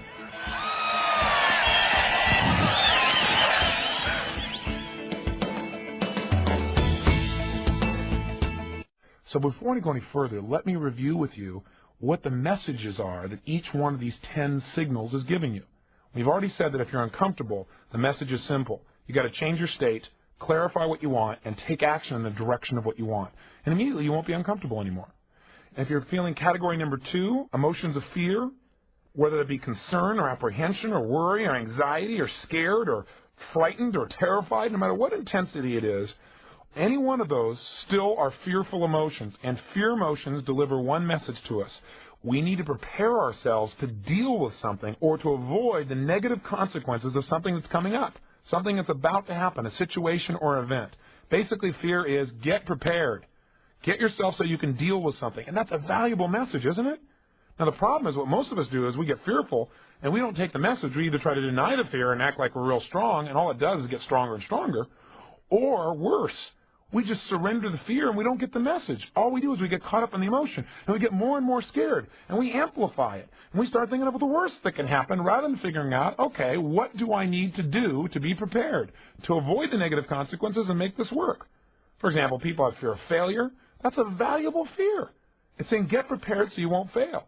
You might have a fear because the IRS is coming to visit you and you get a little note in the mail. You get this feeling of anxiety. That's probably a useful fear. Right? It's probably saying to you, hey, you better go get all your paperwork in order. If you didn't have that message, if it wasn't painful enough, you might slough it off. They might show up, and it may cost you a lot of money, not because you weren't accurate or honest, because you weren't prepared. Same thing happens if somebody asks you to give a speech, and you get a little fear inside. Maybe it grows into anxiety. The more intense it gets, the more we tend to surrender to the emotion rather than get the message. That's why we may want to convert fear and say, well, I'm a little concerned. And what I'm concerned about is I need to prepare for the speech so I do the best possible job, and I'll feel confident instead of fearful. Now, again, with each of these emotions, we want to hear the message and see if the message is appropriate. You may already be prepared. You may be as prepared as you can get. There's a limit to what you can do, right? There's a point where you have to have some faith. At that point, you might just have to say, you know what? This is a message I need to change my perceptions, not my procedures. I'm prepared by my procedures. I know what to do. I know how to do it. But I got to stop focusing on this thing being the worst possible situation. I just need to decide to become confident now, to focus on it working instead of it not working. The third category of emotions, those of hurt feelings, give us a signal and a message that says you have an expectation that's not been met and you have a feeling of loss, i.e., you expected somebody to keep their word and they didn't, that hurt your feelings, or you expected someone never to share something that you told them privately and they told somebody else, and now you feel hurt. You feel a sense of loss of intimacy with them or loss of trust. And that sense of loss is what creates that feeling of hurt inside of us. What do we need to do? It tells us immediately that we have to evaluate, is there really a loss here? Again, do we need to change our perception? Maybe you just didn't communicate to this person that when you told them this, you wanted them to keep this information private. Maybe you haven't lost anything. Maybe you just have to change your way of communicating your needs, or again, change your behavior. The next category is anger.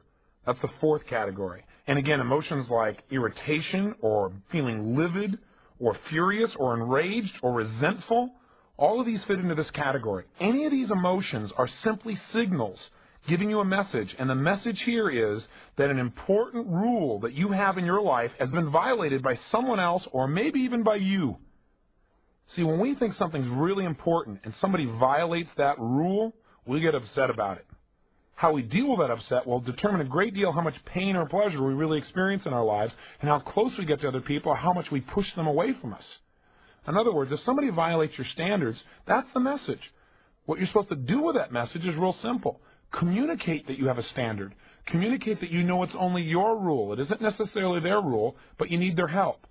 So if we use the earlier example where you shared something in confidence with someone, but you didn't tell them it was in confidence, you expected them to know that, and you didn't just feel hurt, you felt angry about it, then the bottom line is, instead of beating that person up, you need to go to that person and communicate in a different way, right? Change the way you're communicating. Change your procedure and say, you know, I know you didn't understand this to be private, but this is really important to me, and you need to deal with it as quickly as possible. Anger is usually an outgrowth of hurt. In other words, when you're hurt, you have a feeling of loss. Something you expected didn't work out. When you're angry, it's because it's something you think is really important that wasn't handled, or you've got a lot of hurts that have built up and you've not expressed them, you've not communicated them. So anger is usually a signal that something you believe is really important has been violated by someone or yourself, or that you've had a lot of hurts that you've not expressed that have built up until the anger. How do you deal with it? Change your perception. Maybe this person wasn't trying to hurt you at all. Change your procedure. Communicate better what your real needs are, or change your behavior. Tell people up front, hey, this is private. Promise me you won't share those with anybody because it's real important to me. Either way, you'll get out of your anger quickly. It's simply a signal that says you need to clarify with the people what your rules are and get them to agree to meet them, or you need to compromise them possibly. You know, some things you get angry about, you're going to get angry about for the rest of your life, and you better identify those things and realize that those are just your standards. They're not everybody's standards, and if you go around being upset because everyone doesn't live by your rules, you're going to be upset your whole life. So again, maybe you need to change your perceptions, change your rules, so that life is a lot simpler and a lot less painful for you. The fifth category of emotions, frustration. These action signals are telling you you need to change your approach to achieving your goal. Whatever you're going after, you're not going to get it the way you're doing it right now. That's why you're frustrated. You keep trying to get the same result by doing the same thing over and over again. There was a definition given a long time ago about insanity. They said insanity is attempting to get a new result by doing the same thing over and over again. It'll never work. So you've got to change your approach. When you feel frustrated, just know, hey, that's a message. I've got to change my approach. I need to be more flexible in this situation. Category number 6, disappointment. If you start to feel disappointed, that's a signal. And that signal is bringing you a message. And the message is that you need to realize that an expectation you had, an outcome you're going after, is not going to probably happen unless you change your expectation and make it more appropriate for the situation at hand. In other words, maybe you wanted something to happen in too short a period of time. I was doing a seminar about a week ago, and I was in Fort Lauderdale. And I was in the restroom, and this man recognized me and came up to me. It's always interesting when you're in a restroom and people come up and ask you for advice about how to change their life. It seems a little inappropriate.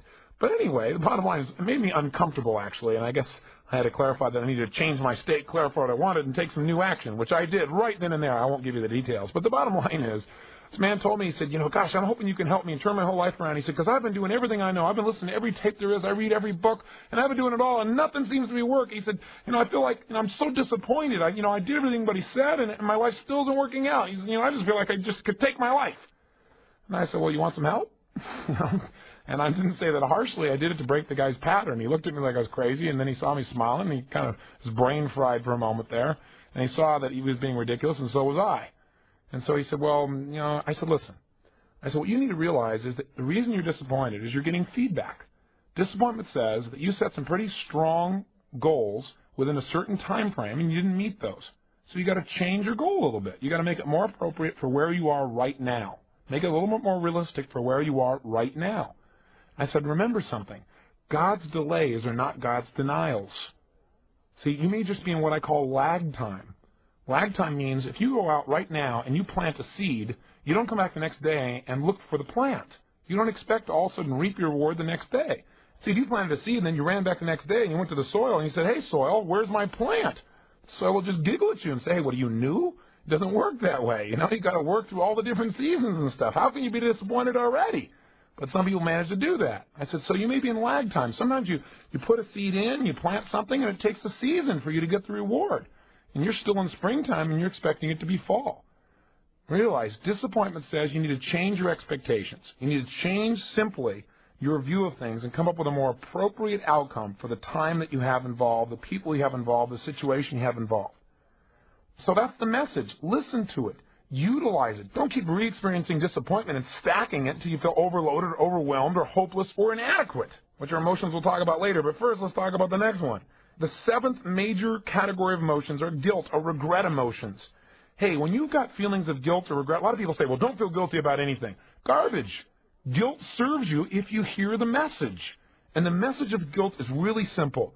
It says you violated one of your own standards, and you must do something immediately to ensure that you're not going to violate again in the future. That's why you have the pain of guilt.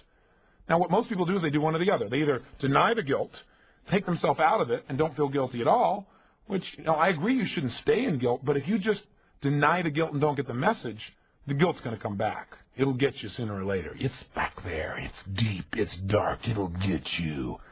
So with that fear, maybe you should turn that fear into getting the message instead of being overwhelmed and, again, surrendering to guilt. That's the other extreme. People just walk around and they allow themselves then to feel inferior for the rest of their life. They feel so regretful about what they once did.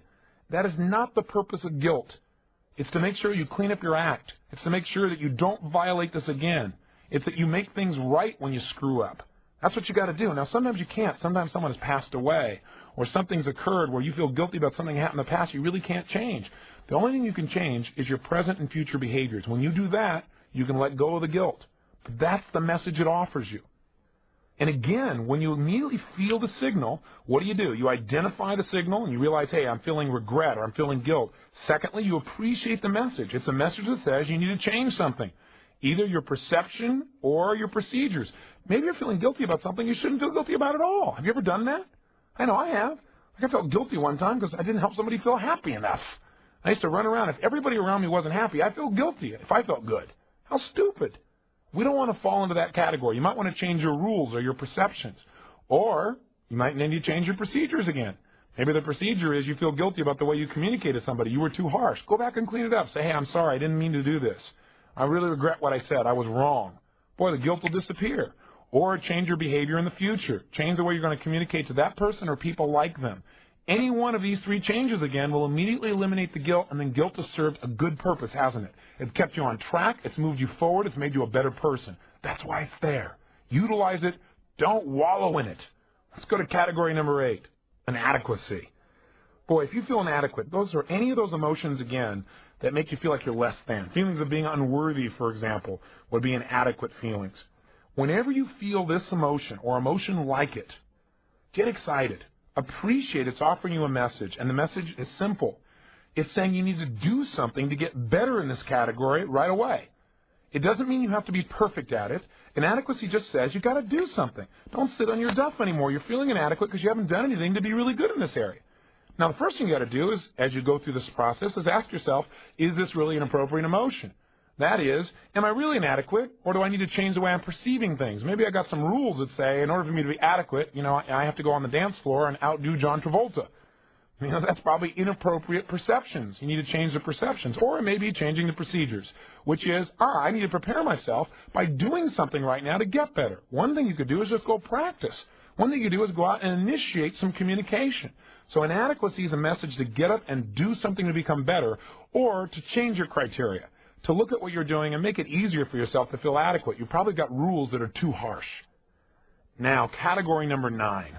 This is one of the categories that I think immobilizes and destroys more people's lives than virtually any of the others combined. And that is a feeling of being overloaded or overwhelmed or hopeless or depressed. They all fit together. I use overloaded to make it sound simpler, because if you say, gosh, I'm depressed, you'll immediately feel much more intensity than if you say I'm overloaded. The key here is to realize that this is a signal.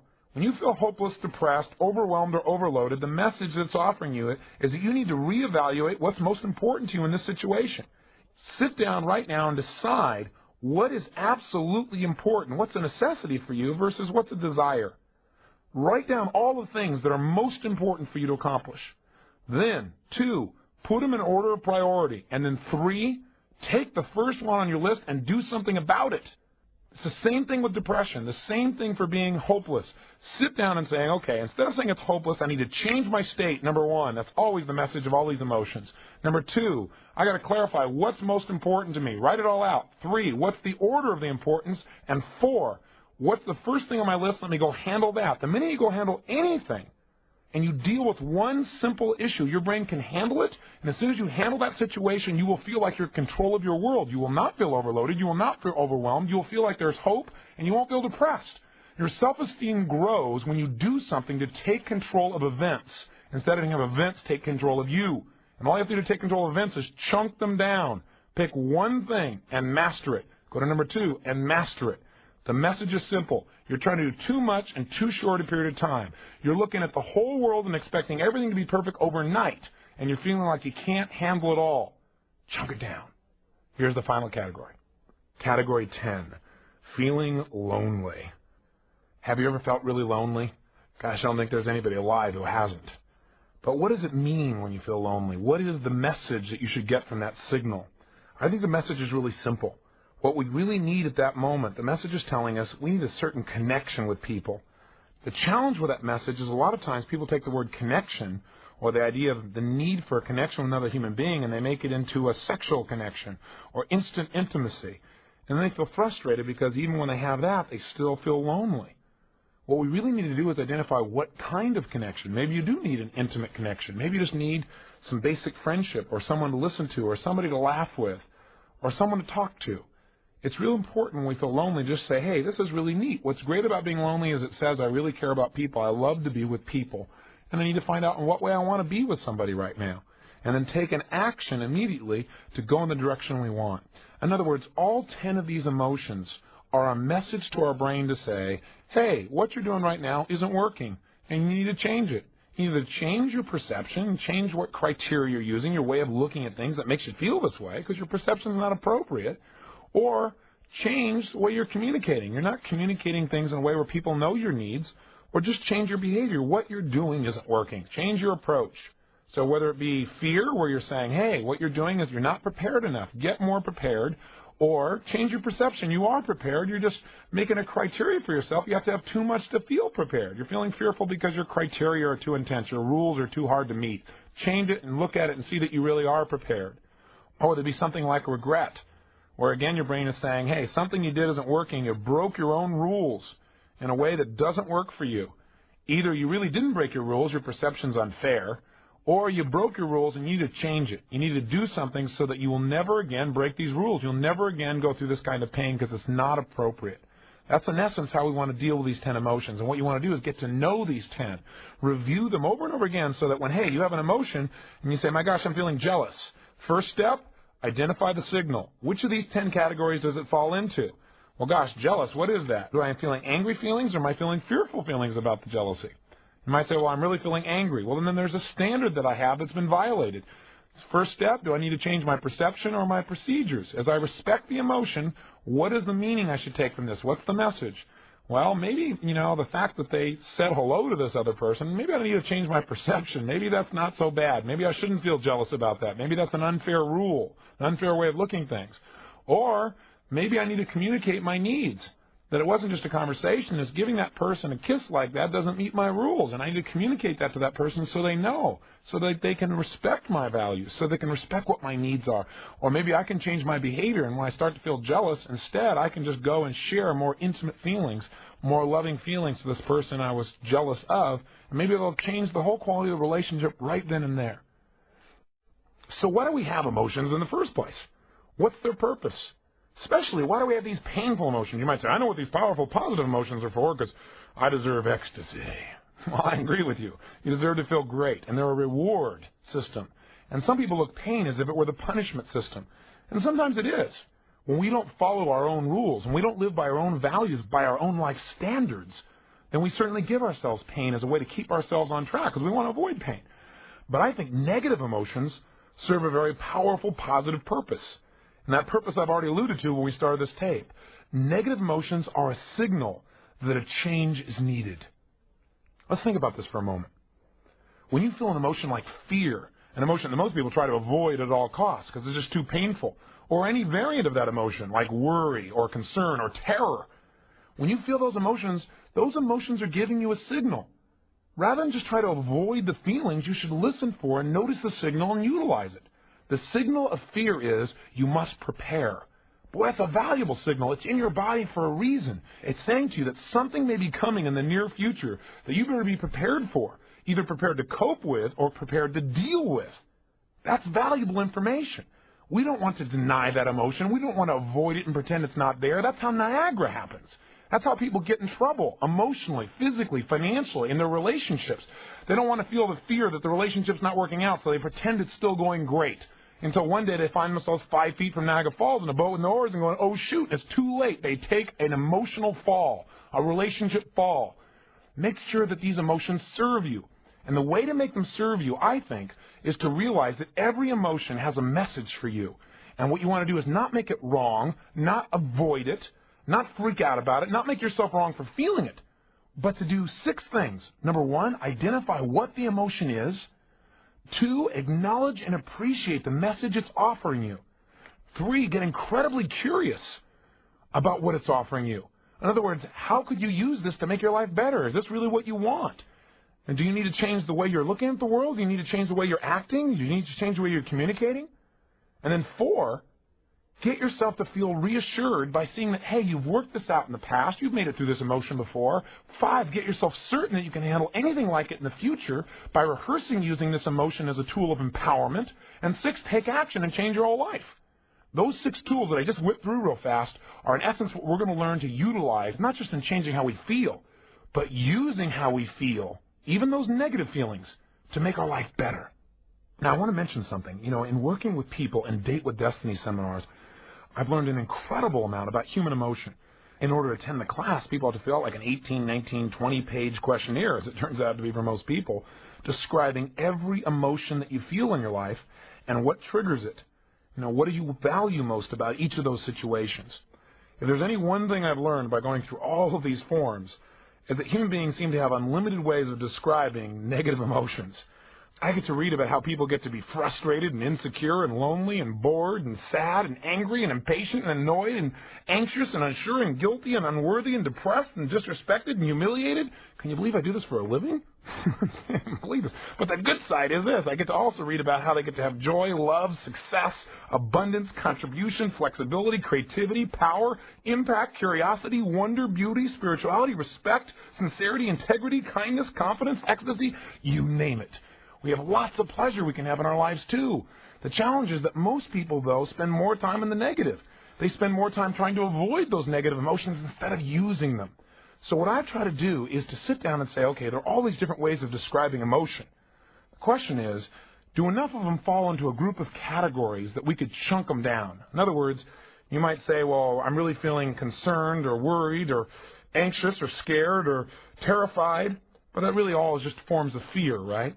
So what I'd like to do in this session, at least, just for the sake of our conversation and for our ability to deal with our emotions, is to take and create a model for each other.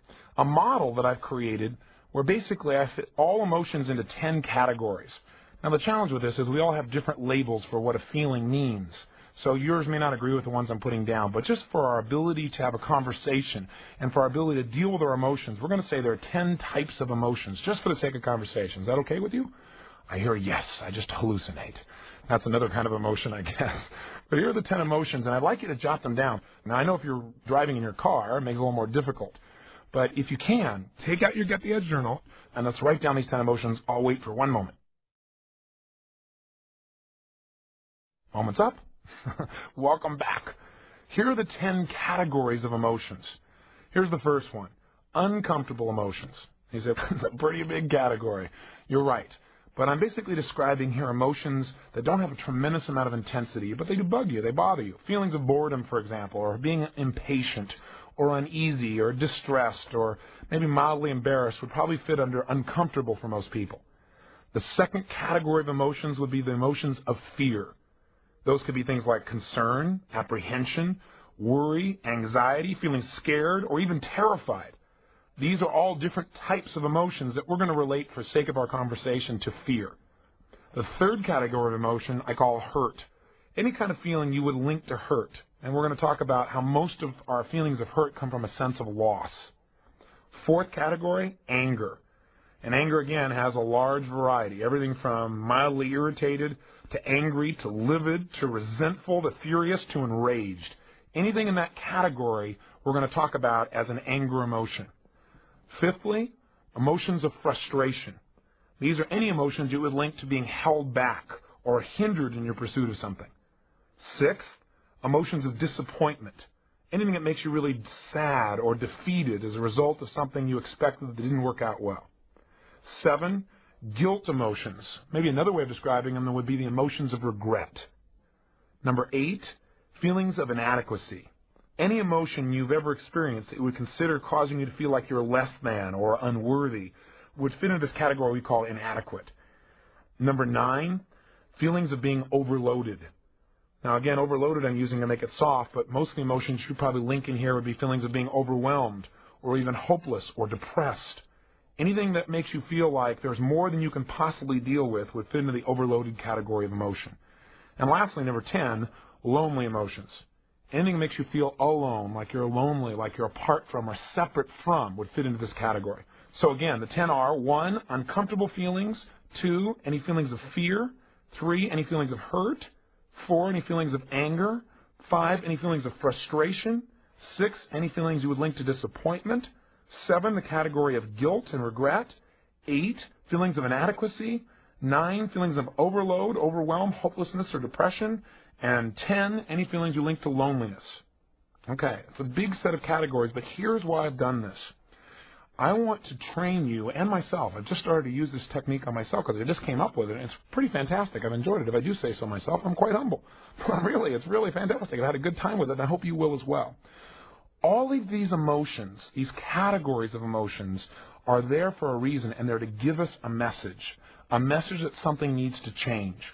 Now, one of two things has got to be changed when we're feeling any of these emotions. And before I tell you this, let's make sure you're enrolled here. How would you feel in your life if you knew, no matter what emotion you felt, you could go, okay, am I feeling uncomfortable, or is that a feeling of fear, or is that a hurt feeling, or an anger type of feeling, or a frustrated type of feeling, or a disappointed, or a guilty, or inadequate, or overloaded, or lonely feeling? How would you feel if you knew that in a moment or two you could instantly get out of that feeling, no matter how intense it had been? Would that be useful? Then stick with me, okay, because I know this may seem a little bit cumbersome at first, so listen to me carefully. Now let's go a step further. Why don't you just analyze the difference between two emotions for me, just by experiencing them, if you would. Stop for a moment right now, and I want you to think about something that you'd like to have happen in the future. And what I'd like you to do is hope that it will happen. Just take a moment, stop for a second, close your eyes if you can. Now, if you're in a car, this is not a very useful exercise. Okay, you might have to hope with your eyes open. I hope you keep your eyes open while you listen to me here. But right now, I want you to think of something you want to have happen in the future and just hope that it will occur. Just hope. Notice how this feels. Now, I want you to notice, do you see like two different possibilities when you hope? I'm curious, do you see it working out, not working out? How does it feel to hope? Now, open your eyes, kind of change your state a little bit, move your body around, change your physiology. And then secondly, I want you to try another emotion. I want you just for a moment to close your eyes and think of this thing you want to have happen, but expect it to happen. Put yourself in a state of absolute expectation, where you absolutely expect, you know it will happen. And as you expect this will happen, as you know it will happen, you create that in your body. Right now, I want you to notice how that feels, and also notice how this is different than hope. And then as you do, open your eyes, and what was the difference? Now, when I ask people to do this in seminars, one of the first differences that people will tell me is that hope for them, when they hoped, they saw two different examples. They saw it working out. They also thought of the possibility of not working out. In other words, they held two different options of what was going to happen in the future, and they didn't feel very certain. When I ask them which one they like better, they always say they like to expect better than they like to hope. In addition, they'll say things like, well, I felt like when I was hoping that I was passive, but when I was expecting, I was active. I felt move forward. I felt more intensity. So what I begin to hear is the difference in these emotions for a lot of people is the way you represent them. That is, you focus on both possibilities. When you hope, when you expect, you just focus on one possibility. This is what's going to happen, and that's all you picture. That's all you notice. That's all you think about.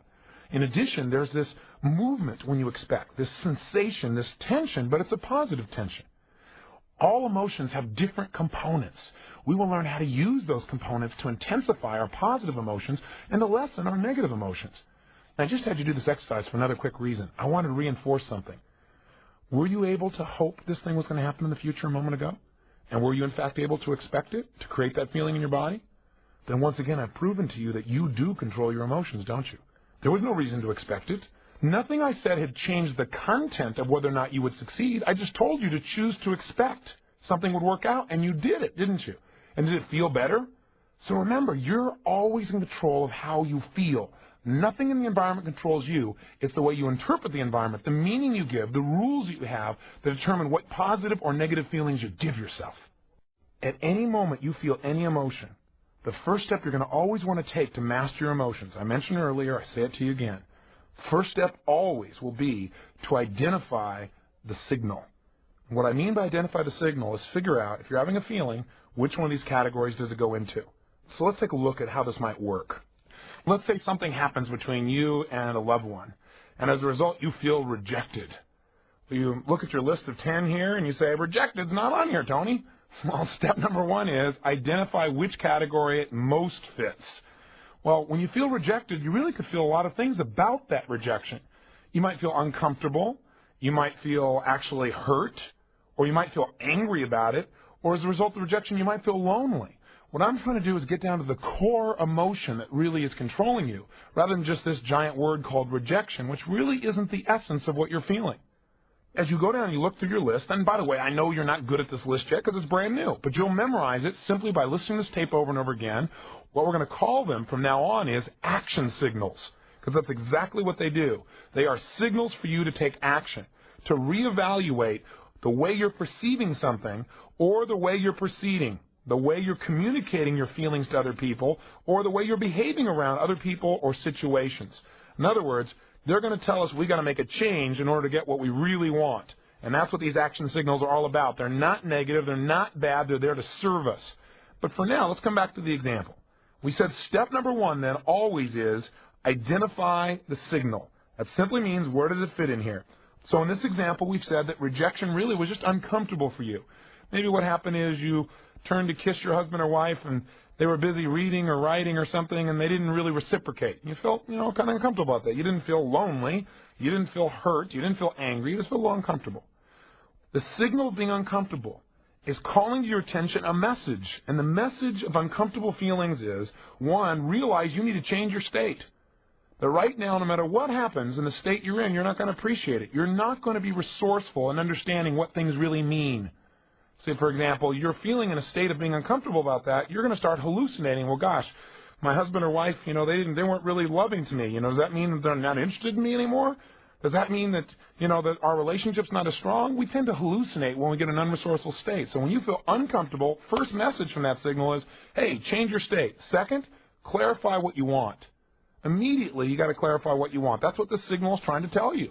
Says, yeah, don't just be uncomfortable. What do you want? If you want your husband or wife to be closer to you, get clear that's what you want. And step 3, immediately take action in that direction.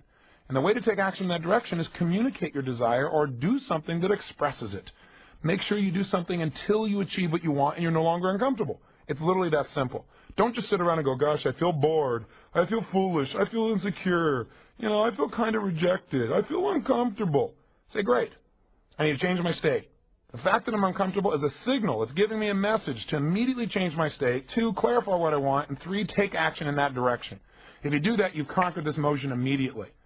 Let's say you felt rejected to the point where you called it hurt. You really felt hurt inside. Well, what's the message of hurt? When you feel the sensations you call hurt feelings, that signal is giving you a different message. And the message there is that there's an expectation you have that's not been met. And you have a sense of loss. That's why it's more intense than just being uncomfortable. You feel like you've actually lost something. Now, the challenge with this, as with all these emotions, is that when you identify the message, you must immediately clarify what has to be changed. I've mentioned this twice on the tape in passing, but I want you to hear this right now. Whenever you have what you used to call a negative emotion, you're now going to call an action signal. You know that action signal is signaling you need to change one of 2 things. Either your perception or your procedure. Now let me clarify what I mean by that. Your perception might be, for example, that, gosh, you feel hurt. You feel like your husband doesn't love you so much anymore, or your wife doesn't love you so much anymore because, gosh, when you first met, boy, all you had to do was, look at them and they dropped their newspaper and came over and hugged you, and now they don't. You have a sense of loss, and that hurts you inside. And that hurt is a lot more painful than the feelings of just being uncomfortable. The point, though, is this. Is this an appropriate emotion for you to feel based on this situation and this time with this person? That's really the question we want to ask ourselves whenever we have an emotion. We know that we have that signal. We need to first identify it, and then secondly, immediately appreciate this signal is offering us a message, and the message is we need to change. Again, our perception or our procedure. So our perception might be, person doesn't love me. Do we need to change our perception? Do we have some rules that are inappropriate in this situation? And the answer here probably is yes. Wouldn't you agree? This person is just wrapped up in what they're doing because they're just immersed. It doesn't mean they love you any less. What this emotion is telling you is you need to change your perception because otherwise you're going to feel pain for no reason. You might also look at this same situation as a symbol that you need to change your procedure. Procedure means the way you're proceeding with this information. In other words, what this may be is a signal to you that you really aren't communicating your real needs to your husband or to your wife. Maybe what you need to do is change your procedure, and instead of feeling hurt or instead of feeling uncomfortable, turn to your husband or wife and say, honey, you know, I know you're wrapped up in your work. I know you're totally immersed. I know you're trying to do stuff that supports the whole family here. But you know what? I just need, 3 minutes with just you and I, because I really need right now to just feel loved by you. I need to hold you. I need to feel connected to you. Now, if that person starts to get upset, obviously you're getting feedback that your procedure still didn't work. You have to be a little more flexible, a little more creative, or maybe a little bit more loving in the way you do it. Or maybe change the timing in which you go about something. But that's changing procedure, changing the way you communicate. Or another way of changing procedure might be it's a signal that says that the way you're communicating to your husband or wife doesn't make them want to make you feel loved right now. That your present behavior may be turning them off.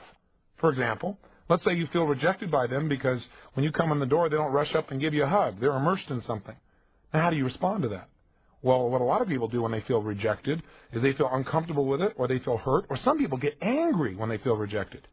Now, what's the message of anger? The message of anger is you have a standard for your life, something that's important to you, and it's not being met by another person, or maybe even not being met by you. Sometimes we get angry because we're not living our own standards, huh? So let's say as a result, one of your standards is that people who love you, they run up and they greet you in your home. They don't do that today. Well, you feel angry. One of your standards has been violated. Something you believe important is not happening, and now you're angry about it. How do you respond now to your spouse who doesn't even know what's going on? Maybe you give them a dirty look, or maybe you make some snide remark, or you find something wrong with what they're doing. As a result, this person may very well purposely reject you. Now when you're feeling this rejection, you're feeling this hurt or this anger, and you say, okay, this anger means I have a message here, a signal. Signals I need to change either my perception or my procedure. Maybe you don't need to change your perception. Maybe they really are rejecting you deliberately. Maybe the procedure is not only how you communicate, but how you're behaving. Maybe you need to look and say, I'm not treating this person in a very loving way. No wonder they're giving me this feedback. I need to change me. Are you following me so far? So we're always getting the message. We're identifying the signal. We're appreciating the message and knowing the message is telling us we either need to change our perception or our procedure. The way we're communicating, the way we're behaving. I know this may sound complex at first, but I have to play this tape back and listen to this little section a couple of times. You'll get this down. I want to change either my perception or my procedure, the way I'm communicating to this person or the way I'm behaving, or just the way I'm looking at the whole darn thing and making it so I don't have pain. I need to look at things, communicate, or behave in a new way. That's the message of pain. Let me say that again because I think you'll get this one. If you're feeling pain, it's a message. You need to change the way you're looking at things and therefore what they mean to you, or change the way you're communicating your desires or needs to someone, especially if the pain involves somebody else, or change the way you're behaving, the way you're treating others, and that'll get you a new response. That's in essence the basis of all these action messages. They're telling you got to set a new outcome and move in a new direction. Otherwise, you're going to stay in pain. And by the way, let me mention something to you.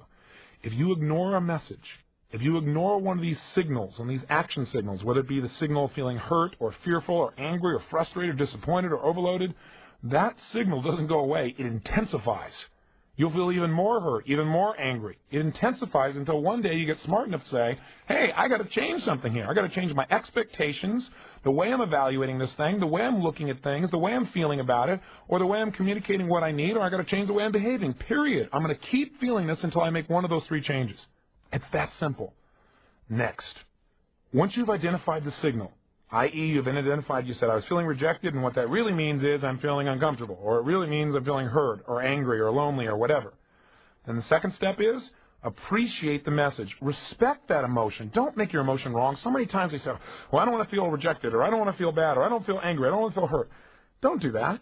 Appreciate it. It has a message for you. It means you got to change. But it also means something very specific depending upon which emotion of these 10 categories. So now that we understand the messages, the 10 messages, and again, I know you'll need to review this, let's take a look at the 6 steps. I've given you the first 2, and I've repeated them over and over again so you'll remember them. What's step 1? You feel an emotion. I don't care what it is. Let's say you say, I feel destroyed. Number 1, immediately identify the signal. What is destroyed? Is that uncomfortable? No, it's more than that. Is it fear? No. Is it hurt? Yeah, it feels really hurt. That's what it is. So you identify what it is. 2, appreciate the message. Saying I got to change something. Okay, do I need to change my perception? Or do I need to change my communication to my needs? Or do I need to behave differently? What do I need to do there? And what's the specific message? What is the specific message that hurt offers me? Hey, there's an expectation I have that's not being met and I have a feeling of loss. Then I go to step 3 of the 6 steps, and that is I got to get curious. What I need to do is get curious about what do I really want to feel, and what would it take to make that happen. So here are the 4 questions you're going to ask to get curious. You've identified the challenge. You appreciate the message. You respect the fact that your emotions are helping you. They're giving you a signal to take some kind of new action. And now you're curious. And your curiosity is, well, how do I really want to feel? Let's say you were feeling destroyed, which is really just hurt. How do you want to feel? Well, I want to feel confident, or I want to feel loved, or I want to feel connected. As soon as you identify what you want to feel, you're moving in the direction you want to go. All these emotions are telling you is you need to refocus on what you want and take some new action. So ask yourself, what do you want? How do I want to feel? Second question that you want to ask from a curious state of mind is, what would I have to believe in order to feel this way right now? So you might say, well, what I want to feel is close friendship instead of pain.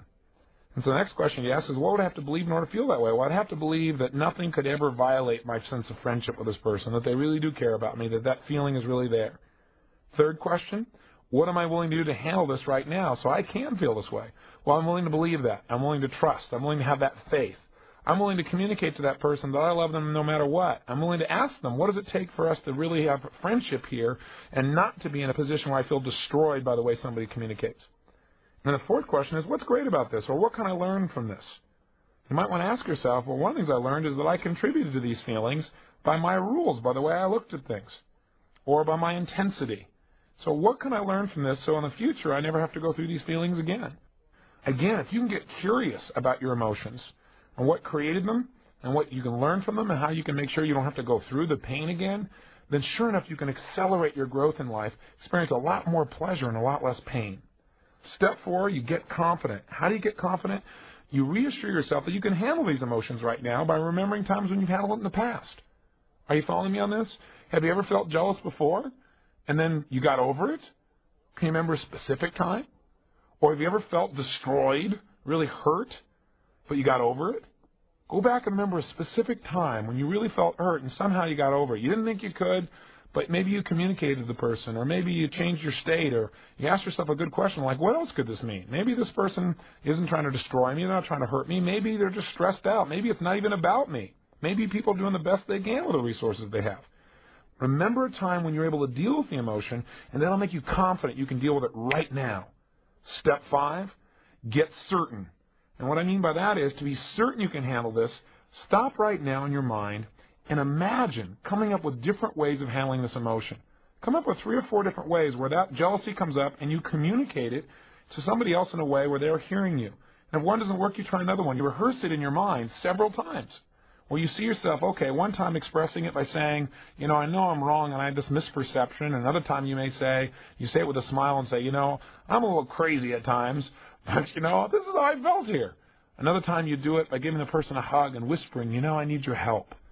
See, you look at many different ways of communicating something, so you deal with the emotion and you rehearse it. So pretty soon you feel confident. Gosh, I got lots of ways of expressing my emotion in a way that empowers me in my relationships rather than disempowers me. And finally, step 6, get excited and take action. Do something right away that reinforces that you can handle this emotion. Go make that communication to the person you need to so you don't stay stuck in the emotion. Go express your emotion in some way that reinforces that what you've rehearsed inside your mind and what you got curious about, the new distinctions you made, really do work for you. That really you can change the way you feel, and you're doing it right now.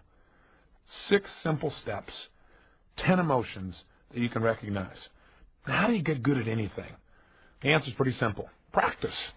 I hate that word practice, though. I'd rather say do it, because practice implies maybe you're not very good at it. The way you get good at something is you do it. And every time you do it, you try and do it even better. You don't ever practice. You're always going for it full out, having fun with it as well. And the best way to deal with emotion, as you remember, is kill the monster while it's little. Make sure you deal with those anger emotions when they're at the level of a little bit irritated, not when you're in rage. If you handle them at the level of a little irritation, they're a lot easier to deal with. Also, remember the tools you've already learned.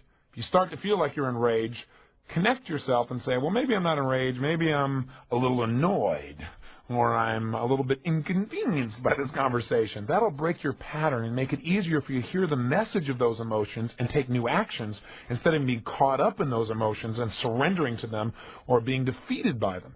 The emotion's there to serve you, but you've got to hear the message and act upon it. Well, I've dumped a lot on your brain for emotions. I think this is a tape you'll probably want to listen to a couple of times to really get good at using these action signals as well as planning the positive ones. Remember the 6 steps. Identify the signal. This feeling I'm having right now, which of these 10 categories does it fit into? 2, appreciate the message. Respect it. Don't make the feeling wrong. Just immediately look at it and say, okay, this is a message. I need to change something. Number 1, maybe I need to change the word I'm using. Maybe instead of being devastated, I'm a little concerned. Maybe I need to change my perception or my rules about this. Maybe it's inappropriate to feel this way. Or maybe I need to change my procedures. In order to get out of this emotion, I need to communicate more effectively and tell people, this is really what I need. I want to meet your needs too. Can you help me out with this? Or maybe I need to behave differently. Maybe I need to just treat people differently and they'll treat me differently and I won't feel this hurt or this anger or this depression or this upset. Or maybe I need to be more flexible in my behavior and then I won't feel like I'm stuck anymore. I won't feel so frustrated. Again, I've got a lot of choices. 3rd, get curious. Get curious about what you really want. Ask yourself, what do I really want in this situation first? 2nd, what would I have to believe in order to feel that way right now? Maybe you already believe it and can start feeling that way instantly. Thirdly, what am I willing to do to make it the way I want it? And 4thly, what can I learn from this? What's great about this? Did I contribute to this? And how can I make it better so I don't have to experience it in the future? How nice to be able to move on. 4thly, get confident. Remember times when I've dealt with this. Remember some specific times you dealt with this emotion and you handled it. You turned it around. We all need a little hope, and one of the best places of hope is that we've handled it in the past. Hey, I've done it in the past, so I can probably handle it in the future. I can probably handle it right now. And then get certain, number 5. Get certain because you're not just confident about the past, but rehearse in your mind. Imagine dealing with it coming up in the future. Situations where it would have come up, and now you handle it easily. The best way to get good at something is practice it. And there's a good thing to remember. Our brain can't tell the difference between something we vividly imagine and something we actually experience. So if we imagine dealing with it enough times, we'll start to feel absolutely certain we can deal with it in the future, and we will. That mental program will be in place. And finally, get excited and take action. Go out immediately and use your new feeling and take some kind of action that supports you in expanding your sense of freedom, your sense of love, your sense of appreciation, gratitude, curiosity, or whatever emotions you want to feel more of. And finally, I'd say this to you. If you remembered nothing else from this tape but this one thing, it's probably the most important thing for you to remember about emotions. Every feeling you have, good or bad, is not based on the actual reality of life, but rather your interpretation as to what things mean. And remember, nothing in life has any meaning except the meaning you give it. So if you don't like the way you're feeling, change the meaning. And the way to do that is ask one question. And again, if you remembered nothing else in this tape, remember this right now. Whenever you start to feel bad, ask yourself this question. What else could this mean? You start to feel like somebody's hurt you. What else could this mean? Maybe they didn't mean to hurt me. Maybe what this means is that they're just frustrated in their own life. They're just confused. They don't know what's going on. They're scared. I wonder what's going on with them that makes them treat people this way. What else could this mean? Whenever we get absolutely certain we know exactly what things mean, we tend to create some pain for ourselves. So if you start to feel like you're in pain, what else could this mean? Maybe what this means is I need to be more flexible. Maybe this means I'm about to learn something. Maybe the fact that I'm frustrated means I'm about to have a breakthrough. Maybe the fact that right now I feel a little overwhelmed is because I'm about to grow and expand. And when I learn how to deal with this, I'll be able to deal with almost anything. What else could this mean? See, you and I at any moment can choose a new meaning and therefore choose a new way of feeling and a new way of behaving. And you know what? We're never going to know the absolute meaning of anything. If somebody passes away, you really cared about them and they die. You can feel really bad. You can feel disappointed. You can feel frustrated. You can feel angry. You can feel hurt. You can feel sad. And all those are appropriate emotions. But make sure you take a message from it. And the message you've got to eventually come out with is, what's an empowering way of looking at this? What else could this mean? Maybe it doesn't mean that I just lost somebody. Maybe it means this person has gone someplace they need to be, or maybe this means my connection will be even stronger with them now than when they were here. Maybe this means I will value my own life and give more while I'm here because I realize that life is delicate. Choose meanings that empower you in life instead of assuming meanings that disempower you. It's a final message to remember. Now, let's use these 6 steps and these 10 emotions. Over the next 2 days, just concentrate directly on any feeling that comes up that feels disempowering, that feels negative, and immediately as it comes up, identify it, recognize that it's valuable, that it's giving you input, you need to change something, find out if you should change what it means to you or if you should change your procedures, your communication, or your behavior. Immediately then get curious. Hey, how do I really want to feel? What would I have to believe in order for me to feel that way now? What am I willing to do to make it the way I want it? And what can I learn from this? Then immediately remember times when you've handled it before and get yourself confident. Get certain by rehearsing dealing with that situation in the future, and then go use it. Go do it right away. I want you to do that for the next 2 days deliberately. Then just carry your list around, and whenever it seems appropriate, over the next month, just glance at it when you're having an emotion, when you're having a feeling that doesn't feel good, and run yourself through the process. But do it deliberately and consciously for the next 2 days so you develop a habit in your head. Second assignment, make a list of all things you can do to make yourself feel good. Now, do you understand what I'm saying here? Just a list of anything you could do at any moment in time that makes you feel good. Because I think most of us have never sat down and said, gosh, how many different ways do I have to feel good? Most of us only have a few ways consciously to do it. Smoke, drink, eat, make love might be a positive one, exercise, maybe go watch TV or a movie. But maybe you want to expand your list. And I did this recently for myself, and it was fantastic. I came up with 62 things that I can do to make myself feel good at any moment in time, no matter where I am. It was pretty darn exciting. I'd never realized I had that level of choice. And once I brought it to my conscious awareness, I had that list, and I feel like, wow, there's so many ways to feel good. I can do it any moment, no matter what's happening around me. And by having that many choices, I could throw out some of the old ones, like eating as a way to feel good. Maybe eating just becomes fuel then, because you've got so many other better ways to feel good. I just realized how powerful music is for me in terms of changing my state.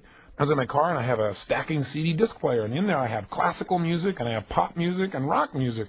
I mean, I go from listening to Aida and Bocelli to Blink-182 or Lenny Kravitz. Or all the ranges of emotions that can change them in a moment or two. I go from being excited and ready to exercise to just being deep in emotion. All that within a few moments using music. And you know what? There's no negative side effects, except maybe the volume I use every now and then, but other than that, it's not there.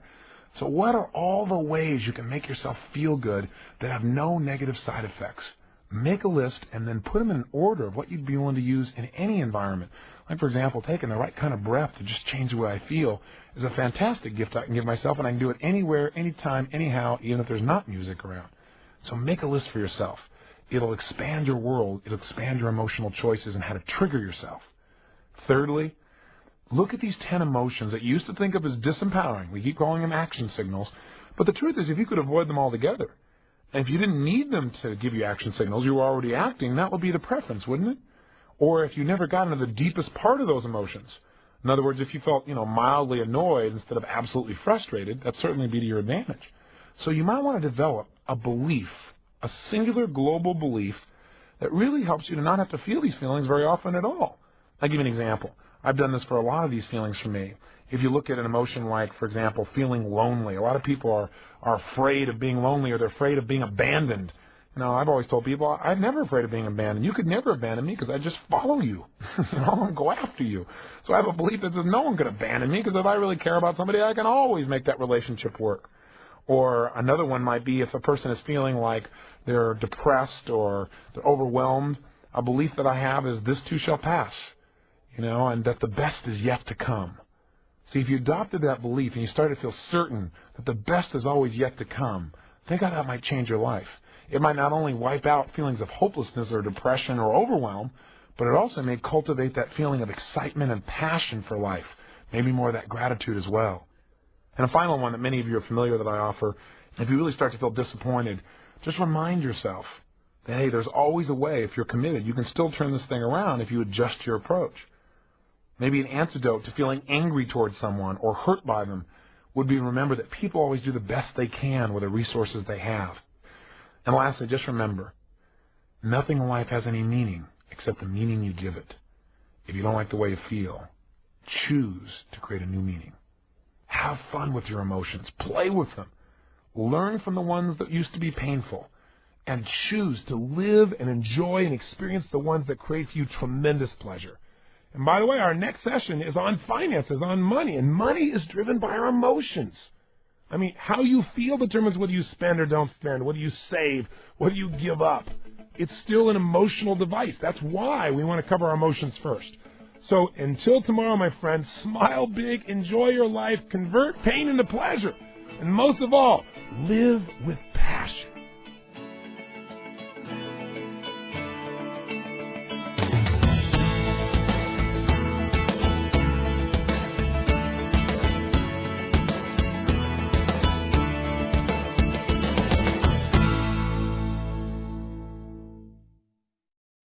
And by the way, the very best way to get what you want is to focus on it. That is to experience it, to plant it. You know, think of your mind, your emotions, and spirit as the ultimate garden.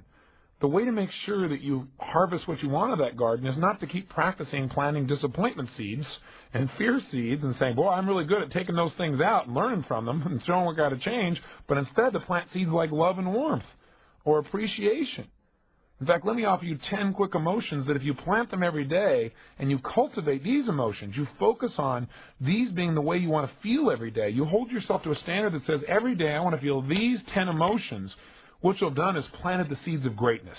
You've planted the seeds that create a tremendous, juicy life. A life where you don't need a lot of action signals because you're already acting. You're already living life at its fullest. See, a weed in your garden is a call to action. It's not negative. It's a call to action. It says, you've got to do something. You've got to pull this out.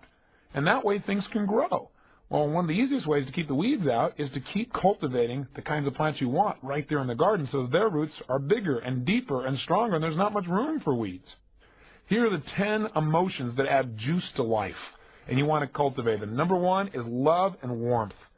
Listen, if you want to create a behavior, I don't care what the behavior is, the best way to get yourself to do something is put yourself in an emotional state where that behavior is automatic. Let me give you an example. If you want to have close relationships and do the things that make you close to other people, the easiest way to do that is to cultivate an emotion of being loving and warm. If you put yourself in a loving and warm state, you don't have to think, well, what should I do to make my relationships work? It just happens automatically. The second set of emotions is to be appreciative and grateful. That also builds relationships. If you're always feeling loving and warm and appreciative and grateful, then you're going to do whatever's necessary. You're not going to even think about it. You're going to do more than's necessary to nurture the people around you, and you'll have that deep feeling of caring. Third emotion is curiosity. Gosh, if you really want to grow in your life, learn to be curious, curious like a child. Children know how to wonder, and that's why they're so darn happy. That's why they're never bored. So you want the cure of boredom? Be curious. And if you wanted to get yourself, let's say, to study more, and you're in school, and you're trying to push yourself to study, that's a hard behavior to create. But if you're curious, studying's automatic, isn't it? You don't have to work at it. Cultivate the emotion of curiosity, and life becomes an unending study of joy. 4, get excited and passionate every day. See, excitement and passion add juice to anything. I think it was Benjamin Disraeli who said, man is truly only great when he acts from his passions. Passion adds to life enjoyment. It can turn anything that seems to be a challenge into a tremendous opportunity. We want to make sure we add that passion and excitement each day, and the way we do that, the way we have the love, the warmth, the appreciation, the gratefulness, the curiosity, the excitement, and the passion, guess how we get that? We decide to feel it. You see, I teach people in my Date with Destiny to create what I call a code of conduct. It's a set of emotional states that you put in front of you, and you say that every single day you are committed to live those emotions, even if things don't go well, even if it rains on your parade, even if all your expectations are not met. You choose to feel this way anyway, because cultivating these emotions makes life work. And out of these emotions, it causes you to do the things that make life for you successful in every sense of the word. Mental, emotional, social, spiritual, intellectual, physical, financial, every sense of what success can mean for all of us. So we want to cultivate each of these emotions. 5th major emotion to cultivate, determination. Hey, you want to go on a diet? You want to get yourself to follow through? It's really hard to do, isn't it? Most people fail because they try to push themselves to go on a diet rather than putting themselves in a state of determination. See, if you're determined, now a diet is easy because you're in an emotional state where the appropriate behaviors happen automatically. The sixth powerful seed to plant to make your garden grow with joy and passion and energy, flexibility. Boy, if there's a seed to plant that will guarantee success, it's the ability to change what's going on. All those action signals, all those things you used to call negative emotions, are just a call to be more flexible. Be more flexible in the way you evaluate things, your perception of what things really mean. Be more flexible in the way you communicate. Be more flexible in your behavior, and your whole world changes. The seventh major emotion, confidence. When you're confident, you're willing to try things. You're willing to put yourself on the edge. You're willing to really experience that one emotion that every single religious book on the planet talks about, faith. Now, one way to get confidence, one way to develop faith, is to use the muscle more often, to practice it, to exercise it. I often ask people, are you confident in tying your shoes? And people say, well, of course. I say, how confident? They say, absolutely confident. I say, how come? I say, well, because I've done it a few billion times. Well, if you want to have confidence, the best way to have it is exercise it every day. Utilize it. Have some faith. Have some trust. Choose to be confident in a situation, and you'll discover that you're going to do well. For example, most people are fearful about things that they think someday may happen, and they feel bad about it in advance. How many of the things you used to be fearful about never came about?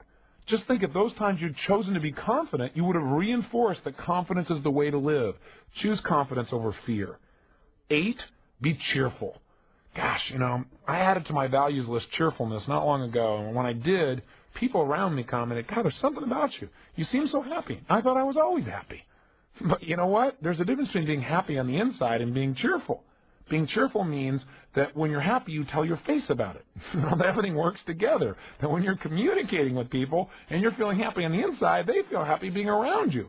It means that you're trying to be happy in a way that not only makes you feel happy, but the people around you as well. And cultivating that emotion enhances your self-esteem, makes life more fun, causes people to respond to you in a way where you need a lot less of this stuff like fear and hurt and anger and frustration and disappointment and overload and depression and guilt and feelings of inadequacy. All those seem to disappear in an environment that's cheerful. Cultivate this emotion. You won't need so many of those action signals to get your attention. Here's number 9, feeling healthy. Gosh, feeling physically vibrant and healthy is a great way to make sure that anything else bounces off you. Have you ever noticed how when you got tons of energy, you feel alive, you feel vital? The challenges, even the challenges that used to really destroy you, you seem to handle so much better, so much easier. It's like those action signals aren't really necessary when you feel vibrant and alive. Cultivate the feelings of being healthy and practice the things you know will make you feel physically vibrant on an ongoing basis. And finally, the 10th seed to plant, maybe one of the most important ones of all, is a sense of contribution. If every day you can feel like what you do adds something, more than just to your own life, but to others as well, then life takes on a new, deeper sense of meaning. I think we all have a need to feel like our life matters, like because we lived, other people's lives were better, they were greater, they were more enjoyable. We all want to leave our mark. And each day we can do that in little ways. We can do it by the way we smile at somebody we don't even know, or by giving a compliment, or just by appreciating someone who really needs to be appreciated. So often people get angry because they don't feel appreciated. Maybe the next time you start to feel angry, just realize that you've got a standard there that says, if I do this, people have to respond to me. And maybe that's inappropriate. Maybe from now on, you learn to make yourself feel good. You learn to appreciate yourself, or you learn to communicate to people and say, I'm not feeling very appreciated. I love a few strokes here or there. And you know what? You get yourself out of anger in a heartbeat. You've taken on a new task, a new direction. But in your own life, why not every day just focus on how you can contribute and how you already have contributed? Notice the little things you do to support other people. They'll make you feel good about yourself, and it'll make you want to do even more. And the more we contribute, the more addicted we get to giving more to other people. And if everybody in life got addicted to this feeling of contribution, imagine what the world would be like.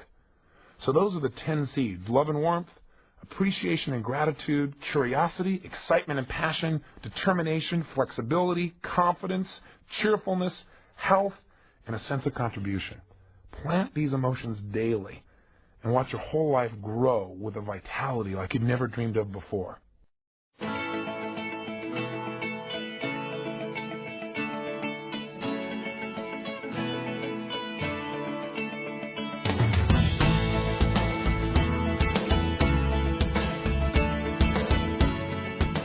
Welcome to day number 5, or session 5, depending on how you're going through this program. Listen, yesterday we talked about the power and importance of energy in your body.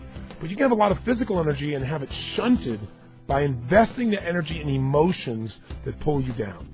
Now, we all have times in which we get frustrated or overwhelmed or depressed or angry. We also have times when we feel euphoric and joyous and we feel excited about our lives. The secret is not to never feel the negative emotion. That's not real. This is not about positive thinking. This is not about denial. It's about the power of using your emotions as action signals. You see, every emotion you've ever felt in your life is really a call to action. And what I'm going to show you in this tape is how to make that happen. Now, think about something for a moment. What is more important to you than the way you feel? Is there anything? You know, in my business seminars for years, I've asked people, I said, tell me anything you want in this world. And people say things like, I want more money.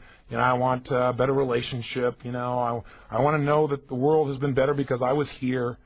And invariably, when I ask people, whenever they say I want these things, or they say I want to be fed because I've kept them there too long in the session, the bottom line is they'll say, well, if I had some food, I would feel better. Or if, I made more money, I would feel like I had more power or more control or more freedom or more security. Or if I was in a better relationship, I'd feel more love. But in reality, they don't really want the relationship then. They don't want the money. They don't even want the food. They just want to feel better. They want to change the way they feel. They want to change the emotional content of their life in that moment. And I think it's real important for us that we take a new look at emotions, that we see that some of the emotions that we consider sometimes to be negative, the emotions that we think are most painful, may in fact be our best friends. They may be giving us signals that we need to make changes. If we heed these signals, and if we utilize them, we can change the quality of our experience and our life immediately. So just remember, emotions are the ultimate power. They start wars. They cause us to get married. They cause us to get divorced, to create children. They can even make us ill, or they can make us healthy. In essence, the history of your life, the history of this world, is the history of emotion. Emotions are the core that call us to action and change our entire lives. So where do they come from? What's their real purpose? What are some of the most intense emotions that we experience day to day that shape our destiny and that most of us never really learn to master? And then how can we master them, and how can we utilize those to increase the quality of our life? Those are, in essence, the questions I want us to answer together today. Let's start with a simpler question, though. How do you deal with your emotions right now? I'm curious, because I found that people deal with emotions in one of basically four patterns. Either one, they avoid them. They literally try to not feel. They try to not have to feel, let's say, the feeling of rejection. And there's a problem with that. What would you guess it is? Well, yeah, if you're always trying to avoid rejection, you're never going to succeed. Because anything in life that requires you to deal with other human beings on a massive scale, where you're taking a step forward and you're trying to create change, exposes you to a point where somebody may disagree with you. They may reject you. See, the ultimate fear of rejection keeps people out of relationships. They never get to have the feeling they do want, which is love or intimacy or a feeling of connectedness, because their fear of rejection keeps them out of it. So you can't ever avoid completely negative emotions. They're part of life, and they cause us to grow.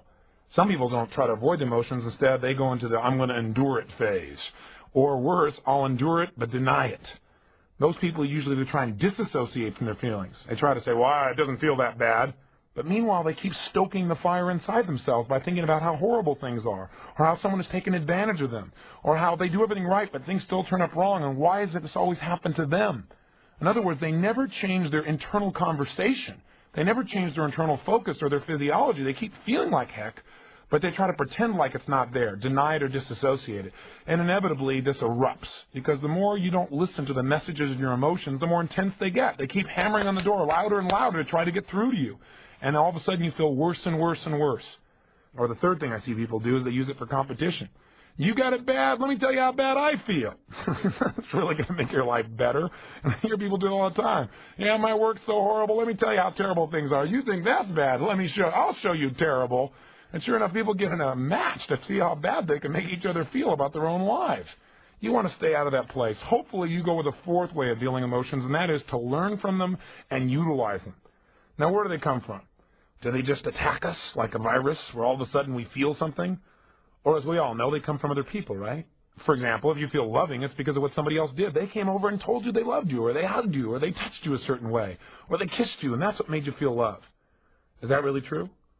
When somebody touches you and you feel loved, the reality is you feel loved because you choose at that moment to create those feelings within yourself. You allow yourself to have those sensations. You have some rules, some criteria that say when X, Y, Z happens, then I get to feel loved. And then at that moment, when all those criteria are met, somebody hugs you, kisses you, says they love you, etc., you then in your own body create these sensations that you call love. You release those sensations. You put yourself in that physiology at that moment. Conversely, if you feel bad, if you feel angry, if you feel overwhelmed, depressed, frustrated, lonely, all of these emotions are also created by only one person, you, by what you choose to focus on, or to be even more specific, by the meaning that you attach to any experience in life. Let's repeat that so we remember it. How you feel at any moment in time is really the result of the meaning that you've given to your experience. In other words, let's say a man opens a door for a woman. How does that woman feel about that? Well, the answer has nothing to do with the actual event, but rather her interpretation of the event, what she chooses to label that event as meaning. Some women feel demeaned by the process. How dare you, you male chauvinist pig? You can imagine how some guys look back and go, what is the matter with her? Because what it meant for him was respect. Or it may have meant for him he was doing it out of appreciation, or love, or just simple caring. See, what we feel is not based on our experience, but again, on our interpretation of our experience. It's the way we represent our experience that determines how we feel. And look again at that word represent. It means, if we spell it out, represent. In other words, something just happened. Now, after it happens, you take it in through your five senses, and you make a representation, another presentation of what happened inside your head. The way you represent those events will determine how you feel. So I guess in this case, this woman took the simple act of a man opening the door with a smile on his face, and she represented it inside of her head as, he's trying to take advantage of me, he's trying to make me less than him, he's trying to dominate me in some way. We must be very careful of the meanings we attach to things, because those meanings basically determine the quality of how we feel in our lives. We must make sure that the emotions we feel are appropriate, that in essence they empower us instead of disempowering us. There are no negative emotions. There are no bad emotions. Every emotion serves us as long as we interpret it in a way that adds a powerful meaning to our life, something that moves us forward instead of backwards.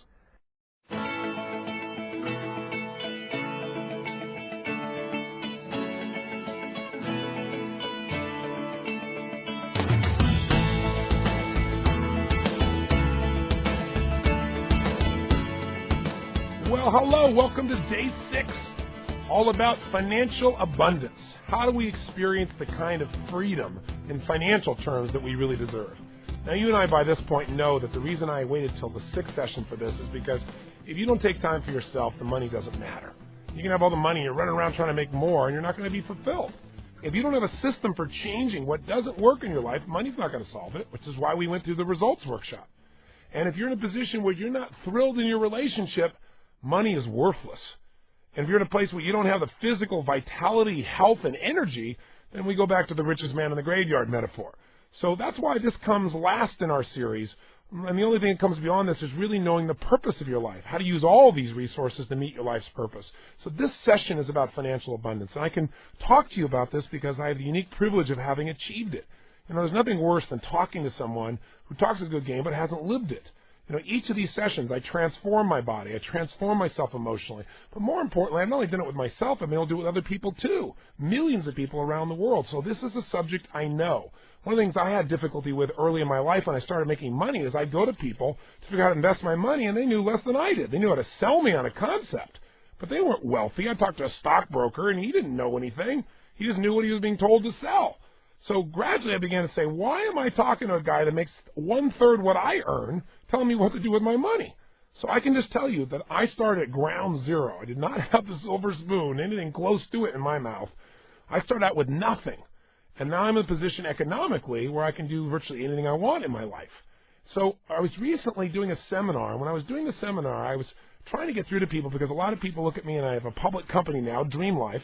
And the day that the company went public, the value of my stock, I had 23 million shares, shot through the roof, and my net worth was $400 million just from my stock holdings. So it was a pretty good day. That was above everything else that I built over the last 23 years of my life. So it was pretty amazing. But I also realized, hey, it's just paper. I mean, it could go down to zero. Who knows in the stock market? What I got was abundance a long time ago. I got it when I changed my psychology. I got it when I worked hard enough to create enough income that I never have to work as long as I lived if I had no public company. So I'm not tied to something. I don't have to live and die by the stock price is going up or it's going down. It's just a neat bonus. But the reason I tell you this also is when people see that, they look at it and go, oh, that's so far from my realm of possibility. Most people do anyway. But the truth is there's people 100 times bigger than what I'm doing. And I don't see it that way. I see if that's what I really wanted, I could achieve it. Maybe I'm deluding myself, but I don't believe so. And if you have certainty and you have the right plan, you can achieve anything. And it's not the number anyway. It's about what does it take for you to feel abundant? What does it take for you to kill the scarcity, to rid it from your life, and experience the kind of gratitude that sets you free? And so I thought I'd just put you right in that seminar, and you can hear me telling them about it, but I want you to know this is an area of your life you deserve to master. Because when you master it, when you're coming from a place of abundance instead of fear, instead of scarcity, you don't worry so much about yourself. Your focus is really on how to contribute. And in my lifetime, I've had an opportunity to contribute quite a bit. In fact, I started my foundation decades ago, and it really began with me feeding 2 people on my own with the little money that I had. And to give you an idea how much it's grown, we're now in over 2,000 school systems. We're in 750 prisons. We're in more than 100,000 health and human services programs. And this last year, between Thanksgiving and Christmas, we fed more than 1 million people in 19 countries, over 500 cities. So all this comes from having so much abundance in your own life. You're no longer worried about yourself. You really, truly want to give. But I'll tell you this, the best way to get beyond scarcity is start beyond it. If you can get yourself to feel that abundant now by doing things as if you were already financially independent, everything changes. So you never really get beyond scarcity. You got to start beyond it. And when you do, you'll make the right decisions. And when you do, you'll be rich in that moment. And then all it'll be is a game for you to see how much more free can you be? How much more can you learn? How much more can you expand? How much muscle can you develop? This is one of the critical areas of your life, and you deserve to master it. This tape is not designed to be the end-all and be-all. If you want that, come for immersion with me for 4 days in Wealth Mastery. But I wanted to get you started, and I hope you found it to be valuable. There's some action steps you want to take. Listen to this tape again if necessary, but make sure you make the decision about asset allocation. Make sure that 10% gets deducted, and go get your plan. That's the end of this session. We've got one final session, which is on the power of your life purpose, discovering why you're here. In the end, it's the most important issue of all. Please join me for our final session. Till then, enjoy your life, master your money, have fun, and live with passion.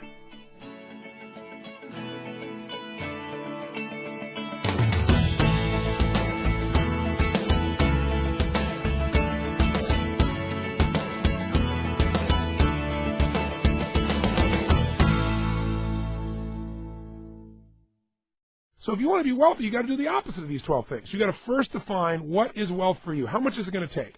Secondly, lock that definition in place. Don't keep raising the bar continuously. You can raise the bar for what you enjoy, but know when I hit this number, I'm financially secure. I'm financially free. Third, make sure you define it and you create a plan that you believe is achievable. That's third and fourth. Fifth, make it a must for you. Write down a paragraph why you must be wealthy. You must have abundance. What it'll do for you, your family. Not why you'd like to be, why you have to be. 6, get that plan. 7, make sure you follow through on that plan. The minute you have a plan, do something towards its attainment. The first thing I do when you end this tape is I call Schwab, I call my bank, I call whoever I do business with and say deduct 10%. Even if I don't know where I'm going to put it yet, put it in a money market. Hold it there while I decide where to invest it. 8, make yourself responsible for what shows up. Don't just trust the experts. Let them coach you, but don't give them the responsibility. 9, do not give up when the going gets tough. Right? Most people are tested. When you're 5 feet from the goal, that's when most people give up. You got to keep pushing, and you will get there. 10, do the opposite of everybody else. Make your life a business. Say, I'm going to have a profit at the end of the year financially, personally. 11, don't let other people's emotions control you. They're pessimistic, you still think it through. They're optimistic, don't run and do it. Think it through. Make sure you understand what you're doing, and make sure, no matter how optimistic or pessimistic they are, don't vary your asset allocation. That's what protects you. And finally, get good coaching. A coach is so invaluable for your body, for your relationships, for your finances, for your career. I really encourage you to really test out our coaches because I think you'll be thrilled. And if you want to do that, again, I'll tell you, you can call us at 1-888-834-9096. So in summary, what is this really about if you're going to be wealthy? Well, to be financially wealthy, all you got to do is this. Spend less than you earn. This is the magic formula. This is the thing nobody wants to hear because it's so basic, but it's the whole secret. Spend less than you earn and invest the difference. And then reinvest that for compounded interest until you have an amount of money that sets you free for life. That's all it takes. And the only way you're going to spend less than you earn is if you make it a must by not having a choice. And if you guarantee you're going to reinvest it, that's what you got to do. Put in the right asset allocation and you will win. You got it?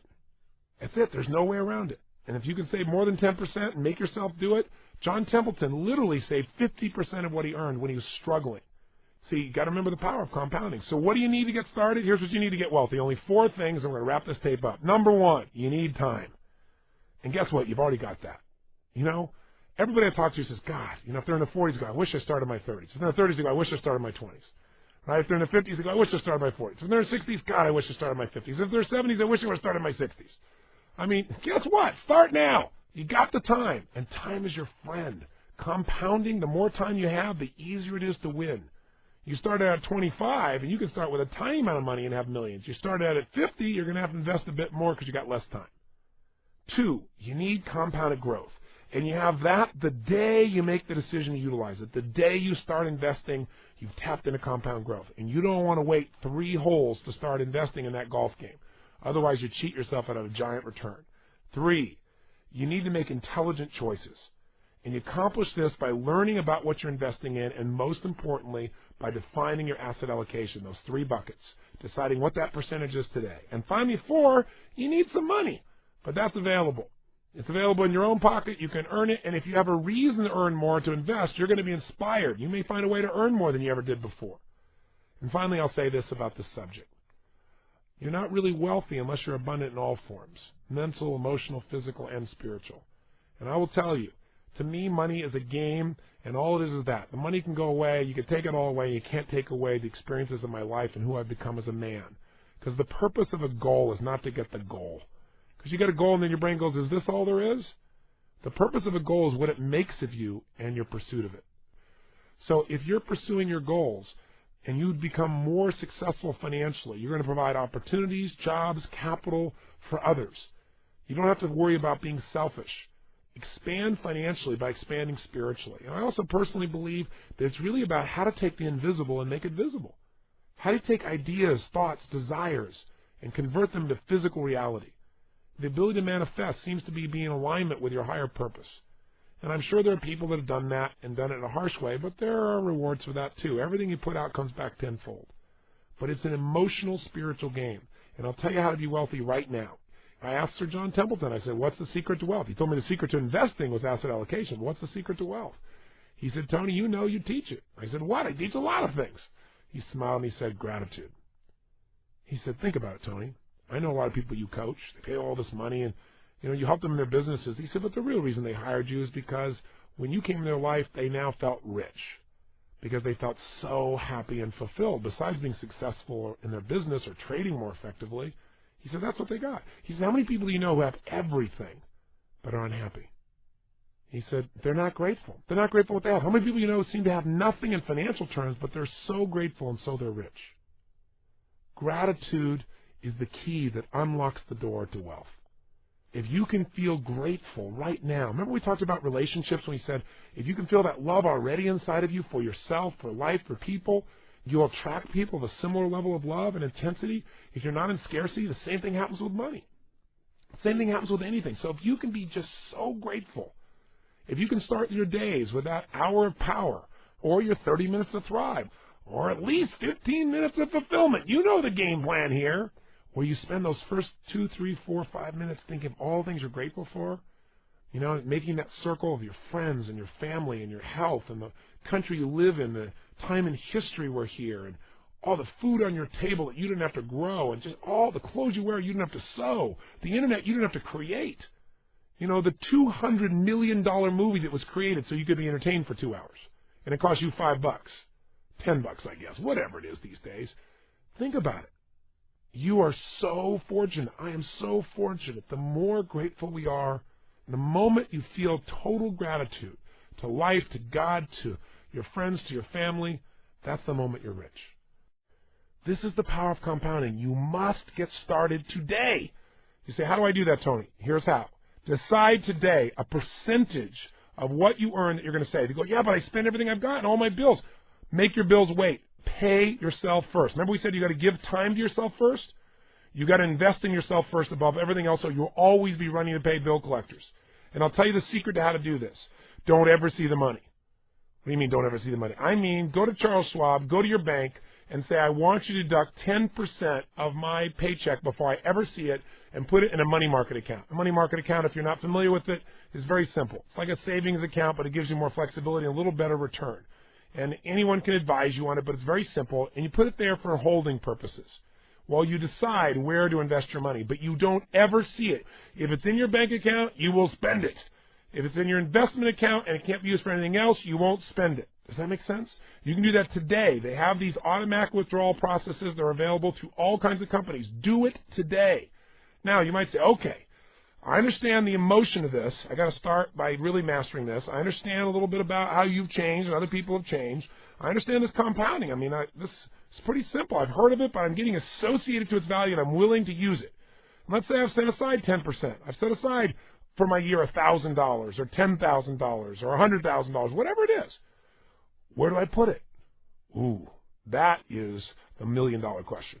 And I'm not talking Regis Philbin here. I'm talking the real question. How do you really make $1 million? You want to be a millionaire? Answer this question. Where do you put the money? Well, first of all, you have to understand what the best investment you can make is. Hey, let's go back to the seminar just so you can be with the people. Stocks are the fastest way, traditionally, for someone to be able to grow their critical mass. They also provide a great deal of flexibility. Why? If you want to get out of a piece of real estate, how fast can you do that? Who knows? If you want to get out of a stock, if you made a mistake, and you do need to get out of a stock, can you? Yes or no? Absolutely. To give you an idea, since World War II, the finest investment you can make through time has been what then? Stocks. They've delivered nearly a 12% rate of compound return for nearly 50 years. Is that a pretty good track record? Half a century? What has happened in the last half century? Recessions, wars, famines. I mean, you name it. The world has changed more in the last 50 years than probably any time in human history. So it gives you an idea of the value structure. So I'll give you an example here. Rip Van Winkle in The Wall Street Wizard. If at the end of 1927 a modern Rip Van Winkle had gone to sleep for 60 years on $20,000 worth of corporate bonds, paying 5% compounded, which is what they've averaged, he would have awakened with $373,584, enough for him to afford a nice condo, a Volvo, and a haircut. Whereas if he invested in stocks, which returned 9.8% per year during that time, he'd have $5,459,720. Since Rip was asleep, neither the crash of 29 nor the ripple of 87 would have scared him out of the market. Now, by the way, how much money did people lose in 1987 in a stock market crash in the United States? How much did they lose? Nothing unless they what? Sold. So those people got seduced in here when, oh my God, the sky is falling, sold down here. And by the way, did the market return? How quickly? Staggering. Less than a year, all of a sudden it's exploded back up, and where is it now? So if you didn't sell, you didn't lose anything. In fact, more people made money on that day than any day in decades. My friend I told you made $500 million that day. Because everybody else was freaking out, he was looking at companies going, they're worth so much more than what they're selling them for. Yes. Instantaneously. So, give you an example. So, let me show you why companies are growing companies are one of the most unbelievable investments you can imagine. Walmart. In 1974, Walmart had 78 stores. Kmart had 1,326, and Sears had 851. The combined equity market value of Sears and Kmart was 65 times that of Walmart. Now, before you look at the next thing, I want to give you a little clue. All of the analysts at that time who were evaluating looked at the resources that Sam Walton had and his current growth rate based on what he'd done, and they said the guy's maxed out. What they didn't look at was his ultimate resource, which is Sam Walton's ability to innovate and model. He spent 2 days a week going to other people's stores, modeling what other people did. He had no shyness about anything they did that worked, they went and did. They did not evaluate his ability to motivate his employees to give their all and create a relationship with customers that had never been seen in that environment at that price point before. And as a result, Walton has done something, Walmart, that's just staggering. Give you a perspective. In 1989, the market value of Walmart was $24 billion, 3 times Kmart and 2 times Sears. By 1996, the market value of Walmart was $51 billion. A $100 investment in Walmart in 1974, never adding another dime, was worth $23,000 by the end of 1989, and by now it's worth $42,000. $100 worth 42 grand, never adding another penny. Is that staggering? Okay. So this is not $100 a month. That was a one-time $100 investment. If you did $100 a month, can you imagine what the compounding of that would have been? Beyond your imagination. Here's another one, Disney. The market value of Disney in 1984 was $2.1 billion. Today it's $43.6 billion. That's actually old. It's changed since they bought Cap Cities. But a $100 investment in 1974 is worth $6,000 today. $100 a month, you look to the right there, invested every quarter in 1974 would be worth $437,000 today. Just to give you a perspective. And then Subaru, if you would have bought in the early days of Subaru, if you would have bought the stock rather, it sold for $2. It then went up to $167. 33 bagger. Thus, if you bought a $6,000 worth of stock in Subaru, starting in 1967, hung on to it and sold it at its peak, your $6,000 would have left you with $1 million instead of a rusty old car. Same price as the car. If you bought the stock, you'd be a millionaire. How many volt? This is the place you want to have a significant amount of your assets. Now, I've made a big point here to talk about how stocks overall through time have been the best investment to make. But obviously, your individual decisions are going to shape that. And if you know so much more about real estate or your own business or any aspect of investing, then that's obviously where you're going to want to spend a good deal of your time. Whatever you invest in, you've got to understand it. And, of course, there are many choices. And I'll tell you something else. Often people say, well, that's true when stocks are going up, but what about when the economy goes down? What happens when we go in a bear market? Well, the truth of the matter is you can make money in any market. And if things are going down, more people became wealthy during the American Depression than any time in U.S. history. I can tell you, for example, in the recession we had many years ago here in the United States, I remember a lot of people were freaking out. But if you've managed yourself well, a recession is a great place. I remember one of my sons was very concerned because he thought, oh my gosh, you know, there's been this big boom in stocks and it looks like it's over and I'll never really be able to participate in a victory again. I'll never have that big victory, that big achievement. But the truth of the matter is he was looking at the high prices of homes at that time in various parts of the country and the high price of automobiles. And I said, listen, let me tell you a story. You know, during the last recession, I remember I wanted to buy a car. It was an 850i BMW. I remember it had just come out, and the sticker price on it I think was around $80,000 or $90,000. But the price to get one in California when they first came out, there was such a waiting list that it was $110,000. People were buying the cars and then reselling them and marking them up. And I thought, this is insane. I'm not going to spend this kind of money for a car. Literally, less than 60 days after these cars were so hot and everybody wanted them, the recession came. All of a sudden the economy tightened for the short term. And those same cars were just sitting in the lot. No one was buying them. I eventually got that car for just above $40,000. Now, this is 2 months later. So when you start looking around thinking, you know, real estate in the northeast of the United States, it's exploding, exploding, exploding. You'll never go down. Trust me, there are always adjustments. And you can win no matter what. If you got a lot of cash during that time because you've handled your finances properly, you can do extremely well in your lifestyle. So yes, take advantage of whatever the economy offers you. Don't operate out of fear that you can only do well in a great economy. A great economy is one you're prepared for. All right, let's recap. What have we learned? Financial abundance comes from an abundant psychology. You've got to be willing to take risks. You've got to put yourself on the line, but they don't have to be huge risks. You don't have to be an entrepreneur to be wealthy, but you do need to become an investor. If you become an investor, you can become wealthy beyond anything you could earn in your job. Because there's only so much you can earn by yourself. But compounding is unmatched in its power, and we've learned the power of compounding. We've learned that of all the investments we can make, the one investment that traditionally has brought back the greatest return is the investment in companies that are growing, that are expanding. And so we understand that the stock market has been one of those primary investments, not the only one. So we know we've got to take 10% of what we earn and invest it. The question is, okay, let's say I've committed to this, and I got Charles Schwab or somebody to deduct 10% of my money. Where do I put it? Well, let me just tell you this. You're going to screw up. You're going to put it in the wrong places. You're going to invest in companies that are going high flyers, and they're going to be cut in half overnight. It's going to happen. You're going to buy a piece of real estate, and then the market's going to crash. This is going to occur. I don't care how good you are, the greatest investors in the world screw up. Okay, so you heard a little of my story, and hopefully it gets you to relate. I mean, I really did start out just as a janitor. I really started out with zero. And just as I became abundant in other areas, I became abundant in this area because the secret is psychology. Now, one of the psychological barriers to becoming wealthy is the belief, the limiting belief that, gosh, I have nothing to start with. You know, I have no vehicle. I don't have my own business. I can never achieve this. Well, let me tell you that that comes from not understanding one simple principle that I know you've heard about.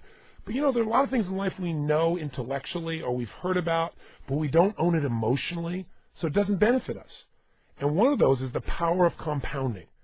Now, when Einstein talked about all the principles in the universe that were astounding, one of them he described was compounding. That if a man really understood this, his fascination would be beyond almost anything else he could imagine, because here is a chance for you to start out with almost nothing, and you can be a full-time person employed by someone else and still be wealthy. You don't have to be Bill Gates. You can invest in Bill Gates. But you can do it with tiny amounts of money that allow you to take his talent and ride piggyback on Bill Gates or on Steve Case of AOL Time Warner or Wayne Huizenga at a Blockbuster. You don't even have to have unique ideas. You have to become an investor. Because if you invest in those people who have the genius to build companies, as an example, your wealth can grow beyond your wildest imagination. Even if you're not a great investor, you can do it if you understand compounding. Here's what it is. When you invest money and then you don't spend it, money that is continuously reinvested compounds on top of itself. And in the beginning, it grows very slowly and eventually has explosive growth beyond anything you could earn, even if you're a top athlete or business person. Let me give you an example by giving you a metaphor. I just took up the game of golf. I swore I would never do this. It's too slow.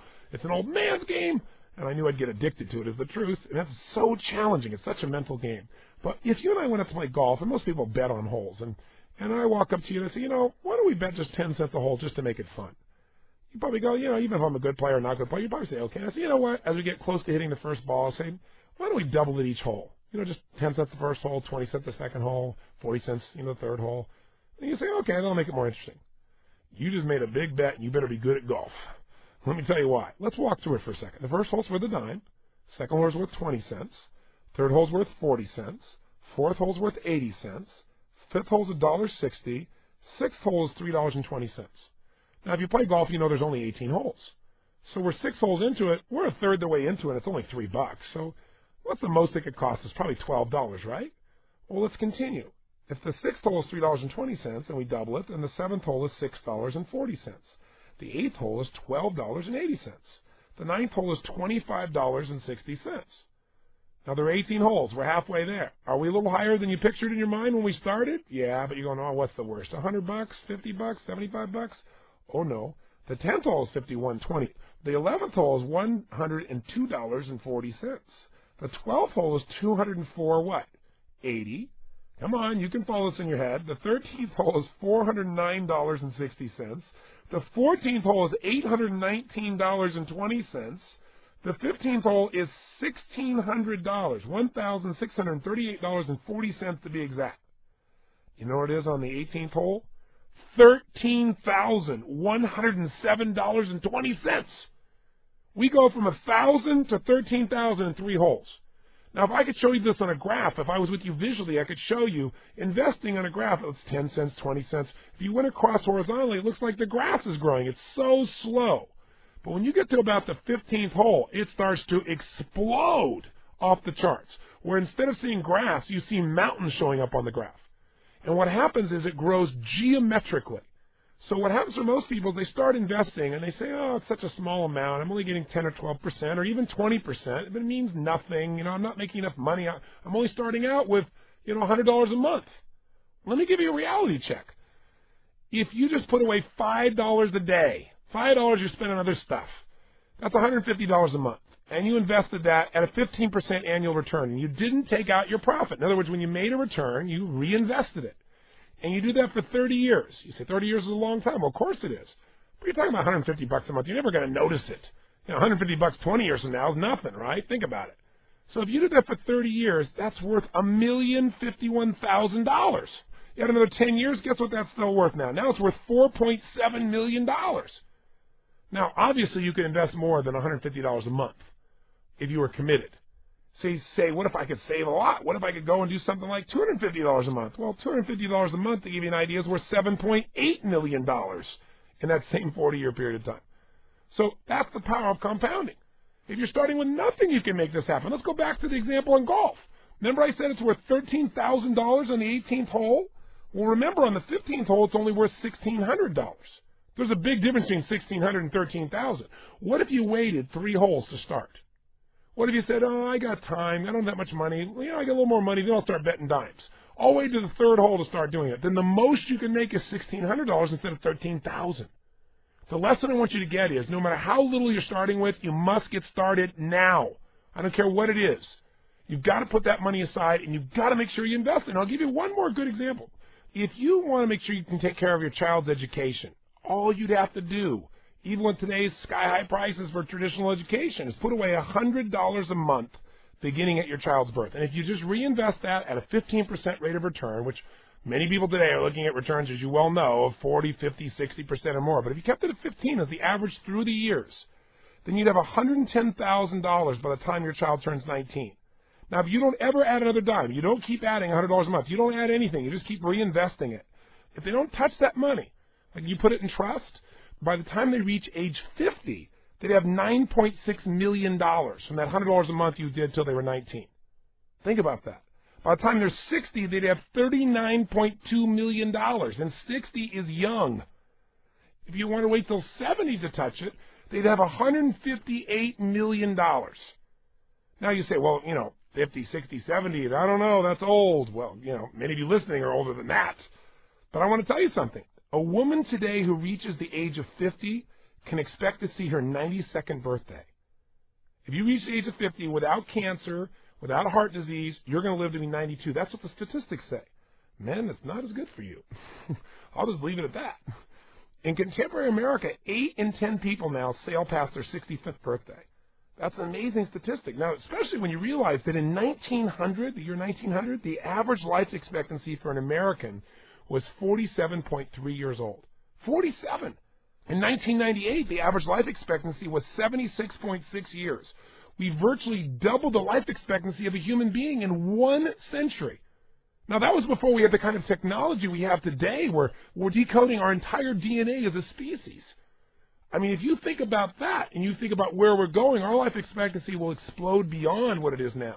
So the question is not whether you're going to live a long time, at least not if you're going to practice what you've learned in this program, but also, what are you going to do when you get there? What are you going to do to enjoy your life, and how are you going to support yourself? So handling your finances is so critical, and compounding is the ticket. And don't kid yourself and say you have no money. If you say, well, I have so little money, I'll take 10% and invest later on, you're wrong. If you're not willing to take a dime out of a dollar, you're not going to take 100,000 out of a million. It won't happen. And so the question people always ask is, well, where do I start? And the answer is you must start with a minimum of 10% of what you earn being invested and not touching it, reinvesting and compounding it. I've never met a person, when you go to our Wealth Mastery program, we help you figure out exactly where you are today financially, because most people don't really know. And then we have you describe exactly what you want to do at many levels, short-term, mid-term, long-term. And we have you come up with your ultimate dreams, and you'll find out your dreams are possible. They're totally achievable. And we run a computer program. We keep changing it until we come up with examples that are incredibly conservative, and you can achieve them. In all the years that I've done this, virtually anyone that I've talked to, whether they're starting from zero, in the hole, or ahead, saving 10% reinvested can achieve their goals in 10 to 14 years. It's extraordinary because of the power of compounding. In the beginning, this will never happen. It's like the 10 cents a hole. And then all of a sudden, bam, bam, bam, you have this huge growth. I'll give you another example. I was reading in People magazine about a man named Ted Johnson. He was an African-American UPS delivery man. He grew up in the South, and he just recently passed away in his 90s. So you can imagine, in the South, when he was growing up in his youth, he wasn't exactly treated as an equal. And so he didn't seem to have the same economic opportunity that most people would have. In his entire life, he never made more than $30,000 a year. But when he died, through the power of compounding, he left a legacy of more than $70 million. $70 million. And by the way, he gave away $36 million of that money while he was alive. It gave him such joy. You're going, I'm going to work for the UPS. No, it's not the UPS. It's that he took his money, he set aside, he compounded, and he didn't touch it. And now he's left this legacy for his family and for his friends and from the city he grew up in. He was so thrilled in his passing because he lived a full life into his 90s. He loved his life. He had a great lifestyle, but he also created incredible abundance for the people around him, and he now has a legacy that lives beyond him. So let's start out here by me inviting you to join me right now in a live seminar where you hear me talking about this story of how things changed for me. And instead of saying, oh, yeah, isn't that wonderful, hopefully you can start to say, okay, what do I really want? And how can I create the kind of abundance I want at whatever level that is for me? It's not about stock. It's not about money. It's not even about how many people you can help or feed. It's about what's the standard that you really want for your life. And what I'm trying to get across to you, I guess, is I'm just a guy. But I've had the privilege of doing very well in this area of my life because I finally decided it was ridiculous for me not to be abundant financially when I was being abundant emotionally and spiritually and physically. So I want you to listen in. Let's get started.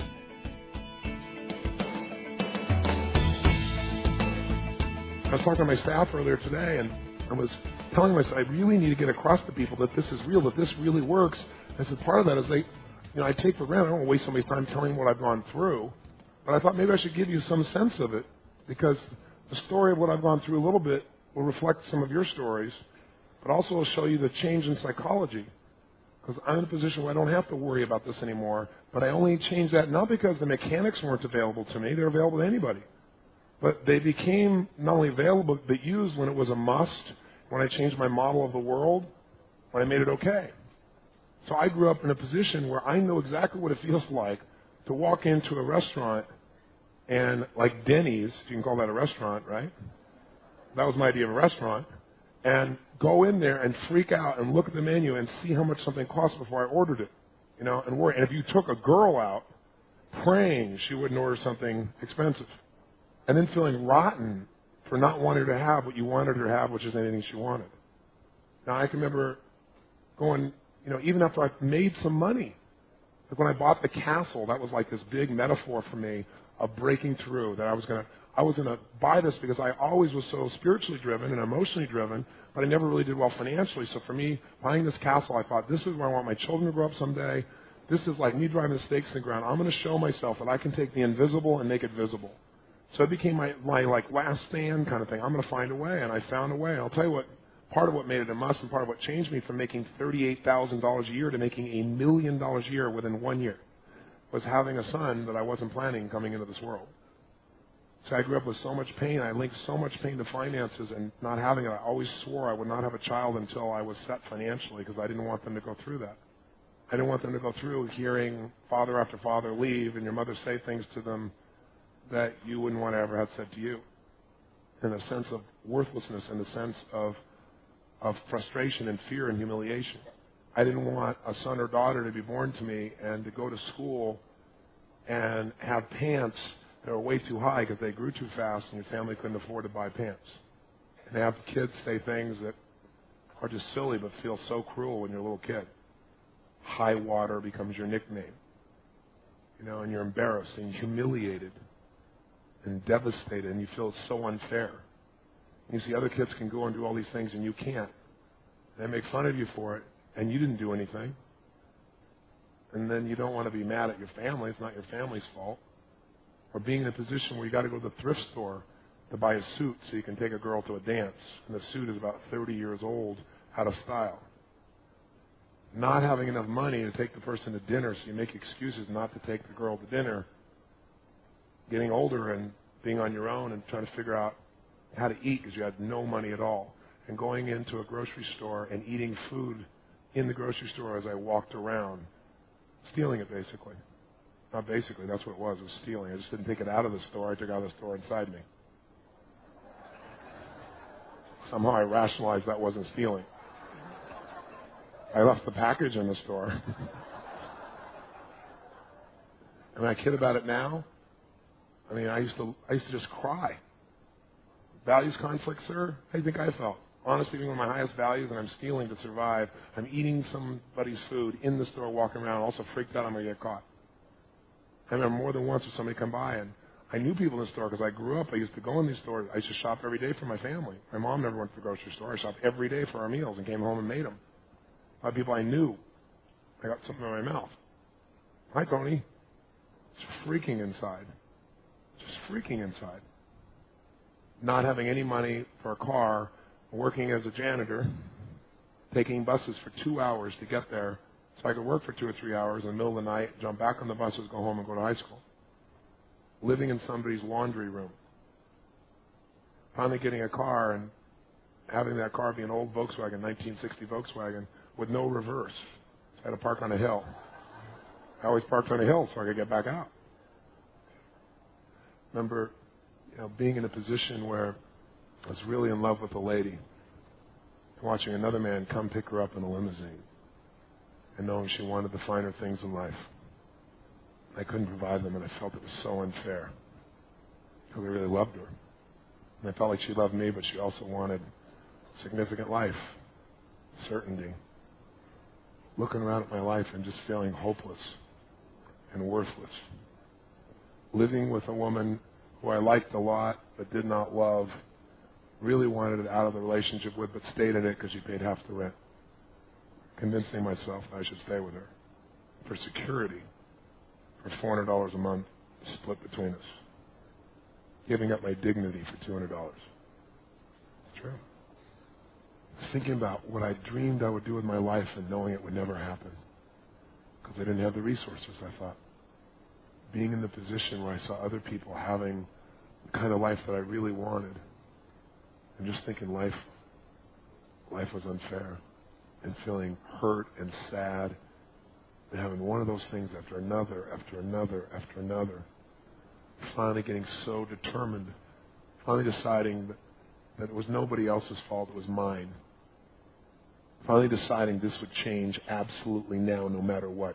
Finally looking at an empty chair, knowing I could not pay my rent, knowing I couldn't answer my phone because I owed everybody money in town, every kind of bill collector, knowing my electricity is about to be turned off, and hearing this song by Neil Diamond saying, I am, I said, and no one heard, not even the chair, and looking at an empty chair and thinking that is so true. I wasn't even supporting myself, much less changing the world, much less doing what I was put here for.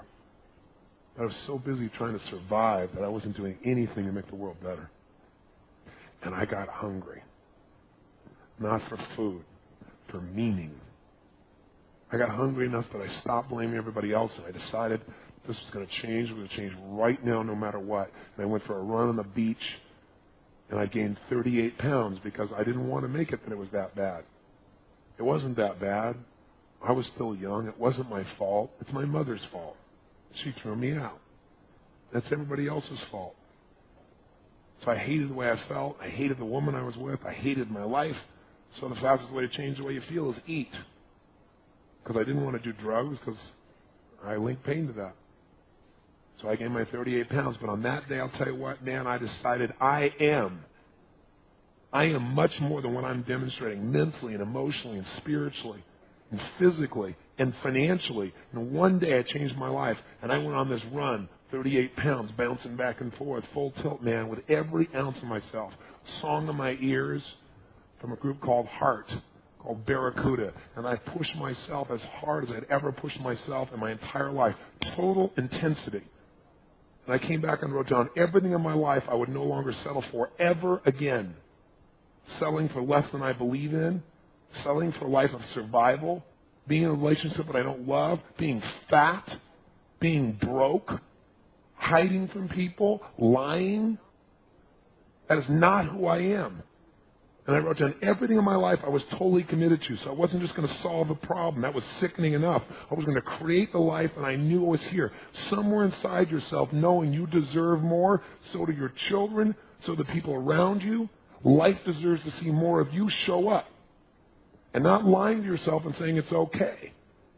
Not saying it's a terrible feeling or it sucks. Saying what it really is. It's disgusting. It's vulgar. It's humiliating. It's horrible. Because it's with that, when you get that kind of truth with yourself, you'll find the drive to change anything. Because then it'll be a total must. And when it's a must, you'll find a million ways to do it. And when you find a million ways and you start doing a few, pretty soon you're proud of yourself and you got momentum. And I did.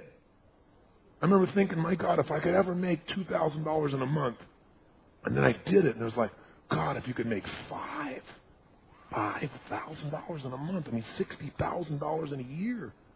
And then it was like, wow, 10,000. And then I made $10,000 in a day, and I was 19 years old. I was like, yes. I'm going to have pants long enough. No worries. I'm going to drive a decent car. I'm going to have a life that I want. I can give to my church. I can do this. I can do that. Then I went back to see my friends, all these people I loved. I was so excited. I want to share with them. I said, let's do things. Let's fly to Egypt, and let's race camels between the pyramids. They said, what's the matter with you? You just into money? I said, no, I'm just not into poverty anymore. Huh?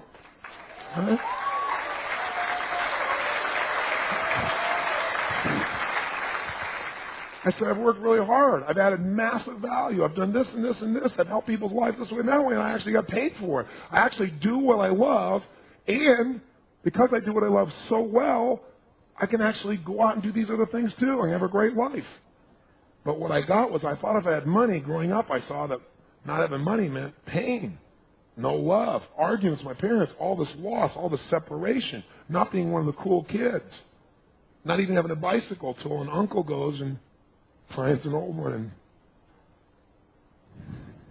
shines it up and paints it for me and makes it and gives me my first bicycle. And he didn't have a whole lot of money, but he had an unbelievable heart. So when you link that, man, not having is why everybody hates each other. They leave each other. They don't love each other. Then you start saying, yeah, I'd like to have some. And so then you do, and then people reject you. Now your brain is really scrambled. You do good things. You make a difference in the world. You cannot earn without adding value. Let me tell you something. The only way to become wealthy is to add more value to other people's lives than anybody else is adding. It is the only way. If you don't add value, you will not sustain the wealth. You will not maintain it. Your income is in direct proportion to your contribution, period. And you're going to make yourself wrong for that? I guess you want to limit your contribution. But we forget that because, boy, love is one of those deep human emotional needs, isn't it? So now having money equal pain, so I got rid of it. I started not showing up for key meetings, started treating people harshly, started sabotaging every way possible because my brain went, you better get rid of this money because no one's going to love you. So I did. And my Aussie friends have a term for it in their country. What's it called, guys?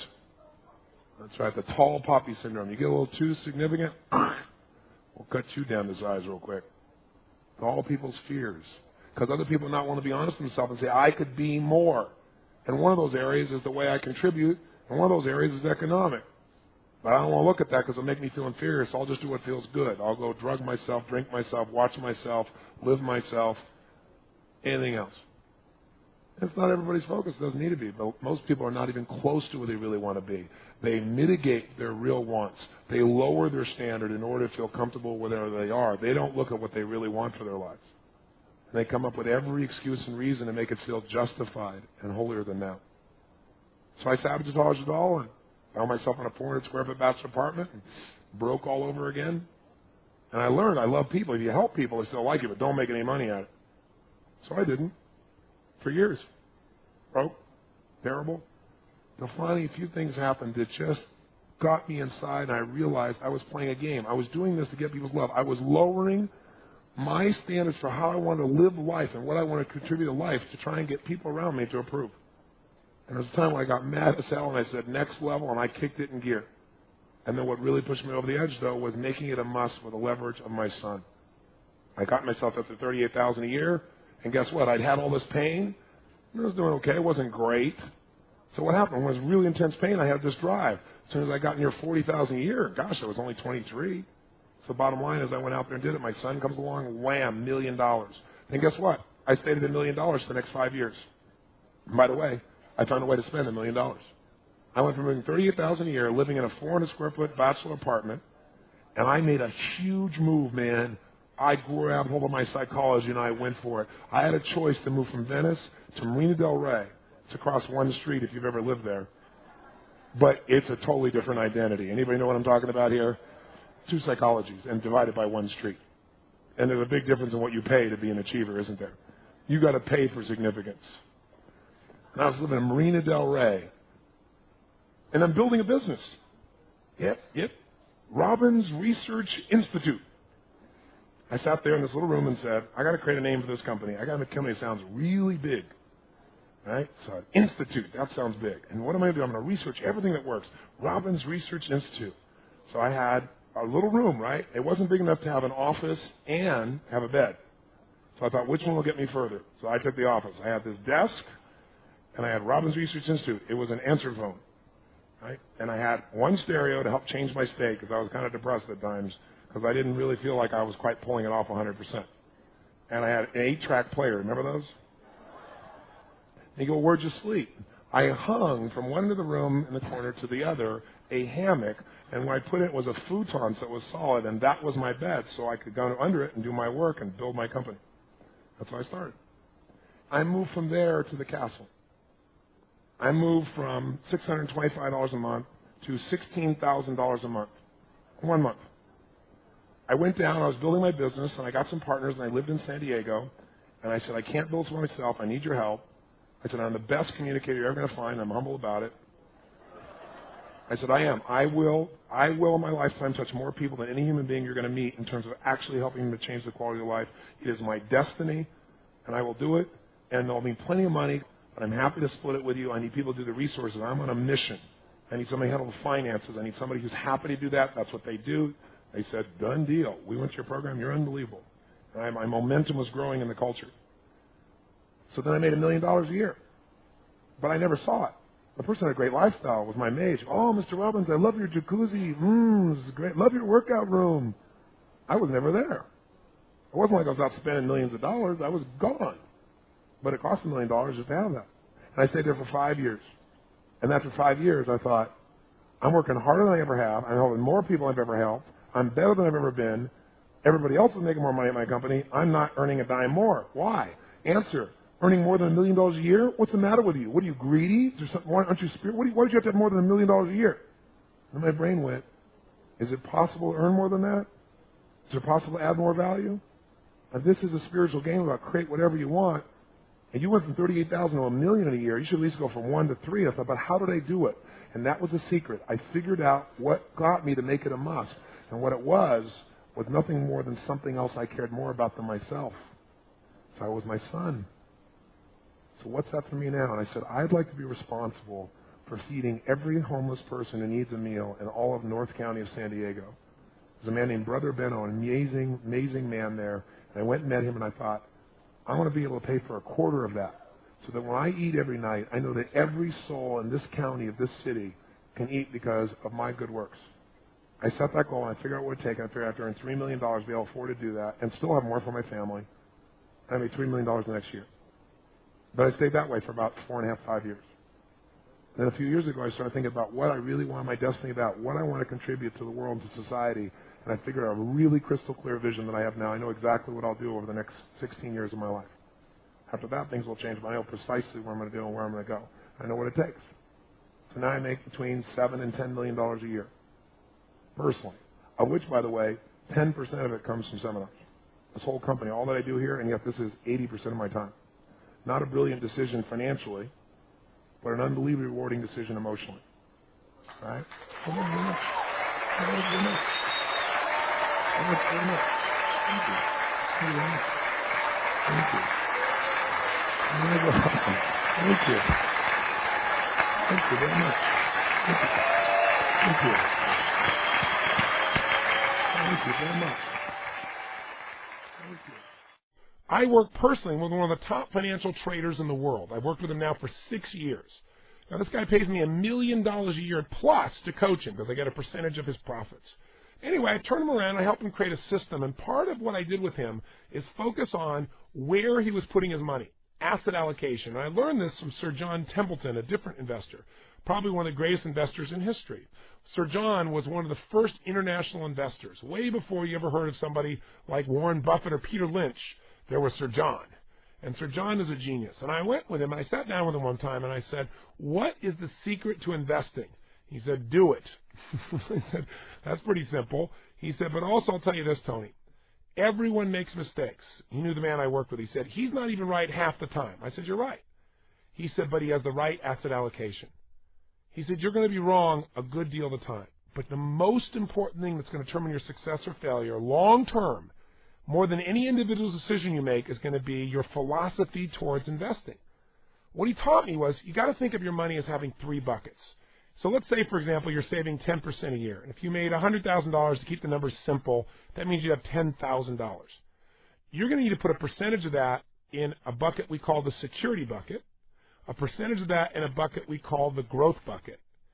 And then any profits you make, you're going to split up into the third bucket also, which is your dream bucket, dream goals. And I'll walk you through each of these. So, for example, if you made $10,000 a year and you save 10%, you'd have $1,000. You might put 50% of that in your security bucket, $500, 50% of that in your growth bucket. Or if you made $100,000 and you saved 10%, $5,000 might go in security, $5,000 might go into growth. The percentage you're going to split isn't necessarily 50-50. Let me explain the buckets and their purpose, and then you can decide your percentage. And you need to decide this in advance, not hear about some high-flying stock and go, put all my money into that. Because you're going to find something that flies real high can fall real quick. And if it does, you've lost everything you've got because you didn't do what we call asset allocation. You didn't allocate your assets, your money, in a way that guaranteed long-term success. So he said, here's how you understand it, Tony. Think of the first bucket as being like the highest bucket. He said, you're going to take a percentage of your money, no matter what, and you're going to always put it in the security bucket first. Now, what goes in the security bucket are investments that are, by nature, very secure. They're not very risky. Since they're not risky, they also don't give a really large rate of return. Because in life and investing, the greater the risk, the greater the potential return. There's also the greater potential loss. Less risk, less return. They just go together. He said, that's not bad, though. That's important. If you understand the power of compounding, the money you put in there can get you to your goal long term. It'll look like it's growing at the speed of grass, but he said, truthfully, it'll get you where you want to go. So the kinds of things that fit in this are fixed income investments. Now, if you're not familiar with that term, a fixed income investment is, for example, like a treasury bill or a money market account, a municipal bond or a corporate bond. What a bond is you give your money to somebody, you loan it to them, and they give you a bond. They give you an agreement that says, I will pay this back, and I will pay you 5%, 6%, 7%, 8% on your money. So I'll pay you all your money, plus I'll guarantee you a 7 or 8% return as an example. So that's called a fixed income investment because it's guaranteed, but it also limits the return you can get. It's fixed. It can't get any higher than the 8%. It can't go any lower than the 8% as an example. Does that make sense?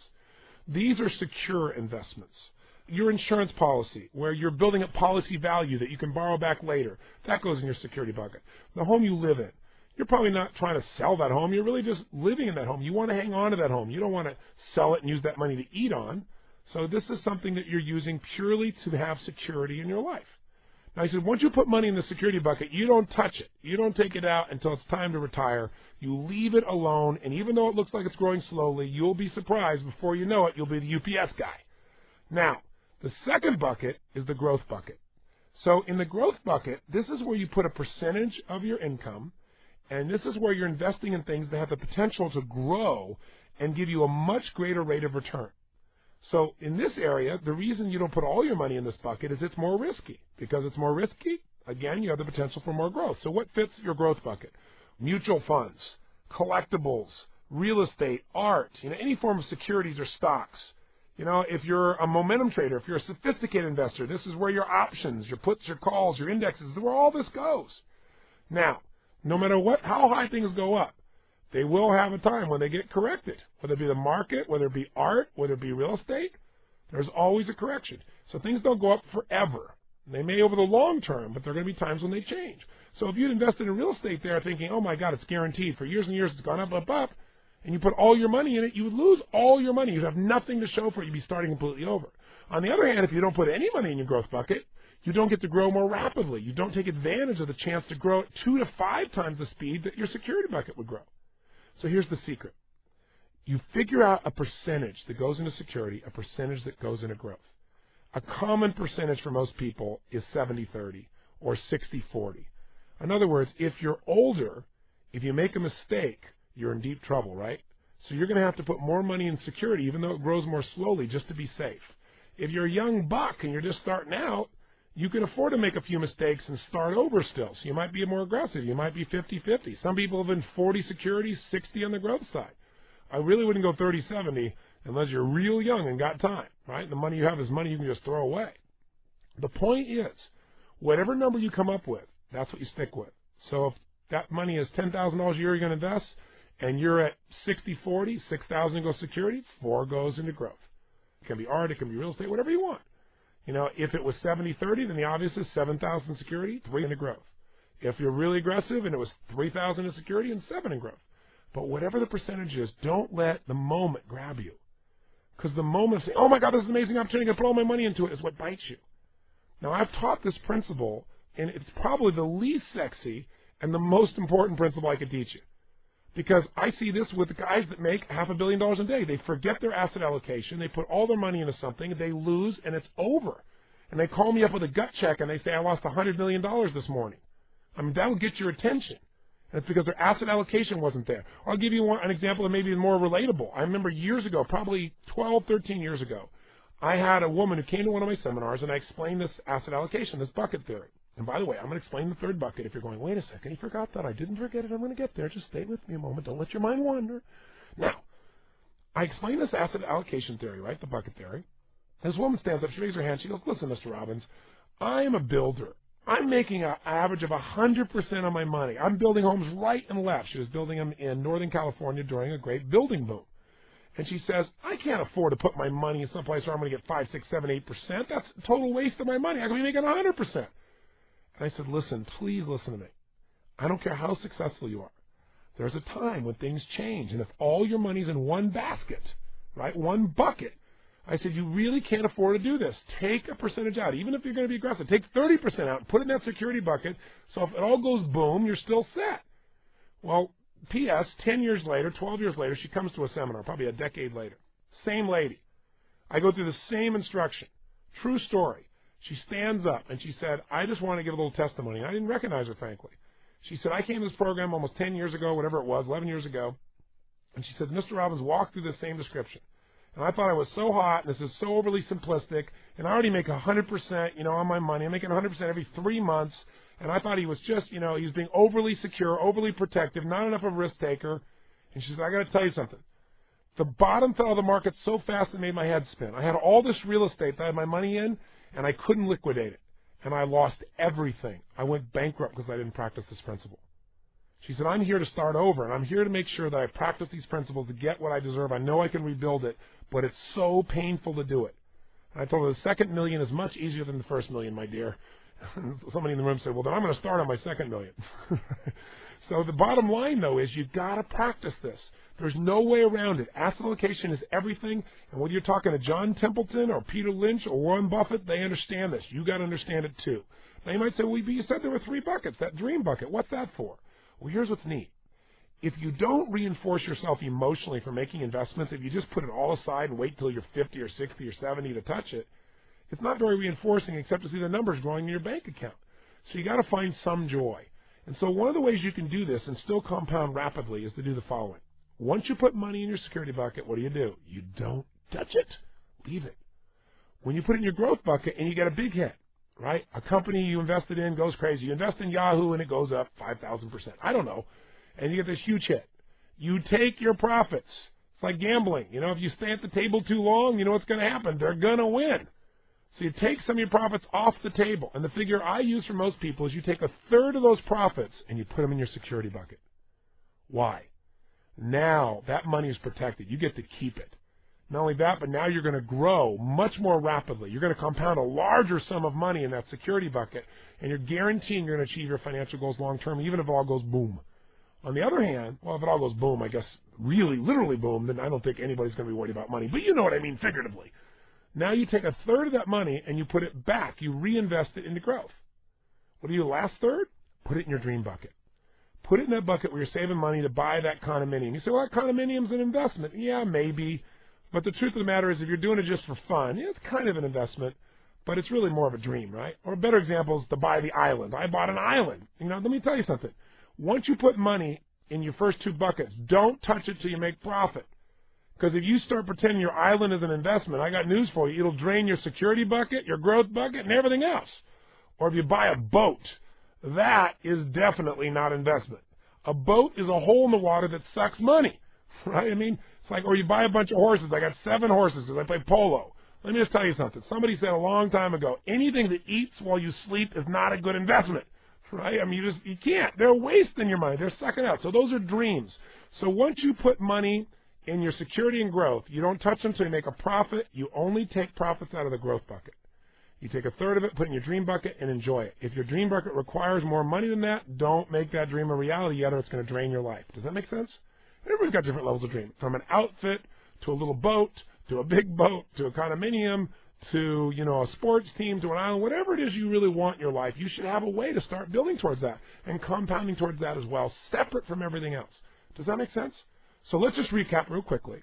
The most important investment decision you're ever going to make is your philosophy towards investing, called asset allocation.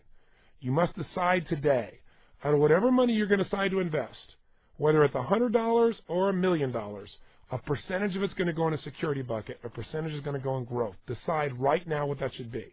Now, if you're risk adverse, like, you don't like losing money, then you better put more of it in the security bucket. If you're more of a person who's willing to take risks and it's a gut check for you, but you do it anyway, and you're young enough to take it, then maybe you put a little more in the growth bucket and a little less in the security bucket. But everyone must put a substantial amount in the security bucket to guarantee your long-term success and to insulate yourself from failure, from the things you cannot control, called the market, whether it be the real estate market, the art market, the market for your business, the market for stocks. You've got to make sure that you have a way to guarantee your success. If nothing else on this tape grabbed you, but understanding that getting started now is a must, going out and getting 10% deducted so you can't touch it, and making sure you use this form of asset allocation, then this tape was well worth it and can make the difference between whether you succeed or fail financially. It's that important. So decide right now what your percentage is. Make a decision and write it down. So the next time somebody says, I got this great investment, you go, you know what? Can't make it right now because I got to put this much in my security bucket first. Or I can do a smaller amount of that. I'd love to do more, but I got to do a smaller amount because I got to be smart long term, not get seduced by the short term. This is the difference between someone who becomes wealthy and someone who is struggling. So if it's really this simple, why don't more people become wealthy? Well, really, I'm going to give you 12 reasons. There isn't just one. There's lots of them, and they're actually pretty simple. And as I describe these 12 reasons why people fail to become wealthy, with each one, you should think about doing the opposite, and you have basically 12 simple steps to becoming wealthy. The first reason people never become wealthy is they never clearly define what wealth means to them. See, if you go to our Wealth Mastery program, you're going to find that you might be sitting next to somebody who's worth $100 million, and you might be sitting with someone on the other side of you whose net worth is minus $10,000.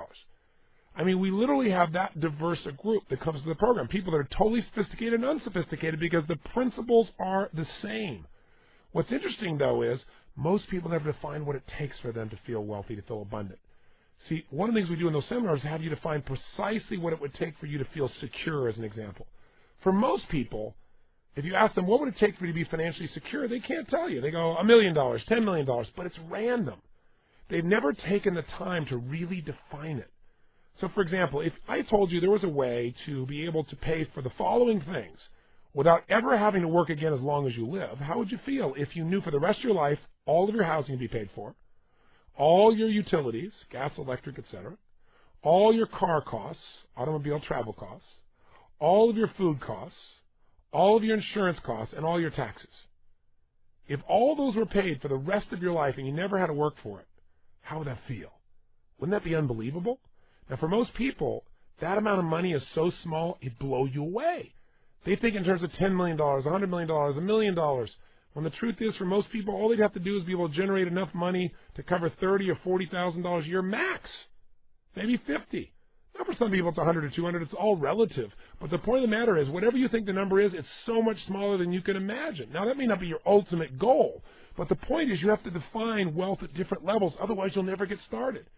The second reason people never become wealthy is they make it a moving target. They say, okay, I need $100,000. Then they get it and they go, I need $10,000. Then they get it and they go, I need $100,000. They get that and they say, I need $1 million. Then they say, I need $10 million. I need $200 billion.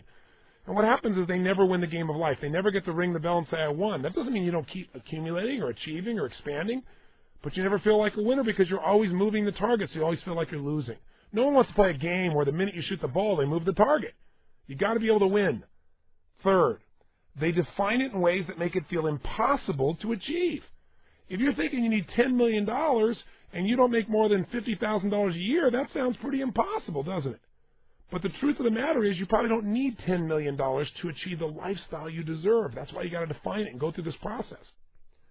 4, because they make it so big, they don't believe they can ever achieve it, so they never even start.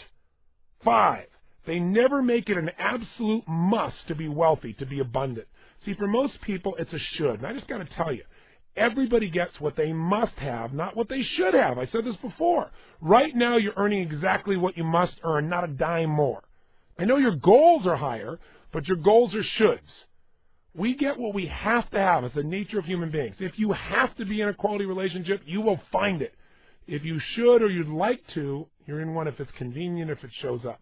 That's true of any area of your life. So you've got to make it a must to be abundant, to be wealthy, to have more than enough. 6th reason people fail to become wealthy, they don't have a realistic plan.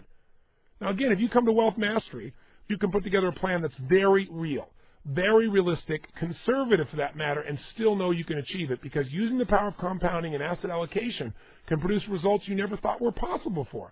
But you got to have a plan. And I'll tell you the next one, number 7, is some people actually get a plan, which is very few people, but then they fail to follow through.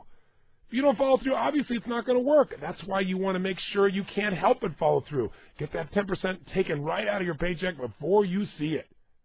Number 8, they tend to fail because they listen to experts and give experts the responsibility to make things work, rather than making themselves responsible. So you got to realize something. No matter how great a person is you work with, no one's going to care about your money as much as you do. Nobody. And you can't afford to have someone else be the expert and then wake up one day and say, what happened? That happened to Elton John, to Billy Joel, to Kareem Abdul-Jabbar. There's some famous names from the past. I mean, all these people got nailed because they gave all their money to someone else to watch, and they just did their music or did their play, did their basketball. This is so common. You don't have to be rich and famous to make this mistake. You got to look at people for coaching advice, but you've got to understand it before you make an investment. If you don't understand it, don't invest. Because in the end, if you make a mistake, then you can learn from it. If someone else made the mistake, all you learn is you're an idiot. You trusted somebody else, and you're paying the price. That's not the way to learn. By the way, I learned this way, too. That's why I know about how dumb this is. Number 9, they give up when they face major financial challenges. I'll tell you something. More than anything else, one of the reasons I'm wealthy today is because I've been through so many times when I should have quit, when it looked like there was no way to turn around, but I wouldn't give up. I got a chance to talk with Ted Turner recently, right after the announcement of the merger between AOL and Time Warner. That day, he had made $3 billion, billion in that day. Now, it was only 12 years earlier that he made his first billion. The next day, by the way, he lost $1.5 billion because the stock price changed. So this is an interesting thing that happens. I've experienced this myself. I've looked at my stock one day and go, oh, my God, I made $50 million today. Oh, my God, I lost $25 million. If you did that, you're crazy. It's all on paper. Plus, I asked him, I said, how much money did you spend this week? He said, well, actually, all I spent this week was $2.57 on an Egg McMuffin. Meanwhile, I made $3 billion. He goes, I guess I got some abundance, But one of the interesting things he told me was, he said the secret to his wealth is that all the bad times he made it through, where everyone told him to give up and he wouldn't. He said, I got to tell you, Tony, there was just a few years ago, it wasn't that long ago, where we had the executives in our company at CNN, where we told them they couldn't cash their checks. He said, we didn't tell that to the rank and file because we knew they'd freak out, but we took the executives and said, you got to hang on to these things for 2 weeks. He said, even then, we paid people, dirt cheap to keep this thing going and grow it and get it where we needed to be. And he said, I got to tell you, man, I'm here today because of the losses I've been able to absorb. He said, when I took over the Superstation in Atlanta, I lost $900 million. $900 million, almost $1 billion, and I found a way to hang on. That's why I was able to make $3 billion in a day 20 years later. That's how you make it happen. He said, I lost $1 million in an hour on a TV show. He said, the Goodwill Games. He said, we saved the world, but we lost millions of dollars. Ted's real quiet and gentle in his approach, right? But the point of the matter is, he said, that's what it takes. The people that succeed are not the ones that never failed.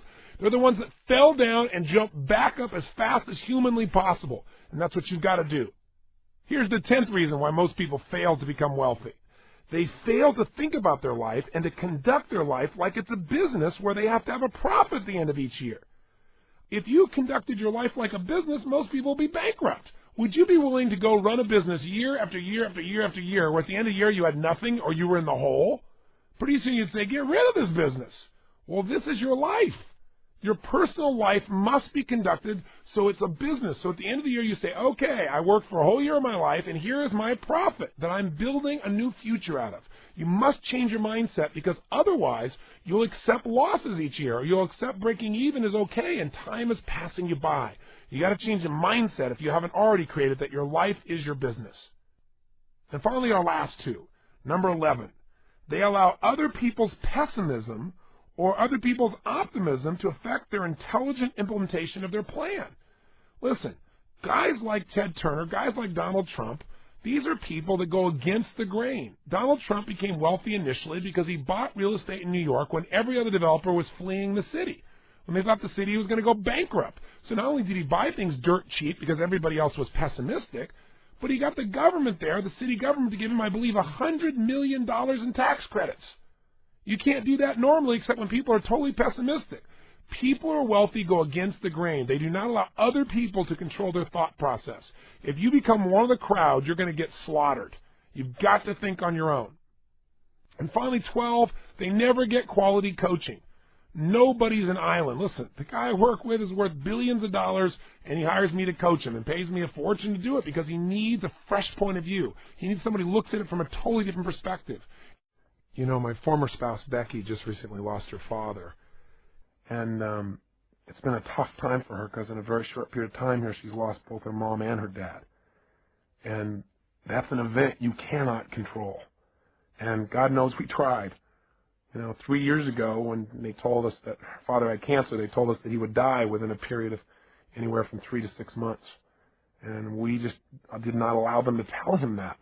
For the obvious reasons, you know what I believe from all the people we've learned from everyone from Dr. Bernie Siegel to Norman Cousins to Dr. Deepak Chopra. We understand the mind-body connection. If someone decides that because they have some dis-ease in their body, what it means is they're going to die, then of course they will. And fortunately, he never found out that diagnosis. And what we did is we kept making sure he had a compelling future. He had a sense of meaning, a variety of things that he was needed for. And it was amazing how he physically responded. We had a trip scheduled for him to go to Fiji on, which he went on, and talked to him about how we needed his help with our resort there and helping some of the Fijians in the garden, because the garden for him created so much meaning in his life. It's about supporting, about nurturing, about helping life along a little bit. And so that he was excited about, and things we wanted him to do with his grandkids. And so we kept giving him compelling futures, and sure enough, 3 months went by, he was healthy. 6 months went by, he was healthy. A year went by. And through a variety of interventions, pretty soon he seemed to be better, until just recently when we started getting phone calls from his neighbors. He lived up in a place called Rand, Colorado, a little town with 14 people in it that he's been a major part of for years and years. And they started to call us to tell us that they didn't think he could take care of himself anymore, so we flew out and brought him back here. And the first few days he was in phenomenal shape. It was like he was completely restored, being around the grandkids and being in the environment. He was all excited to share about things that happened in his little town of Rand that he helped to create there, about the calves that he helped to deliver, and about the planting season and how they're helping people through the winter and some of the stories they've been telling. And he was just totally alive. And we took him to doctors for a series of tests. They said they wanted to keep him overnight. The next day we called and I spoke to his main doctor, and he said it looks like he just has a form of meningitis. So he said that'll be really easily treatable and he should be okay. And he said, don't worry. He said, we're just going to do a series of more tests because he's a bit dehydrated. He lives at an altitude of about 11,500 feet, and he's not drinking enough water. And he said, so, we're going to run a couple more tests, he said, next day. He said, but I think he'll be fine. He said, I have to go out of town. He said, my, partner doctor will be working with him. So he said, I've passed on all the information. You can check in with him tomorrow. Well, the next day, Becky went to go see her dad, and I was out doing a seminar, and I got a phone call, and the phone call was that they'd done additional tests and that they found out that the cancer had spread throughout his spine and into his brain. And while it wasn't treatable before, when they told us 3 years ago, it's certainly not treatable now, and that they thought he would die within weeks. The worst part was, though, that they also told this to him before they told it to Becky. So he had no one there to support him through the process or to give him other options. When I found this out, I became so angry with the doctors because I focused on how he'd violated what we asked him to do, and how the other doctor should have told his partner doctor not to tell him yet, to allow us to talk to him, to prepare him for the situation. That it was so harsh, it was so unfair, and the meaning of it was that it was going to really harm him, that all of a sudden he would give up hope. And what I wanted to do was lash out. And fortunately, I didn't lash out. Instead, I started to focus on what's happening to Cecil. What can I do? So went to go see him and talk to him, and it was unbelievable. He looked like he just aged 10 years in a day. Because what had happened is he had no future. There was no purpose in fighting the pain or trying to make things happen or, trying to tell stories or do anything, because after all, you're going to die anyway soon. And that was kind of the way he was interpreting it. And sure enough, no matter what we said, he just didn't seem to respond. He just seemed to go into a total stupor. And for the next day and a half or so, he just sat in a corner. And he really didn't say very much or communicate very much. He just said not to bother with him, that he was fine. But he didn't open up emotionally. And I just sat down with him, and I cried, and I told him how much I loved him and how much Becky loved him and how he needed to share with us what he was really feeling, because holding that back wasn't protecting us from pain. We just felt separate from him. And that he could choose what this was going to mean for his life. The doctors had told us 3 years ago that he was going to die within a matter of months then. And here he was 3 years later. I said, what if you would have just sat around for 3 years in this little corner doing nothing because you thought you were going to die any day or any week? I said, that'd be pretty crazy, huh? And he started to laugh. I said, look at this. I said, you can't just sit off in this corner. Hey, you might die tomorrow. You might die in 6 weeks. You might die in 6 months. You might die in 6 years. You might die in 10 or 20 years and really screw these people's brains up. I said, it doesn't matter how long you're going to live. What's going to matter is how you're going to live while you're here. And I said, you've lived an incredible life. In World War II, you were a pilot, You were a businessman. Now you're this guy who's touching this little town up in Colorado where everybody knows you and cares about you and loves you because you love them. I said, you've raised these incredible kids. I said, if you're going to go out in style. Go out because you've decided to go out in an energy that you want to, where you really enjoy your life. Don't just shut down because somebody told you your life's over because you buy into it. Don't do it. And then he said, well, Tony, he said, the truth is, I'm not afraid to die.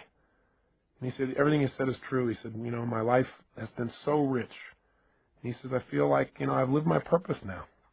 I look around and I see my kids and I see what they're like as people and I see what I've done and I think maybe it's time for me to go now. And I said, listen, if you're deciding to do that because you really want to go, I said, then, I love you. And he said, I'm going to cry and I'm not going to try and keep you here, and neither is Beck, because we love you. I said, but at the same time, don't leave because somebody tells you it's time to go. He said, well, I don't know. I said, well, when it's time to go, you'll know. I said, and you can go consciously. You can decide when it's time. You don't have to wait till the pain is so intense you can't stand it. But at the same time, don't go any quicker than your meaning is done. And I think right now you're teaching your family a lot of new lessons. He said, yeah, that's probably true. I said, so what do you want to do? How do you want to do things? I said, let's get your fanny out of here. Let's get about. And we had this great conversation, talked about all kinds of things. I won't bore you with the details, but I let him know that he never have to worry about his daughter and that she had become the kind of person he could always be proud of. And it was amazing because the next 3, 4, 5 days he came to life. All of a sudden there was a purpose in things again. All of a sudden he was alive. He'd go out by the pool and tell stories and so forth, and he went over to the polo grounds and did all kinds of just really great things. And then I went away for a seminar, and I came back 2 days later, and it was like he was gone. He could barely even talk. He was having a difficult time holding himself up. He had to have round-the-clock care for him. Pretty soon, he wasn't able to carry on a conversation. He would start talking gibberish and start seeing things that were invisible and point to them. And we could tell the end was coming. And as the end started to come, there was more and more pain and tears, and we felt it all. And I also, at the same time, reminded ourselves that, hey, we're making this thing that it's lost because of our short-term thinking about this man and his body and his presence, but his life will live on beyond his physical presence here. And for him, what it probably means is freedom. Finally be free of the painful body he's been in for so many years. For him, it's a chance to be with his wife, Becky's mom, a chance to be with other loved ones. There was another meaning that could give you joy at the same time you're feeling pain. And so we try to focus on those. And then one night I got home, and all of a sudden I was called by the nurse, and she told me that Becky's dad had just passed away. And I had to share it with Beck, and we cried and we talked, and at the same time she felt an incredible sense of peace for him. It's amazing how instantly how we felt could change just by changing what we focused on, from our loss to his gain, to the feeling of joy for him to be free. We couldn't control the event, but we could certainly direct our own minds by thinking beyond ourselves to something deeper, to a deeper meaning in life. I got back yesterday from going with Becky up to this little town in Rand, Colorado. This little town I'd never been to before, but Becky had been there many times, and I got a chance to see where Cecil lived and the impact he had. He didn't really want a funeral. He never liked people who, quote, put on airs for anything. He was a simple man with simple values and a simple mission. And when I got there, I looked around, and he never explicitly said what the mission of his life was, the purpose of his life. But in a town of 14 people, and we went out to this gravesite to put his body into the ground, and suddenly person after person started showing up. We knew all 14 people would be there because we knew he'd touched them all. They all loved him. He was the storyteller. He was the man who took an old car years ago and painted it black and white and put a star on the side and put a dome in the inside of glasses and made it look like a police car so that when people came running through this little town, which consists of about 7 or 8 buildings, that they might slow down. His house was called the Rand Yacht Club because he invited everybody up for coffee every single morning, at least 300 days a year. Figured out how he could tell them a story and cheer them up. He used to run a little restaurant there called the Liar's Lair. The reason was because he had people, he'd tell people stories, and he'd tell the wildest tales and get people to believe them. Sure enough, after about 10 or 15 years, they began to realize that some of these things were stories. And they all laughed as they told me stories about this incredible man who touched their lives. But when we got to the gravesite, not only did 14 people show up, but in this little town that's 4 hours outside of Denver, people came from all over. People came from Wyoming. People came from Denver. Pretty soon there were 100 people at a gravesite where there's not supposed to be a service to honor a man who touched their lives. So we said, we don't have any formal service because that's not what he wanted, but before we put his body in the ground, does anybody like to say anything? And they all talked about how he touched them, how their life was greater because he was such a loving soul, that his smile had touched them, that his stories had touched them, that just his manner, that he was a lover of people and animals, that because he'd been in this town, their lives would never be the same. And people who'd come through the town just for a day, just as a little kindness. He was a man who said, if you can't say something nice about something, don't say anything at all. He never said a negative word about anybody. In fact, one man, probably the most telling tale of this man's life, he said, Cecil's the kind of guy, he said, I sat down one day with him and said, what are you doing about all those rodents that keep stealing all our animals? Are you poisoning them? Or are you shooting them? Are you trapping them? Are you killing them? What are you doing? He said, because they're taking all my stuff. And Cecil said, no, he said, I just plant twice as much. I thought, what a life. What a man. See, his life was his mission. His mission was real simple. Love people, love animals, love beings. Make the world a little bit better by just being nice. He lived a life of significance, one that had meaning. He didn't go out and change everything on earth. He didn't make $1 billion. He doesn't have people writing him up everywhere, but he changed people's lives. And he died in his sleep, out of pain, the day he decided to go. And he created in his family a greater sense of courage to look at life in a new way, and a greater sense of dedication to give even more. He added to our drive. He added to our commitment to be givers in life, as he was to any soul who had the privilege of coming across his path.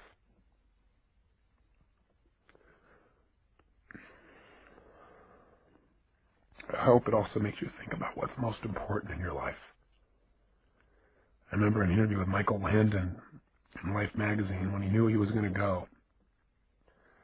And he said, quote, somebody should tell us right at the start of our lives that we're dying, that we might live life to the limit, every minute of every day. Do what I say. Whatever you want to do it now. There are only so many tomorrows. If you and I are going to live our lives fully, then maybe sometimes we can take the experiences of those around us and learn from them. We can learn that in all of our lives we're either warnings or examples. Cecil's life was an incredible example. He didn't think anything in life was insignificant. not a rodent, not a flower, not an animal, not a stranger passing through. He lived by a philosophy that they also live in Fiji. By the way, Fiji was his favorite place. And the last things he told me was the happiest time of his life, the last few years, were the trips he took to Fiji. I think it's because he felt like there everybody understood what he understood. And life is meant to be a happy, to be a joy, to appreciate the little things as well as the big things, to appreciate one another, to be givers, to be lovers of life. Now, with all this conversation we've had here about purpose, what are you and I going to do right now so that you have a greater sense of meaning? Well, one is, I don't need you to just go out and create this grandiose purpose and write pages and pages and pages. I think that the simplest things can be the most powerful things. So if you can now, close your eyes and think about what you want to be when you were going to grow up. Go back to a time when you were 5, 6, 7, 8, 9, 10 years old. What did you want to be back then? What did you want to do? Who were your role models? And why did you want to be that? Think about it just for a second in your head as I'm saying this. You might want to write a few of these things down. In fact, pretty soon you're definitely going to want to write things down. So it might be good to stop the tape right here and just think about what your purpose is and pull out a piece of paper and a pen or a little computer and let's work together on this for a second. What were some of the things you wanted to be when you were growing up, when you were a little kid? I remember one of the first things I wanted to be was an archaeologist. Now, whatever you wanted to be, here's the question I want to ask you. Why did you want to be that? In other words, what was the feeling you were hoping to get from that? What were the sensations? What were you wanting to be and do? What were you wanting to get from that?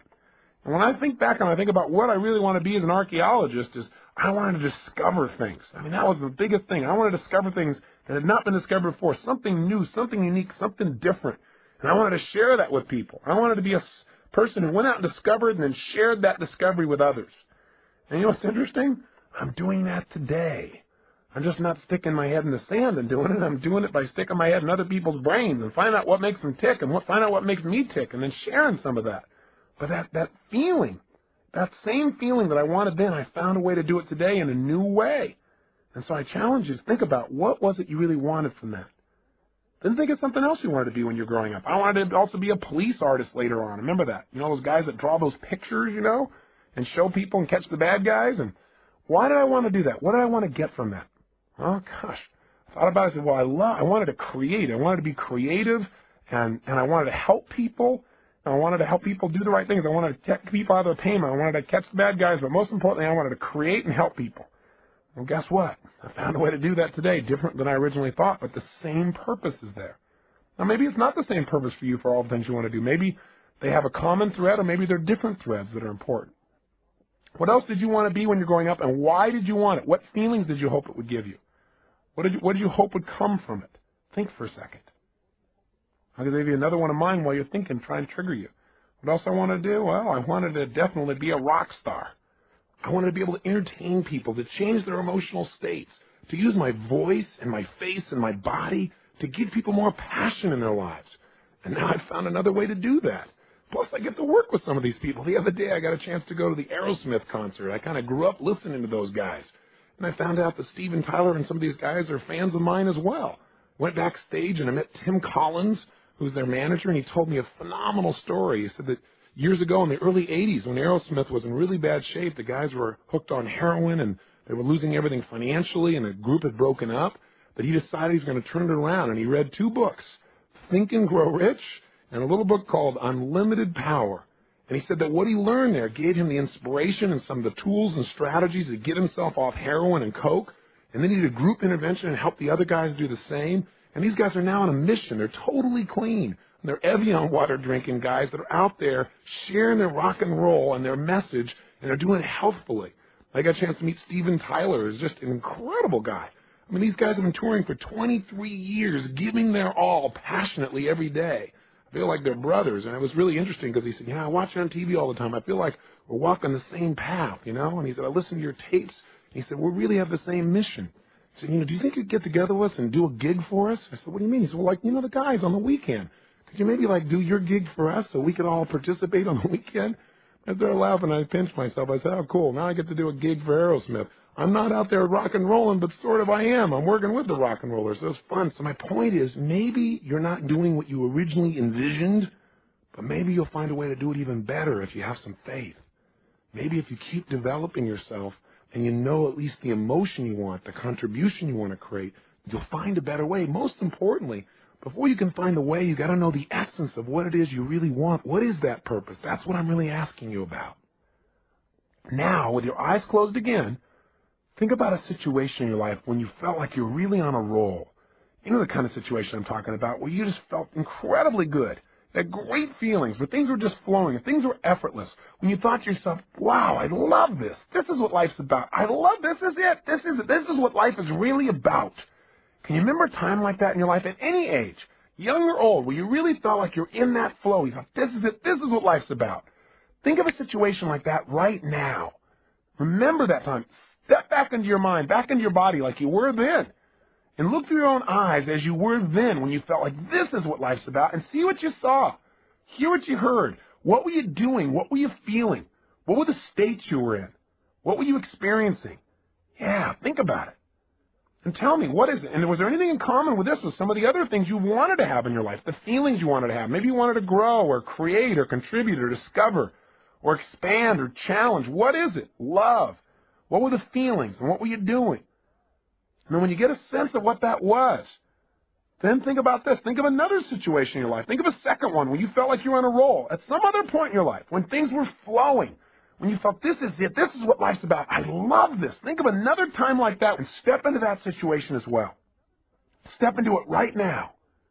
As you step in that situation, look around, see what you saw then, hear what you heard then, feel what you were feeling then. What was happening in that moment? Not just what you were doing. Notice what you were doing. Were you creating or writing or speaking or communicating or manufacturing something or studying or learning? Or what were you doing? But also, how were you feeling? What were the states you're in? And what were you doing for others if they were involved? Were other people involved? What was the process? How were you being and what were you doing? Feel it in your body. Is there anything that is similar between this and the last experience? Or anything about this that's similar between this and the feelings that you wanted from those things you wanted to be when you were going to grow up? That's it. Notice it and capture not only the idea of this, but the feeling as well. Now, one more time. Think of something else. Another time at any age when you felt like you were on a major roll. Things were really flowing, when you felt incredible. When you felt like, I love this. This is what life's really about. This is it. Think of another situation like that right now. And as you step into that situation right now, notice, what were you doing? What were you creating? What were you sharing? What were you feeling? And feeling these feelings, think about the purpose of your life. If you were going to say it in a simple phrase, not even paragraphs and paragraphs, simple phrase or a sentence or two, and you're going to write down the purpose of my life is to what? And if you're going to do it, and you're going to have a couple simple criteria. One is it's got to be stated positive. Not the purpose of my life is to stop all the horrible things in the world. No, something positive. Something stated in the positive. And if it was going to be something brief, and if it was going to be something emotionally charged in terms of its words for you, and it has to have how you're going to be as a person and what are you going to do, and it's got to include not just other people, like I'm going to change other people's lives, or I'm going to make the world better for other people. You got to be in your own mission statement. You got to be your own purpose statement. You got to be in there too, and other people. Don't just have it. The purpose of my life is for me to be happy, because we're all connected. So if it's you and others, being and doing, brief and short, what is the purpose of your life? What is it? Right now, what comes out of your head? Not the right answer, not the perfect answer, just the answer. The purpose of your life is to be and do what for yourself and others? Just say it out loud. Just say it. Don't even write it down first. If you got pen and paper, then write it down. Purpose of my life is to what? Say it again. Try something. Keep changing it. And if you write it down each time, it'll get you better. So I'd prefer if you wrote it down. But just come up with something. The purpose of my life, for me, Tony Robbins, is to serve God and my fellow man by being a powerful, loving, passionate, outrageous, courageous, strong, playful, crazy example of the unlimited possibilities that God gives when you commit your life to service, when you're really focused on contribution. That's what my life's about. I know it. I feel it. I can change the words slightly here and there, but I know the essence of my life. And you've got to know what that is for you. That is what will help you to make the decisions. That'll give you the motivation to get up early and stay up late. That'll make you connect with people in a way you've never connected before, but you've got to know what it is. And it's got to be more than just you. You and others got to be brief. It's got to be emotional. It's got to be intense. So go do it right now. Turn off the tape and just start writing like crazy. What is the purpose of your life? And when you write something, write another thing. Cross it out and write another one. And keep writing it better and better until you got something you like, then to turn the tape back on. Go for it. Do it now. The purpose of your life is to what? You did turn the tape off, didn't you? You're not just sitting there thinking, come on, if you write it out, it'll be better with more precision. Turn it off. And if you're on your way back, then just ignore the last sentence. Welcome back. Now, do you got something you really like? I hope so. Now, I know it's not the end-all and be-all, and it better not be perfect, or I'm going to come through this tape and grab you. Your job is not to be perfect. It's to be excellent. Perfection can never really be achieved anyway. If you're truly a perfectionist, then it's never perfect.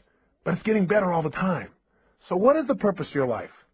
And how does it feel when you think about, this is the purpose of my life? Now, let me give you one other criteria. Did you write it so you can only achieve it once you die? If so, change it. Because we don't want you to have to die to achieve your purpose, which is what some people have. It should be something you can experience every day. You know, whatever you do, whether you're just sitting at the lunch counter, you're walking through a grocery store, you're going and conducting your business, I don't care what it is. It should be something you can feel. And you got to find what that is for you and how to language that, at least for now, so you know the goal of the game. With that, your life takes on a whole nother dimension. So as you go out over the next month, try something. Take this purpose statement and keep it in front of you. Put it in the system you use for managing your time and keeping your to-do list. Put it up on the wall nearby. And as you look at it each day, don't just write it and forget about it. Think about it each day. How can I live my purpose more? And when you go to make a decision about doing something and you're not sure why you're doing it, you can always go back to your purpose.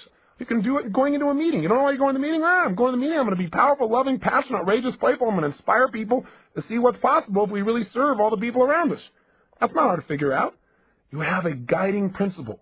No matter what happens, principles don't change. The essence of who you are will not change. The environment may change. The vehicles may change.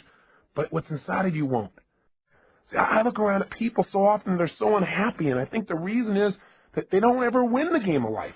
It's a game they feel like they can't win, like they're always losing.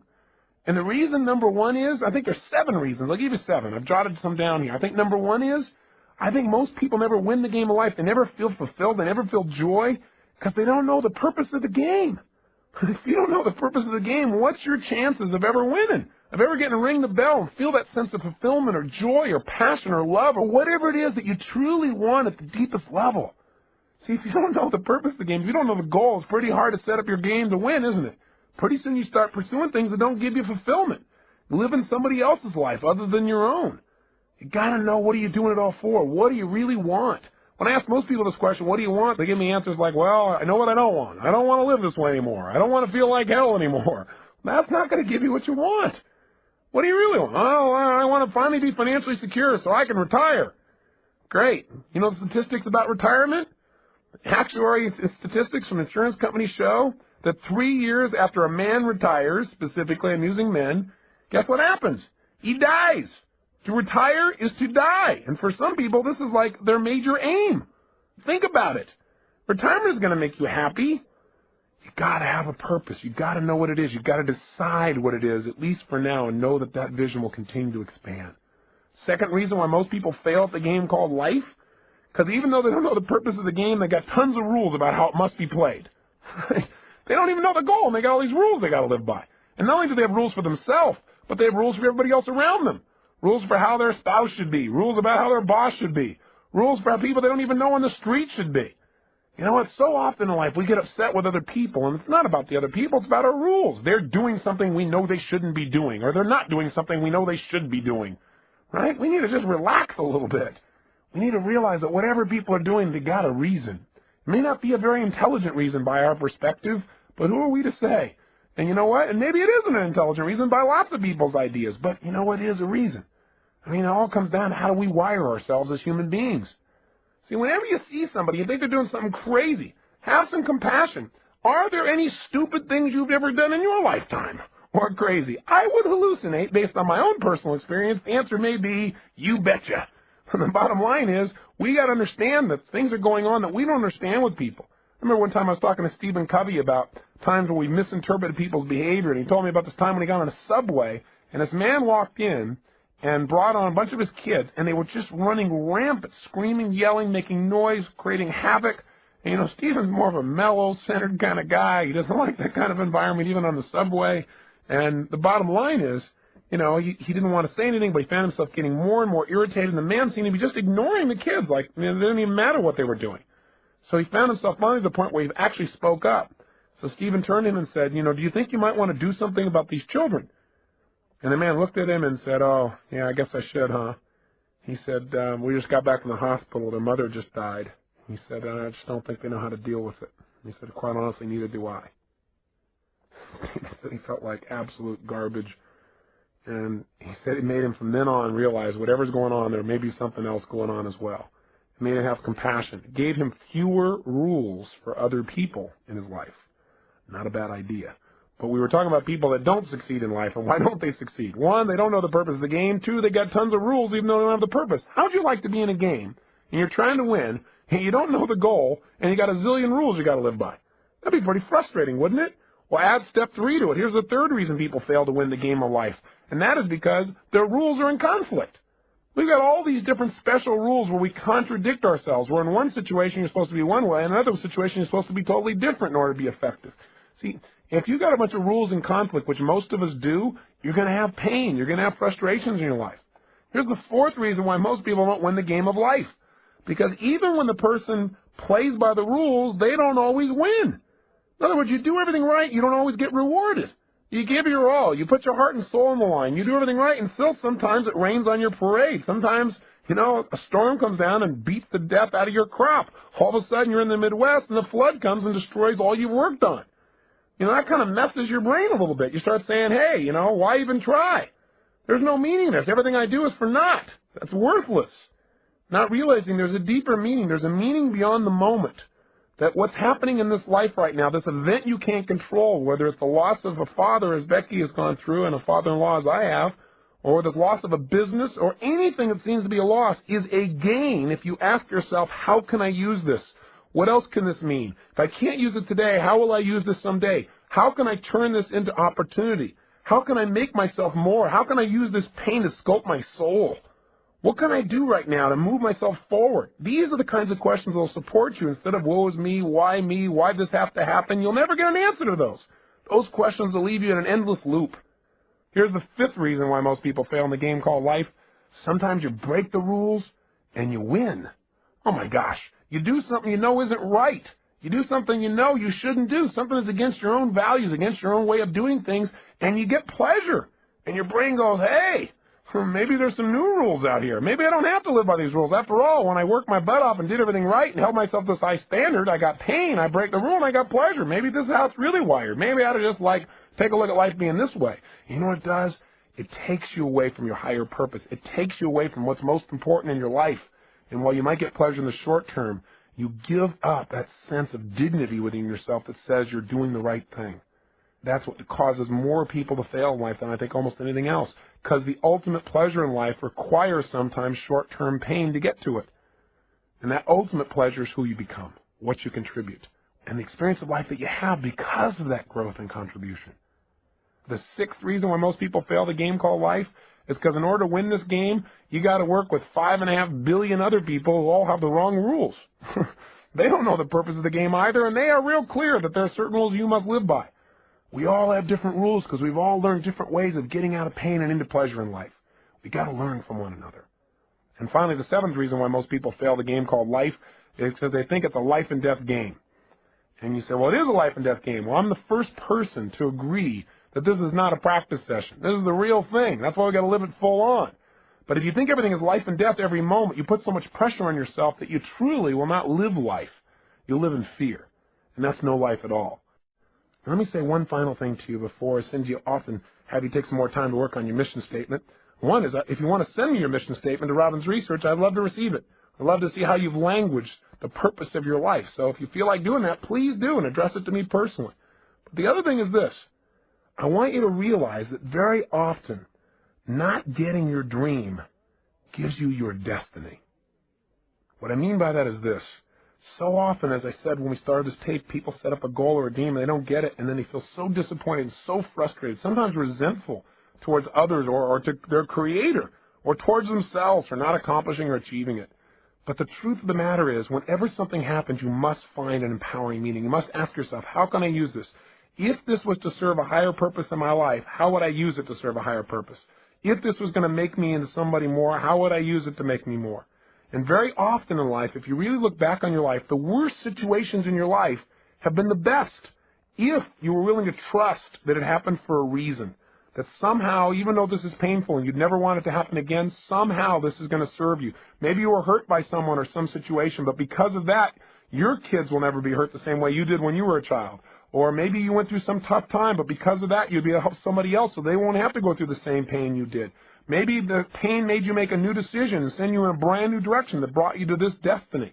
I really, truly believe in my heart of hearts that if we're willing to trust and have faith and look for answers and actively pursue them, that every human experience supports us, even those that are painful.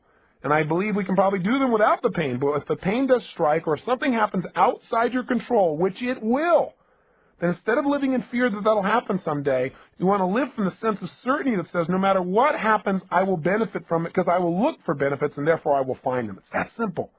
And I'll give you a good metaphor. You know, there's a great movie, I'm sure you recall, it was called Field of Dreams. In it they said, if you build it, they will come. In the movie, Kevin Costner seeks out an old man by the name of Doc Graham. He's played by Burt Lancaster. And when he first meets this man, he's going to see him to tell him about a field of dreams that Kevin has developed, a place where these old men could come back and play again, to be young again, to live their dream. And when he meets Doc Graham, he starts to talk to him, and he says, I understand that you only were able to play one inning in your life, because Doc Graham said, well, yeah, my whole life's dream was always to play baseball, to be a professional. He said, every single day I gave my all. I lived this passion. He said, you know, I took ground balls and batting practice, and I pushed myself. And he said, finally I made it. I made it to the big leagues. And the whole season went by without my being able to play. And finally, at the end of the season, in the 8th inning, the coach looked over at me and said, kid, I want you in right field. He said, I was so happy. I couldn't believe it. I ran out onto the field, and he said, I stood out there in right field waiting for somebody to hit it to me, waiting for my chance. And nothing happened. Then when we came back in, he said, my turn to bat never came. And the next year, they, without giving me another chance or even giving me a chance, they sent me back to the minor leagues. And he said, I just couldn't take it. I couldn't take going through that again, so I quit. And Kevin Costner said, oh my God, that's unbelievable. What incredible pain. What devastation. That must have destroyed you. I mean, for any man to be that close to his dream and have your dream pass you by as if it doesn't even know it's you. He said that must have been the most destructive, painful thing. That's a total disaster. And Moonlight Graham said, no, son. He said, playing baseball for only 5 minutes was not a disaster. Playing baseball for only 5 minutes was not devastating. What would have been a disaster, what would have been devastating, is if I'd only been a doctor for 5 minutes. You see, if I would have hit that baseball, that might have been the bigger disaster, because then I never would have come to this little town. I never would have saved this man's life, or delivered that little girl, or got to know the people that now are my best friends in the world. He said that would have been a disaster. In other words, sometimes not getting your dream gives you what you really want, what you really need, what you're really destined for. And if that part of the movie didn't give it to you, they followed up with another scene. Finally, there's a chance, you know. Kevin Costner makes arrangements, and he said, listen, there's this field of dreams. You can come on it. You can be young again. You can live your dreams still. And he brings Moonlight Graham to the field with all the other players, and when he steps out on the field, he's young again. And he's wearing his uniform, and he can feel the warm sunshine on his body again, and his youthful muscles, and the smell of the fresh-cut grass, and the baseball in his hand. And finally, they're beginning to play, and just as Moonlight Graham is finally stepping into the batter's box, finally he's going to get a chance to get that hit in life, in professional baseball, his dream. Right at that moment, there's a scream in the stands, because Kevin Costner and his brother are having a conversation, and his brother doesn't see these players on the field. He doesn't have the faith to experience the beauty and the joy and the fun and what's right there in front of him. He can't see it because of his lack of faith. And as they're arguing about this, he accidentally turns and knocks Kevin Costner's daughter off the top of the stands. She falls and hits her head, and she starts turning blue. And so all of a sudden they start yelling, oh my God, what are we going to do? We've got to save her. She's dying. And all of a sudden Costner says, we need a doctor. And just as he hears those words, Moonlight Graham is about to swing the bat, and he says, I'm a doctor. He starts running full blast to help this child, but all of a sudden he stops and he looks down, and there in front of him is the foul line that divides the field of dreams from the other world. And he knows if he crosses it, he can never go back. He can never live his dream. He doesn't hesitate anymore. He immediately steps across and he saves the child's life.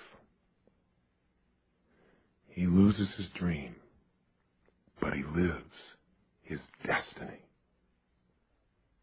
The moral is very simple.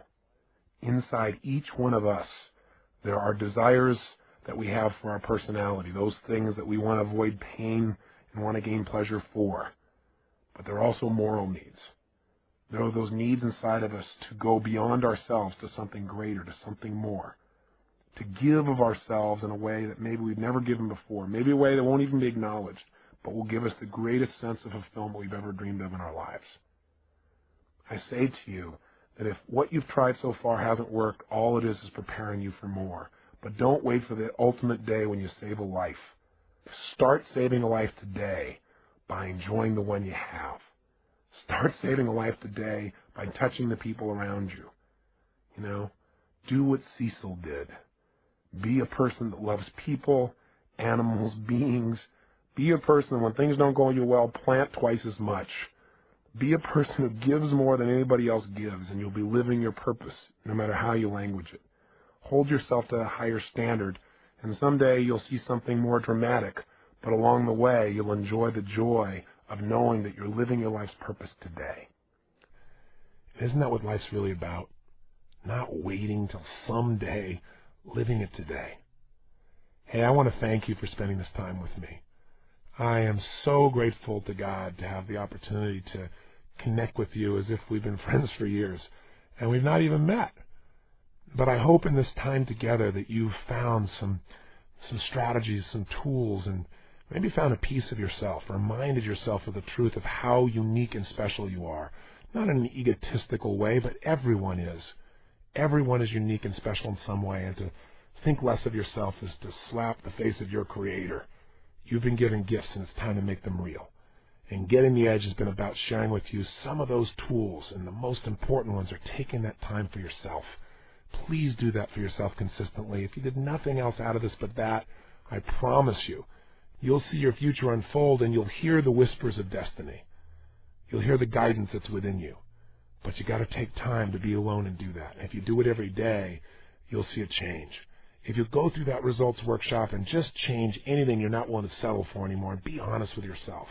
If you take and make those relationships magnificent and not settle in this area either, my God, everything in life changes when you've got someone to share it with that you love. Everyone you've ever been in a relationship with is a bonus to you. It's one of God's great gifts. But if you can find that soulmate, you got everything. And I have to say that for me, finding my soulmate, finding my wife Sage, was the richest day of my life, and every day is richer because of it. I hope for you, my prayer for you, is you find someone like that you have that kind of love for, and they have that kind of love for you. Or if they're there, that you treasure them, and you find a way to make that juicier every single day.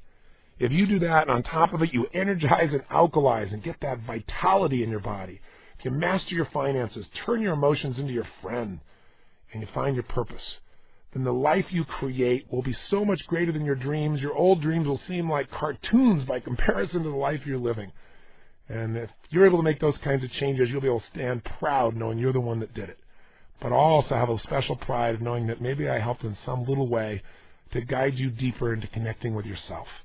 Because the ultimate edge is connection with yourself, with your Creator, with your friends, with your family, with life itself.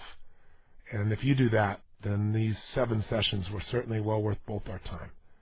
So I wish you well, my friend, and for now I say so long. But I hope I'll see you sometime soon, and you'll share with me the story of your success and what you've done. Please email me, write me, or come see me at a seminar. I'd love to meet you personally. But until then, make sure that every day is lived to the fullest. Don't settle for less than you can be. Be one of the few who do versus the many who talk. And be sure to live with passion. God bless. I hope to see you soon.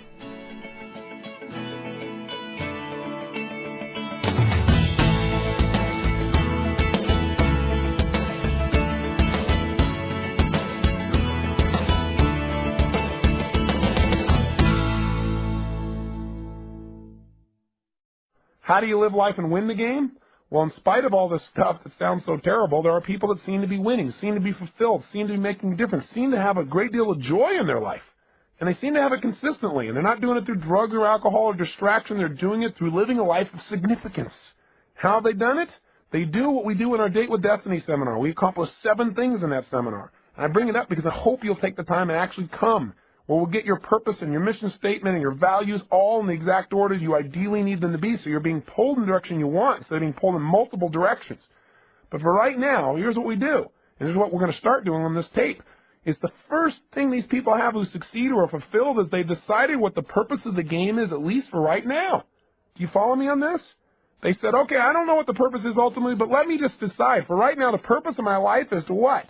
It's to love and be loved. It's to grow. It's to expand. It's to make a difference. Do this. It's do that. They come up with a purpose, which is what I want you to do at the end of this tape. The start. I know it's not the end-all and be-all from one tape, but I want to get you started on a mission statement, a purpose statement for your life. You got to have that. If you don't at least have a target, if you don't know what the goal of the game is, you don't know what to decide to do. We have all these choices, all these opportunities. So you don't have to choose between something that's good and bad. You have to choose between something that's good and something that's great. But if you don't know what your purpose is, if you don't know what you value most in life, you can't make an easy decision. All decision-making is value clarification. See, if you don't know where you're going, then you can get there by any road because you're not going to know the difference. You know, everything looks like a great opportunity. One of the biggest challenges in life is choosing, focusing your life, deciding what to spend your time on, what to spend your energy on. Having a clear purpose allows you to do that. The second thing you want to do to make your life work, and those who succeed do this, is they have fewer rules. The more rules you have about how people have to be and how life has to be for you to be happy, the less happy you're going to be. See, the happiest people are those people that say, every day above ground is a great day. The happiest people are the people who find joy in a smile, joy in adventure, joy in a simple action. See, if you can find joy in that area, then all the big things are just a big bonus for you in your life. So when you find yourself starting to react to something that someone else has done, then you might want to ask yourself, how significant is this really, right? Is this so bad? Is it okay for this person to have a different opinion, a different view, a different feeling than me in this area? And in most cases, you might say, yeah, it is. What would you have to believe in order to be upset? That everybody has to live by your rules? Well, maybe in some areas that's real important. Maybe some other areas it's not as significant. You can just let go of it and have a lot less pain. The third thing that people who win the game of life seem to have in common is they've made their rules consistent. They found the conflicts in their life, and when they find them, they've been honest with themselves and say, this is a total contradiction of what I normally believe in other areas. No more. This is not how I'm going to live my life. Fourth thing these people do that make them succeed is they give themselves pleasure whenever they win, even when the world doesn't. This is really important. You got to realize that sometimes you'll do everything right and you won't get acknowledged. So what? Acknowledge yourself. You got to catch yourself doing little things right and give yourself the pleasure you deserve. After all, if somebody else tells you, hey, great job, and that makes you feel good, it's not them saying great job that makes you feel good. It's when they say great job, you stop and say, oh, that means I get to feel good, and you send a little neurotransmitter that allows yourself to feel the pleasure feeling in your body. Why not just give it to yourself so that you keep yourself on track so you're always reinforcing good behaviors, excellent behaviors, commitments to your highest values. Fifth thing these people have in common is when they screw up, when they don't do things right, when they violate their own values, when they violate their own sense of purpose in life, they give themselves a short burst of pain. They say, hey, this is not who I am. I stand for more. They don't wait for the world to have to give them pain. That's why they're on track. The sixth thing that these people that win have in common is that they know that everybody in life has different rules, and so when they get in a relationship with people, they know they've got to have other people in their life to help succeed in a particular area, they try to find out their rules. Because if you know what's most important to people, if you know what their rules for life are, what their musts are in life, it's a lot easier. And lastly, people who succeed in life, they've learned that life has a purpose, but they also at the same time don't take life too seriously. They don't take themselves too seriously. What's that old funny metaphor? Why do angels fly? Because they take themselves lightly. Right? The bottom line is we've got to look at life in a different way.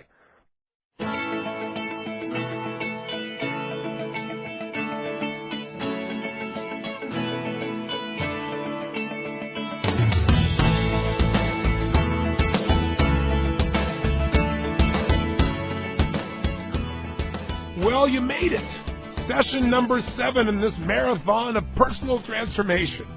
Seriously, I want to congratulate you. I talked about earlier on, so few people ever follow through, and for you to be here on the 7th tape, assuming you didn't jump here first, says to me that you really have made some quality changes in your life, or at least begun the journey, and I want to thank you.